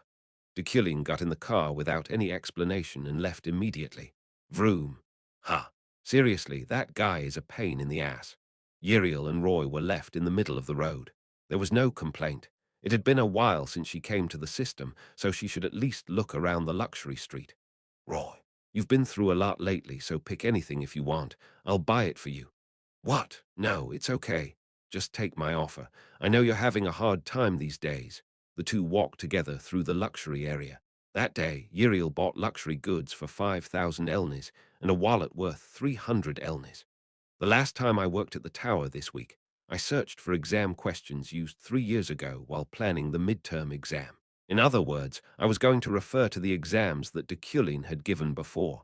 This is extreme. I could already tell how difficult it was just by looking at it. It was uselessly hard. Back then, my character mistook the level of the test as superiority, which became the birth of such ridiculous tests. Alan, are you there? I called my assistant professor through the crystal ball, and it only took him 30 seconds to run all the way to where I was. Yes, I'm here. Alan now proudly wore the assistant professor's badge after passing my screening. I tapped on the test paper from 3 years ago. By any chance, do you know where the original copy of this problem is? Original copy? Yes. This test is probably the result of my arbitrary modification. This document isn't recent, so if there is any data left from 3 to 5 years ago, bring it to me. Oh, yes. I'll look for it. Alan went out and came back carrying loads of files nearly as quickly. Here you go. Okay. I looked at the papers using understanding eyes, which immediately allowed me to realize something. It was as I had expected. This work was really worth referring to. I was certain of it, considering I had studied it to some extent as well. A good problem would make anyone naturally admire it once they had solved it. The sense of accomplishment they'd earn from it would feel so surreal it could even make them smile. Deculein's exams were difficult, but they were also rather intriguing. Alan, this is a magic exam paper, right? Of course, magic wasn't mathematics. Therefore, even if it was just a test paper, there were special parts to it. Oh, yes, of course. Good. You may go. Thank you. I looked through the test with understanding. Understanding pure elemental magic sample problem. Calculate the formula for question 7 on paper, analyze the hints of the circuit, combine it correctly, and put mana into such an inferred spell. The answer to the problem was then revealed in the form of an image. As if a painting was blooming in the air, the solution became clearer and more distinct than nature. As the colors spread like flowing water, I witnessed a woman be born on the canvas. Each of the picture's parts represented an element. Her white dress was the wind, the sky was the water, the spreading clouds were mists, and her beautiful eyes, nose, and lips were a harmony of various elements. It was truly suitable for the subject, understanding pure elemental magic. I could even go as far as saying it was the perfect problem for it, and it offered the perfect solution as well. I closed my eyes as I began to feel soft caresses throughout my entire body. It stimulated Deculein's characteristic aesthetic sense.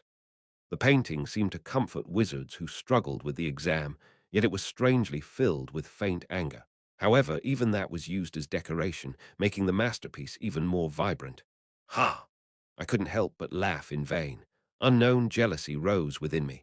It felt so close to desire. Since the old Deculein wouldn't reuse this problem, I had no choice but to modify it.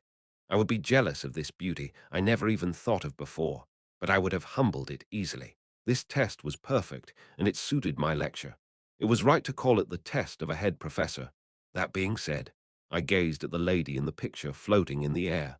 It wasn't Ephren. It didn't seem like I had seen her anywhere. Who in the world was this woman? Knock, knock. I heard a knock again. I messed up the picture and opened the door, revealing Alan on the other side of it. Professor. There were more, so I brought them. Then I'll be on my way. Great timing. Coming up with an idea, I grabbed him before he could leave. Yees. He tilted his head. I spoke. Get ready. What? Ah, yes. What should I prepare? He wasn't aware of what I was doing, but he was quick to solidify his will. I had always liked the fact that he never questioned me or my actions. Get ready to go to Burkt. What? However, this time, Alan couldn't help but be so surprised by my decision that he had to question if he heard correctly. Calmly, I reiterated my thoughts. I am choosing you as my assistant at Burkt. Alan blinked. His eyes, nostrils, and mouth slowly widened afterward, his lips especially parted far enough for a fist to easily fit in his mouth. Wheread, shut your mouth. His eyes swelled when he closed his mouth. Since he seemed like he was about to explode, I decided to try to calm him down. Of course, you have the right to decline. Burkt could be dangerous. Ah, it's no. That's no. I want to go. Really, according to Burke's regulation, bringing a companion was a must even if there was no escort driver. Unfortunately, I had no one to take with me but him. Chapter 30. Burkt 1. The northern part of the empire was largely divided into the northwest, the north, and the northeast, and three families governed each of the territories. Their main duty was to defend against external enemies. The Freydin were the most famous since they had the warrior's shrine, and the Darman family in the north boasted a reputation that was second to none. Salute. I hope the Burkt conference goes well. On the platform of Harlan, Darman's capital, the palace guards saluted Glythan, who nodded with a smile. Thank you. Make sure to deliver the goods to Count Darman. Yes, sir. The train station was further north of Harlan, which was already a northern territory. Sylvia looked at the snowflake at the tip of her nose. It's snowing in April. Glythan smiled, thinking how cute Sylvia was. Well, we're in the north, after all. Come, it's time to go. Okay. We'll leave you behind if you move too slow, my lady. Shut up. Their party boarded the train not long after. The VVIP cabin was half the size of a standard room, equipped with not only a bed, but also a sofa, carpet, desk, and chairs. It was more than just cozy. How long until we get there, Dad? It's 6 hours to Harlan, then another 3 hours from the platform to the mountain range, Glythan replied as he sat on the sofa. The platform the Burkt Express train used was simply called the platform, since there were no villages or renowned locals around it to be named after. Only the platform was there. Upon arriving there, one would need to change trains to head straight to Burkt. What was the classified information about? Sylvia placed her writing materials and notes on top of her desk as she raised a question. An ambush. Sylvia's eyes widened as she sat down behind the desk. You're supposed to inform the others. Notifying them doesn't mean the enemies won't attack. If I revealed it, they'd have to come up with another plan, which would definitely cause unnecessary bloodshed since it was formulated in a rush. It's only right that wizards deal against wizards. Sylvia looked like she didn't understand. Hence, Glythan further elaborated with a smile. Burkt has always been like this, child. It was actually even more perilous 15 years ago. Attending the conference itself was a war. Why? Because Burkt serves as a great honor and memento for prestigious families. Just attending it engraves the names of the 12 traditional families and the 8 exemplary families. 15 years, 20 years, 17 years. Since the interval between each summon was so long, Burke's authority had reached the heavens before it could even be held more than enough times to normalize it. Hence, being allowed to attend it was considered a clear indication of a family's power, nobility, and magical prowess. However, Berkt has special rules. Families who didn't attend the conference, even though they were summoned, wouldn't be invited again. In the event of a deficit in numbers during the conference, a new family would be summoned before proceeding. If the deficit were from the 12 traditional families, one of the new families would be selected as part of the new tradition. What do you think is the best way to bring down the 12 families? Sylvia immediately understood. Won't you be punished for such an act? Ha ha ha! Glython laughed loudly. At times like this, he sometimes wondered if he had been too overprotective of his daughter. She had to learn of the world's cruelty anyway, so he thought it would be better to start now. Which of the 12 families have been part of the tradition since the beginning, child? Ah, exactly. If we're to be punished, then the others would have to be sanctioned as well. This is why, in the end, no legal action can be taken against us, and why death on the way to Berkt, and while at Berkt, is considered a magic-related death by nature. It's only during such moments that the leaders of each household could go after each other's throats legally. After all, during the summons, the sophistry of the victim is a fool became the right logic. This phenomenon was even worse in the past. In order to join Berkt and for their names to be born anew, many spotless families were shut down. The ruined family led by Ihelm was one such case. Compared to the past, we're in an era of peace right now. Of course, Berkt's authority is still absolute. Zekten, its new leader, however, hates conflict, so he came up with ways for families to cultivate their reputation while also removing the need for us to feel as pressured and cautious towards being summoned. It can't be denied that it's still riddled with perils, though. Sylvia nodded, and Glython laughed silently. Sirio, beside him, smirked as he looked out the window. Chee, the sound of the mana stone burning echoed seemingly endlessly as the train moved. Using that noise to her own advantage, Slyvia sat behind the desk and began studying and reviewing Deculein's class. Reflecting on every word he said, she did her best to understand his lessons and apply them to the mana in her body. She soon pulled out another note, however. It was her art notebook. She drew something by scribbling her pencil.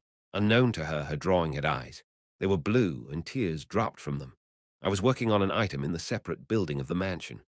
Jork's suit jacket, Jork's suit vest, Jork's suit dress shirt. Jork was the most famous tailor on the continent. Nonetheless, I used Mida's hand on certain parts of it. My current actions were no different from arming myself heavily for Berkt. Efficient armor that provided a wizard with great defense was extremely limited throughout the world, considering artificially produced artifacts had a lifespan, and infusing magic into products proved difficult to accomplish. That was why, even though many magic books were in the prestigious Euclid household's possession, they didn't wear many artifacts. What if I donned armor instead? The magic infused in the armor might interfere with my magic. Hence, I decided to coat my suit with Mida's hand instead. Jork's suit jacket. Description: customized overcoat made by Jork, the best tailor in the continent. Its durability has been increased dramatically by Mida's hand. Category: apparel suit. Affects low intermediate physical resistance. Low magical resistance. Mida's hand. Level 3. Physical resistance at mid to low levels was comparable to steel. It wouldn't tear even if a sword were to try to slash through it. By now, I had used up about 24,000 mana in the last 2 days to strengthen my equipment, so I was certain they finally offered me adequate defense. Knock knock, who is it? It's me, Uriel. She immediately opened the door and came in.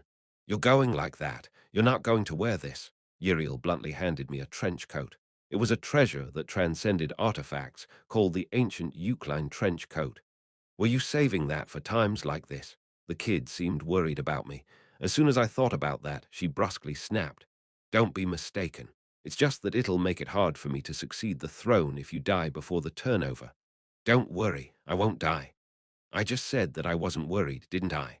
If you get killed unceremoniously and abruptly, the Berkt conference will be delayed, and my coronation will become more difficult to realize.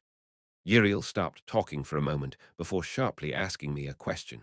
More than that, don't you have anything to say? Not really. Really. Thanks for the trench coat.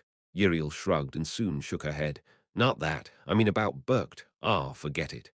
Do what you want with the Berkt conference or whatever. I'm leaving.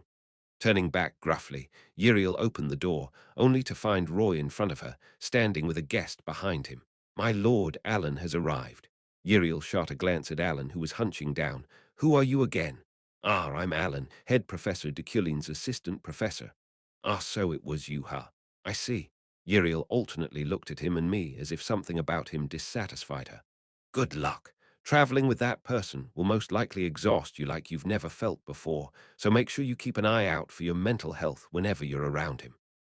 Alan bowed at Uriel as she exited the room before he came inside. "What's the plan, Professor? We'll depart tomorrow afternoon, so get ample rest for now." "Yes, yes, as you command." Alan's face wasn't comfortable despite his answer, though. The dark circles around his eyes seemed to have grown even bigger. That was only natural, though, since he hadn't slept a wink since last night. "Alan." "Yes, take this." Using psychokinesis, I handed him the protection robe that I bought last night. It was an artifact with excellent performance, which was why even though it only had a 2-week lifespan, it was still priced at 30,000 elnis. I even get to have this." Alan suddenly burst into tears. "Stop crying. You might make me angry if you cry in front of me." "Oh, yes, yes, I apologize." My misophobia didn't even allow tears, and Snap made me feel repulsed. Alan quickly held back his tears and carefully wore the robe. Seemingly overwhelmed with emotions, his eyes reddened again. "Rest in your room." "Okay, I'll be waiting." I still had a lot of things to do. In addition to the ancient Euclan trench coat that Uriel gave, at least 5 wooden steel were waiting to be strengthened by Mida's hand. "Until my mana regenerates," I took out a book. Urtrand Martial Arts, Intermediate. It was a publication written by the martial arts legend Urtrand, who often charged and dominated through the front lines with his skills. The cost of finding this intermediate-level item alone cost almost 500,000 elnis. Still, I found it worth it, considering it was the ultimate martial arts made out of the accumulation of every other martial arts positive points. I started to move my body according to the content. Alan and I left for the road at 2 p.m. on a Saturday. Roy and my attendants sent us off, and Uriel had already returned home. After 7 hours, we finally arrived at Gaiden Station, where we immediately rode the express train to Damon's capital, Harlan. Reaching our destination, we first had dinner and bought books the man of great wealth found notable and striking. Only after that did we ride the train again for 6 hours to the north. It wasn't until Sunday morning that we arrived at the Berkt platform. Wow! Alan was in awe, which was only natural. Even I had never been to a place like this before. Snow stretched all the way to the horizon outside the station, but its exterior was rather warm and cozy. The platform itself was no different from a small village. I saw 5 restaurants with quite a few people in them. There were also hotels, a simple hospital, and even a magic store. "Good morning." Just in time, a knight approached me, the pattern embossed on his upper chest immediately catching my attention. "A Fraham knight." "Yes, I'm Veron. I am tasked with escorting you on the train." "Just you?" "Yes, there's only one escort on each train. Usually wizards are accompanied by guards of their own, so—" I turned on the villain's fate, just in case. It didn't sense anything from him. He was colorless and odorless. Even the man of great wealth had no response. "There's a lot of people today. It's a station where 300 people come in a day, but there shouldn't be many passengers going to Berkt." Well, that much was understandable. This place was a famous hunting ground, and medicinal herbs also grew around here, making it a good location to level up or farm. "Alan, is it okay if we don't eat breakfast?" Alan nodded. "I bought a lot of packed lunches anyway. Do you want me to heat one for you, Professor?" "No, it's okay." After about 15 minutes of waiting, the head of the train appeared at the end of the railroad, upon which the staff on the platform began shouting, "This is today's first train. Since the Berkt conference will be held tomorrow, 5 trains will be coming and going today to provide those who want to linger around the time to do so. Please keep that in mind. I'll be on my way." Veron bowed and approached the track first. Meanwhile, Alan and I stood together at the VIP aisle. Soon enough, the staff walked over to us and checked our tickets. "You can sit anywhere in the VIP area, head Professor Deculein." "Haha, now that I'm looking at you in person, you are even more handsome than I've heard." I got on the train and took off my fedora. A total of 7 carriages were divided into VIP and regular. The only difference between them was that the VIP carriage was much more spacious. and its chairs were more luxurious. Ha! Aren't you Professor Deculein? As soon as I sat down with Alan, an unidentified person immediately spoke to me. At first glance, he looked like a noble, but he was carrying a camera in his arms. Ha ha! I'm Roan, a magic analyst and journalist. Well, I can't believe I'm riding the same train with Professor Deculein. It's a great honor. I looked at him, taking note of the unnatural movements of his facial wrinkles and his smile, because of which the corners of his mouth shook. Screech, oh, it's leaving now. Roan looked out the window and sat down. The train departed. Screech, screech. The express train moved at a speed that wasn't much different from that of the Mugangwaho. Wow! Astonishment filled Alan's face as he looked out the window. Even I was left speechless for a short while by the scenery beyond our carriage. The view was so beautiful it made our slow travel speed completely tolerable. We're riding on top of a cliff right from the start. Within arm's length was a steep cliff flowing like a waterfall, its edges covered in fog. That's a long way down. It'll take 3 hours to reach the bottom. Wow! Alan's vocabulary dropped in level. His eyes seemed drowsy, almost as if he had been freed from all of his nervousness. Sleep if you're tired. The express train moved forward while sticking to the mountain range's edges, but it would still take about 3 hours to reach Burke's first building, even with such a route. Yes. Then, just a little bit. Alan closed his eyes, and I put my briefcase on the floor of the train. There were a total of 11 VIP passengers. One was Roan just now, and the other 8's nationality and identity were subpar. I discreetly opened the briefcase in a way that no one would take notice. The treasure slipped out and crawled through the train's floor, located at the corners of the 8 VIPs. Something touched my shoulder at that moment. It was Alan, who had buried his face on my shoulder and was breathing like a baby bird. Coo, coo, coo, my disgust rose at that moment, but I managed to suppress it. It should be fine for as long as he didn't drool. I let him be and instead took out a book. Urtrand Martial Arts Intermediate. I had only been suspicious of its contents so far, but my defense had clearly become better because of it. Hence, I decided to just read this book until something happened. Tick-tock, tick-tock. Time flew by. Roan looked at the pocket watch on his trousers. It had already been 30 minutes. The express train arrived at the first station, and 3 passengers got off. He looked at Deculein, who was still reading a book. Roan calmly opened the newspaper. Tick-tock, tick-tock. Time flew by again. He roughly knew the flow by feel. 1 hour. We arrived at the second station, and 2 passengers got off. Deculein was still reading a book. Roan drank cold water to soothe his heartbeat. There should be nothing for him to worry about. His mission was going as scheduled. There would be no harm coming back to haunt him. No, he wasn't even doing anything wrong in the first place.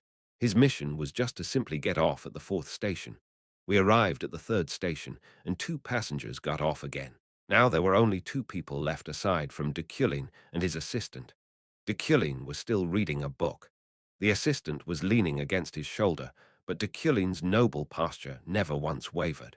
He seemed perfect, almost as if he was a painting, so much so that he even felt the urge to take a picture of him.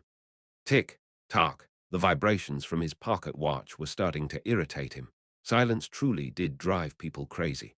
Time flew by in such a painfully slow way he felt like he was in hell. Finally, 2 hours had passed, and they arrived at the 4th station. Whoa! Roan let out a sigh of relief and stood up from his seat. All passengers got off at the 4th station aside from Deculein and his assistant.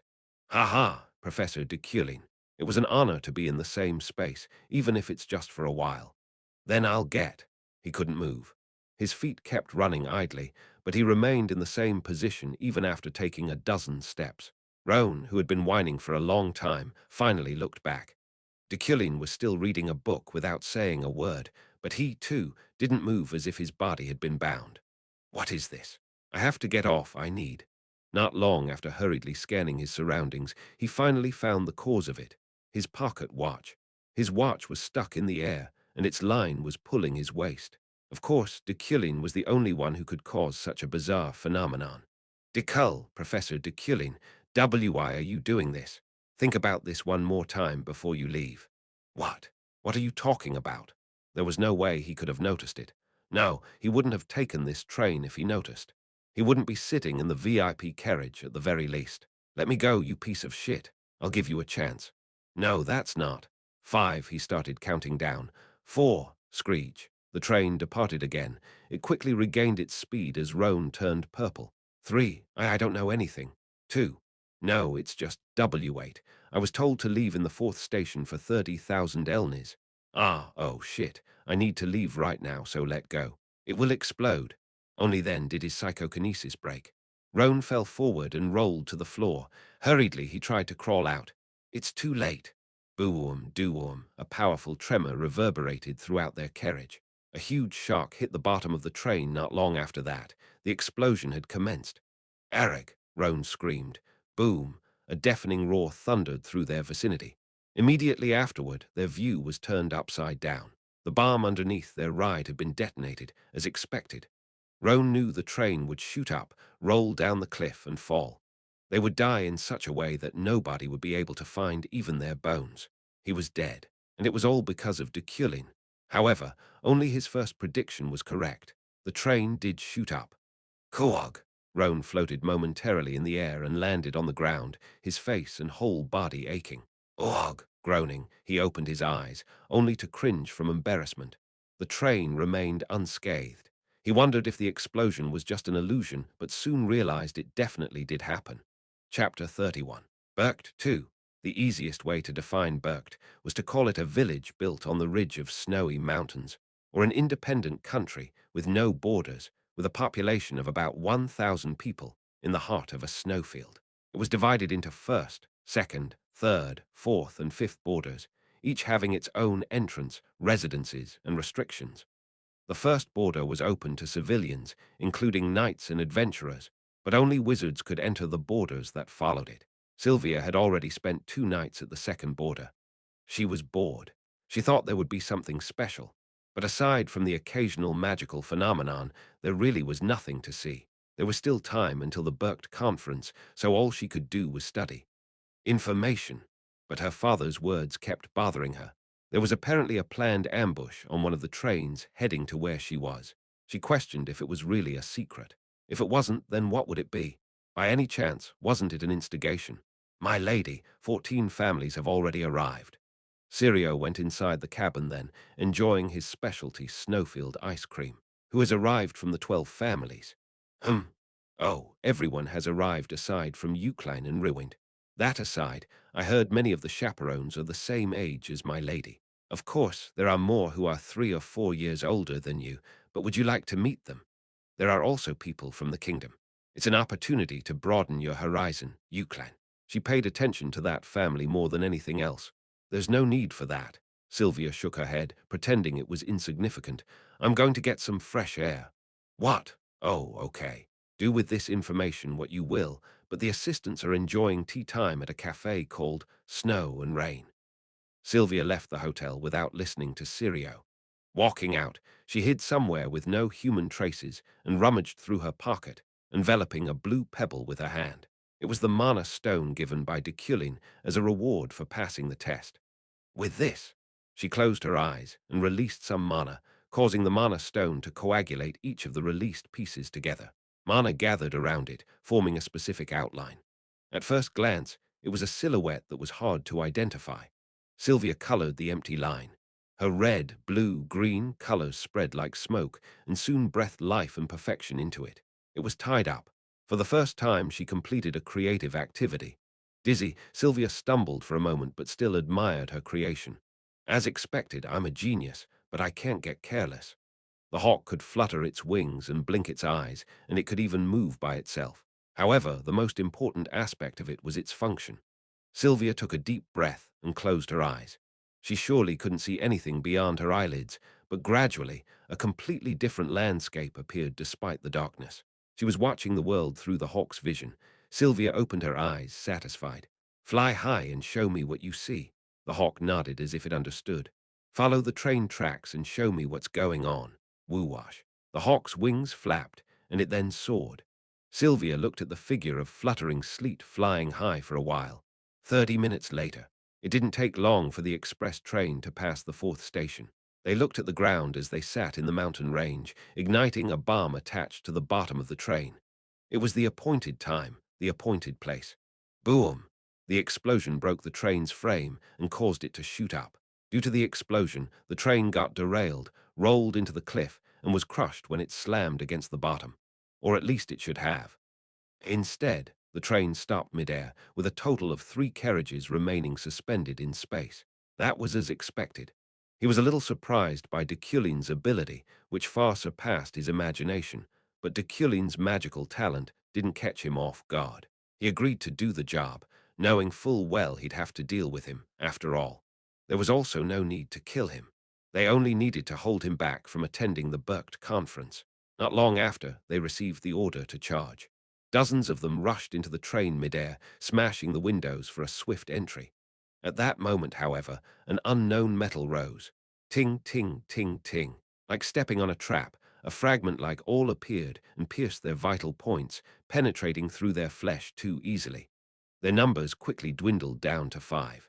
However, those survivors were the core, the strongest of their team. Deculein sat down relaxedly and looked at them. His valuables were unscathed, and the terrorists couldn't hastily approach him. He looked off guard, but they couldn't be fooled. They never knew when metals would break out again. Hoo-hoo! Alan opened his eyes then, looking at Deculein groggily. Deculein put into practice what he learned from the martial art book. That was, he pressed the acupressure point on Alan's neck to knock him out, causing him to fall asleep again, along with the sound of a balloon being deflated. Deculein felt some sense of incompatibility at that point. He was so disparate and had seemingly forgotten the situation he was in. He looked at his hand. The sense of his fingertips were too soft. It was tender. The acute sense of his Iron Man ability allowed him to distinguish even the faintest differences in his skin. Alan. He already expected one of his secrets, but the other. Deculein looked at his unconscious assistant professor and looked outside the train again. From far away, Veron was approaching. The situation had already been wrapped up to some extent, though. It's over. At Deculein's words, his enemies laughed, then swiftly ran out the window again. He wanted to catch them, but he lacked mana. Only then did he stand up. It was time to get off the train, after all. Did you say you were Roan? As he was about to crawl out, Roan felt a jolt course through him. Sweating profusely, he looked back at Deculein.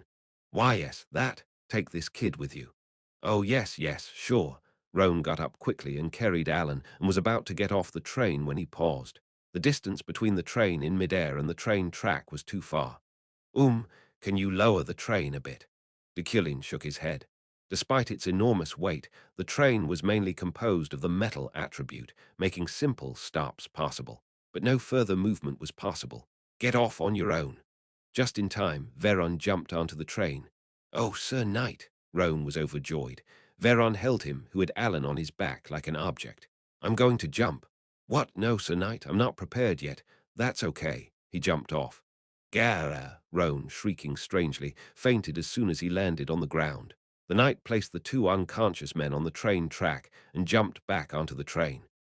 He then stood still as he looked at Deculein, who thought he was here to pick him up. An important truth entered his mind soon enough, however. This was it for Veron. He came walking. Deculein calmly called his treasure, and the knight looked inside the train that was floating.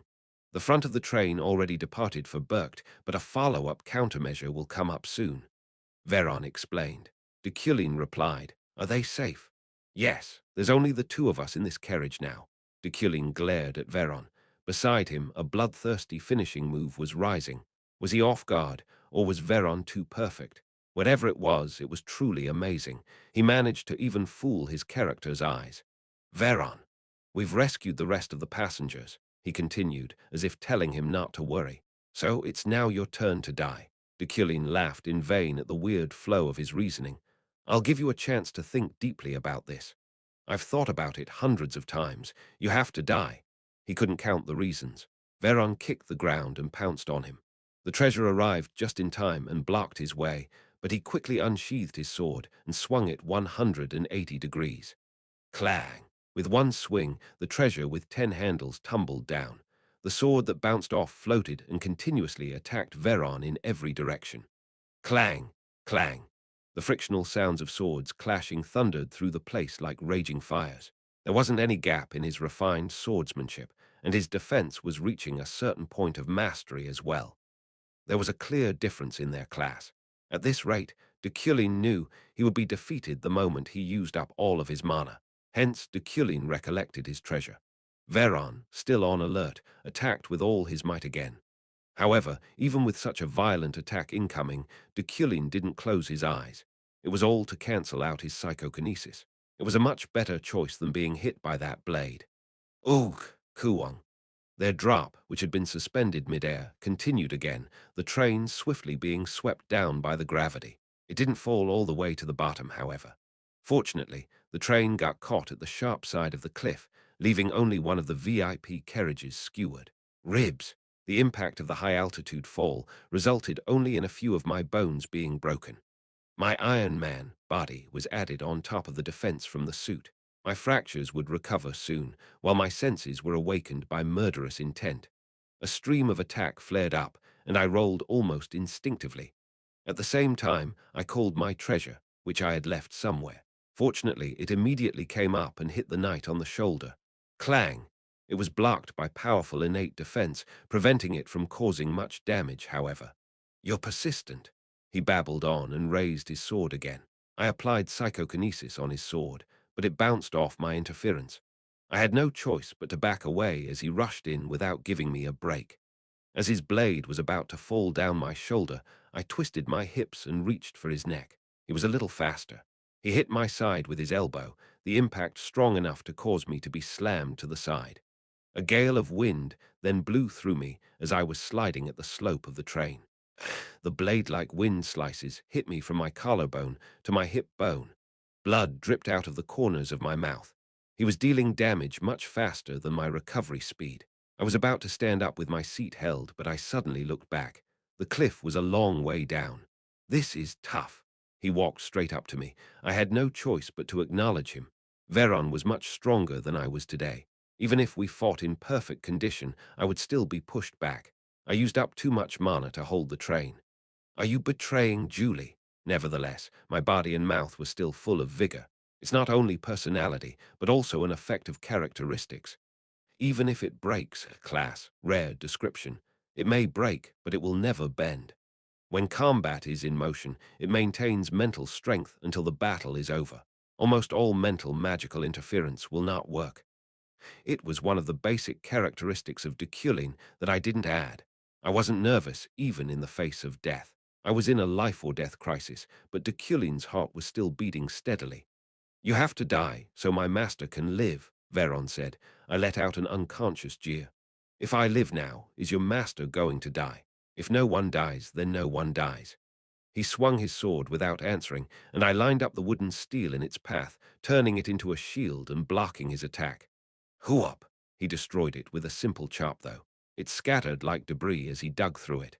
It didn't make sense. It was as if he had become the sword itself. He raised his weapon once more.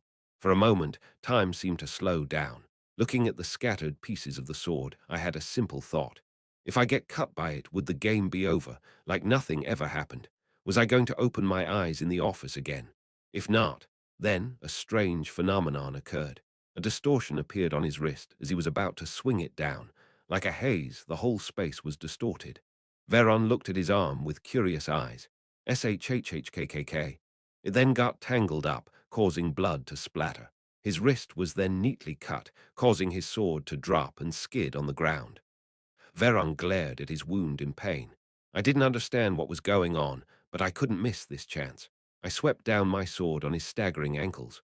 Areg! Losing his balance, he slipped off the train. His whole body was pushed off by a gust of wind. I finally found silence at this unexpected moment. My opponent wasn't dead yet, however. His bloodthirst was still flowing. Clutching my side, I stood up and walked using the edges of the seats as support and looked under the train. Weaving.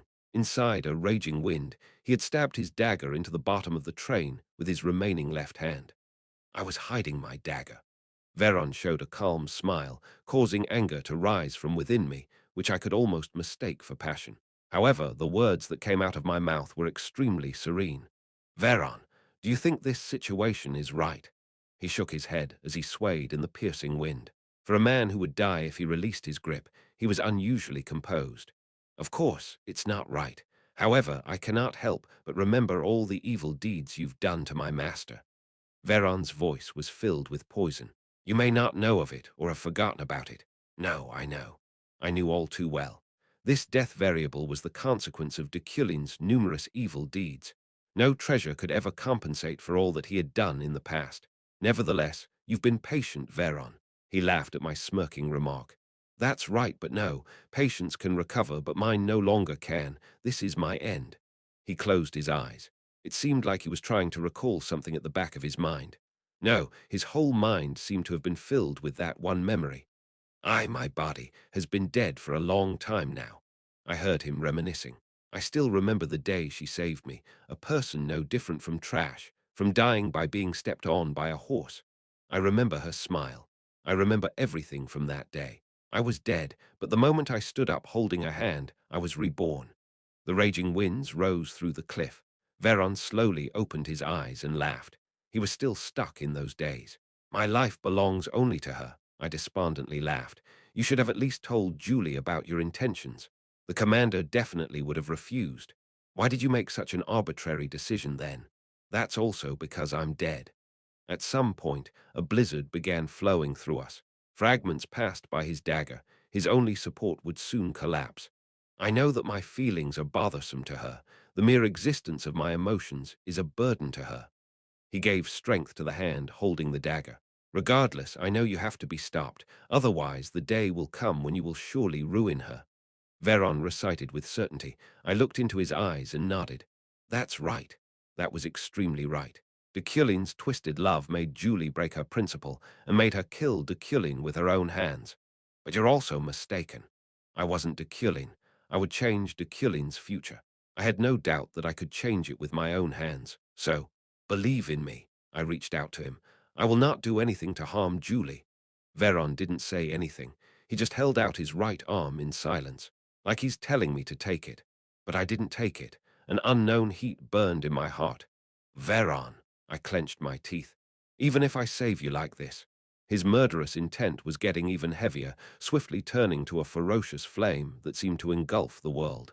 You're still going to kill me. A fire that could never be extinguished. The root of his hatred could never be resolved and could never be soothed unless I died by his hands. Yes, Veron was honest. I see no hand towards me anyway. A knight without a hand can't be helped. You can't be beside her. I uttered Deculein's retribution. I want to kill you with my remaining hand. At the same time, Veron remained foolish. I held back my anger. You hopeless and stupid being. The wooden steel in my hand flew. With a tight grip on his dagger, he spoke. Listen carefully. Veron closed his eyes. I love Julie. Coon, the train trembled. His bloodlust still seemed to be pondering about how to kill me, but suddenly stopped. He shook his dagger to drop the entire carriage off the cliff. I will release Julie. This fucking bastard was no knight. He was just a fanatic who had lost his mind in his path of worshipping and admiring only one person. Crazy psychopath. But your choice today, duck, duck, duck. Blood flowed from my hand holding a sword, the droplets of which hit Veron's forehead. Will torment Julie for the rest of her life. My mana was already depleted. You!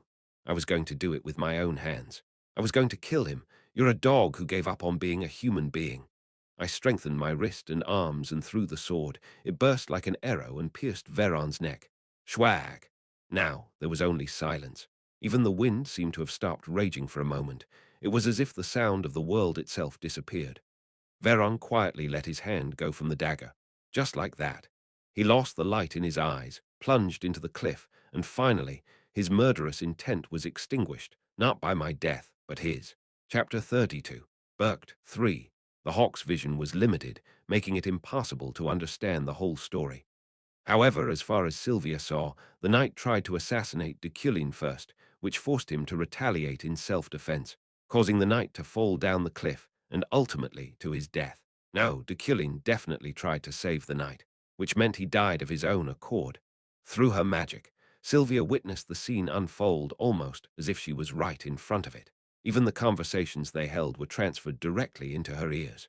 With her eyes closed, she found Deculein standing alone on an overhanging cliff. The fact that he didn't fall was indeed a miracle, but the conference was about to start in 6 hours. She thought he'd need another miracle for him to reach Burkt in time. Deculein looked up at the sky, seemingly directly at the hawk, which surprised her so much she ordered it to return. It would be impossible to observe further if the blizzard got worse anyway. It might also hurt the hawk, an occurrence she wanted to avoid the most. It was her very first creation, which made her want to keep it with her for a long time. If the mana in its mana stone ran out, she decided she would recharge it instead of replacing it. Come back. Sylvia opened her eyes after issuing the command, returning her vision to Burke's landscape. Oh, Miss Sylvia. As she sighed and turned around, she found herself face to face with the people from the kingdom that Sirio talked about. So this is where you were. I've been looking forward to meeting you. It's a real honor to see you in person, Rookie of the Year. Greetings. I'm from the Judra family of the Riak Kingdom. Sylvia felt burdened by their weird responses. At the express train railway, the platform employee saluted a high-ranking official. It's an honor, Deputy Director of Imperium's Public Safety Bureau, Lilia Primian. Coincidentally, she was camping in the northern mountain range when she heard about the train incident and was immediately dispatched to the site as the Deputy Director of Security. A surprise attack was launched, and an explosion occurred. Yes, it's a common occurrence in the process of traveling to Burkt. The reward is even 10 times bigger for assassinations that occur inside Burkt. This is nothing special. The employee who appeared to be in charge replied. Primian glanced below the cliff. What about the casualties? None has been confirmed yet, but Professor Deculein and the knight, Veron, are currently missing. He has a more detailed eyewitness account. Primian looked in the direction the staff was pointing at, finding a man with a blonde mustache in Alan, who looked like he was sleeping on the track. Yes, the wizard and the knight saved me, but when I came to my senses, the whole train had already fallen. Maybe the knights launched a secondary attack. The mustached man was talking to someone else when Primian approached him, who then pointed at the camera hanging from the man's neck. Is it okay if I take a look at it? What? Yes, but this is my source of income. I'll give it back to you immediately. Oh, okay. The man developed the film of the camera in an instant. Looking at some of it, Primian grew momentarily speechless. Ha! She smirked. The magic film contained 1 minute 2 seconds before and after the picture was taken, like a video. In the photo, the train was floating mid-air. She deduced the initiator to be Deculein, considering even she knew the identity of that magic. Psychokinesis. He suspended the train using it, and very nonchalantly at that. He could even be seen reading a book. He was so relaxed he seemed like he was just holding up a pencil. Premian, who was looking at the photos, soon received something from someone from somewhere. A mana signal poked her in the back, causing her to stand still and interpret it. Knight Veron is dead. He tried to kill Deculein, but it seems like it was an order. The head professor survived. Primian let out a small sigh. She knew Veron. They were from the same clan after all. The Red Box. Even though he had a lot of screws missing, he was an admirable man. His death made her feel bitter, but she felt relieved at the same time. He was a ticking time bomb, like Rock Hawk. She was certain he would definitely cause trouble one day. What do you think of the photos? I know I'm the one who took it, but even I can't help but admit it was an amazing sight. I'm a magical analyst, but I would never dare assess Professor Deculein's caliber. That's enough. Primian returned the pictures to him. Oh, it's a ghost. An employee screamed, causing her to look in his direction. She immediately determined the newly found figure's identity, even though he had just arrived at the track. Head Professor Deculein. No one saw him come up. One moment, he was nowhere to be found. The next, he was standing within their vicinity alone. Without saying a word, he looked down at the cliff he had climbed while thinking about his limits. His psychokinesis could kill anyone, but it couldn't get through a knight's fortitude. Additionally, without mana, he was rendered powerless. His magic couldn't overcome a master born with talent and intense concentration. He felt a distinct wall blocking his path. A sense of dejection rose. If not for that unidentified help, it would have been him who would have been slammed below this cliff. Head professor. Primian approached him. Your assistant professor is over there. He's safe. Deculein saw Alan on the track. Will that be all? Yes. He paused for a moment before replying. What time is it? It's 3:30. Primian answered as she had an unnecessary thought. She found his face fucking handsome. 6 hours left. He weighed the probability of him attending the conference on time, which was beginning to seem impossible. For him to climb the cliff without the train with his low stamina, it would take at least a day. I'm sorry, but I need to ask this out of formality, head professor. What happened to the escort you were with? He died. Was it because of the attack? He hesitated for a moment, then nodded. I see. Professor, by any chance, can you straighten this track? Deculein tilted his head at her words and looked down on Primian, emitting arrogance unique to nobles. It was as if he was looking at someone inferior. She felt anger surging inside her for a moment, but she forcefully soothed it. If you can fix it, I'll call the train over with my authority. If he could fix the tracks before the blizzard got worse, she would be able to call the train on standby to resume its activities, increasing his chance of reaching Burkt before the conference. It'll be beneficial for you, Professor, so why are you looking at me with those eyes? You're making me want to pull them out.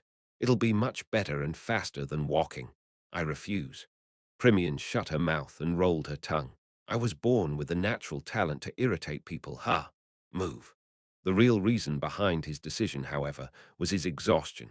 He didn't have any remaining energy left to spare on magic. She misunderstood the situation since he looked perfect externally, not realizing that internally he was lethargic. Okay. Primian lightly bowed her head, then moved away from Deculein and grabbed an employee. Since you're not doing anything, clear the tracks before it gets snowed over even more. Yes, of course. One more thing. Is this the only train that goes to Burkt? No, it's a bit far, but there's a land route and a sea route on the other side of the mountain. Um, Premian felt something strange as she spoke with the employee, causing her to look back. But there was no one there. Deculein had already disappeared. Was it acceleration? He probably thought it would be faster to run up the cliff while using support magic than clear the tracks. The wind was indeed intense in this area, and it wasn't impossible to borrow the strength of the elements. How much mana does that guy even have? His abilities exceeded imagination. He was even stronger than the reports made him out to be, considering he stopped the train from getting derailed using psychokinesis, drove back dozens upon dozens of nights, defeated Veron, safely climbed the cliff, and still had enough mana to spare to cast acceleration and advanced magic on himself. Was his mana capacity the size of an ocean? Primian clicked her tongue. Jung, the assistant professor grunted, finally waking up. Primian approached him and asked him as he looked around blankly, What's your name? What? Oh, your professor is gone. Unable to answer, Alan's tears swelled up. Primian frowned. He didn't go to the afterlife. He's just gone ahead to the Burkt conference. So your name? Oh, yes, Hugh. I'm Alan. Primian spelled his name skillfully, then showed him her writing.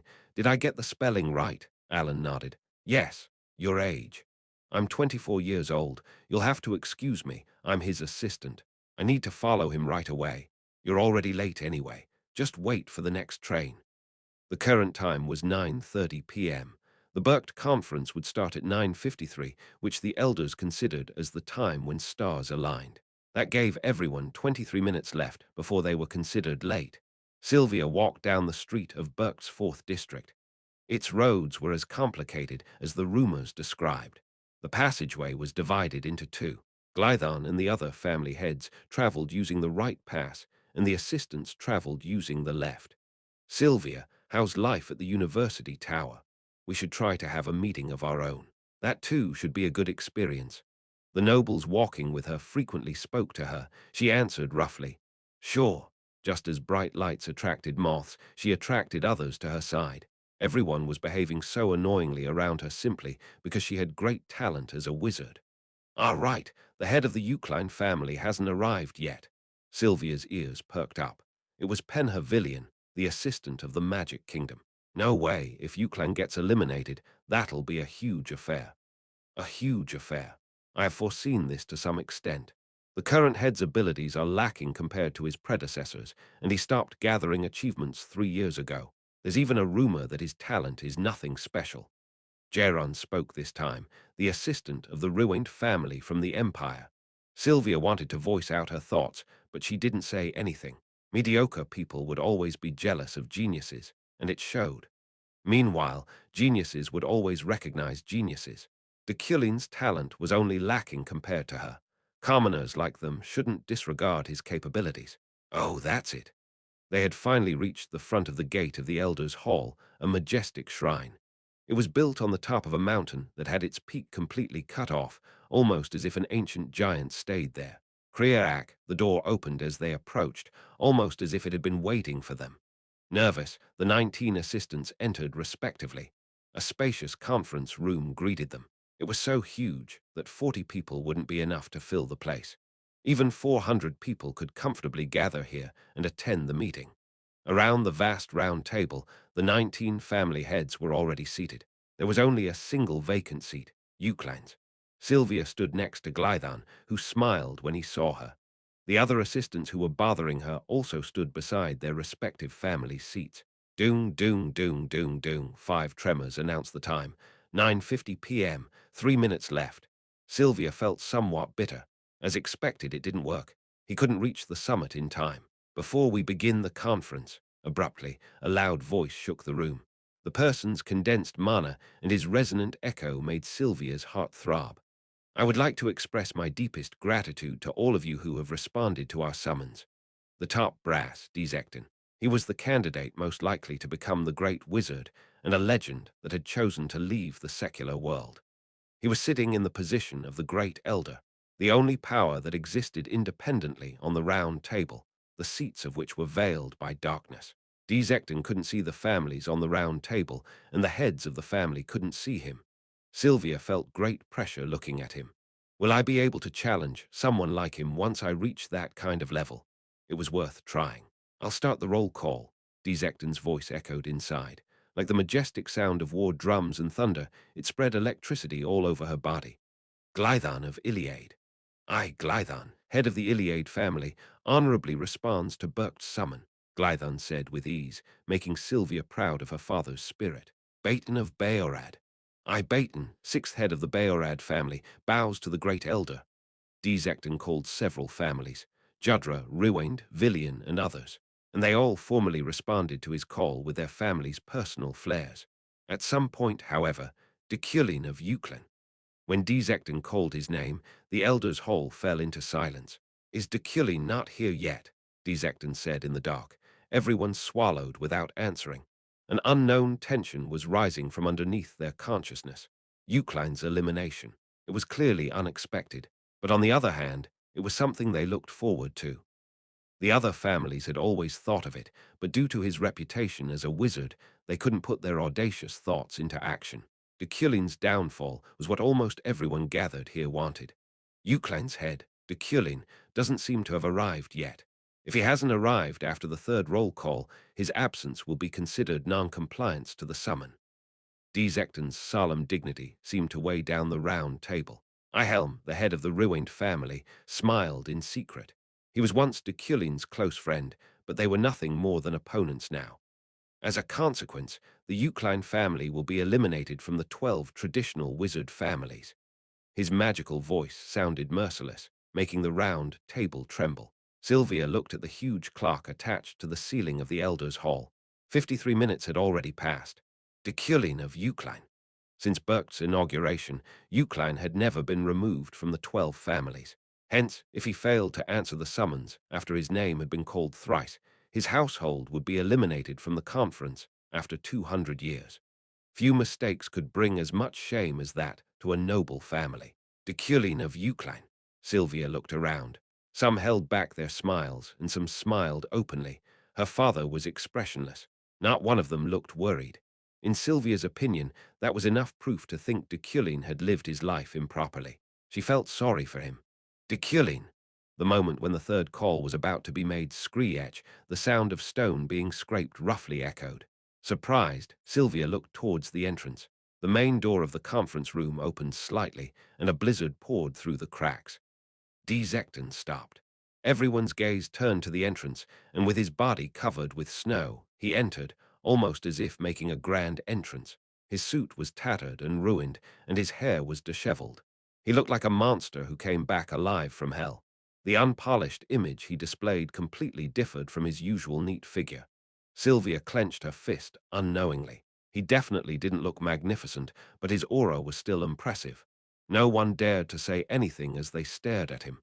Deculein, is that you? Desectin asked. Deculein looked around in silence. Then his blue eyes fell and stared at the round table.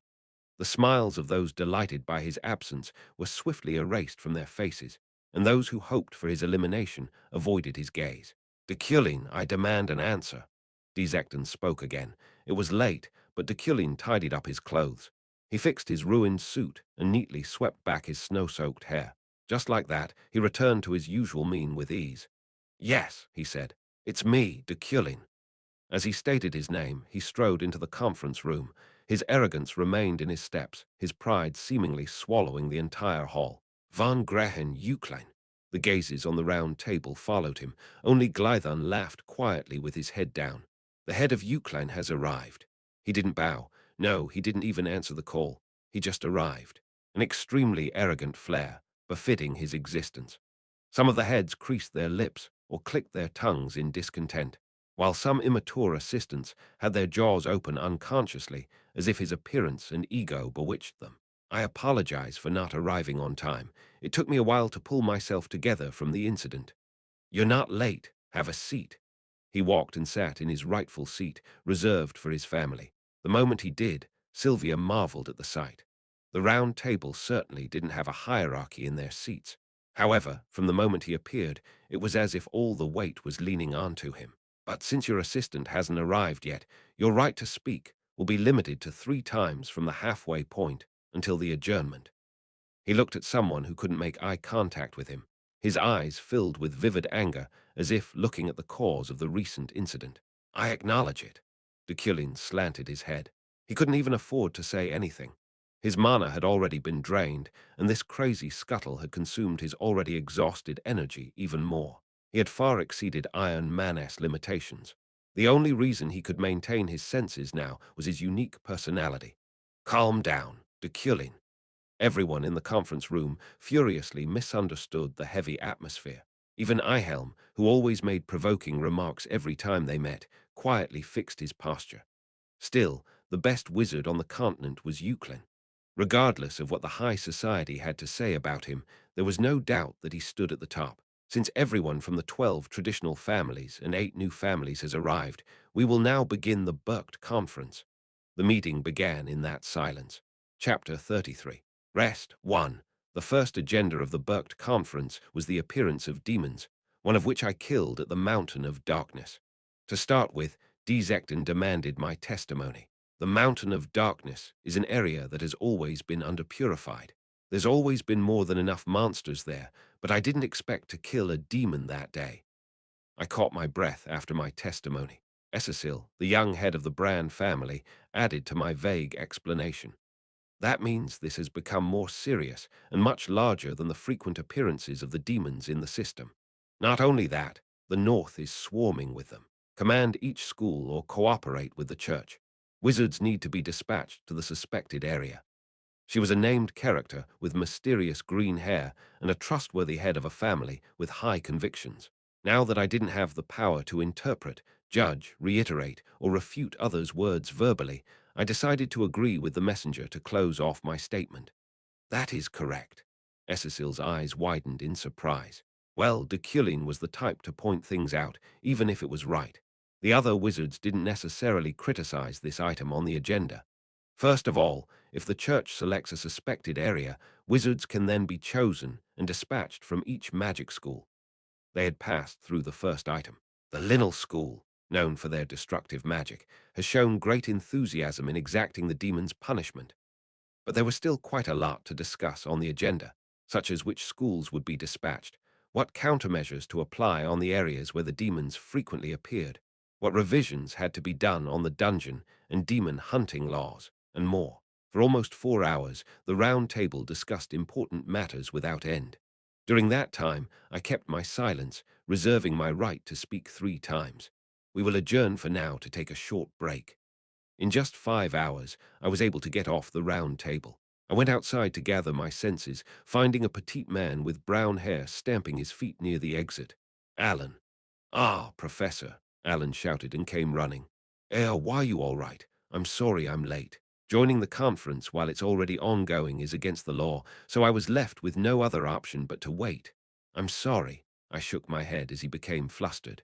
It's okay. It wasn't, though. I didn't know how many times I experienced mana exhaustion today. An ordinary wizard would have been down with a fever or died already. I could still feel some of its side effects, and I had only recovered 300 mana during the 5-hour conference. Professor, I heard that you saved. I told you not to cry. Alan bowed his head to prevent tears from falling. Cuck! At that moment, I noticed something that made me unable to look at this kid innocently anymore. There was a factor about him that seemed rather unfamiliar. From now on, just stand still next to me. What? Oh, yes, yes. But I couldn't disclose it here. If my thought was right, then I had to keep this kid close. I shouldn't show my emotions. If I wanted to live, we were given a 30-minute break. The heads returned to their respective waiting rooms, exchanging opinions and making deals as needed, but I just stayed with Alan. I didn't do anything else. Just like that, the break ended, and I came back to the round table and returned to my seat. Alan stood beside me. What is the wizard's stance regarding the red box? Dezecton opened the next item on the agenda. At that moment, the atmosphere of the Elders' Hall suddenly changed. No one had designated a right to speak, but a debate came up right from the start, one fierce enough to say that the red box was the wizard's Achilles' heel. The red box is like a bunch of cockroaches. They lay eggs and constantly reproduce and eat away at society. Baton of Bayorad poured out unfiltered criticisms. Cecil then raised her concern in a slightly uncomfortable tone. There's no way to distinguish the red box from other races, however. We can just invent one. We can use their blood as our basis. If the people in the university tower in the Empire gather, there's nothing they won't be able to do. Baton sounded very enthusiastic about the matter at hand. Ihelm, who had been watching silently, tried to say something, but Baton gave him no space to interrupt. The red box somehow manages to group up among themselves. That might mean they have a leader who rallies them together. The red box was a unique clan. Their existence itself was weak and almost unnoticeable, but many of them had developed their own talents, and there was definitely someone among their geniuses and prodigies who united and commanded them from a safe place. Baton managed to unveil that crucial information, but the leader of the red box should never die. According to the game's plot, he was a messiah, close to Buddha or Jesus. Their leaders most likely hiding off the grid, organizing and keeping their clan alive. Don't you feel disgusted knowing that they're plotting their schemes right under our noses? That alone is treason. Baton, that's a mere speculation. It was because of their resistance that many wizards died 60 years ago. Baton shouted back at Cecil's refute, who no longer replied to him. The uproar on the round table calmed down a little. Glython, who had been watching me since earlier, finally spoke up. What do you think, Deculein of Deculein? Everyone's gaze focused on me. Deculein. Since ancient times, we had been at the forefront of punishing demons, earning us a status that gave us great influence and power regarding matters related to them. Since I came from the world that oversaw this dimension, I was familiar with these events. According to that knowledge, it would be better to suppress the red box as much as possible. However, this world's common enemy was no longer the red box. That made the difficulty of the main quest in the future much easier. Long ago, they were our enemy, I calmly replied. But if you look at the history books one by one, you'll begin to understand that it was all a misunderstanding. Misunderstanding, Baton cut in, but my glare immediately shut him up. I continued. It was a misunderstanding at first. 237 years ago, Radran, from the Radran witch incident, was accused of being a witch and was pushed to a corner, only to be found innocent. I brought up concrete evidence. Extensive oppression against the Red Bark stemmed from that incident, causing their clan's blood to spill. Naturally, they resisted. Their resistance shed more blood, and that blood birthed to a short truce. I saw it on the setup sheet, and I also read works of literature that addressed it. Both of those allowed me to come up with a controversial thought. As you said, there had been another political move 60 years ago. A mine containing mana stones was discovered in the Red Box's land. This world's mana stone mine was much more important than modern oil and natural gas mines combined. Political move. That was no political move. Baton slammed his hand on the round table. There was a lot to learn about that 6-decade-old story, but that was another matter. I had to focus on persuading them for now. They are born from diabolic energy. There's no question about it. Shouldn't you know this more than others since you're a Deculein? Your family has been punishing demons far more than most of us. Baton shouted. He sounded almost as if he was having a seizure. I shook my head. Euclen's tradition is to hunt demons, not the red barks. The red barks are demons. His outcry caused the round table to ring. If we followed his words, it could one day lead to a massacre. After Baton's clamour, a long silence fell on the hall where all sorts of discourses had already been conducted. However, it did nothing but amplify the tension. I looked at him intently. Those words of yours, can you take responsibility for them? To demonize an entire race was the same as turning them into humanity's common enemy. Baton, of course, didn't answer. Control yourself from recklessly concluding and declaring races as demons. Remember, the very person who does so might just be the devil himself. I ended my statement with those words, causing the heads of the families to look at me with surprise in their eyes.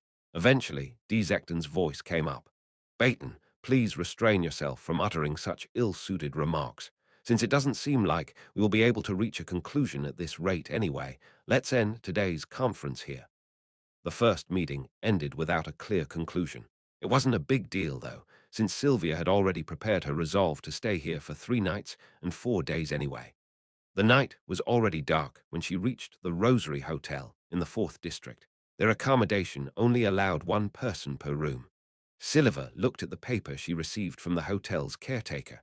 Night rules for the Rosary Hotel of Berk's 4th District. All of these rules apply only at night. 1.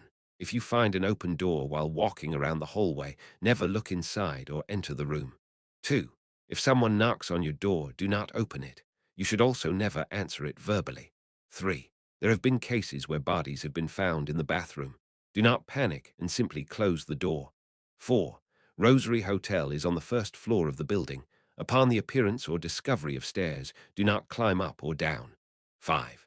Once you lie on your bed, please refrain from walking until morning. Otherwise, you might be transported to a different space at any moment. 6.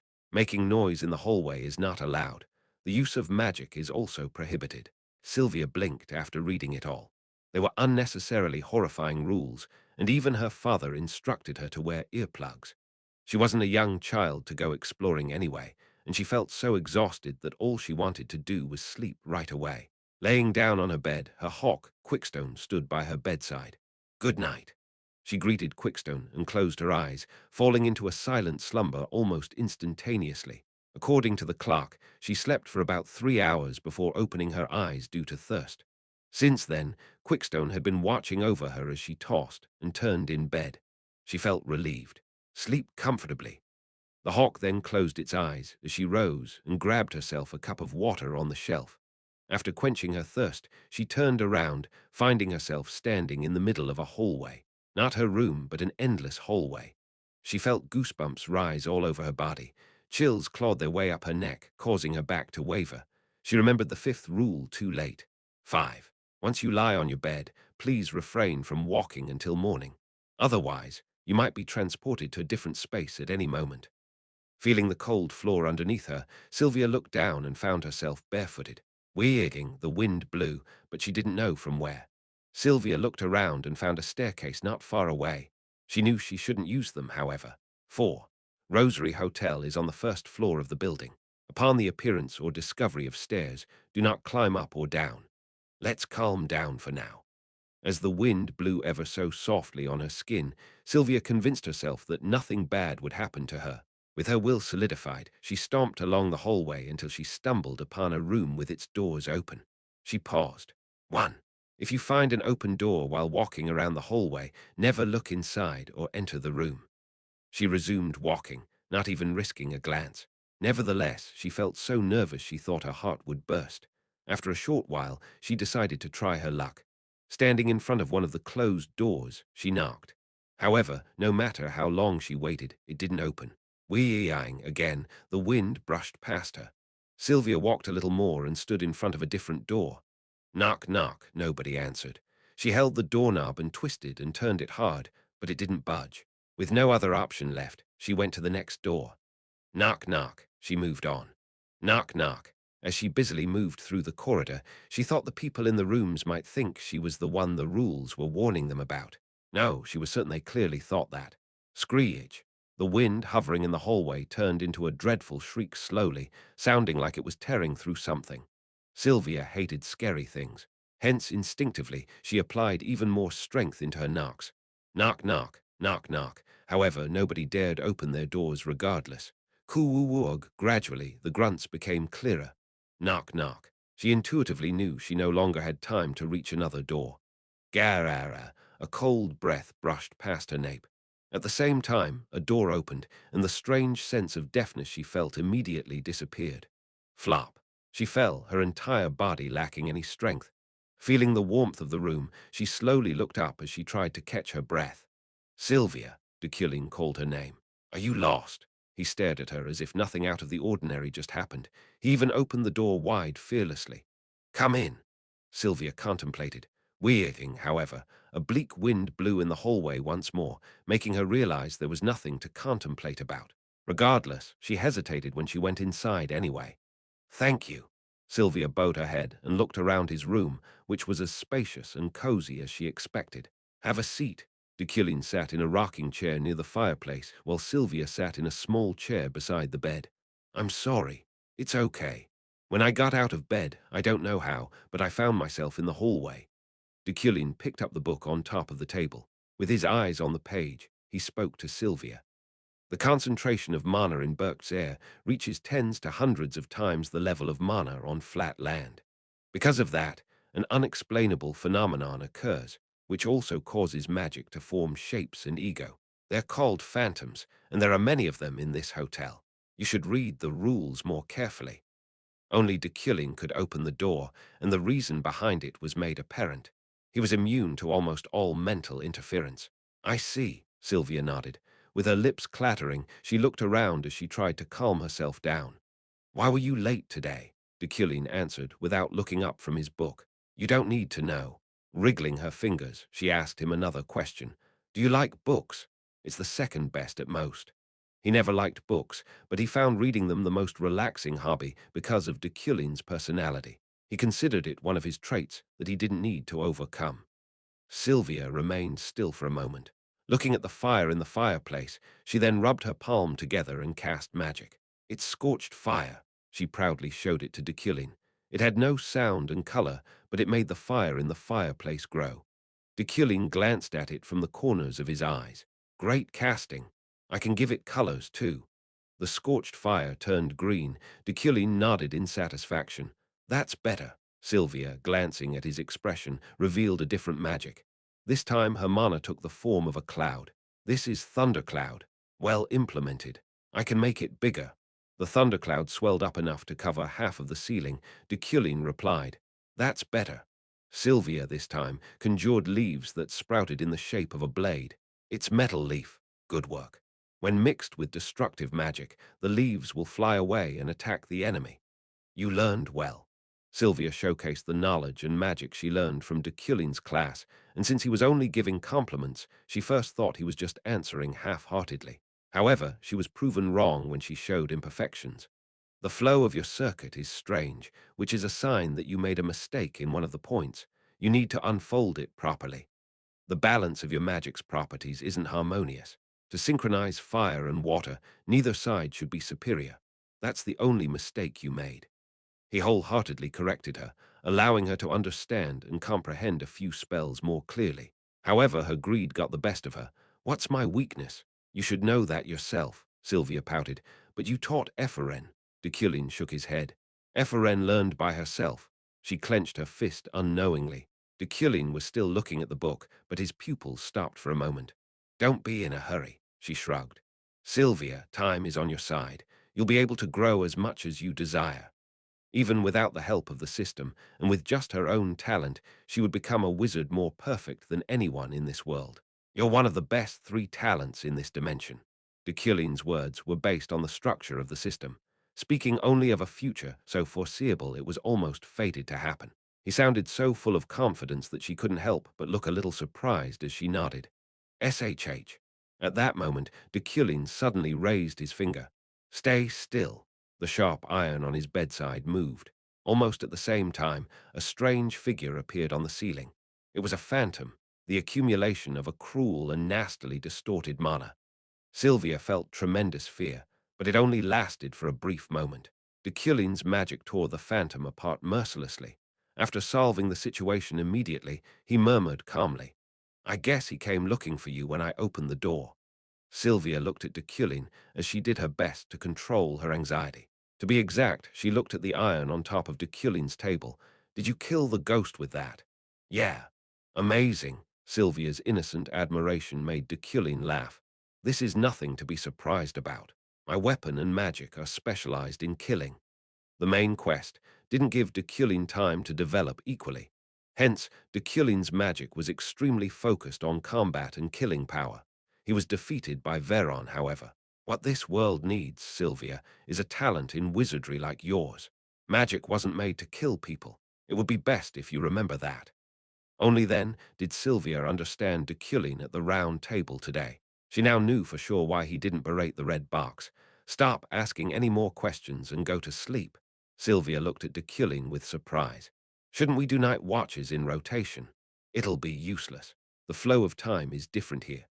"I know. The mana phenomenon. Nights in the Highlands are different. It's only supposed to last 10 hours, but it can last up to 2 hours, 12 hours, or even 24 hours, and nobody knows if and when that will happen. It all depends on the state of the mana that day. That's why you should just go to sleep." Deculein's tone was firm but sweet. She felt confused. Did he consider her as Iliade's assistant, a student, or a fool who couldn't even follow the rules? Regardless, she laid down on the bed. SHHHKKK, SSHHHKK, listening to the sound of the pages of a book turning and the embrace of the fire's warmth, she fell asleep. Before she did, she looked out the window with hazy eyes, finding a falling star. It was beautiful. Chapter 34. Rest 2. I went out of the hotel as soon as Sylvia fell asleep, following the man of great wealth's intuition in the form of lightning outside the window. Some supernatural phenomena occurred since I had intentionally violated the rules, but they weren't big threats. Rather, they seemed more like props and staff members of a low-budget haunted house amenity in theme parks. "Where is it leading me?" "The mountain path from District 4 to the Elders' Hall." This place was close to Berkt's borders and was a high-end area that players could only reach in the mid to late stages. Without the Berkt conference, they wouldn't even be allowed to enter unless they were an elder or a devoted student. That meant there was a high probability that I could acquire rare items here. I looked down the mountain range from Berkt's dark summit. Ghosts and phantoms of all kinds tried to haunt and attack me, but they couldn't even surprise me no matter how much they rampaged. I did find their attempts interesting at least. Swishanash and Ray Rodney, Burak and Turnima. They seemed to be wondering why I wasn't surprised and thinking I was a fascinating individual. I destroyed the phantoms and explored Berkt's mountain range, loitering around the area for a while with the man of great wealth's vision turned on. Throughout my stay there, I saw tigers as big as a house and a snowflake that moved by itself, a snow spirit. I also came across a wildcat with 20 eyes. If possible, I would have slain them and used their parts as materials. Unfortunately, they didn't attack me first. All I could do was ignore them and slowly make my way through the dark mountains. Soon enough, a golden air current caught my eye inside the white coniferous forest, leading me to a charred spot. "Burton Kailiswinima. Ratarata Krasenwimmer." The phantoms spoke, but I ignored their words. At the end of the air current was a piece of wood that burned alone in the middle of the seemingly lightning-struck area. Purified magic tree fragment. Description: a fragment originating from a magic tree which contains plenty of mana. A lightning strike caused it to be ripped from its source and purified, thus becoming an excellent raw material for category. Miscellaneous items: special timber. Magic trees used mana as nourishment to grow. Most trees couldn't absorb mana in water or air, but mutated ones sometimes appear that bear the ability to do so, allowing them to accumulate the magical energy. That was why they could become a threat to humanity and the best material for a wizard's wand at the same time. It was rare for them to be struck by lightning, however. Berkt's magic tree was in perfect quality, and when a lightning strike hit it, not only did it mature quicker, but it was purified by it. Excellent! A smile rolled up my lips. If I turned it into a staff or a wand, it would be a noble item that could tremendously raise a wizard's ability by more than half. I grabbed the fragment. Encouraged by this achievement, I moved hastily again. I even talked to the phantoms just in case. Guide me to the hidden treasures you're aware of. Krupaswirashiki. Cape Ruwu. They spat out mana, then giggled and laughed. You're no help. Ignoring them, I moved on and continued to explore with my ability open, but I soon realized I was now acting out of greed. Silently, I looked east and found the morning sun rising slowly. Touched by the first streak of daylight, the ghosts and phantoms lost their forms. The time for the conference had come once more. Sylvia opened her eyes along with the break of dawn, fixing her hair, which had become as messy as a magpie's nest, and looking around, she noticed Deculein was already gone. Sylvia, rubbing her eyes, tidied up her clothes and went back to her room. Quickstone was still sleeping on her bedside table. Knock, knock. Breakfast is here. She waited until the clock hit 10 a.m., then ate breakfast. An hour later, a group of 20 began their walk back to the elders' hall along with their assistants. She felt sorry for Alan, whom she passed by on the street. He was being treated like an outcast simply because he was the weakest of them all. The conference began at noon once more, hoping to finish the agenda they couldn't finish yesterday. Naturally, it began with the continuation of the red box matter. The first person to open their mouth this time, too, was Baton. Just as Euclid said, there is no definite proof that the red box are devils, but isn't it true that the devil exists through their blood? Tell me, is there a human with such a trait? Magic indeed flowed in their blood. The ambiguous relationship between the devil and the red box was derived from that. It was due to that gap that the wizard's suspicion rose. We don't know when or where the magic in their bodies will rage beyond control. It's highly possible for them to turn into a demon in no time. That is just mere speculation. Speculation. What are you trying to say? More than half of the wizards had animosity towards the red box. Right now, they were uniting to persuade Deculein. Haven't you already decided that the red box are devils? Their whole clan hasn't even lost control of themselves, yet you already want to suppress them. Even if you can't, you pretend that you don't see them or simply act like you don't care, like they're below you. All you've been doing so far is focusing on that 1 in 1,000 possibility and use it as an excuse to drive out an entire race. But Deculein was persistent. The magic that flows in them is faint, yet you're already labeling them as devils. That's no different from calling a cup of water a cup of salt the moment a pinch of salt has been mixed in it. Everyone at the Elders' Hall, including Sylvia, wasn't expecting this. It was a development that they couldn't comprehend. Deculein was the one who downplayed the war his ancestors participated in 60 years ago. Ironically, the one that had made the most significant contribution to the murder of countless Red Box members was the Euclid family. It was through that exploitation that they gained partial rights to the Mana Stone mines. Even their religion is different from ours. Are we here to talk about religion? Has Burkt become the round table of beliefs? If not, then bring that topic up in a church, not here. Baton clenched his teeth. Nevertheless, Euclid was persistent, and he couldn't do anything about it. Burke's round table members seemed equal at first glance, but some families had greater authority on certain items on the agenda than others. Of the 20 families gathered here, none clearly preceded Euclid's tradition and roots in the history of wizardry. The truth was, no one could undermine their authority over matters revolving around the devil's punishment. A demon hunter from 400 years ago was found in an ancient book, and it was presumed to be the Euclid family's ancestor. If the direct descendant of such a bloodline claimed that the Red Box clan wasn't composed of devils, we won't be able to reach a conclusion at this rate. This Red Box agenda shall be skipped and brought up again at the end of the conference. Boom. Baton slammed his hand against the table and looked at Deculein with reddened eyes, who didn't even blink.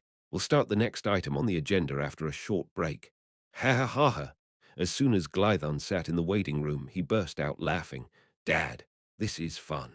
So much fun. Glython right now looked completely different from his usual fatherly appearance. While chuckling, he seemed to be in deep thought. Perhaps he was thinking about Deculein's true aim. However, Sylvia thought he would never find the answer, since while it was simple, it was too simple for him to realize. What is that guy aiming for? Glython seemed so worried about it that the veins on his temples looked like they were about to pop. The real reason why Deculein changed, why he set aside his ancestors' disposition. Magic wasn't made to kill people. Those were Deculein's words last night. The round table easily reached conclusions for the agendas that followed the red box. Through it all, I only provided positive insights and light opinions to ease the other families' minds about the red box controversy, even by just a little. My words caused some of the family's anger to subside, but most were more interested in today's topics than in what I had to say. I wanted to activate the villain's fate, but they treated those who defended Red Box as villains right now. That was only natural, though. According to the game's story, in the first Berkt conference, the Red Box's suppression was almost a definitive event. That aside, the conference ended after 9 hours. What in the world do you want? Are you secretly raising a red box? Baton grabbed me as soon as we got out of the Elder's Hall. I shook my head as I looked into his loathing-filled eyes. It would be best if you toned down your fury. Fury? No wonder. You deny the root of all of this since you only feel fury from me. It was your ancestors who regarded the red box as devils. My family followed your ancestors in war and were annihilated. Baton glared at me, and I gazed right back. Baton was short, but his body was firm, filled with both mana and stamina. Even so, there's no need to demonize their whole race. A wizard's rationale must be devoid of anger. Baton clenched his teeth, followed by ridicules flowing through his lips. Don't think this is the last day of the conference. Don't misunderstand. I don't hate the Bayorads. It does not matter. From now on, the Bayorads loathe you. Baton shoved past me. Tusk! The truth was, Baton's anger was understandable. The Bayorad family was met with more enthusiasm than any other family, but they absurdly lost almost everything, including their family leader, 60 years ago.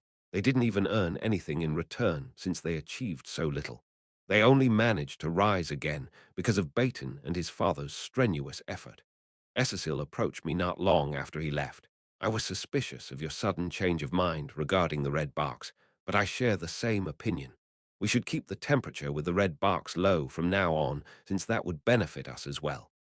The rest of the wizards didn't say anything to me, but there wouldn't have been many good intentions from them, even if they did. They obviously didn't like my remarks, but that was the fruit of Deculein's vicious conduct. I didn't regret it, though. If I considered this a sacrifice, then it was worth it. Starting with the next Berkt summon, the intervals would be much shorter at 1 or 2 years, but the ways we would spend our time would become much more valuable. Players would have grown steeply through those moments, but in this world with no players, or at the very least, in this world presumed to have none, I could only hope that a named more good-natured than I would grow with the remaining time. The morning of the following day, I went down to the first district before leaving Berkt. This town never ceases to be interesting no matter how many times I visit it. As could be seen from the enigmatic city built on the highlands, the motif of Berkt was Machu Picchu. The landscape appeared mystifying and admirable, but I didn't come here to go sightseeing. I had a great material for a wand in my possession. There was a master craftsman in Berkt, so I planned to order a wand after purchasing accompanying materials at a magic store. Is this expensive? While I was walking, I noticed a familiar face at a nearby market stall. Of course, it's a very precious material. Then show me something cheaper. No, I can't. You said you were going camping. Still, if you're going to camp in Berkt, you can't buy a cheap one. No, I won't even sell such an item to you, considering it would obviously get a person killed. It's okay. The Empire's Deputy Director of Public Safety. She was the one I came across while on my way to Berkt. Lilia Primian, a key named. Alan's eyes widened as he pointed at her with his finger. Ah, what's wrong? I was able to come here thanks to her. She's my savior. I see. I approached her, allowing me to hear their conversation clearer. Hey, just show me the cheaper alternatives. Oh ho, you can't use anything else other than this when camping in Berkt. Why are you saying it's the only one that can be used here? I asked if there's anything cheaper. You only need to tell me if there is or isn't. Yes, there's a cheaper one, but if you use it for camping, you'll be taken by the phantoms. No, forget it. If there's a cheaper one, just let me buy it. I wasn't sure if they were bargaining or quarreling. I stepped in between them as their anger began to boil. Both Primian and the storekeeper looked at me at the same time. That sleeping bag, how much is it? Oh, it's 10,000 elnis. People are most vulnerable to bewitching magic while sleeping, but this, I'll buy it. I issued a check for it on the spot. The owner shook his head with a smile. No, we don't accept checks, just cash. Look at the crest. The owner surveyed the check carefully, where the Euclid family crest and Deculein's signature could be found. The owner looked at it, and my face alternately then smiled. Ha ha ha, this has become an entirely different matter since you're the head of the Euclid. Here, please take it. After buying it, I handed it to Primian, who was standing next to me with a blank expression on her face. Take this. What? Why are you giving this to me? Primian took it with suspicion. Alan arrived safely because of you. Consider it as your compensation. My assistant professor laughed like a fool while scratching the back of his neck. Hee hee. Hum. Primian clicked her tongue in disapproval, but she still took it. I left and proceeded to walk around the market. Since Berkt had a reputation for being a haven of magical materials, I easily found the ones I needed for my wand. White tiger's fang, white swan's feather, mana stone candle, etc. I spent 4 million elnis just to buy 8 items. Of course, I didn't have that much in my personal account, but I used our family check to pay anyway. Uriel would be the one making the payment later. Even if she didn't, I could easily pay for them using the money earned by selling the vase. W.O. Alan shivered at my expenditure. A restaurant caught my eye while we were walking, and though I wasn't hungry, its exterior and interior looked uncommon and luxurious. I went inside, almost as if bewitched by its appearance. Oh, welcome, Count Euclid. The staff recognized my face. To be fair, it seemed like it only served customers like me in the first place. A sly voice soon reached my ears, however. Oh, what's this? Why, if it isn't the noble Count Euclid, the ruined family head's cheap blonde hair first caught my eye. He had been enjoying wine since early morning. Ihelm was about to say something, but stopped abruptly. He was looking behind me with his eyes widened. What's this? Even Deputy Director Primian is here. I heard camping is your hobby, and I didn't expect to find you here at Berkt. It wasn't until Ihelm pointed out her presence that I found out she stuck to me. I come here only during my vacation, Primian replied, with a sleeping bag on her side. She made it sound like she had always been a part of our group. Did I clear a quest that granted me a companion without me knowing? If so, I just gained a reward far more than the price I had to pay for her sleeping bag. I took a seat behind the table an employee assigned to us, but Ihelm still spoke to me. His face was already red as if to show that he had already drunk quite a lot of wine. Hey, Deculein, I'm curious. Why did you suddenly change your stance? Ignoring him, I ordered food for 3 people, including Alan and Primian, who strangely still hadn't left. Have you never desired to beat the red box to death? They are an inferior species that do not deserve to live in our world. Don't you remember your thesis criticizing their clan at the university? Ihelm sneered, recalling a distant past. He then glared at me with his alcohol-intoxicated eyes. By any chance, did you save a red box and turn them into a slave? Was there a genius among their kind who did your research for you? No, Alan stood up and shouted. Our head professor is nothing like that. Please refrain from insulting him further. Ihelm smirked without disregarding his courage. If that isn't the case, then I can't possibly understand this situation. Why did you, of all people, defend the red box? What? Can't even say anything about this matter. I shook my head. No, it's just that your brain has become too rotten to understand my reasoning. I see. Ihelm glared at me as he gave me an odd smile. I heard it took 6 months before you could present your research. No, was it 3? It doesn't matter. Your underhanded tactics will be revealed, you'll see. Ihelm stood up, shrugged, then left. His tone and stare remained unpleasant until the end. If ever those words are true, this time it was Primian who spoke as she looked at me. It will become a huge problem. I said it isn't, Alan shouted. Primian glanced at him as she continued. Slavery was abolished a long time ago. Even if they're a Red Box member, it would still be considered a serious criminal offense. Of course, only if it's true. Give me back the sleeping bag if you're going to continue talking like that. And pay for your meal as well. Primian smiled blankly and shut up. She didn't dare utter even a single word while we ate. Chapter 35. Rest. 3. After finishing the meal, we immediately left the restaurant. Primian kept acting like an NPC since she thought she should at least guard me after receiving the sleeping bag. With that thinking, she even caught an adventurer trying to steal from my pockets. Soon enough, we stopped in front of some dilapidated wooden building. You can go now. I'll be on my way then. I'll just consider this sleeping bag as something I picked up on the streets. Alan, wait outside. Yes, Primian left, and Alan, who tried to follow me, stepped away and moved as I instructed. I knocked on the door and went inside, a scent similar to an antique bookstore immediately entering my nostrils. Gentle breezes slipped through the cracks all over its wooden walls. "Is anyone here?" I spoke politely and formally, which made me feel like writhing.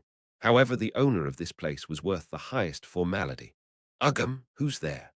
A voice hindered by phlegm came from above, making me realize stairs were waiting for me at my blind spot. Creak, creak, creak. I felt as if every step the person took on the wooden stairs made the entire building shake. Eventually, an impressionable old man entered my view. "I'm here to place an order for a wand." Wand? Due to his long, grey hair, he looked like a wizard. He put on his glasses and looked at me. "Oh, aren't you Deculein?" I bowed politely without saying a word. "As I said last time, you've changed a lot." "No, this." The old man's eyebrows shook, his wrinkles moving along with them. "Has your soul been reversed? It looks like you've been through a lot. Your heart and the flow of your blood have become much gentler than before. Even the way you talk is different." My heart sank for a moment, but I didn't show it. "I'm here to place an order for a wand." He nodded with a satisfied grin. "Okay, I'll accept it this time. What kind of wand do you want?" From the way he said it, it sounded like the old Deculein had come here before as well. Well, even when he wasn't a player, he knew of the master craftsman Rockilok. "Just a wand." Wands, staffs, canes. Magic wands have many different forms. As long as you use all of this, anything is good. I took out a fragment of the magic tree that I hid in my arms, causing the old man's eyes to flash. "Oh ho, a magic tree fragment. If I use this, then it's possible." "That's not all." I spread out all the other materials I purchased at a magic store. According to the man of great wealth's size, all of these were of the highest quality. Rockalock's jaw dropped. "Oh ho ho, these, along with the magic tree, do you desire the best wand to ever exist? I'll be satisfied for as long as it's worthy of going down through history." Why don't you add some blood, too, then?" I couldn't help but think twice about his suggestion. He provided an explanation. "Eucline's blood is good enough to be used as material. Your family has a deep and rich history, after all." "Okay." I was worried that my talent might not be enough, but the old man would know if it would have a negative effect anyway, and would skip it if so. "Filter it well." I rolled up my arms, and he swiped his index finger diagonally across it, causing my forearm to be cut painlessly and for my blood to gush out. Controlling its flow, he placed it on a beaker. "I normally don't take too long to make a wand, but I need to devote my heart and soul to the creation of this one. Wait for 10 days. I'll send it to you in a package." Packaging it would be a little too risky, but Rockalock added an explanation as if he read my mind. "If I build a magical vault using your blood, no one will be able to open or break it aside from you." "How much is it?" 4 million elnis, including the vault and shipping fee. 4 million was much more expensive than I expected, excluding the cost of the materials. Uriel's distorted face came to mind. I disregarded it. I could earn 10 million elnis from the vase anyway.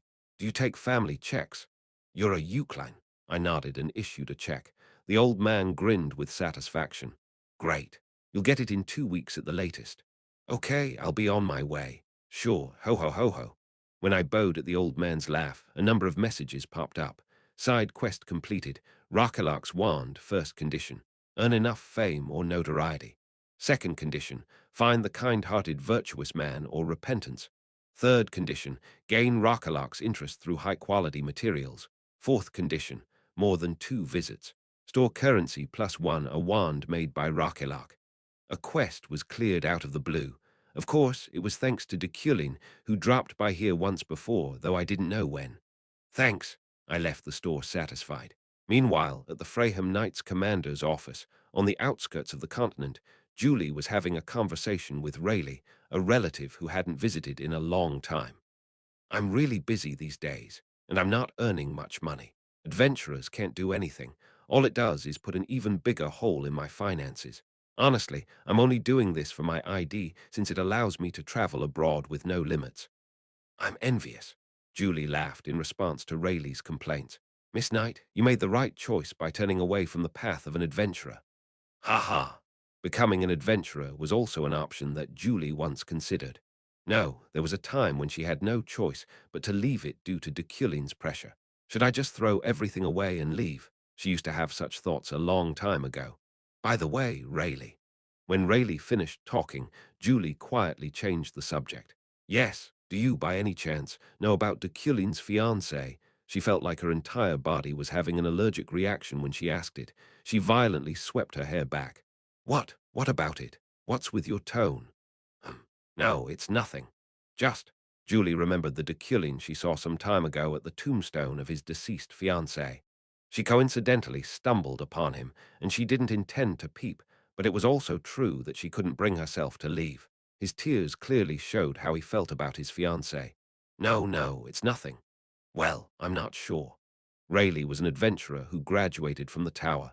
She was 2 years Deculein's junior, which meant they knew each other from when his better half hadn't passed away yet. I don't know. I thought it was just two nobles dating. Not much has been revealed about them, so there's not much that I know. I didn't even know they were engaged. You didn't know?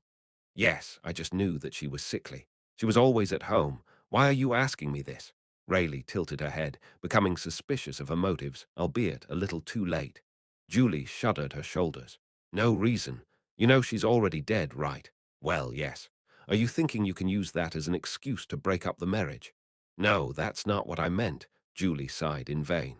She simply became curious about how much he loved her, that it was enough to make such a cold person weep. How he expressed his emotions so openly was hard for her to forget. It was clear he still hadn't forgotten his old love, yet once a month he requested for Julie to smile.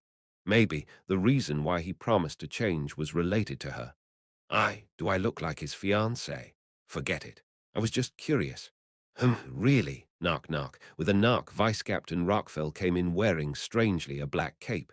Captain, what's going on? Rockfell bowed at Julie's words without answering. After a while, he bit his lips softly. He sighed, then finally spoke despite his voice sounding somber. Julie and Rayleigh's expressions grew stiff and cold. At the same time, at the Euclan head's office within Hadecane, Uriel gazed out the window while complaining. In any case, I'm the idiot who expected it. The anger that had piled up in her head hadn't been released yet. Why not me? Oh, so annoying. I know I quit magic halfway through, but I'm much better than what's his name again? Alan. Alan, he didn't even look special. She could never understand why he chose him as his assistant professor and thought it would have been better if he took her with him instead. Tusk. Well, it had been 3 days already anyway. She now had grown to roughly accept it. It's been more than 10 years since we were last apart. She found it hilarious to be by each other's side now. At least I'm aware that we still hate each other. Deculein doesn't like me and I don't like him. I hate Deculein. I hate him. Hattie, tweet, tweet. While she was loathing, a sparrow lightly landed outside the window frame. Uriel looked at it with her arms propped up against the window. It didn't run away even when she opened the window stealthily. Hey, come here. She stretched out her finger. The sparrow hopped on top of it and began to sing a song. Chirp, chirped. Strangely, animals liked her. She didn't even treat them that pleasantly. So cute. Now fly away. As if following her instruction, the sparrow soared to the skies and flew above a Hadecane. The spectacular view of the huge city stretched out before her. Whoa! Uriel took a deep breath as she was overwhelmed with great emotion. Now this land belonged to her. She wasn't a proxy lord anymore. She was a real lord. That fact made her every waking day delightful. Every morning felt new, and Hadecane's air and environment seemed lovelier than ever before. Knock, knock, Miss Uriel. Her butler came in. What is it? A check came through the family. Is it a trade payment? Uriel received the check with a good heart. The very next moment her fingers trembled. Am I hallucinating? She hoped she was. She closed her eyes and looked at it again. It didn't change. 8.02 million Elnis. Yes. Who? What kind of expenditure is this? It looks like the head bought some items at Burkt. Dumbfounded and with her mouth open, Uriel rested her forehead on her hand. Oh, that fucking, main quest completed. Burkt summon, store currency +3 rattle, rattle, rattle, rattle. The slow tremors of the train, which was running at about 70 km/h, felt awkward because of the person sitting next to me. Baton. Coincidentally, due to the volume of the VIP carriage on the express train, we ended up sitting side by side with the corridor between us. However, we had been silent for 2 hours because of pride. As we looked sideways, our eyes met. Baton spoke first. If it were 15 years ago, I would have demanded a duel. I thought it was a relief. I didn't want that to happen, considering I still wasn't strong enough to break through his barrier. But due to the provocation, my body reacted first almost unconditionally, like a reflex. I don't want you to die. It wasn't because there were 3 heads and 4 assistants in the same space. It was simply a matter of dignity and pride.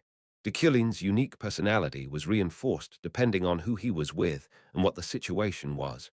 Duel at the next stop. Don't choose a magic death over a natural one. Magic rose beside Baton, and I just looked at the energy with a light heart. Hey, everybody.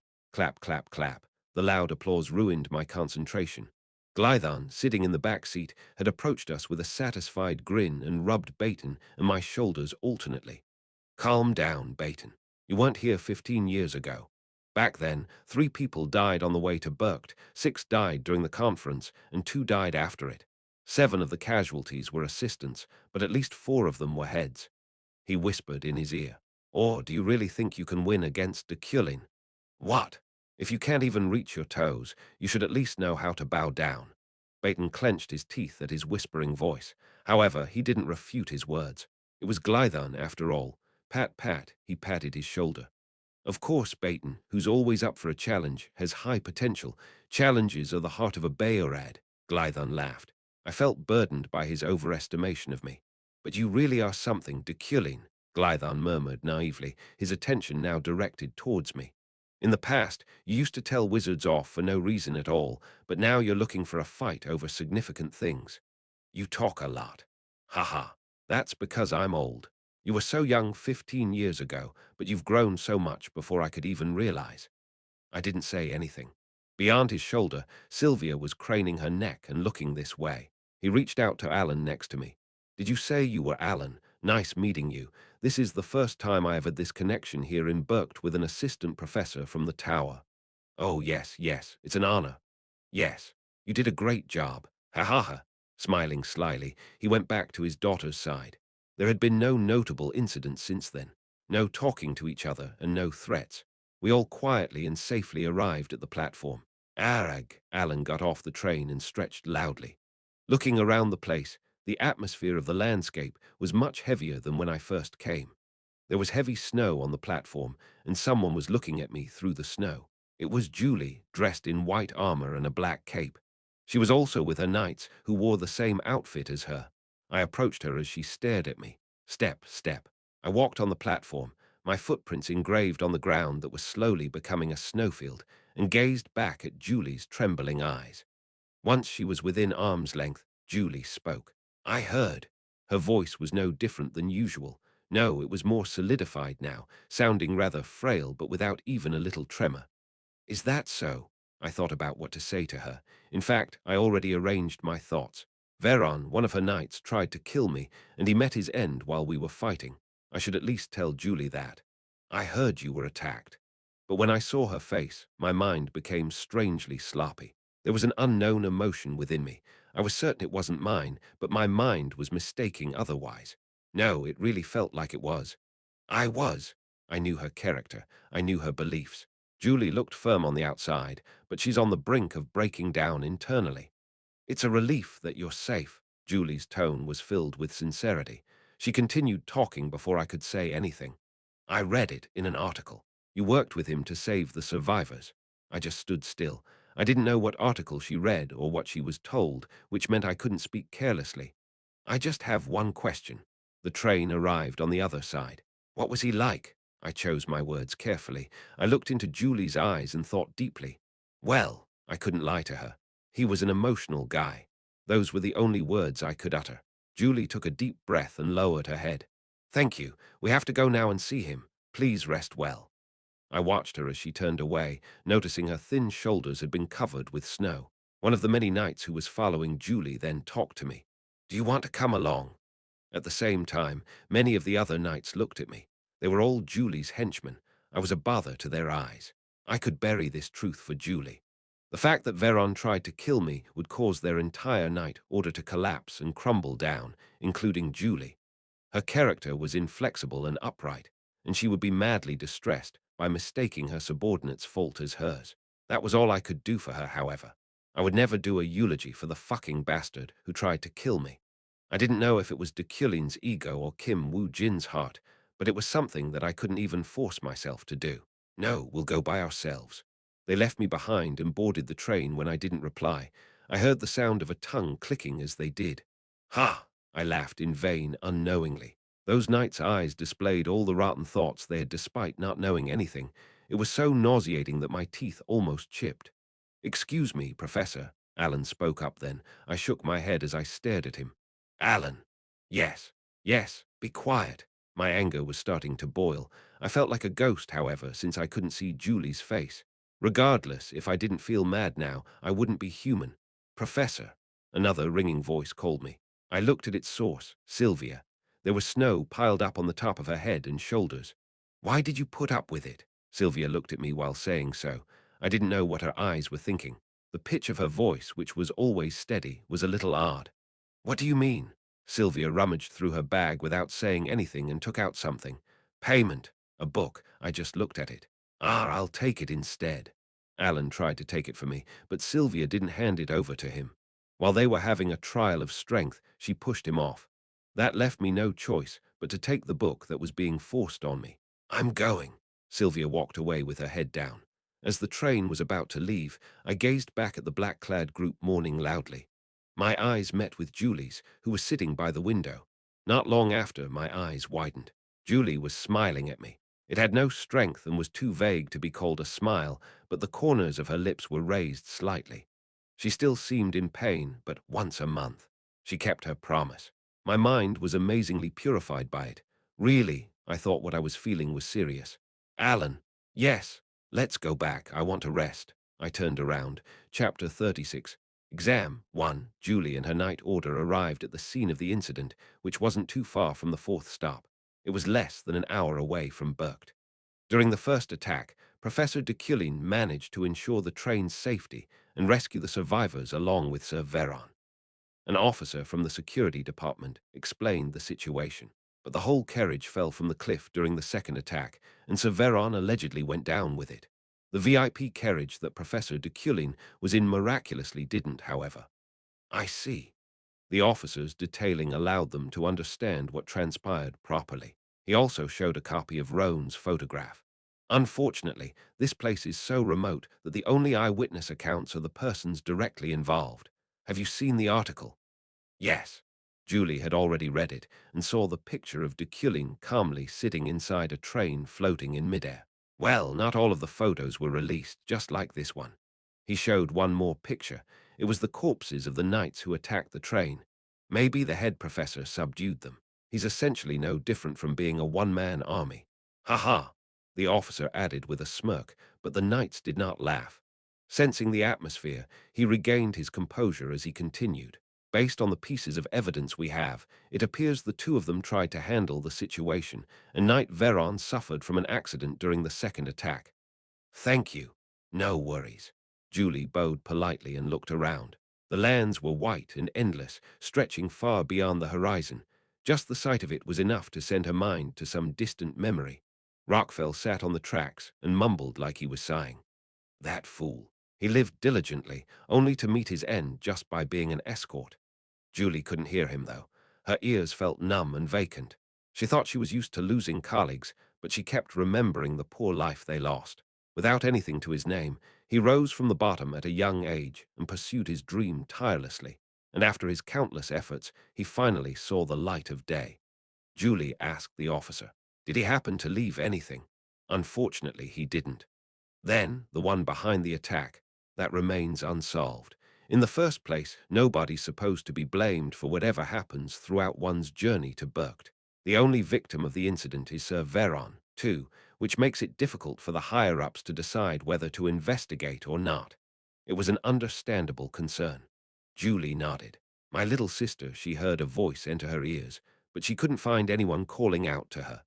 Surprised, Julie took out her wallet from her pocket, unexpectedly finding a crystal marble inside it. Julie hurriedly moved away from her position. What? I heard about the incident. That's why I called. When did you put this marble in my wallet?" "Why, you weren't aware, of course." Kekek Josephine laughed. That aside, I heard a member of yours was attacked. Aren't you curious about the whole story? Are you saying you know the whole story? Of course. I'm the queen of high society. Many people out there would willingly give me anything if I asked for it. Josephine, indeed, had a lot of connections, which meant she could gather as much information about any topic as she needed. She could get her hands on and absorb almost all rumors in high society if she so wanted. Do you want me to tell you what I know? Julie was suspicious of her, but she had no external issues. On the contrary, Josephine's reputation was more beautiful than anyone else in this world. If it's illegal, it's nothing like that, so you better pay attention. First of all, the wizard family of the Riak Kingdom is most likely to be behind the attack. At the conference 15 years ago, two of their heads were killed, and my guess is they wanted to get revenge, but not really on Deculein in particular. They were aiming for any head in the Empire, and it just so happened that he was the one caught in that trap. As you probably can already tell, our world already has quite a lot of rumors about it. Julie was speechless. That would mean Veron was struck down blindly and was simply collateral damage. No matter how hard I think about it, though, there's something about it that I find strange. Roan was the one who requested Veron escort that train. Roan. Yup. Galak has many henchmen, and among them is Rat's little brother. Rat's a businessman and my personal connection. Galak. Roan. Rat. Julie frowned at the names. She knew none of them. You don't know them. Julie, you should at least know the name of. Julie looked at the knights around her as her older sister continued, finding them loitering around the tracks with knotted faces. Galak, he's Glython's real brother. Julie opened her eyes wide. I'm sure you know Glython, and I'm honestly not surprised you don't know Galak. Publicly, it's been more than 30 years since they cut off their relationship, but they can't fool my eyes. I don't know if they fought for real then or not, but I'm certain they're helping each other right now. I'm not sure about Glython, but Galak definitely isn't above committing dirty deeds. What does Glython have to do with this attack? I still don't know. I'm wondering why in the world would Galak request Veron to be the escort on that train myself. That's what bothers me. Anyway, that's all I've heard. You know the price for this, right? You should treat me sometime. Okay. Good, I'm going now. Josephine cut off the connection. Gilthian, Julie thought about the Iliad family head. She knew full well about his bad reputation through Zeit. But it had been 10 years since he turned over a new leaf, making this situation closer to being a coincidence. What the hell happened there? Julie looked down at the cliff, causing rubble to roll down as she pushed it with her heels. At the bottom was a distant end of the fog-covered ravine. Her colleague's corpse was down there. The fifth-week lecture for understanding elemental properties was naturally cancelled due to the issue at Berkt, so I gave them homework instead. Write a thesis about one pure elemental magic. I was certain some of them hated to do it, so I added a clause that they didn't have to do it if they didn't want to. Instead, I just deduct points from their grade. After that, I enthusiastically prepared test questions in the mansion. This time, they were my original works. Of course, they were still inspired by previous test questions, but their solutions and answers were certainly different. I also devoted myself to magic, which in turn resulted in my success in applying basic fire control technique to my beginner psychokinesis. As a result, distant fire control had become possible for me to utilize. My next target technique was basic earth control. After about a week of cycling between training, drills, and research, the day had finally come. I couldn't help but feel awe as I used vision to look at the questions I made. Amazing!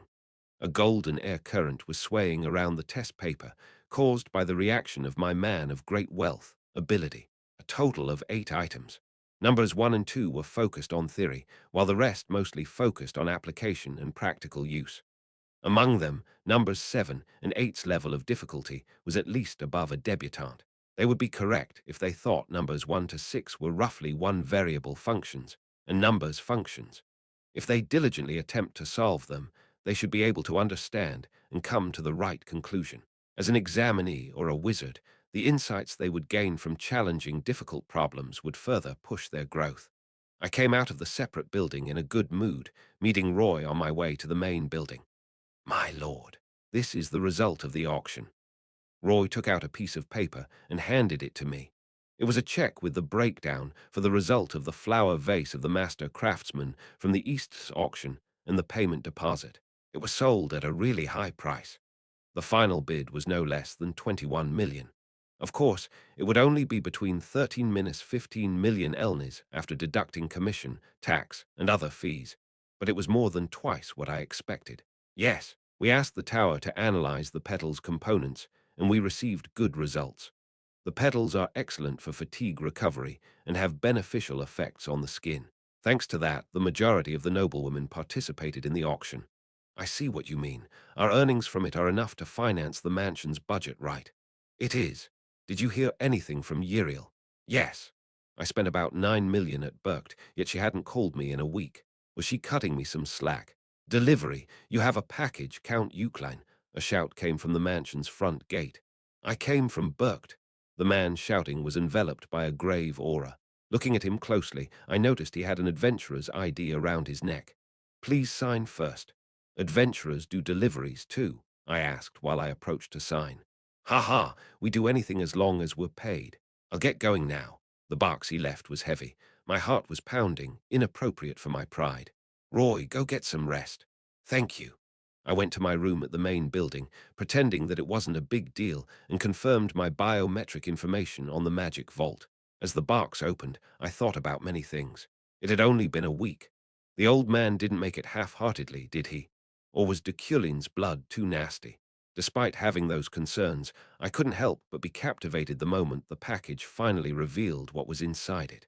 Rakelak's Euclan cane. Description: a cane made by the master craftsman Rakelak, dedicating it to Euclan, for the exclusive use of Deculein von Grahan Eucline. Category: equipment, canes, special effects. Store a maximum of 500 mana. The cane itself functions as a supplementary circuit, naturally increasing the user's magical performance. Item characteristics: steel wood. Description: increases the user's natural wood-related abilities and properties. The cane's body is made out of the highest quality of wood, providing it with immense physical durability and reinforcement. Self-study. Description: the cane studies, understands, and deciphers the magic performed by the user to help them use and cast it more efficiently. Aesthetic item. Description: this item's beautiful design is further enhanced by its ability to change its colors depending on the user's outfit. Blood of Eucline. Description: this cane's power excels even further when used for purging and exorcism. Its beauty and performance were already equal to that of an artifact, and that wasn't even taking its item characteristics into consideration yet. Rakalak took my characteristics from ancient times. Fortunately, he only included the good ones and filtered out the rest. This is only 9 million elnis. Did I just get a huge discount? I fiddled with my cane, feeling the same way I did when I first bought a smartphone when I was just a kid. It was childish to be excited with just a cane, and my next class would start in 3 days. I had to prepare for my lecture. Of course, its format had already been set, and I already made a written proposal to borrow a classroom for the last class before the midterm exam, which was called Combined Magical Combat Training. Wednesday, the last lecture before the midterm exam. FRN arrived on the 5th floor of the tower. Today's class wasn't going to be held in Class A on the 3rd floor, but the last floor. What else are we going to do? There were only 3 classrooms on the 5th floor. She held the doorknob of one of them and turned it. What greeted her made her jaw drop. Before her was an area so wide she couldn't see the ends of it. It had a hemispherical ceiling, a rectangular stage in the center, and even audience seats at the sides. It looked like a stadium. Wizards had already gathered in it and were causing quite the commotion. Ah, Iffy. The CRMC members, including Julia and Ferret, approached her. A group of commoners naturally formed around Epheren, while her antipode was Sylvia. Nobles crowded around Sylvia, who was at the Berkt conference, an extraordinary place. Epheren glanced at Sylvia, while Sylvia didn't pay any heed to Epheren. At exactly 3 o'clock, Deculein appeared at the entrance, causing the noisy chatters to immediately subside. He was as confident and noble as always, but he held a cane that looked excessively luxurious in one hand this time. He just went to Berkt. Did he buy it there? Welcome. Deculein headed to the middle of the stage, where he continued talking while looking down at the wizards. Today's class is magical combat practice. Participating in magical combat was inevitable for wizards. Even if they tried to avoid it, they would ultimately fail. The debutantes were nervous. Also, clack, when Deculein snapped his fingers, the veil on the edge of the stadium lifted. Ah, W what? Behind it was a crowd of hundreds of people, surprising Ephraim and her classmates. It's an open practice. The wizards looked around in surprise and soon caused an uproar, but they were silenced when Deculein spoke firmly about the lecture's progression and goal. You may utilize any magic to battle against each other, but at least 3 pure elemental magic must be mobilized. It doesn't matter if you win or lose. I will focus solely on the battle itself, noting down your strengths and weaknesses as I observe. I hope you develop further with the foundations I've provided. Professor Relin. Yes, Relin appeared, a professor from the Department of Assistive Studies. He waved his hand, enjoying the attention of the wizards and spectators. Professor Relin will regulate the battles to avoid life-threatening situations or damages, eliminating the need to limit yourselves. Ha ha ha. Everyone, just trust me. We'll start the class now. First one, Urajan. Yes, yes. Dumbfounded, Urajan raised his hand and climbed onto the stadium. Pick an opponent. You can choose anyone here. Ah, he hesitated at first, but soon chose one of his friends, a man named Larton. They soon stood facing each other. You have 3 minutes. Begin. At Deculein's words, they exchanged magic awkwardly at first. Urajan's fire spread thinly like a veil and enveloped Larton, who immediately intervened in its path using mana. Shui. The flame's extinguishment caused steam to appear, which Larton then froze and launched like metal spikes towards Urajan. Clang! Urajan defended himself with a barrier. After their first clash, their awkwardness disappeared, allowing them to become serious. They repeatedly materialized, destroyed, and defended against each other's magic. But their bout didn't even last for a minute. Cuck! A groan marked the end of the spar. The wizard who ran out of mana first was Larton. Urajan wins, but remember, your scores depend on the process of the battle itself, not its outcome. Deculein took notes while monitoring the fights. No, to be more precise, his fountain pen was moving and taking notes by itself. Next, Beck. Beck, who Ephraim thought was an extremely wicked noble, smirked and chose Ferret. Ferret climbed up the sparring field in fear. Begin! The two fired out pure elemental magic, but the difference in their level was clear. Ferret's support magic couldn't even withstand Beck's destructive magic for 30 seconds. Beck wins. Next, Rondo. The matches progressed minute by minute. While focusing on the debutante wizard's battles, Ephraim was caught up with an idea revolving around Deculein's words, which kept bothering her. Pick an opponent. You can choose anyone here. The fights between wizards continued, causing electrical currents to thunder through the stadium and the ground to vibrate and tremble. Tiles rose, and metal surged up from flames. Even Ephraim couldn't help but be surprised by the electromagnetic gusts, created by combining wind and electric currents. Watching the matches awakened her desires dwelling at the deepest parts of her mind. Next, Ephraim. Finally, having her name called, she went up to the stadium alone without choosing anyone. All the wizards were looking at her strangely, but she paid no heed to them. Can I really choose anyone? Yes, Ephraim dropped her gaze for a moment. She got a definite answer from this.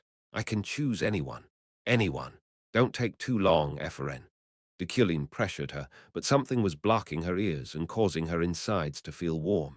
She felt as if mana was coursing through her blood vessels. Ephraim slowly raised her head. Aye. She then stretched out her finger, revealing its scars and calluses that served as the proof of her hard work. Soon enough, its tip landed on her target. Head Professor Deculein. Her ultimate goal was to defeat him with her own abilities. Naturally, she knew she still had a long way to go. However, she wanted to determine the difference between them right here, right now, by sincerely competing against him. She didn't care if she was years too early to challenge him. She didn't care if their fight would result in her defeat. I just don't want to miss this opportunity. Everyone in the stadium looked at her like she had gone crazy. Even Ephraim momentarily thought the same herself. W what? You crazy bitch. Hey you. Get down from there. Professor Relin came running while screaming, but Ephraim lowered neither her arm nor her gaze. Naturally, Deculein didn't avoid her eyes. Aye. Ephraim went back to the winter 4 months ago, remembering her emotions when she first saw him. I choose the professor. As she uttered those words, she saw it clearly, a faint but twisted smile on Deculein's lips. Chapter 37, Exam 2. Get down from there, idiot, Relin suddenly shouted, using more abusive language than Deculein. His reddened face was about to burst. Calm down, Professor Relin. What? Oh, but Deculein calmed Relin down himself, then walked slowly and stood in front of Epheren. I can write. She had lost her rationality, but Epheren still had doubts in her voice. I said you could choose anyone in here. I didn't impose any limits. Deculein shot his cane at the ground. Thud. The thundering echo and shockwave disheveled Epheren's hair. However, I need to put myself in an appropriate disadvantageous condition. I won't attack you, and if this cane falls to the ground, it will be your victory. Okay. Epheren clenched her fist as she nodded. Deculein stood on the opposite side of her. She could feel her heart beating like crazy. Regardless, for her, this was a moment of hope. It was as if the day she had been dreaming of had finally come. Hoo-whoa! After taking a deep breath, she first imbued mana on her bracelet. Begin! Gusts of wind enveloped Deculein's body. Acceleration. Pure elemental magic could also be used for accumulating and accepting elements of the wind. People were often mistaken that acceleration worked only on the movements of one's body. However, it could also affect the speed of magic. The gap between firing magic could be shortened through it. Epheren finished warming up silently. A battle between wizards was usually no different from a battle between attributes. Each person charged into battle with the element appropriate for their abilities or for countering their opponent. But Epheren didn't need to do that. Her attribute was a vessel and not an element. Her bracelet itself was her attribute. It served as a catalyst that commanded magic, allowing all four elements to be used without penalizing her or reducing her performance. Huff! Epheren conjured flames by casting Wind of Fire, an intermediate class magic. She then let it run wild around Deculein, trapping him in the scorching currents so thick he could no longer be seen. She then added earth properties to the flame, dropping particles of coal that amplified the flames and generated a high concentration of oxygen inside. Gia-ra-ra-ra-ra-ra-ra-ra. Her incinerating magic filled the stadium, engulfing all magic flammable dust and oxygen, resulting in a series of oxidation and combustion. Dust exploded. Boom. Beginning with a single blast, dozens of other eruptions occurred throughout the air. Boom, boom, bam. Her magic was destructive enough to fluster even Professor Relin. Even its intensity and heat were far more than what the faculty member expected. Boom. Epheren had mastered calling forth such deadly mixtures of magic. Combining three properties, she created a bombardment of magic that maximized the power of the most destructive element, fire. Ha! After using up her mana, Epheren sighed and stared at her opponent's position, but only smoke coming from the stadium she nearly set ablaze filled her sight. Did he manage to escape? She didn't let her guard down, yet at the same time she found herself wondering if she had killed him. She wasn't worried about him, though. A cold wind cleared up the smoke, revealing a shell-like ball of fire beyond it. Da-da-da, da-da-da, between the raging waves of flames, Deculein's blue eyes radiated as he gazed at her apathetically, looking as if her magic couldn't even touch him. It was exactly as she expected. Weir. Her fires died down in a flash, extinguishing her incinerating magic completely. She couldn't even begin to understand how that was possible. Biting her lips, she released stray bullet bombs, which scattered like magic bullets all over the place endlessly. Do. However, all that came into Deculein's range came to a halt and had her ownership over them seized. He then extinguished all of them without even using them. He promised not to retaliate after all. Ugh! Deculein just stood there and stared at her, making her feel like he was just playing with a child. Since it's come to this, Epheren cohered magic. It, but an error occurred in its materialization process, causing it to be dissolved with a spark instead of materializing. Epheren quickly found out the reason behind it, Deculein's mana interference. You have a habit with magic, he said, observing the patterns of her magic through his vision. It was almost impossible to interpret and dissolve magic in such a short time, since doing so severely used up mana. The bigger your movement is for magic, the more your habit becomes prominent. However, after experiencing the opponent's magic a few times, and if one were certain about their habit, their mana consumption would be reduced exponentially. Simply put, Deculein's understanding had now fully unraveled Epheren's magic, allowing him to instantly find its core circuit. High-ranking wizards always hide their habit. No, they don't even have one. Deculein continued in a tone that sounded like he was talking to a failure. Ephraim kept trying to form magic, but her efforts were all for naught. Zei, zei, the sounds of her short-circuiting attempts echoed non-stop. You won't be able to use magic in front of me. Ephraim clenched her teeth, giving up on materializing magic. However, she hadn't given up on the battle itself. She still had her last resort. Don't give him space or time. What if she focused on breaking through just one part of him and closed the distance between them? What if she released magic right in front of Deculein? I'm confident he won't even have time to dissolve or interfere with my magic. Ephraim didn't become a wizard by graduating from the academy. Hence, she didn't let her body grow weak through atrophy.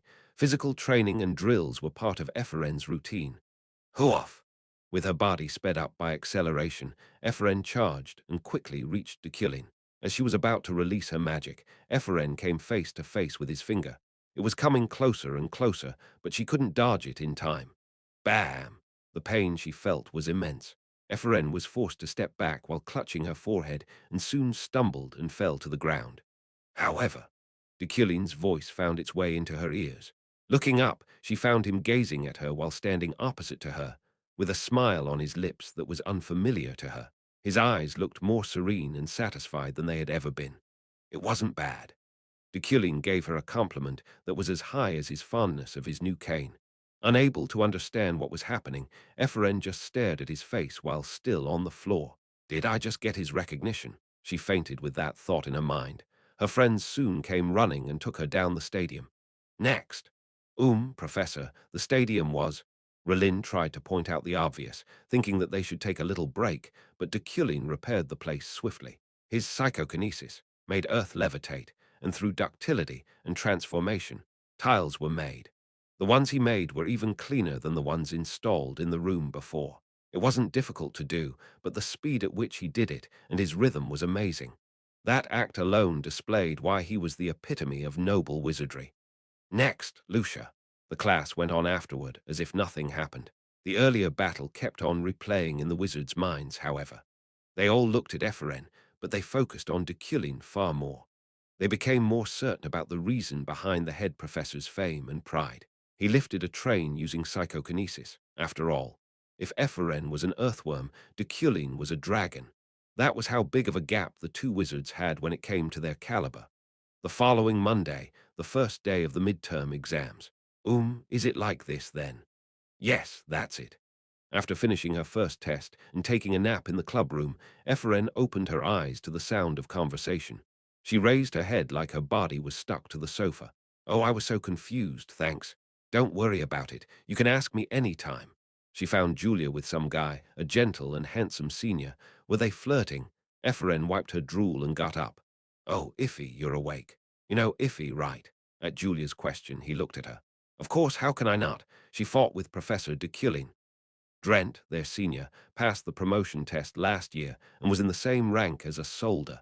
His great appearance and abilities made him famous among the commoner wizards, whom he didn't discriminate against. You're that girl, right? Oh, yes. I was asking him to look at the assignment Deculein gave. Its deadline is in 5 days. Ha! Wait, 5 days. Ephraim, scratching her head, noticed her assignment on her desk, making her remember that she fell asleep while answering it. Wait, no way, did he peek at it? Drent, seemingly reading her mind, smiled. I didn't read it. It's not polite to write. What? Oh, ha, well, it's nothing like that. Ephraim returned her assignment in her bag. I can't be drooling like this. She only got 3-4 hours of sleep per day for almost the past 2 weeks, causing her to be a little out of herself. He smirked as he reached out his hand to her. Should I check yours too, Ephraim? What? Show it to me. I'll check it. Drent's reputation was well known. He was a hexagon wizard who had mastered 6 types of magic equally. Despite that, Ephraim shook her head with a bitter smile anyway. No, I'm fine. No, it's okay. I already checked Julia's assignment. No, I didn't write it well enough to show it to anyone. Julia, who had been watching the two uncomfortably, interceded using time as an excuse. Oh, it's almost 4 o'clock. Our next test is about to start. We'll get going now, but thank you, senior. Oh, okay. Enjoy. The two went out of the club room. Drent is handsome, isn't he? Julia said while walking down the corridor. Ephraim shook her head. I don't think so. What? Why not? He's nice to all women. Ah, that's true. He'll be attending a public hearing this time, though. Thesis defense. Yeah. Thesis defenses were held about a week after the midterm exam. Senior students promoted from debutante to soldier would present their magic theses to be evaluated by tower professors. To remain as wizards at the university tower, Ephraim and Julia would inevitably undergo the same trial someday. Ephraim muttered, "I'm so jealous. He's a year ahead of us, right?" "Yeah." "Oh, Sylvia might be able to do it within half a year." "How so?" "She took a lot of classes. I think her only rest day is Sunday, which shows how crazy she is about magic." The tower elevator soon arrived. Both of them pressed the floors where they were taking their tests. Julia's was on the 4th floor, and Ephraim's was on the 11th floor. Ding! Arriving at the 4th floor, Julia waved and got off. "I'm going. Good luck on your exam, Iffy." "Yeah, you too. Good luck." Hwara. As she yawned, the door opened on the 6th floor, revealing a blonde wizard standing in front of her. Sylvia. Sylvia got into the elevator indifferently, resulting in the two standing side by side. Hesitantly, Ephraim asked her a question. "Ah, did you do well in your exam?" Sylvia nodded. She had nothing more to say. Did she do well, or what? Ephraim felt awkward standing so close to her, so she looked at the names of each floor instead. That was when she noticed it. 77th floor, Head Professor Deculein's office/research lab. Ding! The door opened again, this time on the 10th floor. Ephraim tried to bid her goodbye, but Sylvia rattled as she got out of the elevator. "Next time, don't mess with the professor. You're lucky you didn't die that day." Her voice sounded fatigued, but it remained cold. Ding! The elevator closed, and Ephraim stared blankly at it. "What's with her?" 77th floor, Head Professor's research lab. "I was analyzing a research paper. After submitting the test questions, this was the only remaining work I had left at the tower. Then, the outline of the thesis, which was vague and distant, was slowly coming out. Its idea itself was outstanding. At first, it kept telling stories about wood, fire, charcoal, pencils, diamonds, and the like. But I finally realized its true point after studying it for a long time with the help of understanding. Its idea was related to carbon. The potential of the carbon element was so huge that if I succeeded in establishing it, I would be able to create a theological school about carbons. Of course, it didn't mean it would utilize the carbon itself. Rather, by combining its unique properties, namely, its almost infinite combination with allotrope, it would provide magic with immense flexibility and opened up a lot more possibilities. But it was hard for me to learn. The magic memorize and materialize, created based on this thesis, required talent in almost all attributes. Its magic consumption would be too high otherwise. Of course, the distinction between magic development and realistic acquisition was easy to point out. It was just like how theoretical physicists and experimental physicists were completely different in modern science. Linnell, who played a large part in the magic schools in this world, naturally had a certain amount of practical power. But he was not good at dealing with magic that he created along with his disciples. However, he was in the same position as Einstein, whom no one could accuse of not conducting experiments based on his theories himself. That insight is great and all, but in this world lacking in science, Ephraim's father, discovering that charcoal, pencils, and diamonds were actually under the same element, conceived the idea of using their properties for magic. Did he quit at the beginning of his research? The procedure he provided was less than half complete. It also had multiple errors and missing parts. Most of it was based on intuition, too. Of course, wizards' theses were usually 70% to 80% intuitive and 20% to 30% theoretical, considering that those numbers were enough to understand their research and to cast the magic they were analyzing. That aside, one wizard came to mind that suited the magic I was studying.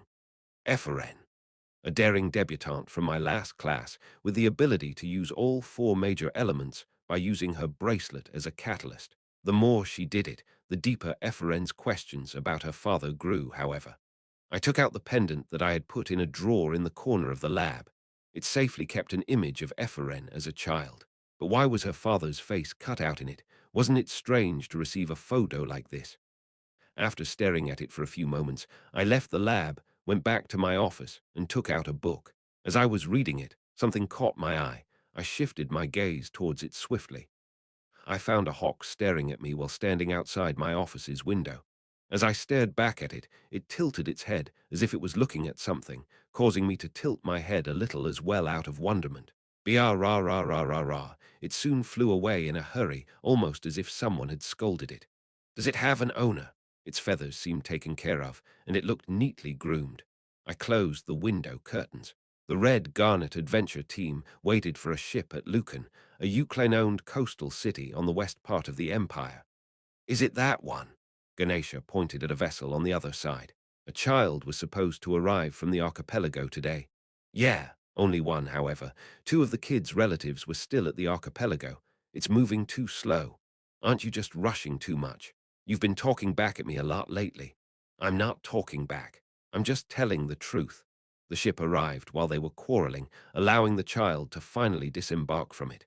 As soon as she saw her cute appearance, Ganesha waved at her as the wind began to breeze through her hair.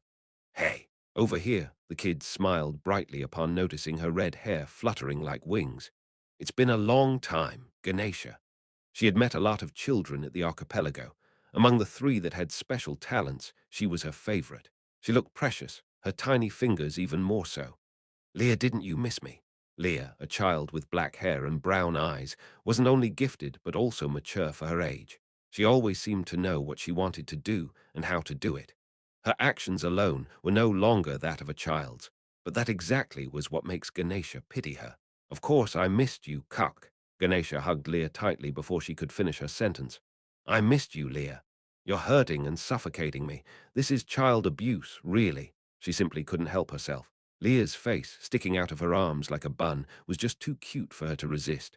Your birthday has already passed. You're not a child anymore according to imperial law. No, what? Hey, I said it hurts.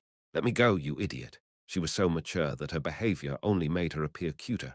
Let go of me already. Let me go. Oh, sorry. Only then did Ganesha release her. Are you an actual idiot? The kid glared at her. Sorry. Shall we go? I'll buy you something delicious. What are you going to buy? Ganesha thought, watching how much and how far this child would grow would become one of her most favorite hobbies in the future. Chapter 38. Exam 3. The chairman of Imperial University Tower's board of directors received interesting news from the private office. It was an order from Burkt regarding the red box. If this were a game, most people would have gambled 10 million or 100 million elnis that they would be commanded to begin the red box oppression. However, the result was quite the opposite, and Deculein's fierce contribution to that outcome made it all the more surprising.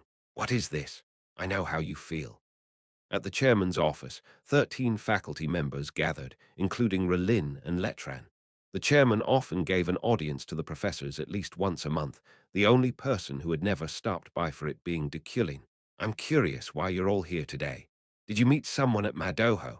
The professors just laughed at the chairman's question.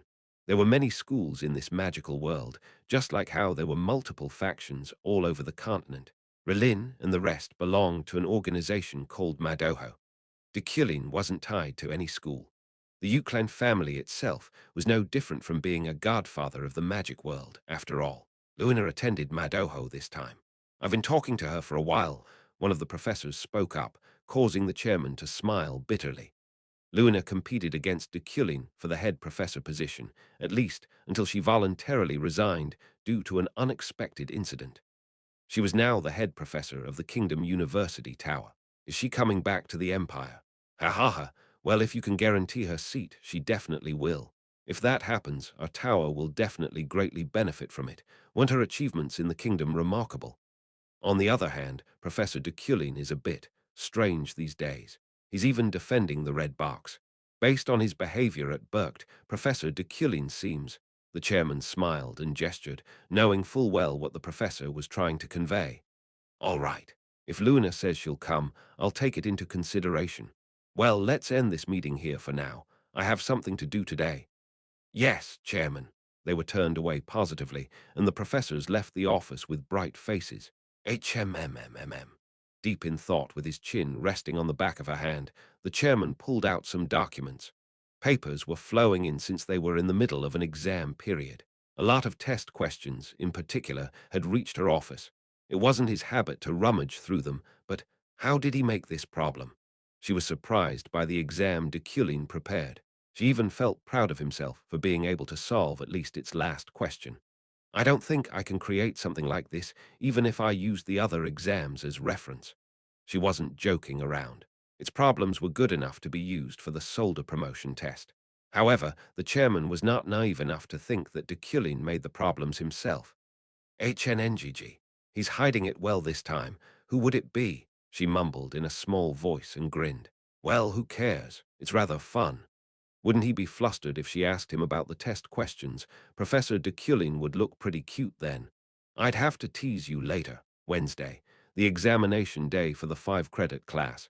Since this exam was as important as the first 3 combined, Efren decided to go to the tower earlier than usual, immediately heading to the 30th floor, the entirety of which was reserved solely for their incoming test. She opened the door with the nameplate examination waiting room attached to it. Whoa! Efren was startled. It was only 8 a.m., but more than 100 people were already gathered. Their silent chatter stopped. Maybe because of the recent events, all eyes were on Efren. Efren's nickname these days was the Thoughtless Commoner, although she wasn't a commoner. Efren sat near Julia and the other club members. Iffy, did you just wake up? No, I didn't sleep. She could no longer remember how many cups of coffee she consumed throughout the night, but that was how exams usually affected students anyway. However, due to her nervousness and the caffeine in her body, she couldn't fall asleep. However, she was more faultless now than before. Iffy, do you want to look at my notes? I wrote down my discernment yesterday. Julia grinned. Okay, I'll show you mine too. The two exchanged notes, studying together until the clock struck 11 and Assistant Professor Allen came in. Good morning. I am Alan, the assistant professor. The midterm exam for understanding pure elemental magic will start without roll call. Alan read the paper he had in his hand. Beforehand, I'll be providing you with some information about it. First and foremost, it will have no time limit. The wizards were taken aback for a moment. Alan also covered his mouth and stared at what he was reading suspiciously, as if he said something wrong. Rather, the test's deadline is next Sunday at midnight, which is a week after the tower's exam period. The wizards became even more dumbfounded. It was currently Wednesday. If the deadline was at midnight next Sunday, that meant that they had 10 days to take the test. While Efren was trying to make sense of such puzzling information, Alan continued talking. Of course, you can take other exams during that time. You can eat outside, sleep at home, wash up, go play to relieve your stress. However, the test paper itself can't be taken outside. She found it strange. No, it was an interesting method. Additionally, each person will be given a private room as their test site. You can even sleep inside it. However, you must bring your own pillow and blanket. Bringing and eating food inside it is allowed. The same goes for bringing and reading books and theses. Moreover, this test allows open notes. Efren's eyebrows began to furrow in doubt. If the test was expected to last 10 days despite allowing them to look at their notes, how difficult could it be? No, could such a level of difficulty even be possible? Lastly, Head Professor Deculein left a few words of motivation. Alan cleared his throat and imitated Deculein. If ever someone gets a perfect score, I'll write a letter of recommendation as the head professor. Letter of recommendation. All the wizard's eyes widened at those words. He was a wizard above monarch. Among the 11 wizard ranks, he was at the 4th. No, maybe even at the 1st.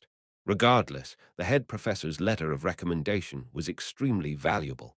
This would be a bit of an exaggeration, but it essentially meant that they automatically passed the solder promotion test apart from its interview. The wizard's enthusiasm burned up even though the test was very strange. Of course, they had already expected Sylvia to claim first place with an overwhelming lead, but the letter of recommendation wasn't just for one person, but for everyone who got a perfect score. It was a good chance for late bloomers to rise and make a name for themselves. I will now assign each of you an exam room. Please stand up and follow me, starting from the front row. 15 people in the front row of the waiting room got up first.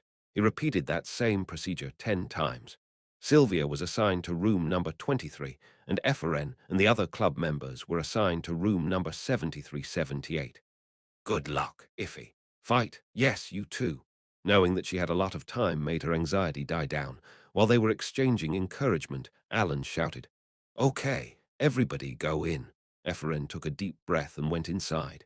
The room was a little wider than the one-person room in the dormitory. It had a desk, a chair, and a clock. On top of the desk was the test paper. Efren immediately sat on the chair and looked at number 1. 1. Calculate the circuit of the following technique. She was certain it was a theoretical question. Efren took out her pencil. At the same time, she released mana through her fingers. Efren calculated the theory by using intuition, recreating the circuit with her mana as she computed. Woo! She solved it in an hour. Efren instilled the proper amount of mana on the answer column before turning the page.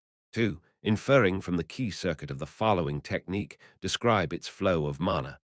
Question number 2 was a little difficult, but it was still theoretical, as expected. She spent 3 to 4 hours solving it, but the real problem came after that. 3. The following circuit is part of a specific magic. Deduce the above formula through the following conditions, express the magic, and implant it to the test paper. Eferen thought about how to handle it best, assuming it would be easy at first. However, she couldn't develop a solution for it no matter how long she spent pondering about it. I'm sleepy. Efren eventually put her pen down and laid on the floor. Ha! She closed her eyes in this rigid place to take a little break, and before she knew it, a day had passed. The 4th day of the Understanding Pure Elemental Magic exam. The night cadets who left for their exams on Saturday had returned, and most of the tests of the regular undergraduates were coming to an end. However, the tower itself was still hot and bustling. Right now, not only the University Tower wizards, but also the Outer Kingdom Tower, cadets, and undergraduates were paying attention to it. The reason was, of course, Deculein's marathon exam, which apparently was hard enough to warrant having an entire week or 2 dedicated to challenging it. However, the test this time was promoted by the chairman herself. Yes, the exam is still ongoing on the 30th floor. Thanks to that, many came to gather news materials, and the chairman came forward to respond to their queries. What is its level of difficulty? Nigh impossible, but I felt really happy after I solved it. The students will feel enlightened once they've finished it. It's worth trying. Do you intend to publicize the test questions afterward? I think you should ask Professor Deculein about that. In my opinion, even the Isle of Wizards' wealth will want to pay for it too. All sorts of people surrounded the tower. Having finished their exams, the undergraduates and cadets came to check the commotion out as well before training for the season of festivities and MT of the entire university, which would begin in 2 weeks. By any chance, can we get an interview? Are you a debutante? Please wait. The reporters grabbed the wizards and asked for an interview.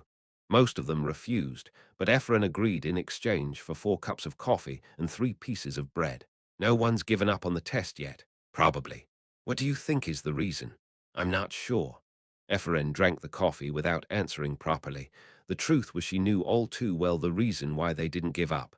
This exam was an extension of his class. Just like Deculein's somehow unfriendly yet friendly lectures, the test was leading them to growth. Review everything you've learned from Deculein as you solve the problem, use it arbitrarily, and comprehend the application. What do you think of the wizards discussing the test among themselves and leaking out the answers to each other? Efren almost spat out coffee at the reporter's naive question. Smirking, she shook her head. That's not possible. Wizards are very individualistic, and it would be too obvious if we did that. Magic and mana have their own characteristics, after all. Think of them as fingerprints. Aha! 10 minutes have passed, right. I'll be going now. The promised interview duration had ended. Efren got up from her seat with 3 cups of coffee and 2 pieces of bread remaining. Early Monday morning, Sylvia woke up in the test room and warmed up her food with magic. Nom nom. She ate breakfast as she looked at the test paper. 7. When the magic with the above core circuit satisfies the following 4 conditions, infer the whole formula and implement the magic. She was thinking about manipulating the mana according to the conditions in question number 7. Ah! She failed to solve it yesterday despite attempting to find the right answer all day, and since she still couldn't come up with an answer for it, she decided to take a different test for now. Sylvia came out of her test room and approached the assistant professor in front of the elevator. Are you giving up or going out? Alan asked. I'm going out to take another test. Okay, Miss Sylvia. Good luck. Sylvia then took a refinement test outside the tower at the Theo Hall. Finishing the 2-hour exam in 20 minutes, Sylvia made her way back to her test room, finding the attendants of the mansion waiting near the tower to give her packed lunch and dinner. Good luck, Lady Sylvia. I know you'll be able to solve all of the questions. Don't give up. You're going to be the greatest wizard to ever exist, so I know you'll be able to do it. Sylvia returned to her room after receiving their support.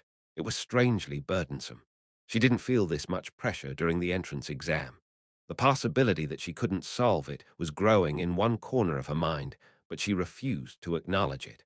Don't be impatient. Reminding herself of the professor's words, she steeled her mind. Room number 23, Sylvia. Sylvia's test room had all the things she needed. She made a bed using her magic and brought blankets and pillows. She also had books and research papers to serve as references. It had become a capsule where she cycled between eating, sleeping, and solving the test. She sat behind her desk and challenged question number 7 again. 1 hour, 2 hours, 3 hours, 4 hours. She put her heart and soul into it as the time passed. It wasn't only because of the level of difficulty of the exam. Its questions were indeed difficult, but Sylvia would have already told her father if it was needlessly so, calling it a garbage exam that wasn't worth spending 10 days on, and its creator a trashy professor. But this exam was nothing like that.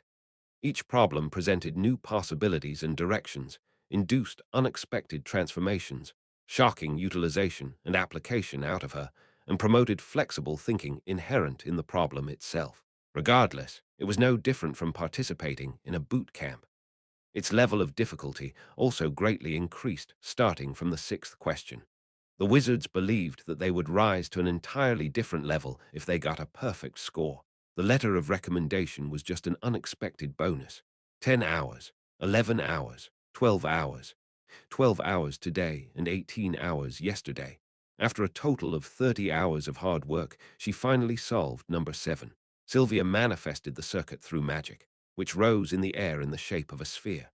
It looked like a blazing star that combined fire and earth, wind and water, causing a brilliance so bright it reached even the edges of her room. Sylvia was briefly mesmerized by its beauty, but soon afterward she sighed as she looked at the clock. 6 p.m. It was time to take another test. After combing her hair, she walked out of the tower. There were still many people at the main entrance, so she went around the back, where she ran into someone. "Oh, Sylvia," Ephraim. "Are you going to take another test?" Ephraim asked. Sylvia walked without bothering to answer, but at some point they both asked the same question. "At what number are you?" Their words overlapped. Sylvia grew silent. Shrugging, Ephraim spoke first. "I'm currently solving number 7, Sylvia answered honestly. "Number 8. "What? You already solved all of them?" Ephraim's eyes widened out of envy. "Solving? Ah, you're fast. I'm stuck at number 7. Ephraim smiled bitterly as she scratched the back of her neck, but Sylvia walked past her without saying much. However, she felt twisted deep down.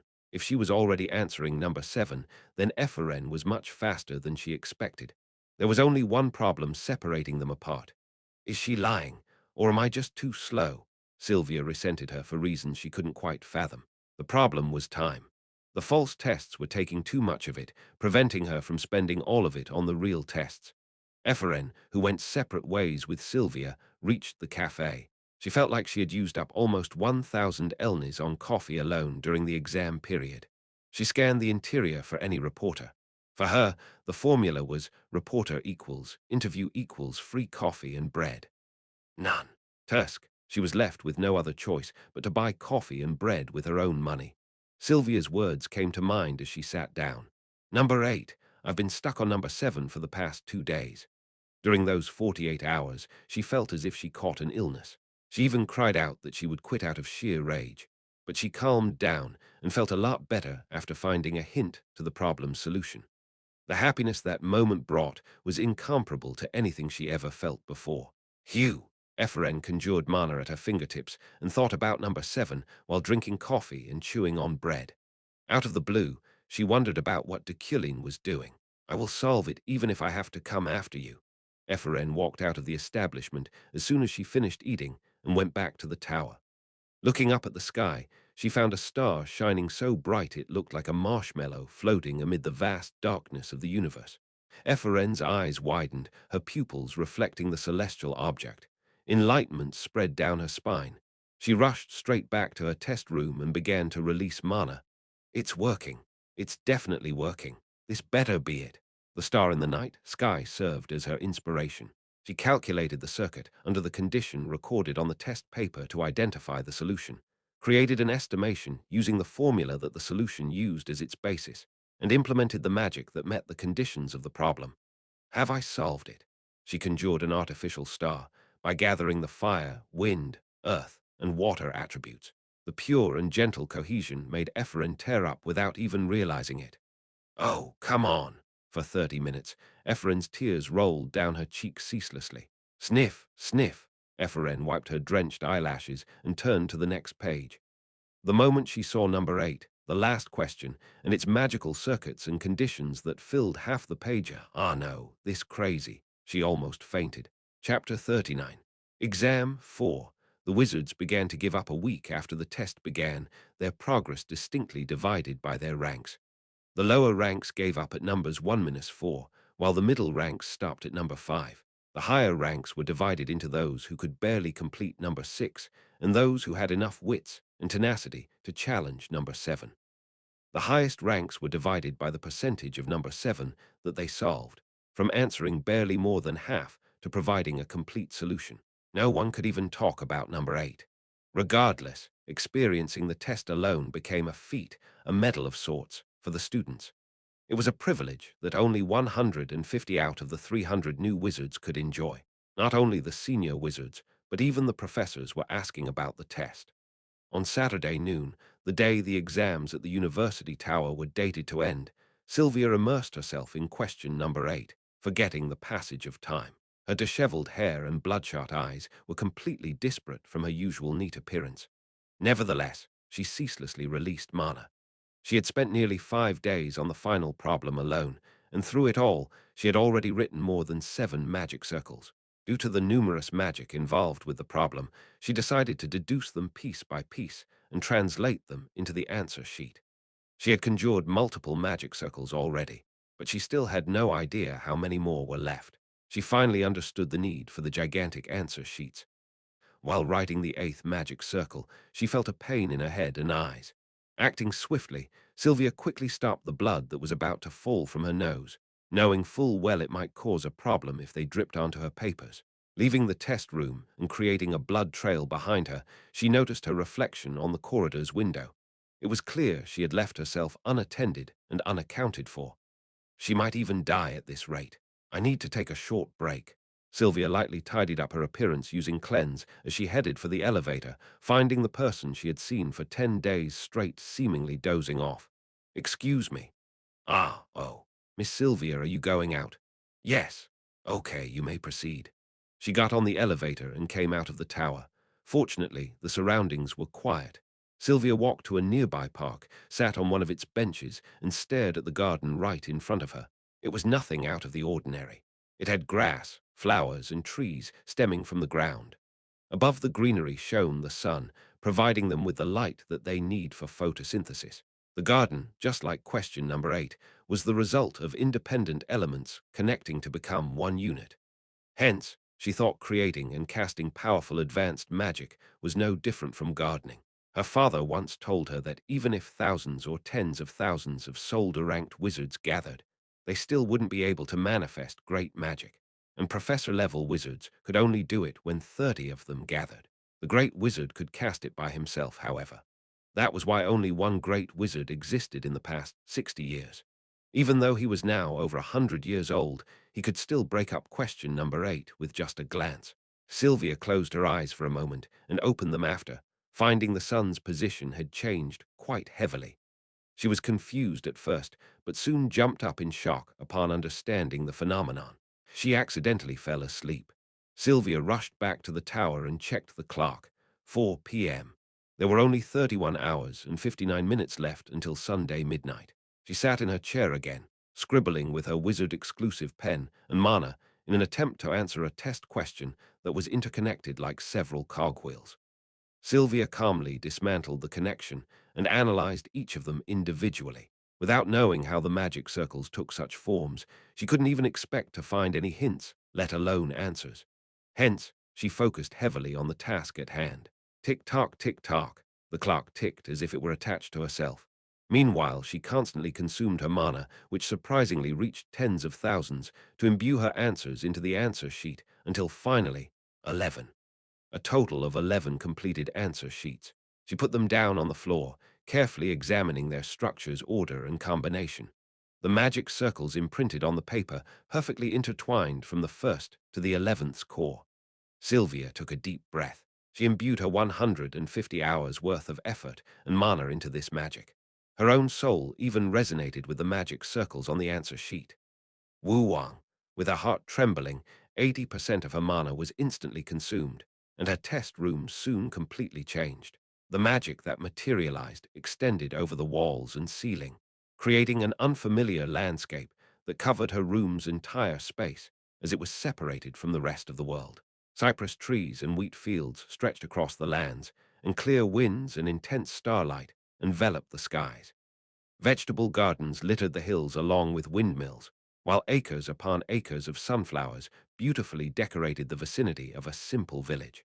Deculein's genius materialized this space as a dedication to the young wizards who could solve all 11 techniques.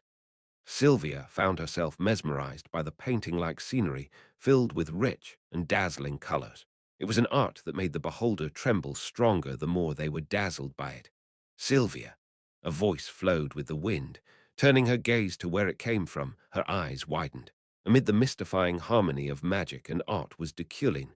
He wore his usual attire, which was perfect enough to make her wonder if it was magical.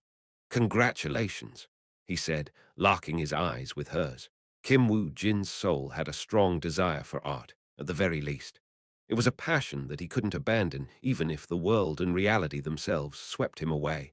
A dream that guy helped keep, although he couldn't reach his desired goal due to his lack of talent, eventually forcing him to push his love for the craft to the corner. Kim Woo Jin's memories of those days were combined with Deculein's characteristic aesthetic sense. Having gained the artistic talent he desired, he ended up imitating the famous paintings that remained in his head, creating them in a world that wasn't Earth through illusory magic. The starry night, the road with cypress trees and stars, the sunflower vegetable garden in Montmartre Hill, the maker of those paintings struggled with endless pain and sorrow. In the end, he was just a fleeting stranger who wasn't acknowledged in his lifetime. But his affliction between death and madness allowed the most primitive beauty to bloom inside him. The story of the painter named Vincent van Gogh was told through an entrancing and beautiful canvas that glowed brighter than his life ever did. Sylvia softly closed her eyes, the scene remaining in her vision even when she did, much like the warmth she felt on her skin. It was all magic. Even the colors were made of elements. The unfamiliar fields seemed to be moving, swaying along with the winds, causing tremors, which soon turned into an echo to occur within her soul as she stood there amid it all. After a brief silence, she heard his voice once more. "Thanks." Deculein uttered a word that caught her off guard. She didn't know what he was grateful for, but he sounded sincere. "Good work." Deculein couldn't reproduce it with his own magic, but he wanted to see it with his own eyes at least once. That was why he was grateful to Sylvia. He didn't know if she understood him, but fortunately she nodded as if she did in her own way. Sylvia turned around again and left her body to the magical landscape, enjoying its light, breeze, scent, vibrant colors, and calming movements. Not long after, she felt warmth flowing down her cheek. A single teardrop fell, the one that she had kept inside her since her mother's death. Deculein had already left by the time she turned around after wiping it away. She was hoping to return his thanks. Knock, knock. Alan opened the door of a test room filled with the scent of sweet coffee, finding Ephraim inside. It made him feel dizzy. Her answer sheets, imbued with multiple magic circles, were sprawled on the ground. It was an approach close to Sylvia's, but it resulted in failure in the end. Debutante Ephraim, time is up. Ephraim flinched. Looking up, she saw Alan. "Ah, is that so?" She scratched the back of her head and smiled bitterly. "That's too bad." Alan just smiled in return. "By the way, assistant professor, this test question," Ephraim hesitated, sounding embarrassed and regretful. "Ah, yes, I'll give it to you. Professor Deculein told me to do so. He'll send a new set of test papers along with a magic vault. However, we will need a drop of your blood." There were a total of 4 people who solved the problems up to number 7, but there were only 2 who filled it in 11 days. Ephraim was one of them. Hence, she deserved to be rewarded. Hugh, thank you so much. She got up with a sigh of relief, then collected blood. Afterward, she took all of her belongings with her, including her writing instruments and clothes, as she left the test room. Alan saw her off to the elevator at the tower. You've done well, Miss Ephraim. Thank you, Assistant Professor Allen, for the test paper as well. Ephraim bowed so deep the bag she was carrying on her back fell on the top of her head and came up. It's okay, Alan laughed. The test paper will arrive in 3 days. Feel free to solve it anytime by then. I'll also enclose 10 magic answer sheets with it. Ah, really, thank you so much. However, don't bury yourself in it. Ding, the elevator arrived just in time. What you didn't learn now, what you haven't realized, you will sooner or later. The day will come when you'll be able to solve it all. Trying to solve it every day might prove too hard, so I suggest limiting yourself to once a week. Alan looked like he didn't know what he was talking about, but Ephraim nodded and smiled brightly, understanding the gist of what he meant. Her smiling face looked bright. Yes, I'll try to solve it at least once a week. Okay. Alan watched her with envious eyes for some reason. Take care, Ephraim waved to the assistant professor until the elevator door closed. However, ding, when the door closed, her smile quickly disappeared. Blood flowed from her molars after biting them all day that they almost fell out. Ha! She buried herself in the corner of the elevator. She shook her shoulder like that and punched the wall of the elevator. Ding! Ugh! She thought the elevator was broken, but its doors opened normally. It was already midnight, but many wizards took the elevator from the 25th floor anyway. It was the solder wizards who were under the professors. No, they were more like slaves than wizards. Ding!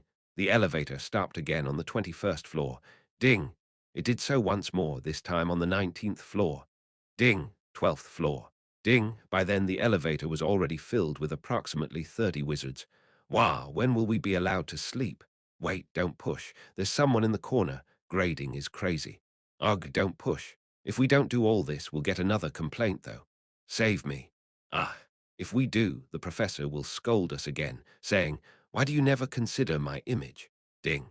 Ephraim arrived on the ground floor after almost getting squashed by people. Who? She then left the tower feeling dizzy, making her think she had become anemic. Squinting, she trudged forward, but she couldn't put strength into her legs. They stiffened up just as she was about to reach the exit.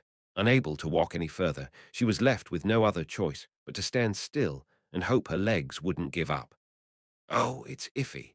Right in front of her were the members of the club she founded in a moment of bewilderment. Ephraim couldn't handle the moment. Her cheeks swelled up like meat buns. It felt like a dam she had been holding together had burst. Iffy, don't cry. Let's eat. Rohok boar is being prepared in our restaurant. Rohok. Her friends approached her first, who was standing vacantly, then they walked out together. I won't give you any if you cry. I'm not crying. When did I cry?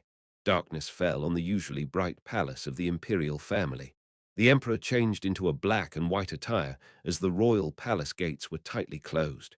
At the sides of the carpet at the center, which only the emperor could walk on, the imperial knights, ministers, grand officers, and government officials knelt. Krebame sat on the throne, but he couldn't be seen without a veil. He wished to have a swift passing. Silence permeated the throne hall, but it wasn't silent enough to make his breathing hearable by his subjects.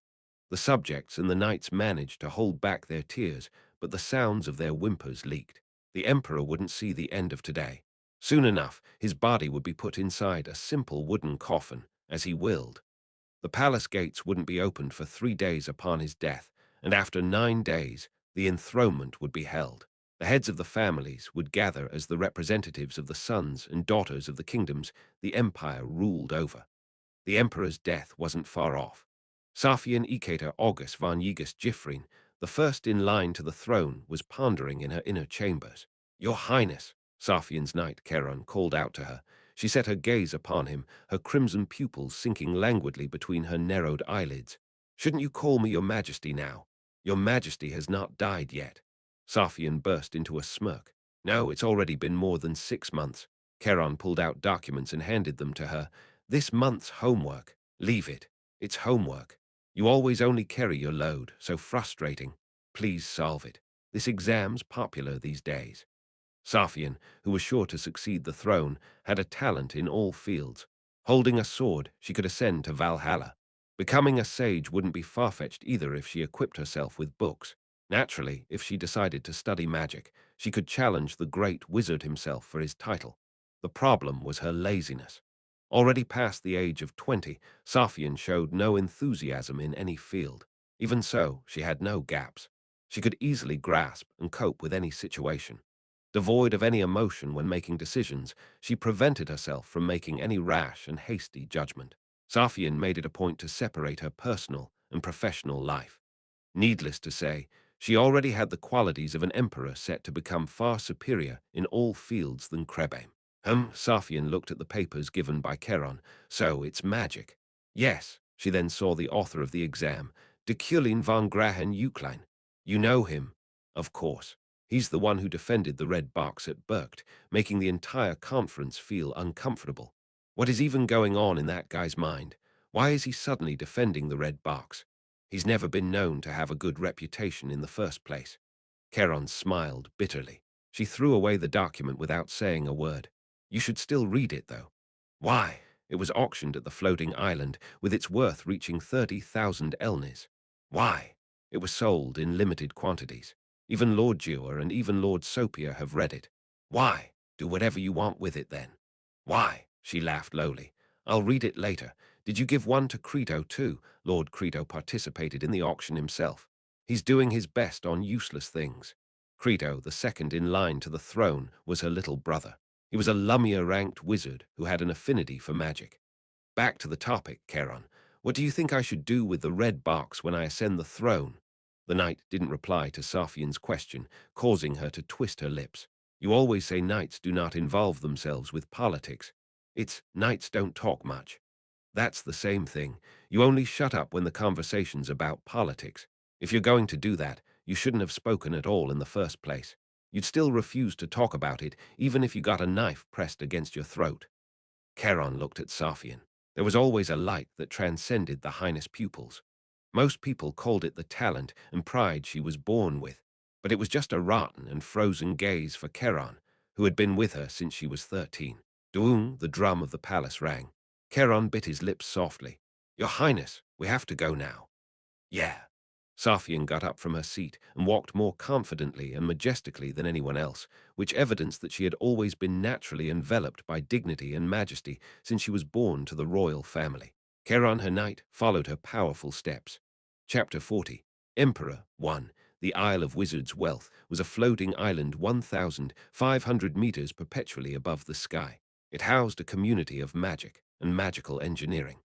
It was the home of many bright minds that led magical research, making it not that huge of an exaggeration to say that the Isle of Wizards' Wealth produced all magic on the ground.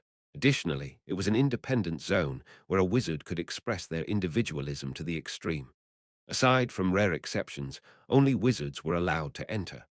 Moreover, those ranked below Monarch were required to buy entrance tickets, which cost 1,000 elnis. More than half of its population worked at the periphery of the Medjason, located at the center of the island. Simply put, Medjason was an ark with magic and knowledge so vast it would allow humanity to rebuild civilization within a century, even if the continent itself was destroyed. The makers of the floating island were, in a way, fanatics, considering they tried to record and collect all the magic in the world, and even created an institution with the most positive disposition for it. One of the highest honors that exceptionally talented wizards could ever seek and attain was engraving the magic they created on the cell, the highest floor of the Medjason. At this moment, an auction was ongoing at the Medjason's VIP academic auction house. Currently, a total of 1,205 people have bid 35,000 elnis. Hence, we will start the re-auction at 36,000 elnis. The Isle of Wizards' Wealth's auction didn't sell goods or treasures.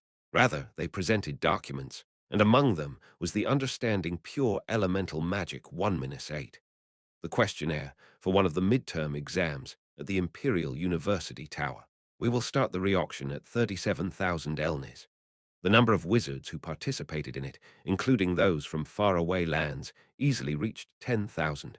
But the hall was extremely calm. There was no unnecessary chatter, screaming, politics, and the like. There was only the sound of writing so faint that it seemed as if even the pen was whispering. I see. 40,000 elnis and exactly 1,000 people. The final result of the auction is 40 million elnis. The exam that Deculein made drew the attention of the wizards at the floating island due to its level of competence and difficulty, as well as its artistic reward, given upon answering all 8 questions correctly.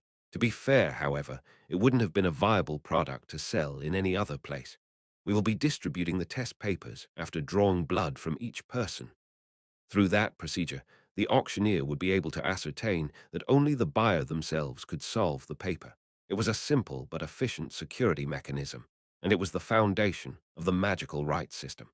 In their lightly populated wizard community, that system was strictly implemented even in the den of law-breaking wizards. Their protection only lasted at least a month to 15 years at most, however. Naturally, the higher the class of magic and documents, the longer their protection period lasted. In that regard, Deculein's test was highly regarded, gaining 3 years of protection. We now adjourn this auction. The event ended quietly. Credo, the second in line to the throne, remained in his seat until the end. He then stood up satisfactorily and looked at the list of the successful bidders. Oh ho, I can see the names of some addicts. Is it that famous? He asked Fassbinder, the knight beside him. He wasn't a wizard, but he was able to enter the floating island as a royal escort. According to what I've heard lately, yes. Adrian also released a statement about it. After such a long time, Deculein, reputed for being a genius in technique interpretation, has shown us his talent yet again through his exam's last question. Number 8's problem itself was already a piece of art. Those were the chairman's words. Even Roxas, an addict who evaluated and solved the exam's problems in advance, spoke very highly of it.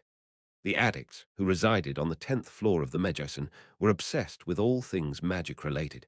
They evaluated the value of magical products and creations, investigated and managed the performance of wizards around the world, and observed one of the most important trials to ever exist, the promotion tests. Really? If so, then it must be interesting. Creto grinned and moved to the room of successful bidders. He accepted the blood draw the wizard's staff demanded, even though the royal family often rejected such notions. The question is, can I solve this? Of course, your magical talent is far superior to some measly test. Still, it's a mid-term exam paper. I didn't learn pure elements from Deculein. You'll do fine.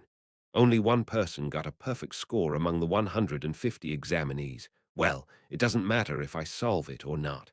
He didn't care about the outcome. New problems were always welcome. No matter how hard it was, if it were fun to solve and could grant him magical enlightenment, then it would be satisfactory enough. I have to go and solve this. Fassbender, prepare an answer sheet. You mean right now? Fassbender hesitated for a moment upon hearing his words. He simply smirked and nodded. I know this isn't the right place and time, but it doesn't matter. At this point, this is tradition. Also, since I met him once last month, I should send him a letter. The exam paper was prepared just in time. Credo accepted the thick bundle of paper and smelled it. They always smell good. At that moment, a tall, attractive man appeared on the other side of the hallway. He was clearly approaching Creto, and Fassbender instinctively blocked his way. Deculein von Grahan Uklein. His body seemed far more forged than most knights. That was made even more evident by the way his suit outlined his figure. He looked at Creto. It's a great honor to have the prince himself purchase a creation of mine despite its faults and flaws. I have no doubt you'd be able to solve it without any difficulties, Your Highness. All I can hope for is that it helps you in the future in some way. His etiquette, courtesy, and manners were perfect. He revered the royal family with sincerity without degrading himself, and he did so while overflowing with grace. As shown by his behavior, Deculein acted differently around descendants of the emperor. Credo shook his head, momentarily flustered. Why, you're not a citizen of the floating island. Regardless, you're still from the royal family, Deculein replied with a soft smile. Credo blinked. Is that so? Yes. Aha, right. I'll try solving this. Thank you, Deculein nodded, then left. I think he's a pretty good professor despite the rumors, Creto mumbled as he watched his back retreat further down the hallway. Don't blindly trust people based on how they present themselves, Fassbender replied. He knew about the past between Julie and Deculein, but decided to keep quiet. Returning to the tower after the auction, I sat in my office and checked the payment I received. 40 million Elnis revenue. It was much more than I expected. It was thanks to Uriel, who advised me to limit the number of exam copies I was selling to retain its premium aura instead of releasing more quantities to earn more. There was no tax and commission at a wizard's auction. As expected, man of great wealth's ability didn't lie, but it was too early for me to celebrate. I grabbed a newspaper, the Journal, the largest media outlet in the empire, in the corner of my office, and read today's breaking news. 18th Emperor Krebin Badio Judra von Yigas Jifrin dies. It was a huge turning point. After 3 days, the palace's gates would open, and I might be able to visit it once. 9 more days after that, the succession ceremony would follow. After that, a lot of swift and gigantic changes would occur. According to the game's story progression, a name would soon appear that I had to save. An establishment that I had to acquire would soon be available as well. There would also be huge and small events that would emerge as the Empire's laws were revised. I would leave Uriel to take care of said establishment and laws, so I could focus on saving the name known as Maho, the princess of the kingdom, with a separate story proportionate to the main quest. She was currently staying in the system, using studying abroad as an excuse. However, at the same time as the next emperor's rise to the throne, her death event would be triggered. When I tested the game with a knight character, I was sure an acquaintance would cause it. I didn't want her to die. She had sentimental value for me since I personally designed and modeled her character. She was a good-natured name that would grant me great strength in the future. I was also curious. Would Charlotte and the other knights who accompanied us in the game at the time be the same in reality? Knock, knock. I opened the door using psychokinesis, unsurprisingly finding Alan outside of it. Professor, an invitation for a lecture came. Alan seemed excited for some reason. I wondered why he was so giddy and fired up about a mere lecture, but I soon got the answer to it. Holding a lecture at the Isle of Wizards' Wealth. Yes, yes. They would like you to give a lecture about the exam questions you created in about a week or so. They would pay me 1 million Elnis for it. That was 1 billion in Korean won. Of course, that was but spare change compared to the 40 million Elnis I recently earned. However, Alan's expression was enough evidence for anyone to realize that it was a huge honor for wizards. It was an achievement in itself. Event quest. Floating Islands lecture. Mana plus 30. My heart was pounding because of Deculein's personality, and even the system was urging me to do it. Event quests like this sometimes gave rewards in the form of additional mana or something similar. It was called stat reward, and it usually differed depending on the location. The Isle of Wizards' Wealth provided mana, the Adventurers Guild gave stamina, and the Knight Order awarded the quest taker with smaller amounts of both. Tell them I'll positively consider it. It's just plus 30 mana, but it was much better than nothing. Yes, Alan answered energetically. Many things happened after the death of the Emperor. The death penalty was shut down, a short-term drinking ban was enforced, and the entire educational institution was closed. Festivals and parties were postponed, and gambling dens and the thieves' guilds were momentarily spared. A dead and desolate empire. In particular, in the pitiful separate building of the royal palace, Princess Maho's escort, Charlotte, was in anguish.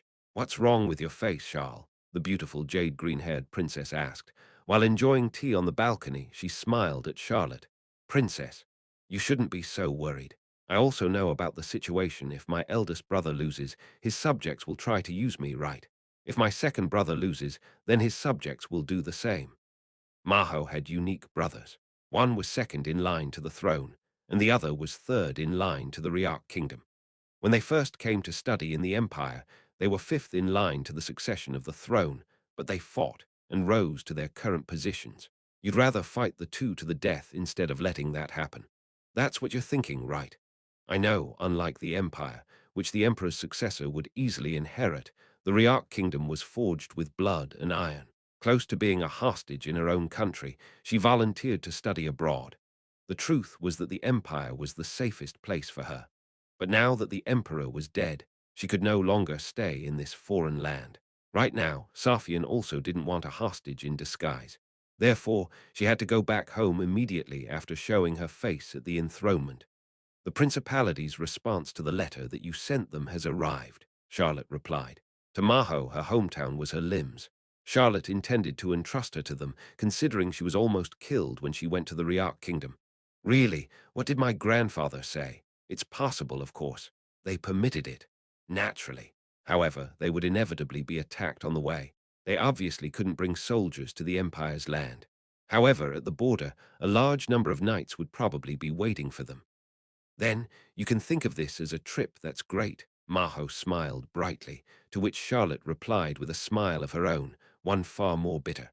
I'm looking for as many escorts as possible. I'm thinking about calling knights, adventurers, and of course, wizards from the tower. But we don't have money. Don't worry. The princess only had 3 escort knights, but a large sum of money was prepared for days like this. She rummaged through her drawers. I have a little bit of money too. I saved up my allowance and I also have a lot of jewels. No, it's fine. How so? Don't we need a lot of money for this trip to be perfect? She was right. Take it. Maho gave her entire fortune that she had saved up to Charlotte, who remained speechless. Not long after, she left the room with the money in her pocket. Cug! Her tears fell as soon as she closed the door. Walking down the hallway, she looked out the window. The freshness of summer was spreading throughout the whole world. It's already summer, but the kingdom is in an endless winter. Charlotte exited the building and walked out of the palace. Will there even be adventurers good enough to protect her? If she combined Maho's and her entire fortune, the total would reach about 10 million elnis, which was enough to hire adventurers to be Maho's escorts. She mentioned the knights and the tower to reassure the princess, but the knights wouldn't involve themselves in political affairs. The tower was painful to speak of. While she was walking and thinking to herself, she saw someone she had seen at the Imperial University, Deculein, the head of the Euclan family. He came to pay his respects to the deceased emperor 4 days ago. Of course, the heads of the families weren't allowed to go near the wooden coffin where the emperor was enshrined. Only the empress and Safian, the first in line to the throne, could stand beside it. Regardless, the eulogies were courteous. It was the family head's moral duty. Even if they couldn't see him, they had to at least cope with it to show their loyalty to the throne. It's been a while. Charlotte just wanted to get past him quietly, but Deculein called out to her. She looked at him with slight discomfort. Deculein, who looked welcoming for some reason, muttered, "You look the same as before." "The same as before? You mean during college?" "Ah, that's right. There was such a connection between us." Deculein nodded. Charlotte smirked, the edges of her lips curving upward. "The same goes for you. People are gossiping these days about the difficult exam questions that you gave out." "That's half right. It was praised, not gossiped about." "What?" "I made 40 million elnis out of it." Her eyes widened with envy. He continued in a calm tone. "Are you going to return to the Riak kingdom with the princess now? Or the Principality of Uran?" At that moment, her forehead scrunched. "Are you mocking the princess's circumstances?" She answered with her teeth clenched. "We haven't met in a long time, and today is supposed to be spent grieving, so it would be best if you avoid uttering such harsh words. Take this." He took a small bead, a crystal marble that allowed communication, from his pocket, but Charlotte didn't take it. "What is it? A line that you can speak to your siblings with?" "What?" She was suspicious of it, of course. He looked down at her indifferently. "Charlotte, how close were we?" "We weren't close enough for you to call me by my name, at the very least. I also have animosity towards Riak." Those were the only words Deculein said, knowing full well that she wouldn't believe him if he were to tell her he had seen the future and that he had known her through a monitor. In the first place, in the game's settings, Riak wasn't a great country. On the contrary, it was beyond help. It's just a matter of time before they screw themselves over. Get lost. Deculein's eyebrows furrowed as he dropped the crystal ball carelessly. Do you still have time to be picky about people? Or, at the very least, do you really have the luxury to nitpick about people who'll be protecting your lord? The bead rolled over the ground. Well, proceed as you please then. Deculein passed Charlotte. The princess's knight didn't even look at his back. Regardless, he walked more confidently than anyone else in the world before stopping abruptly, his eyes looking at it, the crystal ball rolling on the ground. That was how I met Charlotte. There was a way to save her whether or not she used the crystal ball, but the opportunity would present itself only after the enthronement anyway. Hence, right now, I had to focus on a far more pressing matter. Who? Alan, who was next to me in the Isle of Wizards Wealth's waiting room for lecturers, took deep and nervous breaths. His behavior dumbfounded me. Alan wouldn't be the one giving the lecture. Why are you nervous? W what? Ah, I'm sorry, Knock, knock, the door opened. A wizard wearing a robe entered the room and addressed me. Please finalize your preparations for your lecture, Professor Deculein. Okay. I fixed my clothes and got up from my seat. At the Medjason's second floor, I stood in front of the lecture room's door as instructed by the wizard who fetched me. I read the plate that was attached to it. Mana Cranked Deculein, lecture on understanding pure elemental magic, test paper included. I'll be waiting in the back. If there's a problem, feel free to call me at any time. Alan stuttered, his face reddening even further. I replied with a nod and opened the door. Stepping up to the podium, I looked at every face that attended my lecture. Strangely, there were a lot of familiar faces. I saw Professor Relin and the other professors, as well as Sylvia and her fellow debutantes. There were a lot of people from the tower, but the person who caught my eye the most was the one staring intently at me while laughing ominously for reasons I couldn't even begin to guess. The chairman. I got on the platform without even looking at her. Nice to meet you.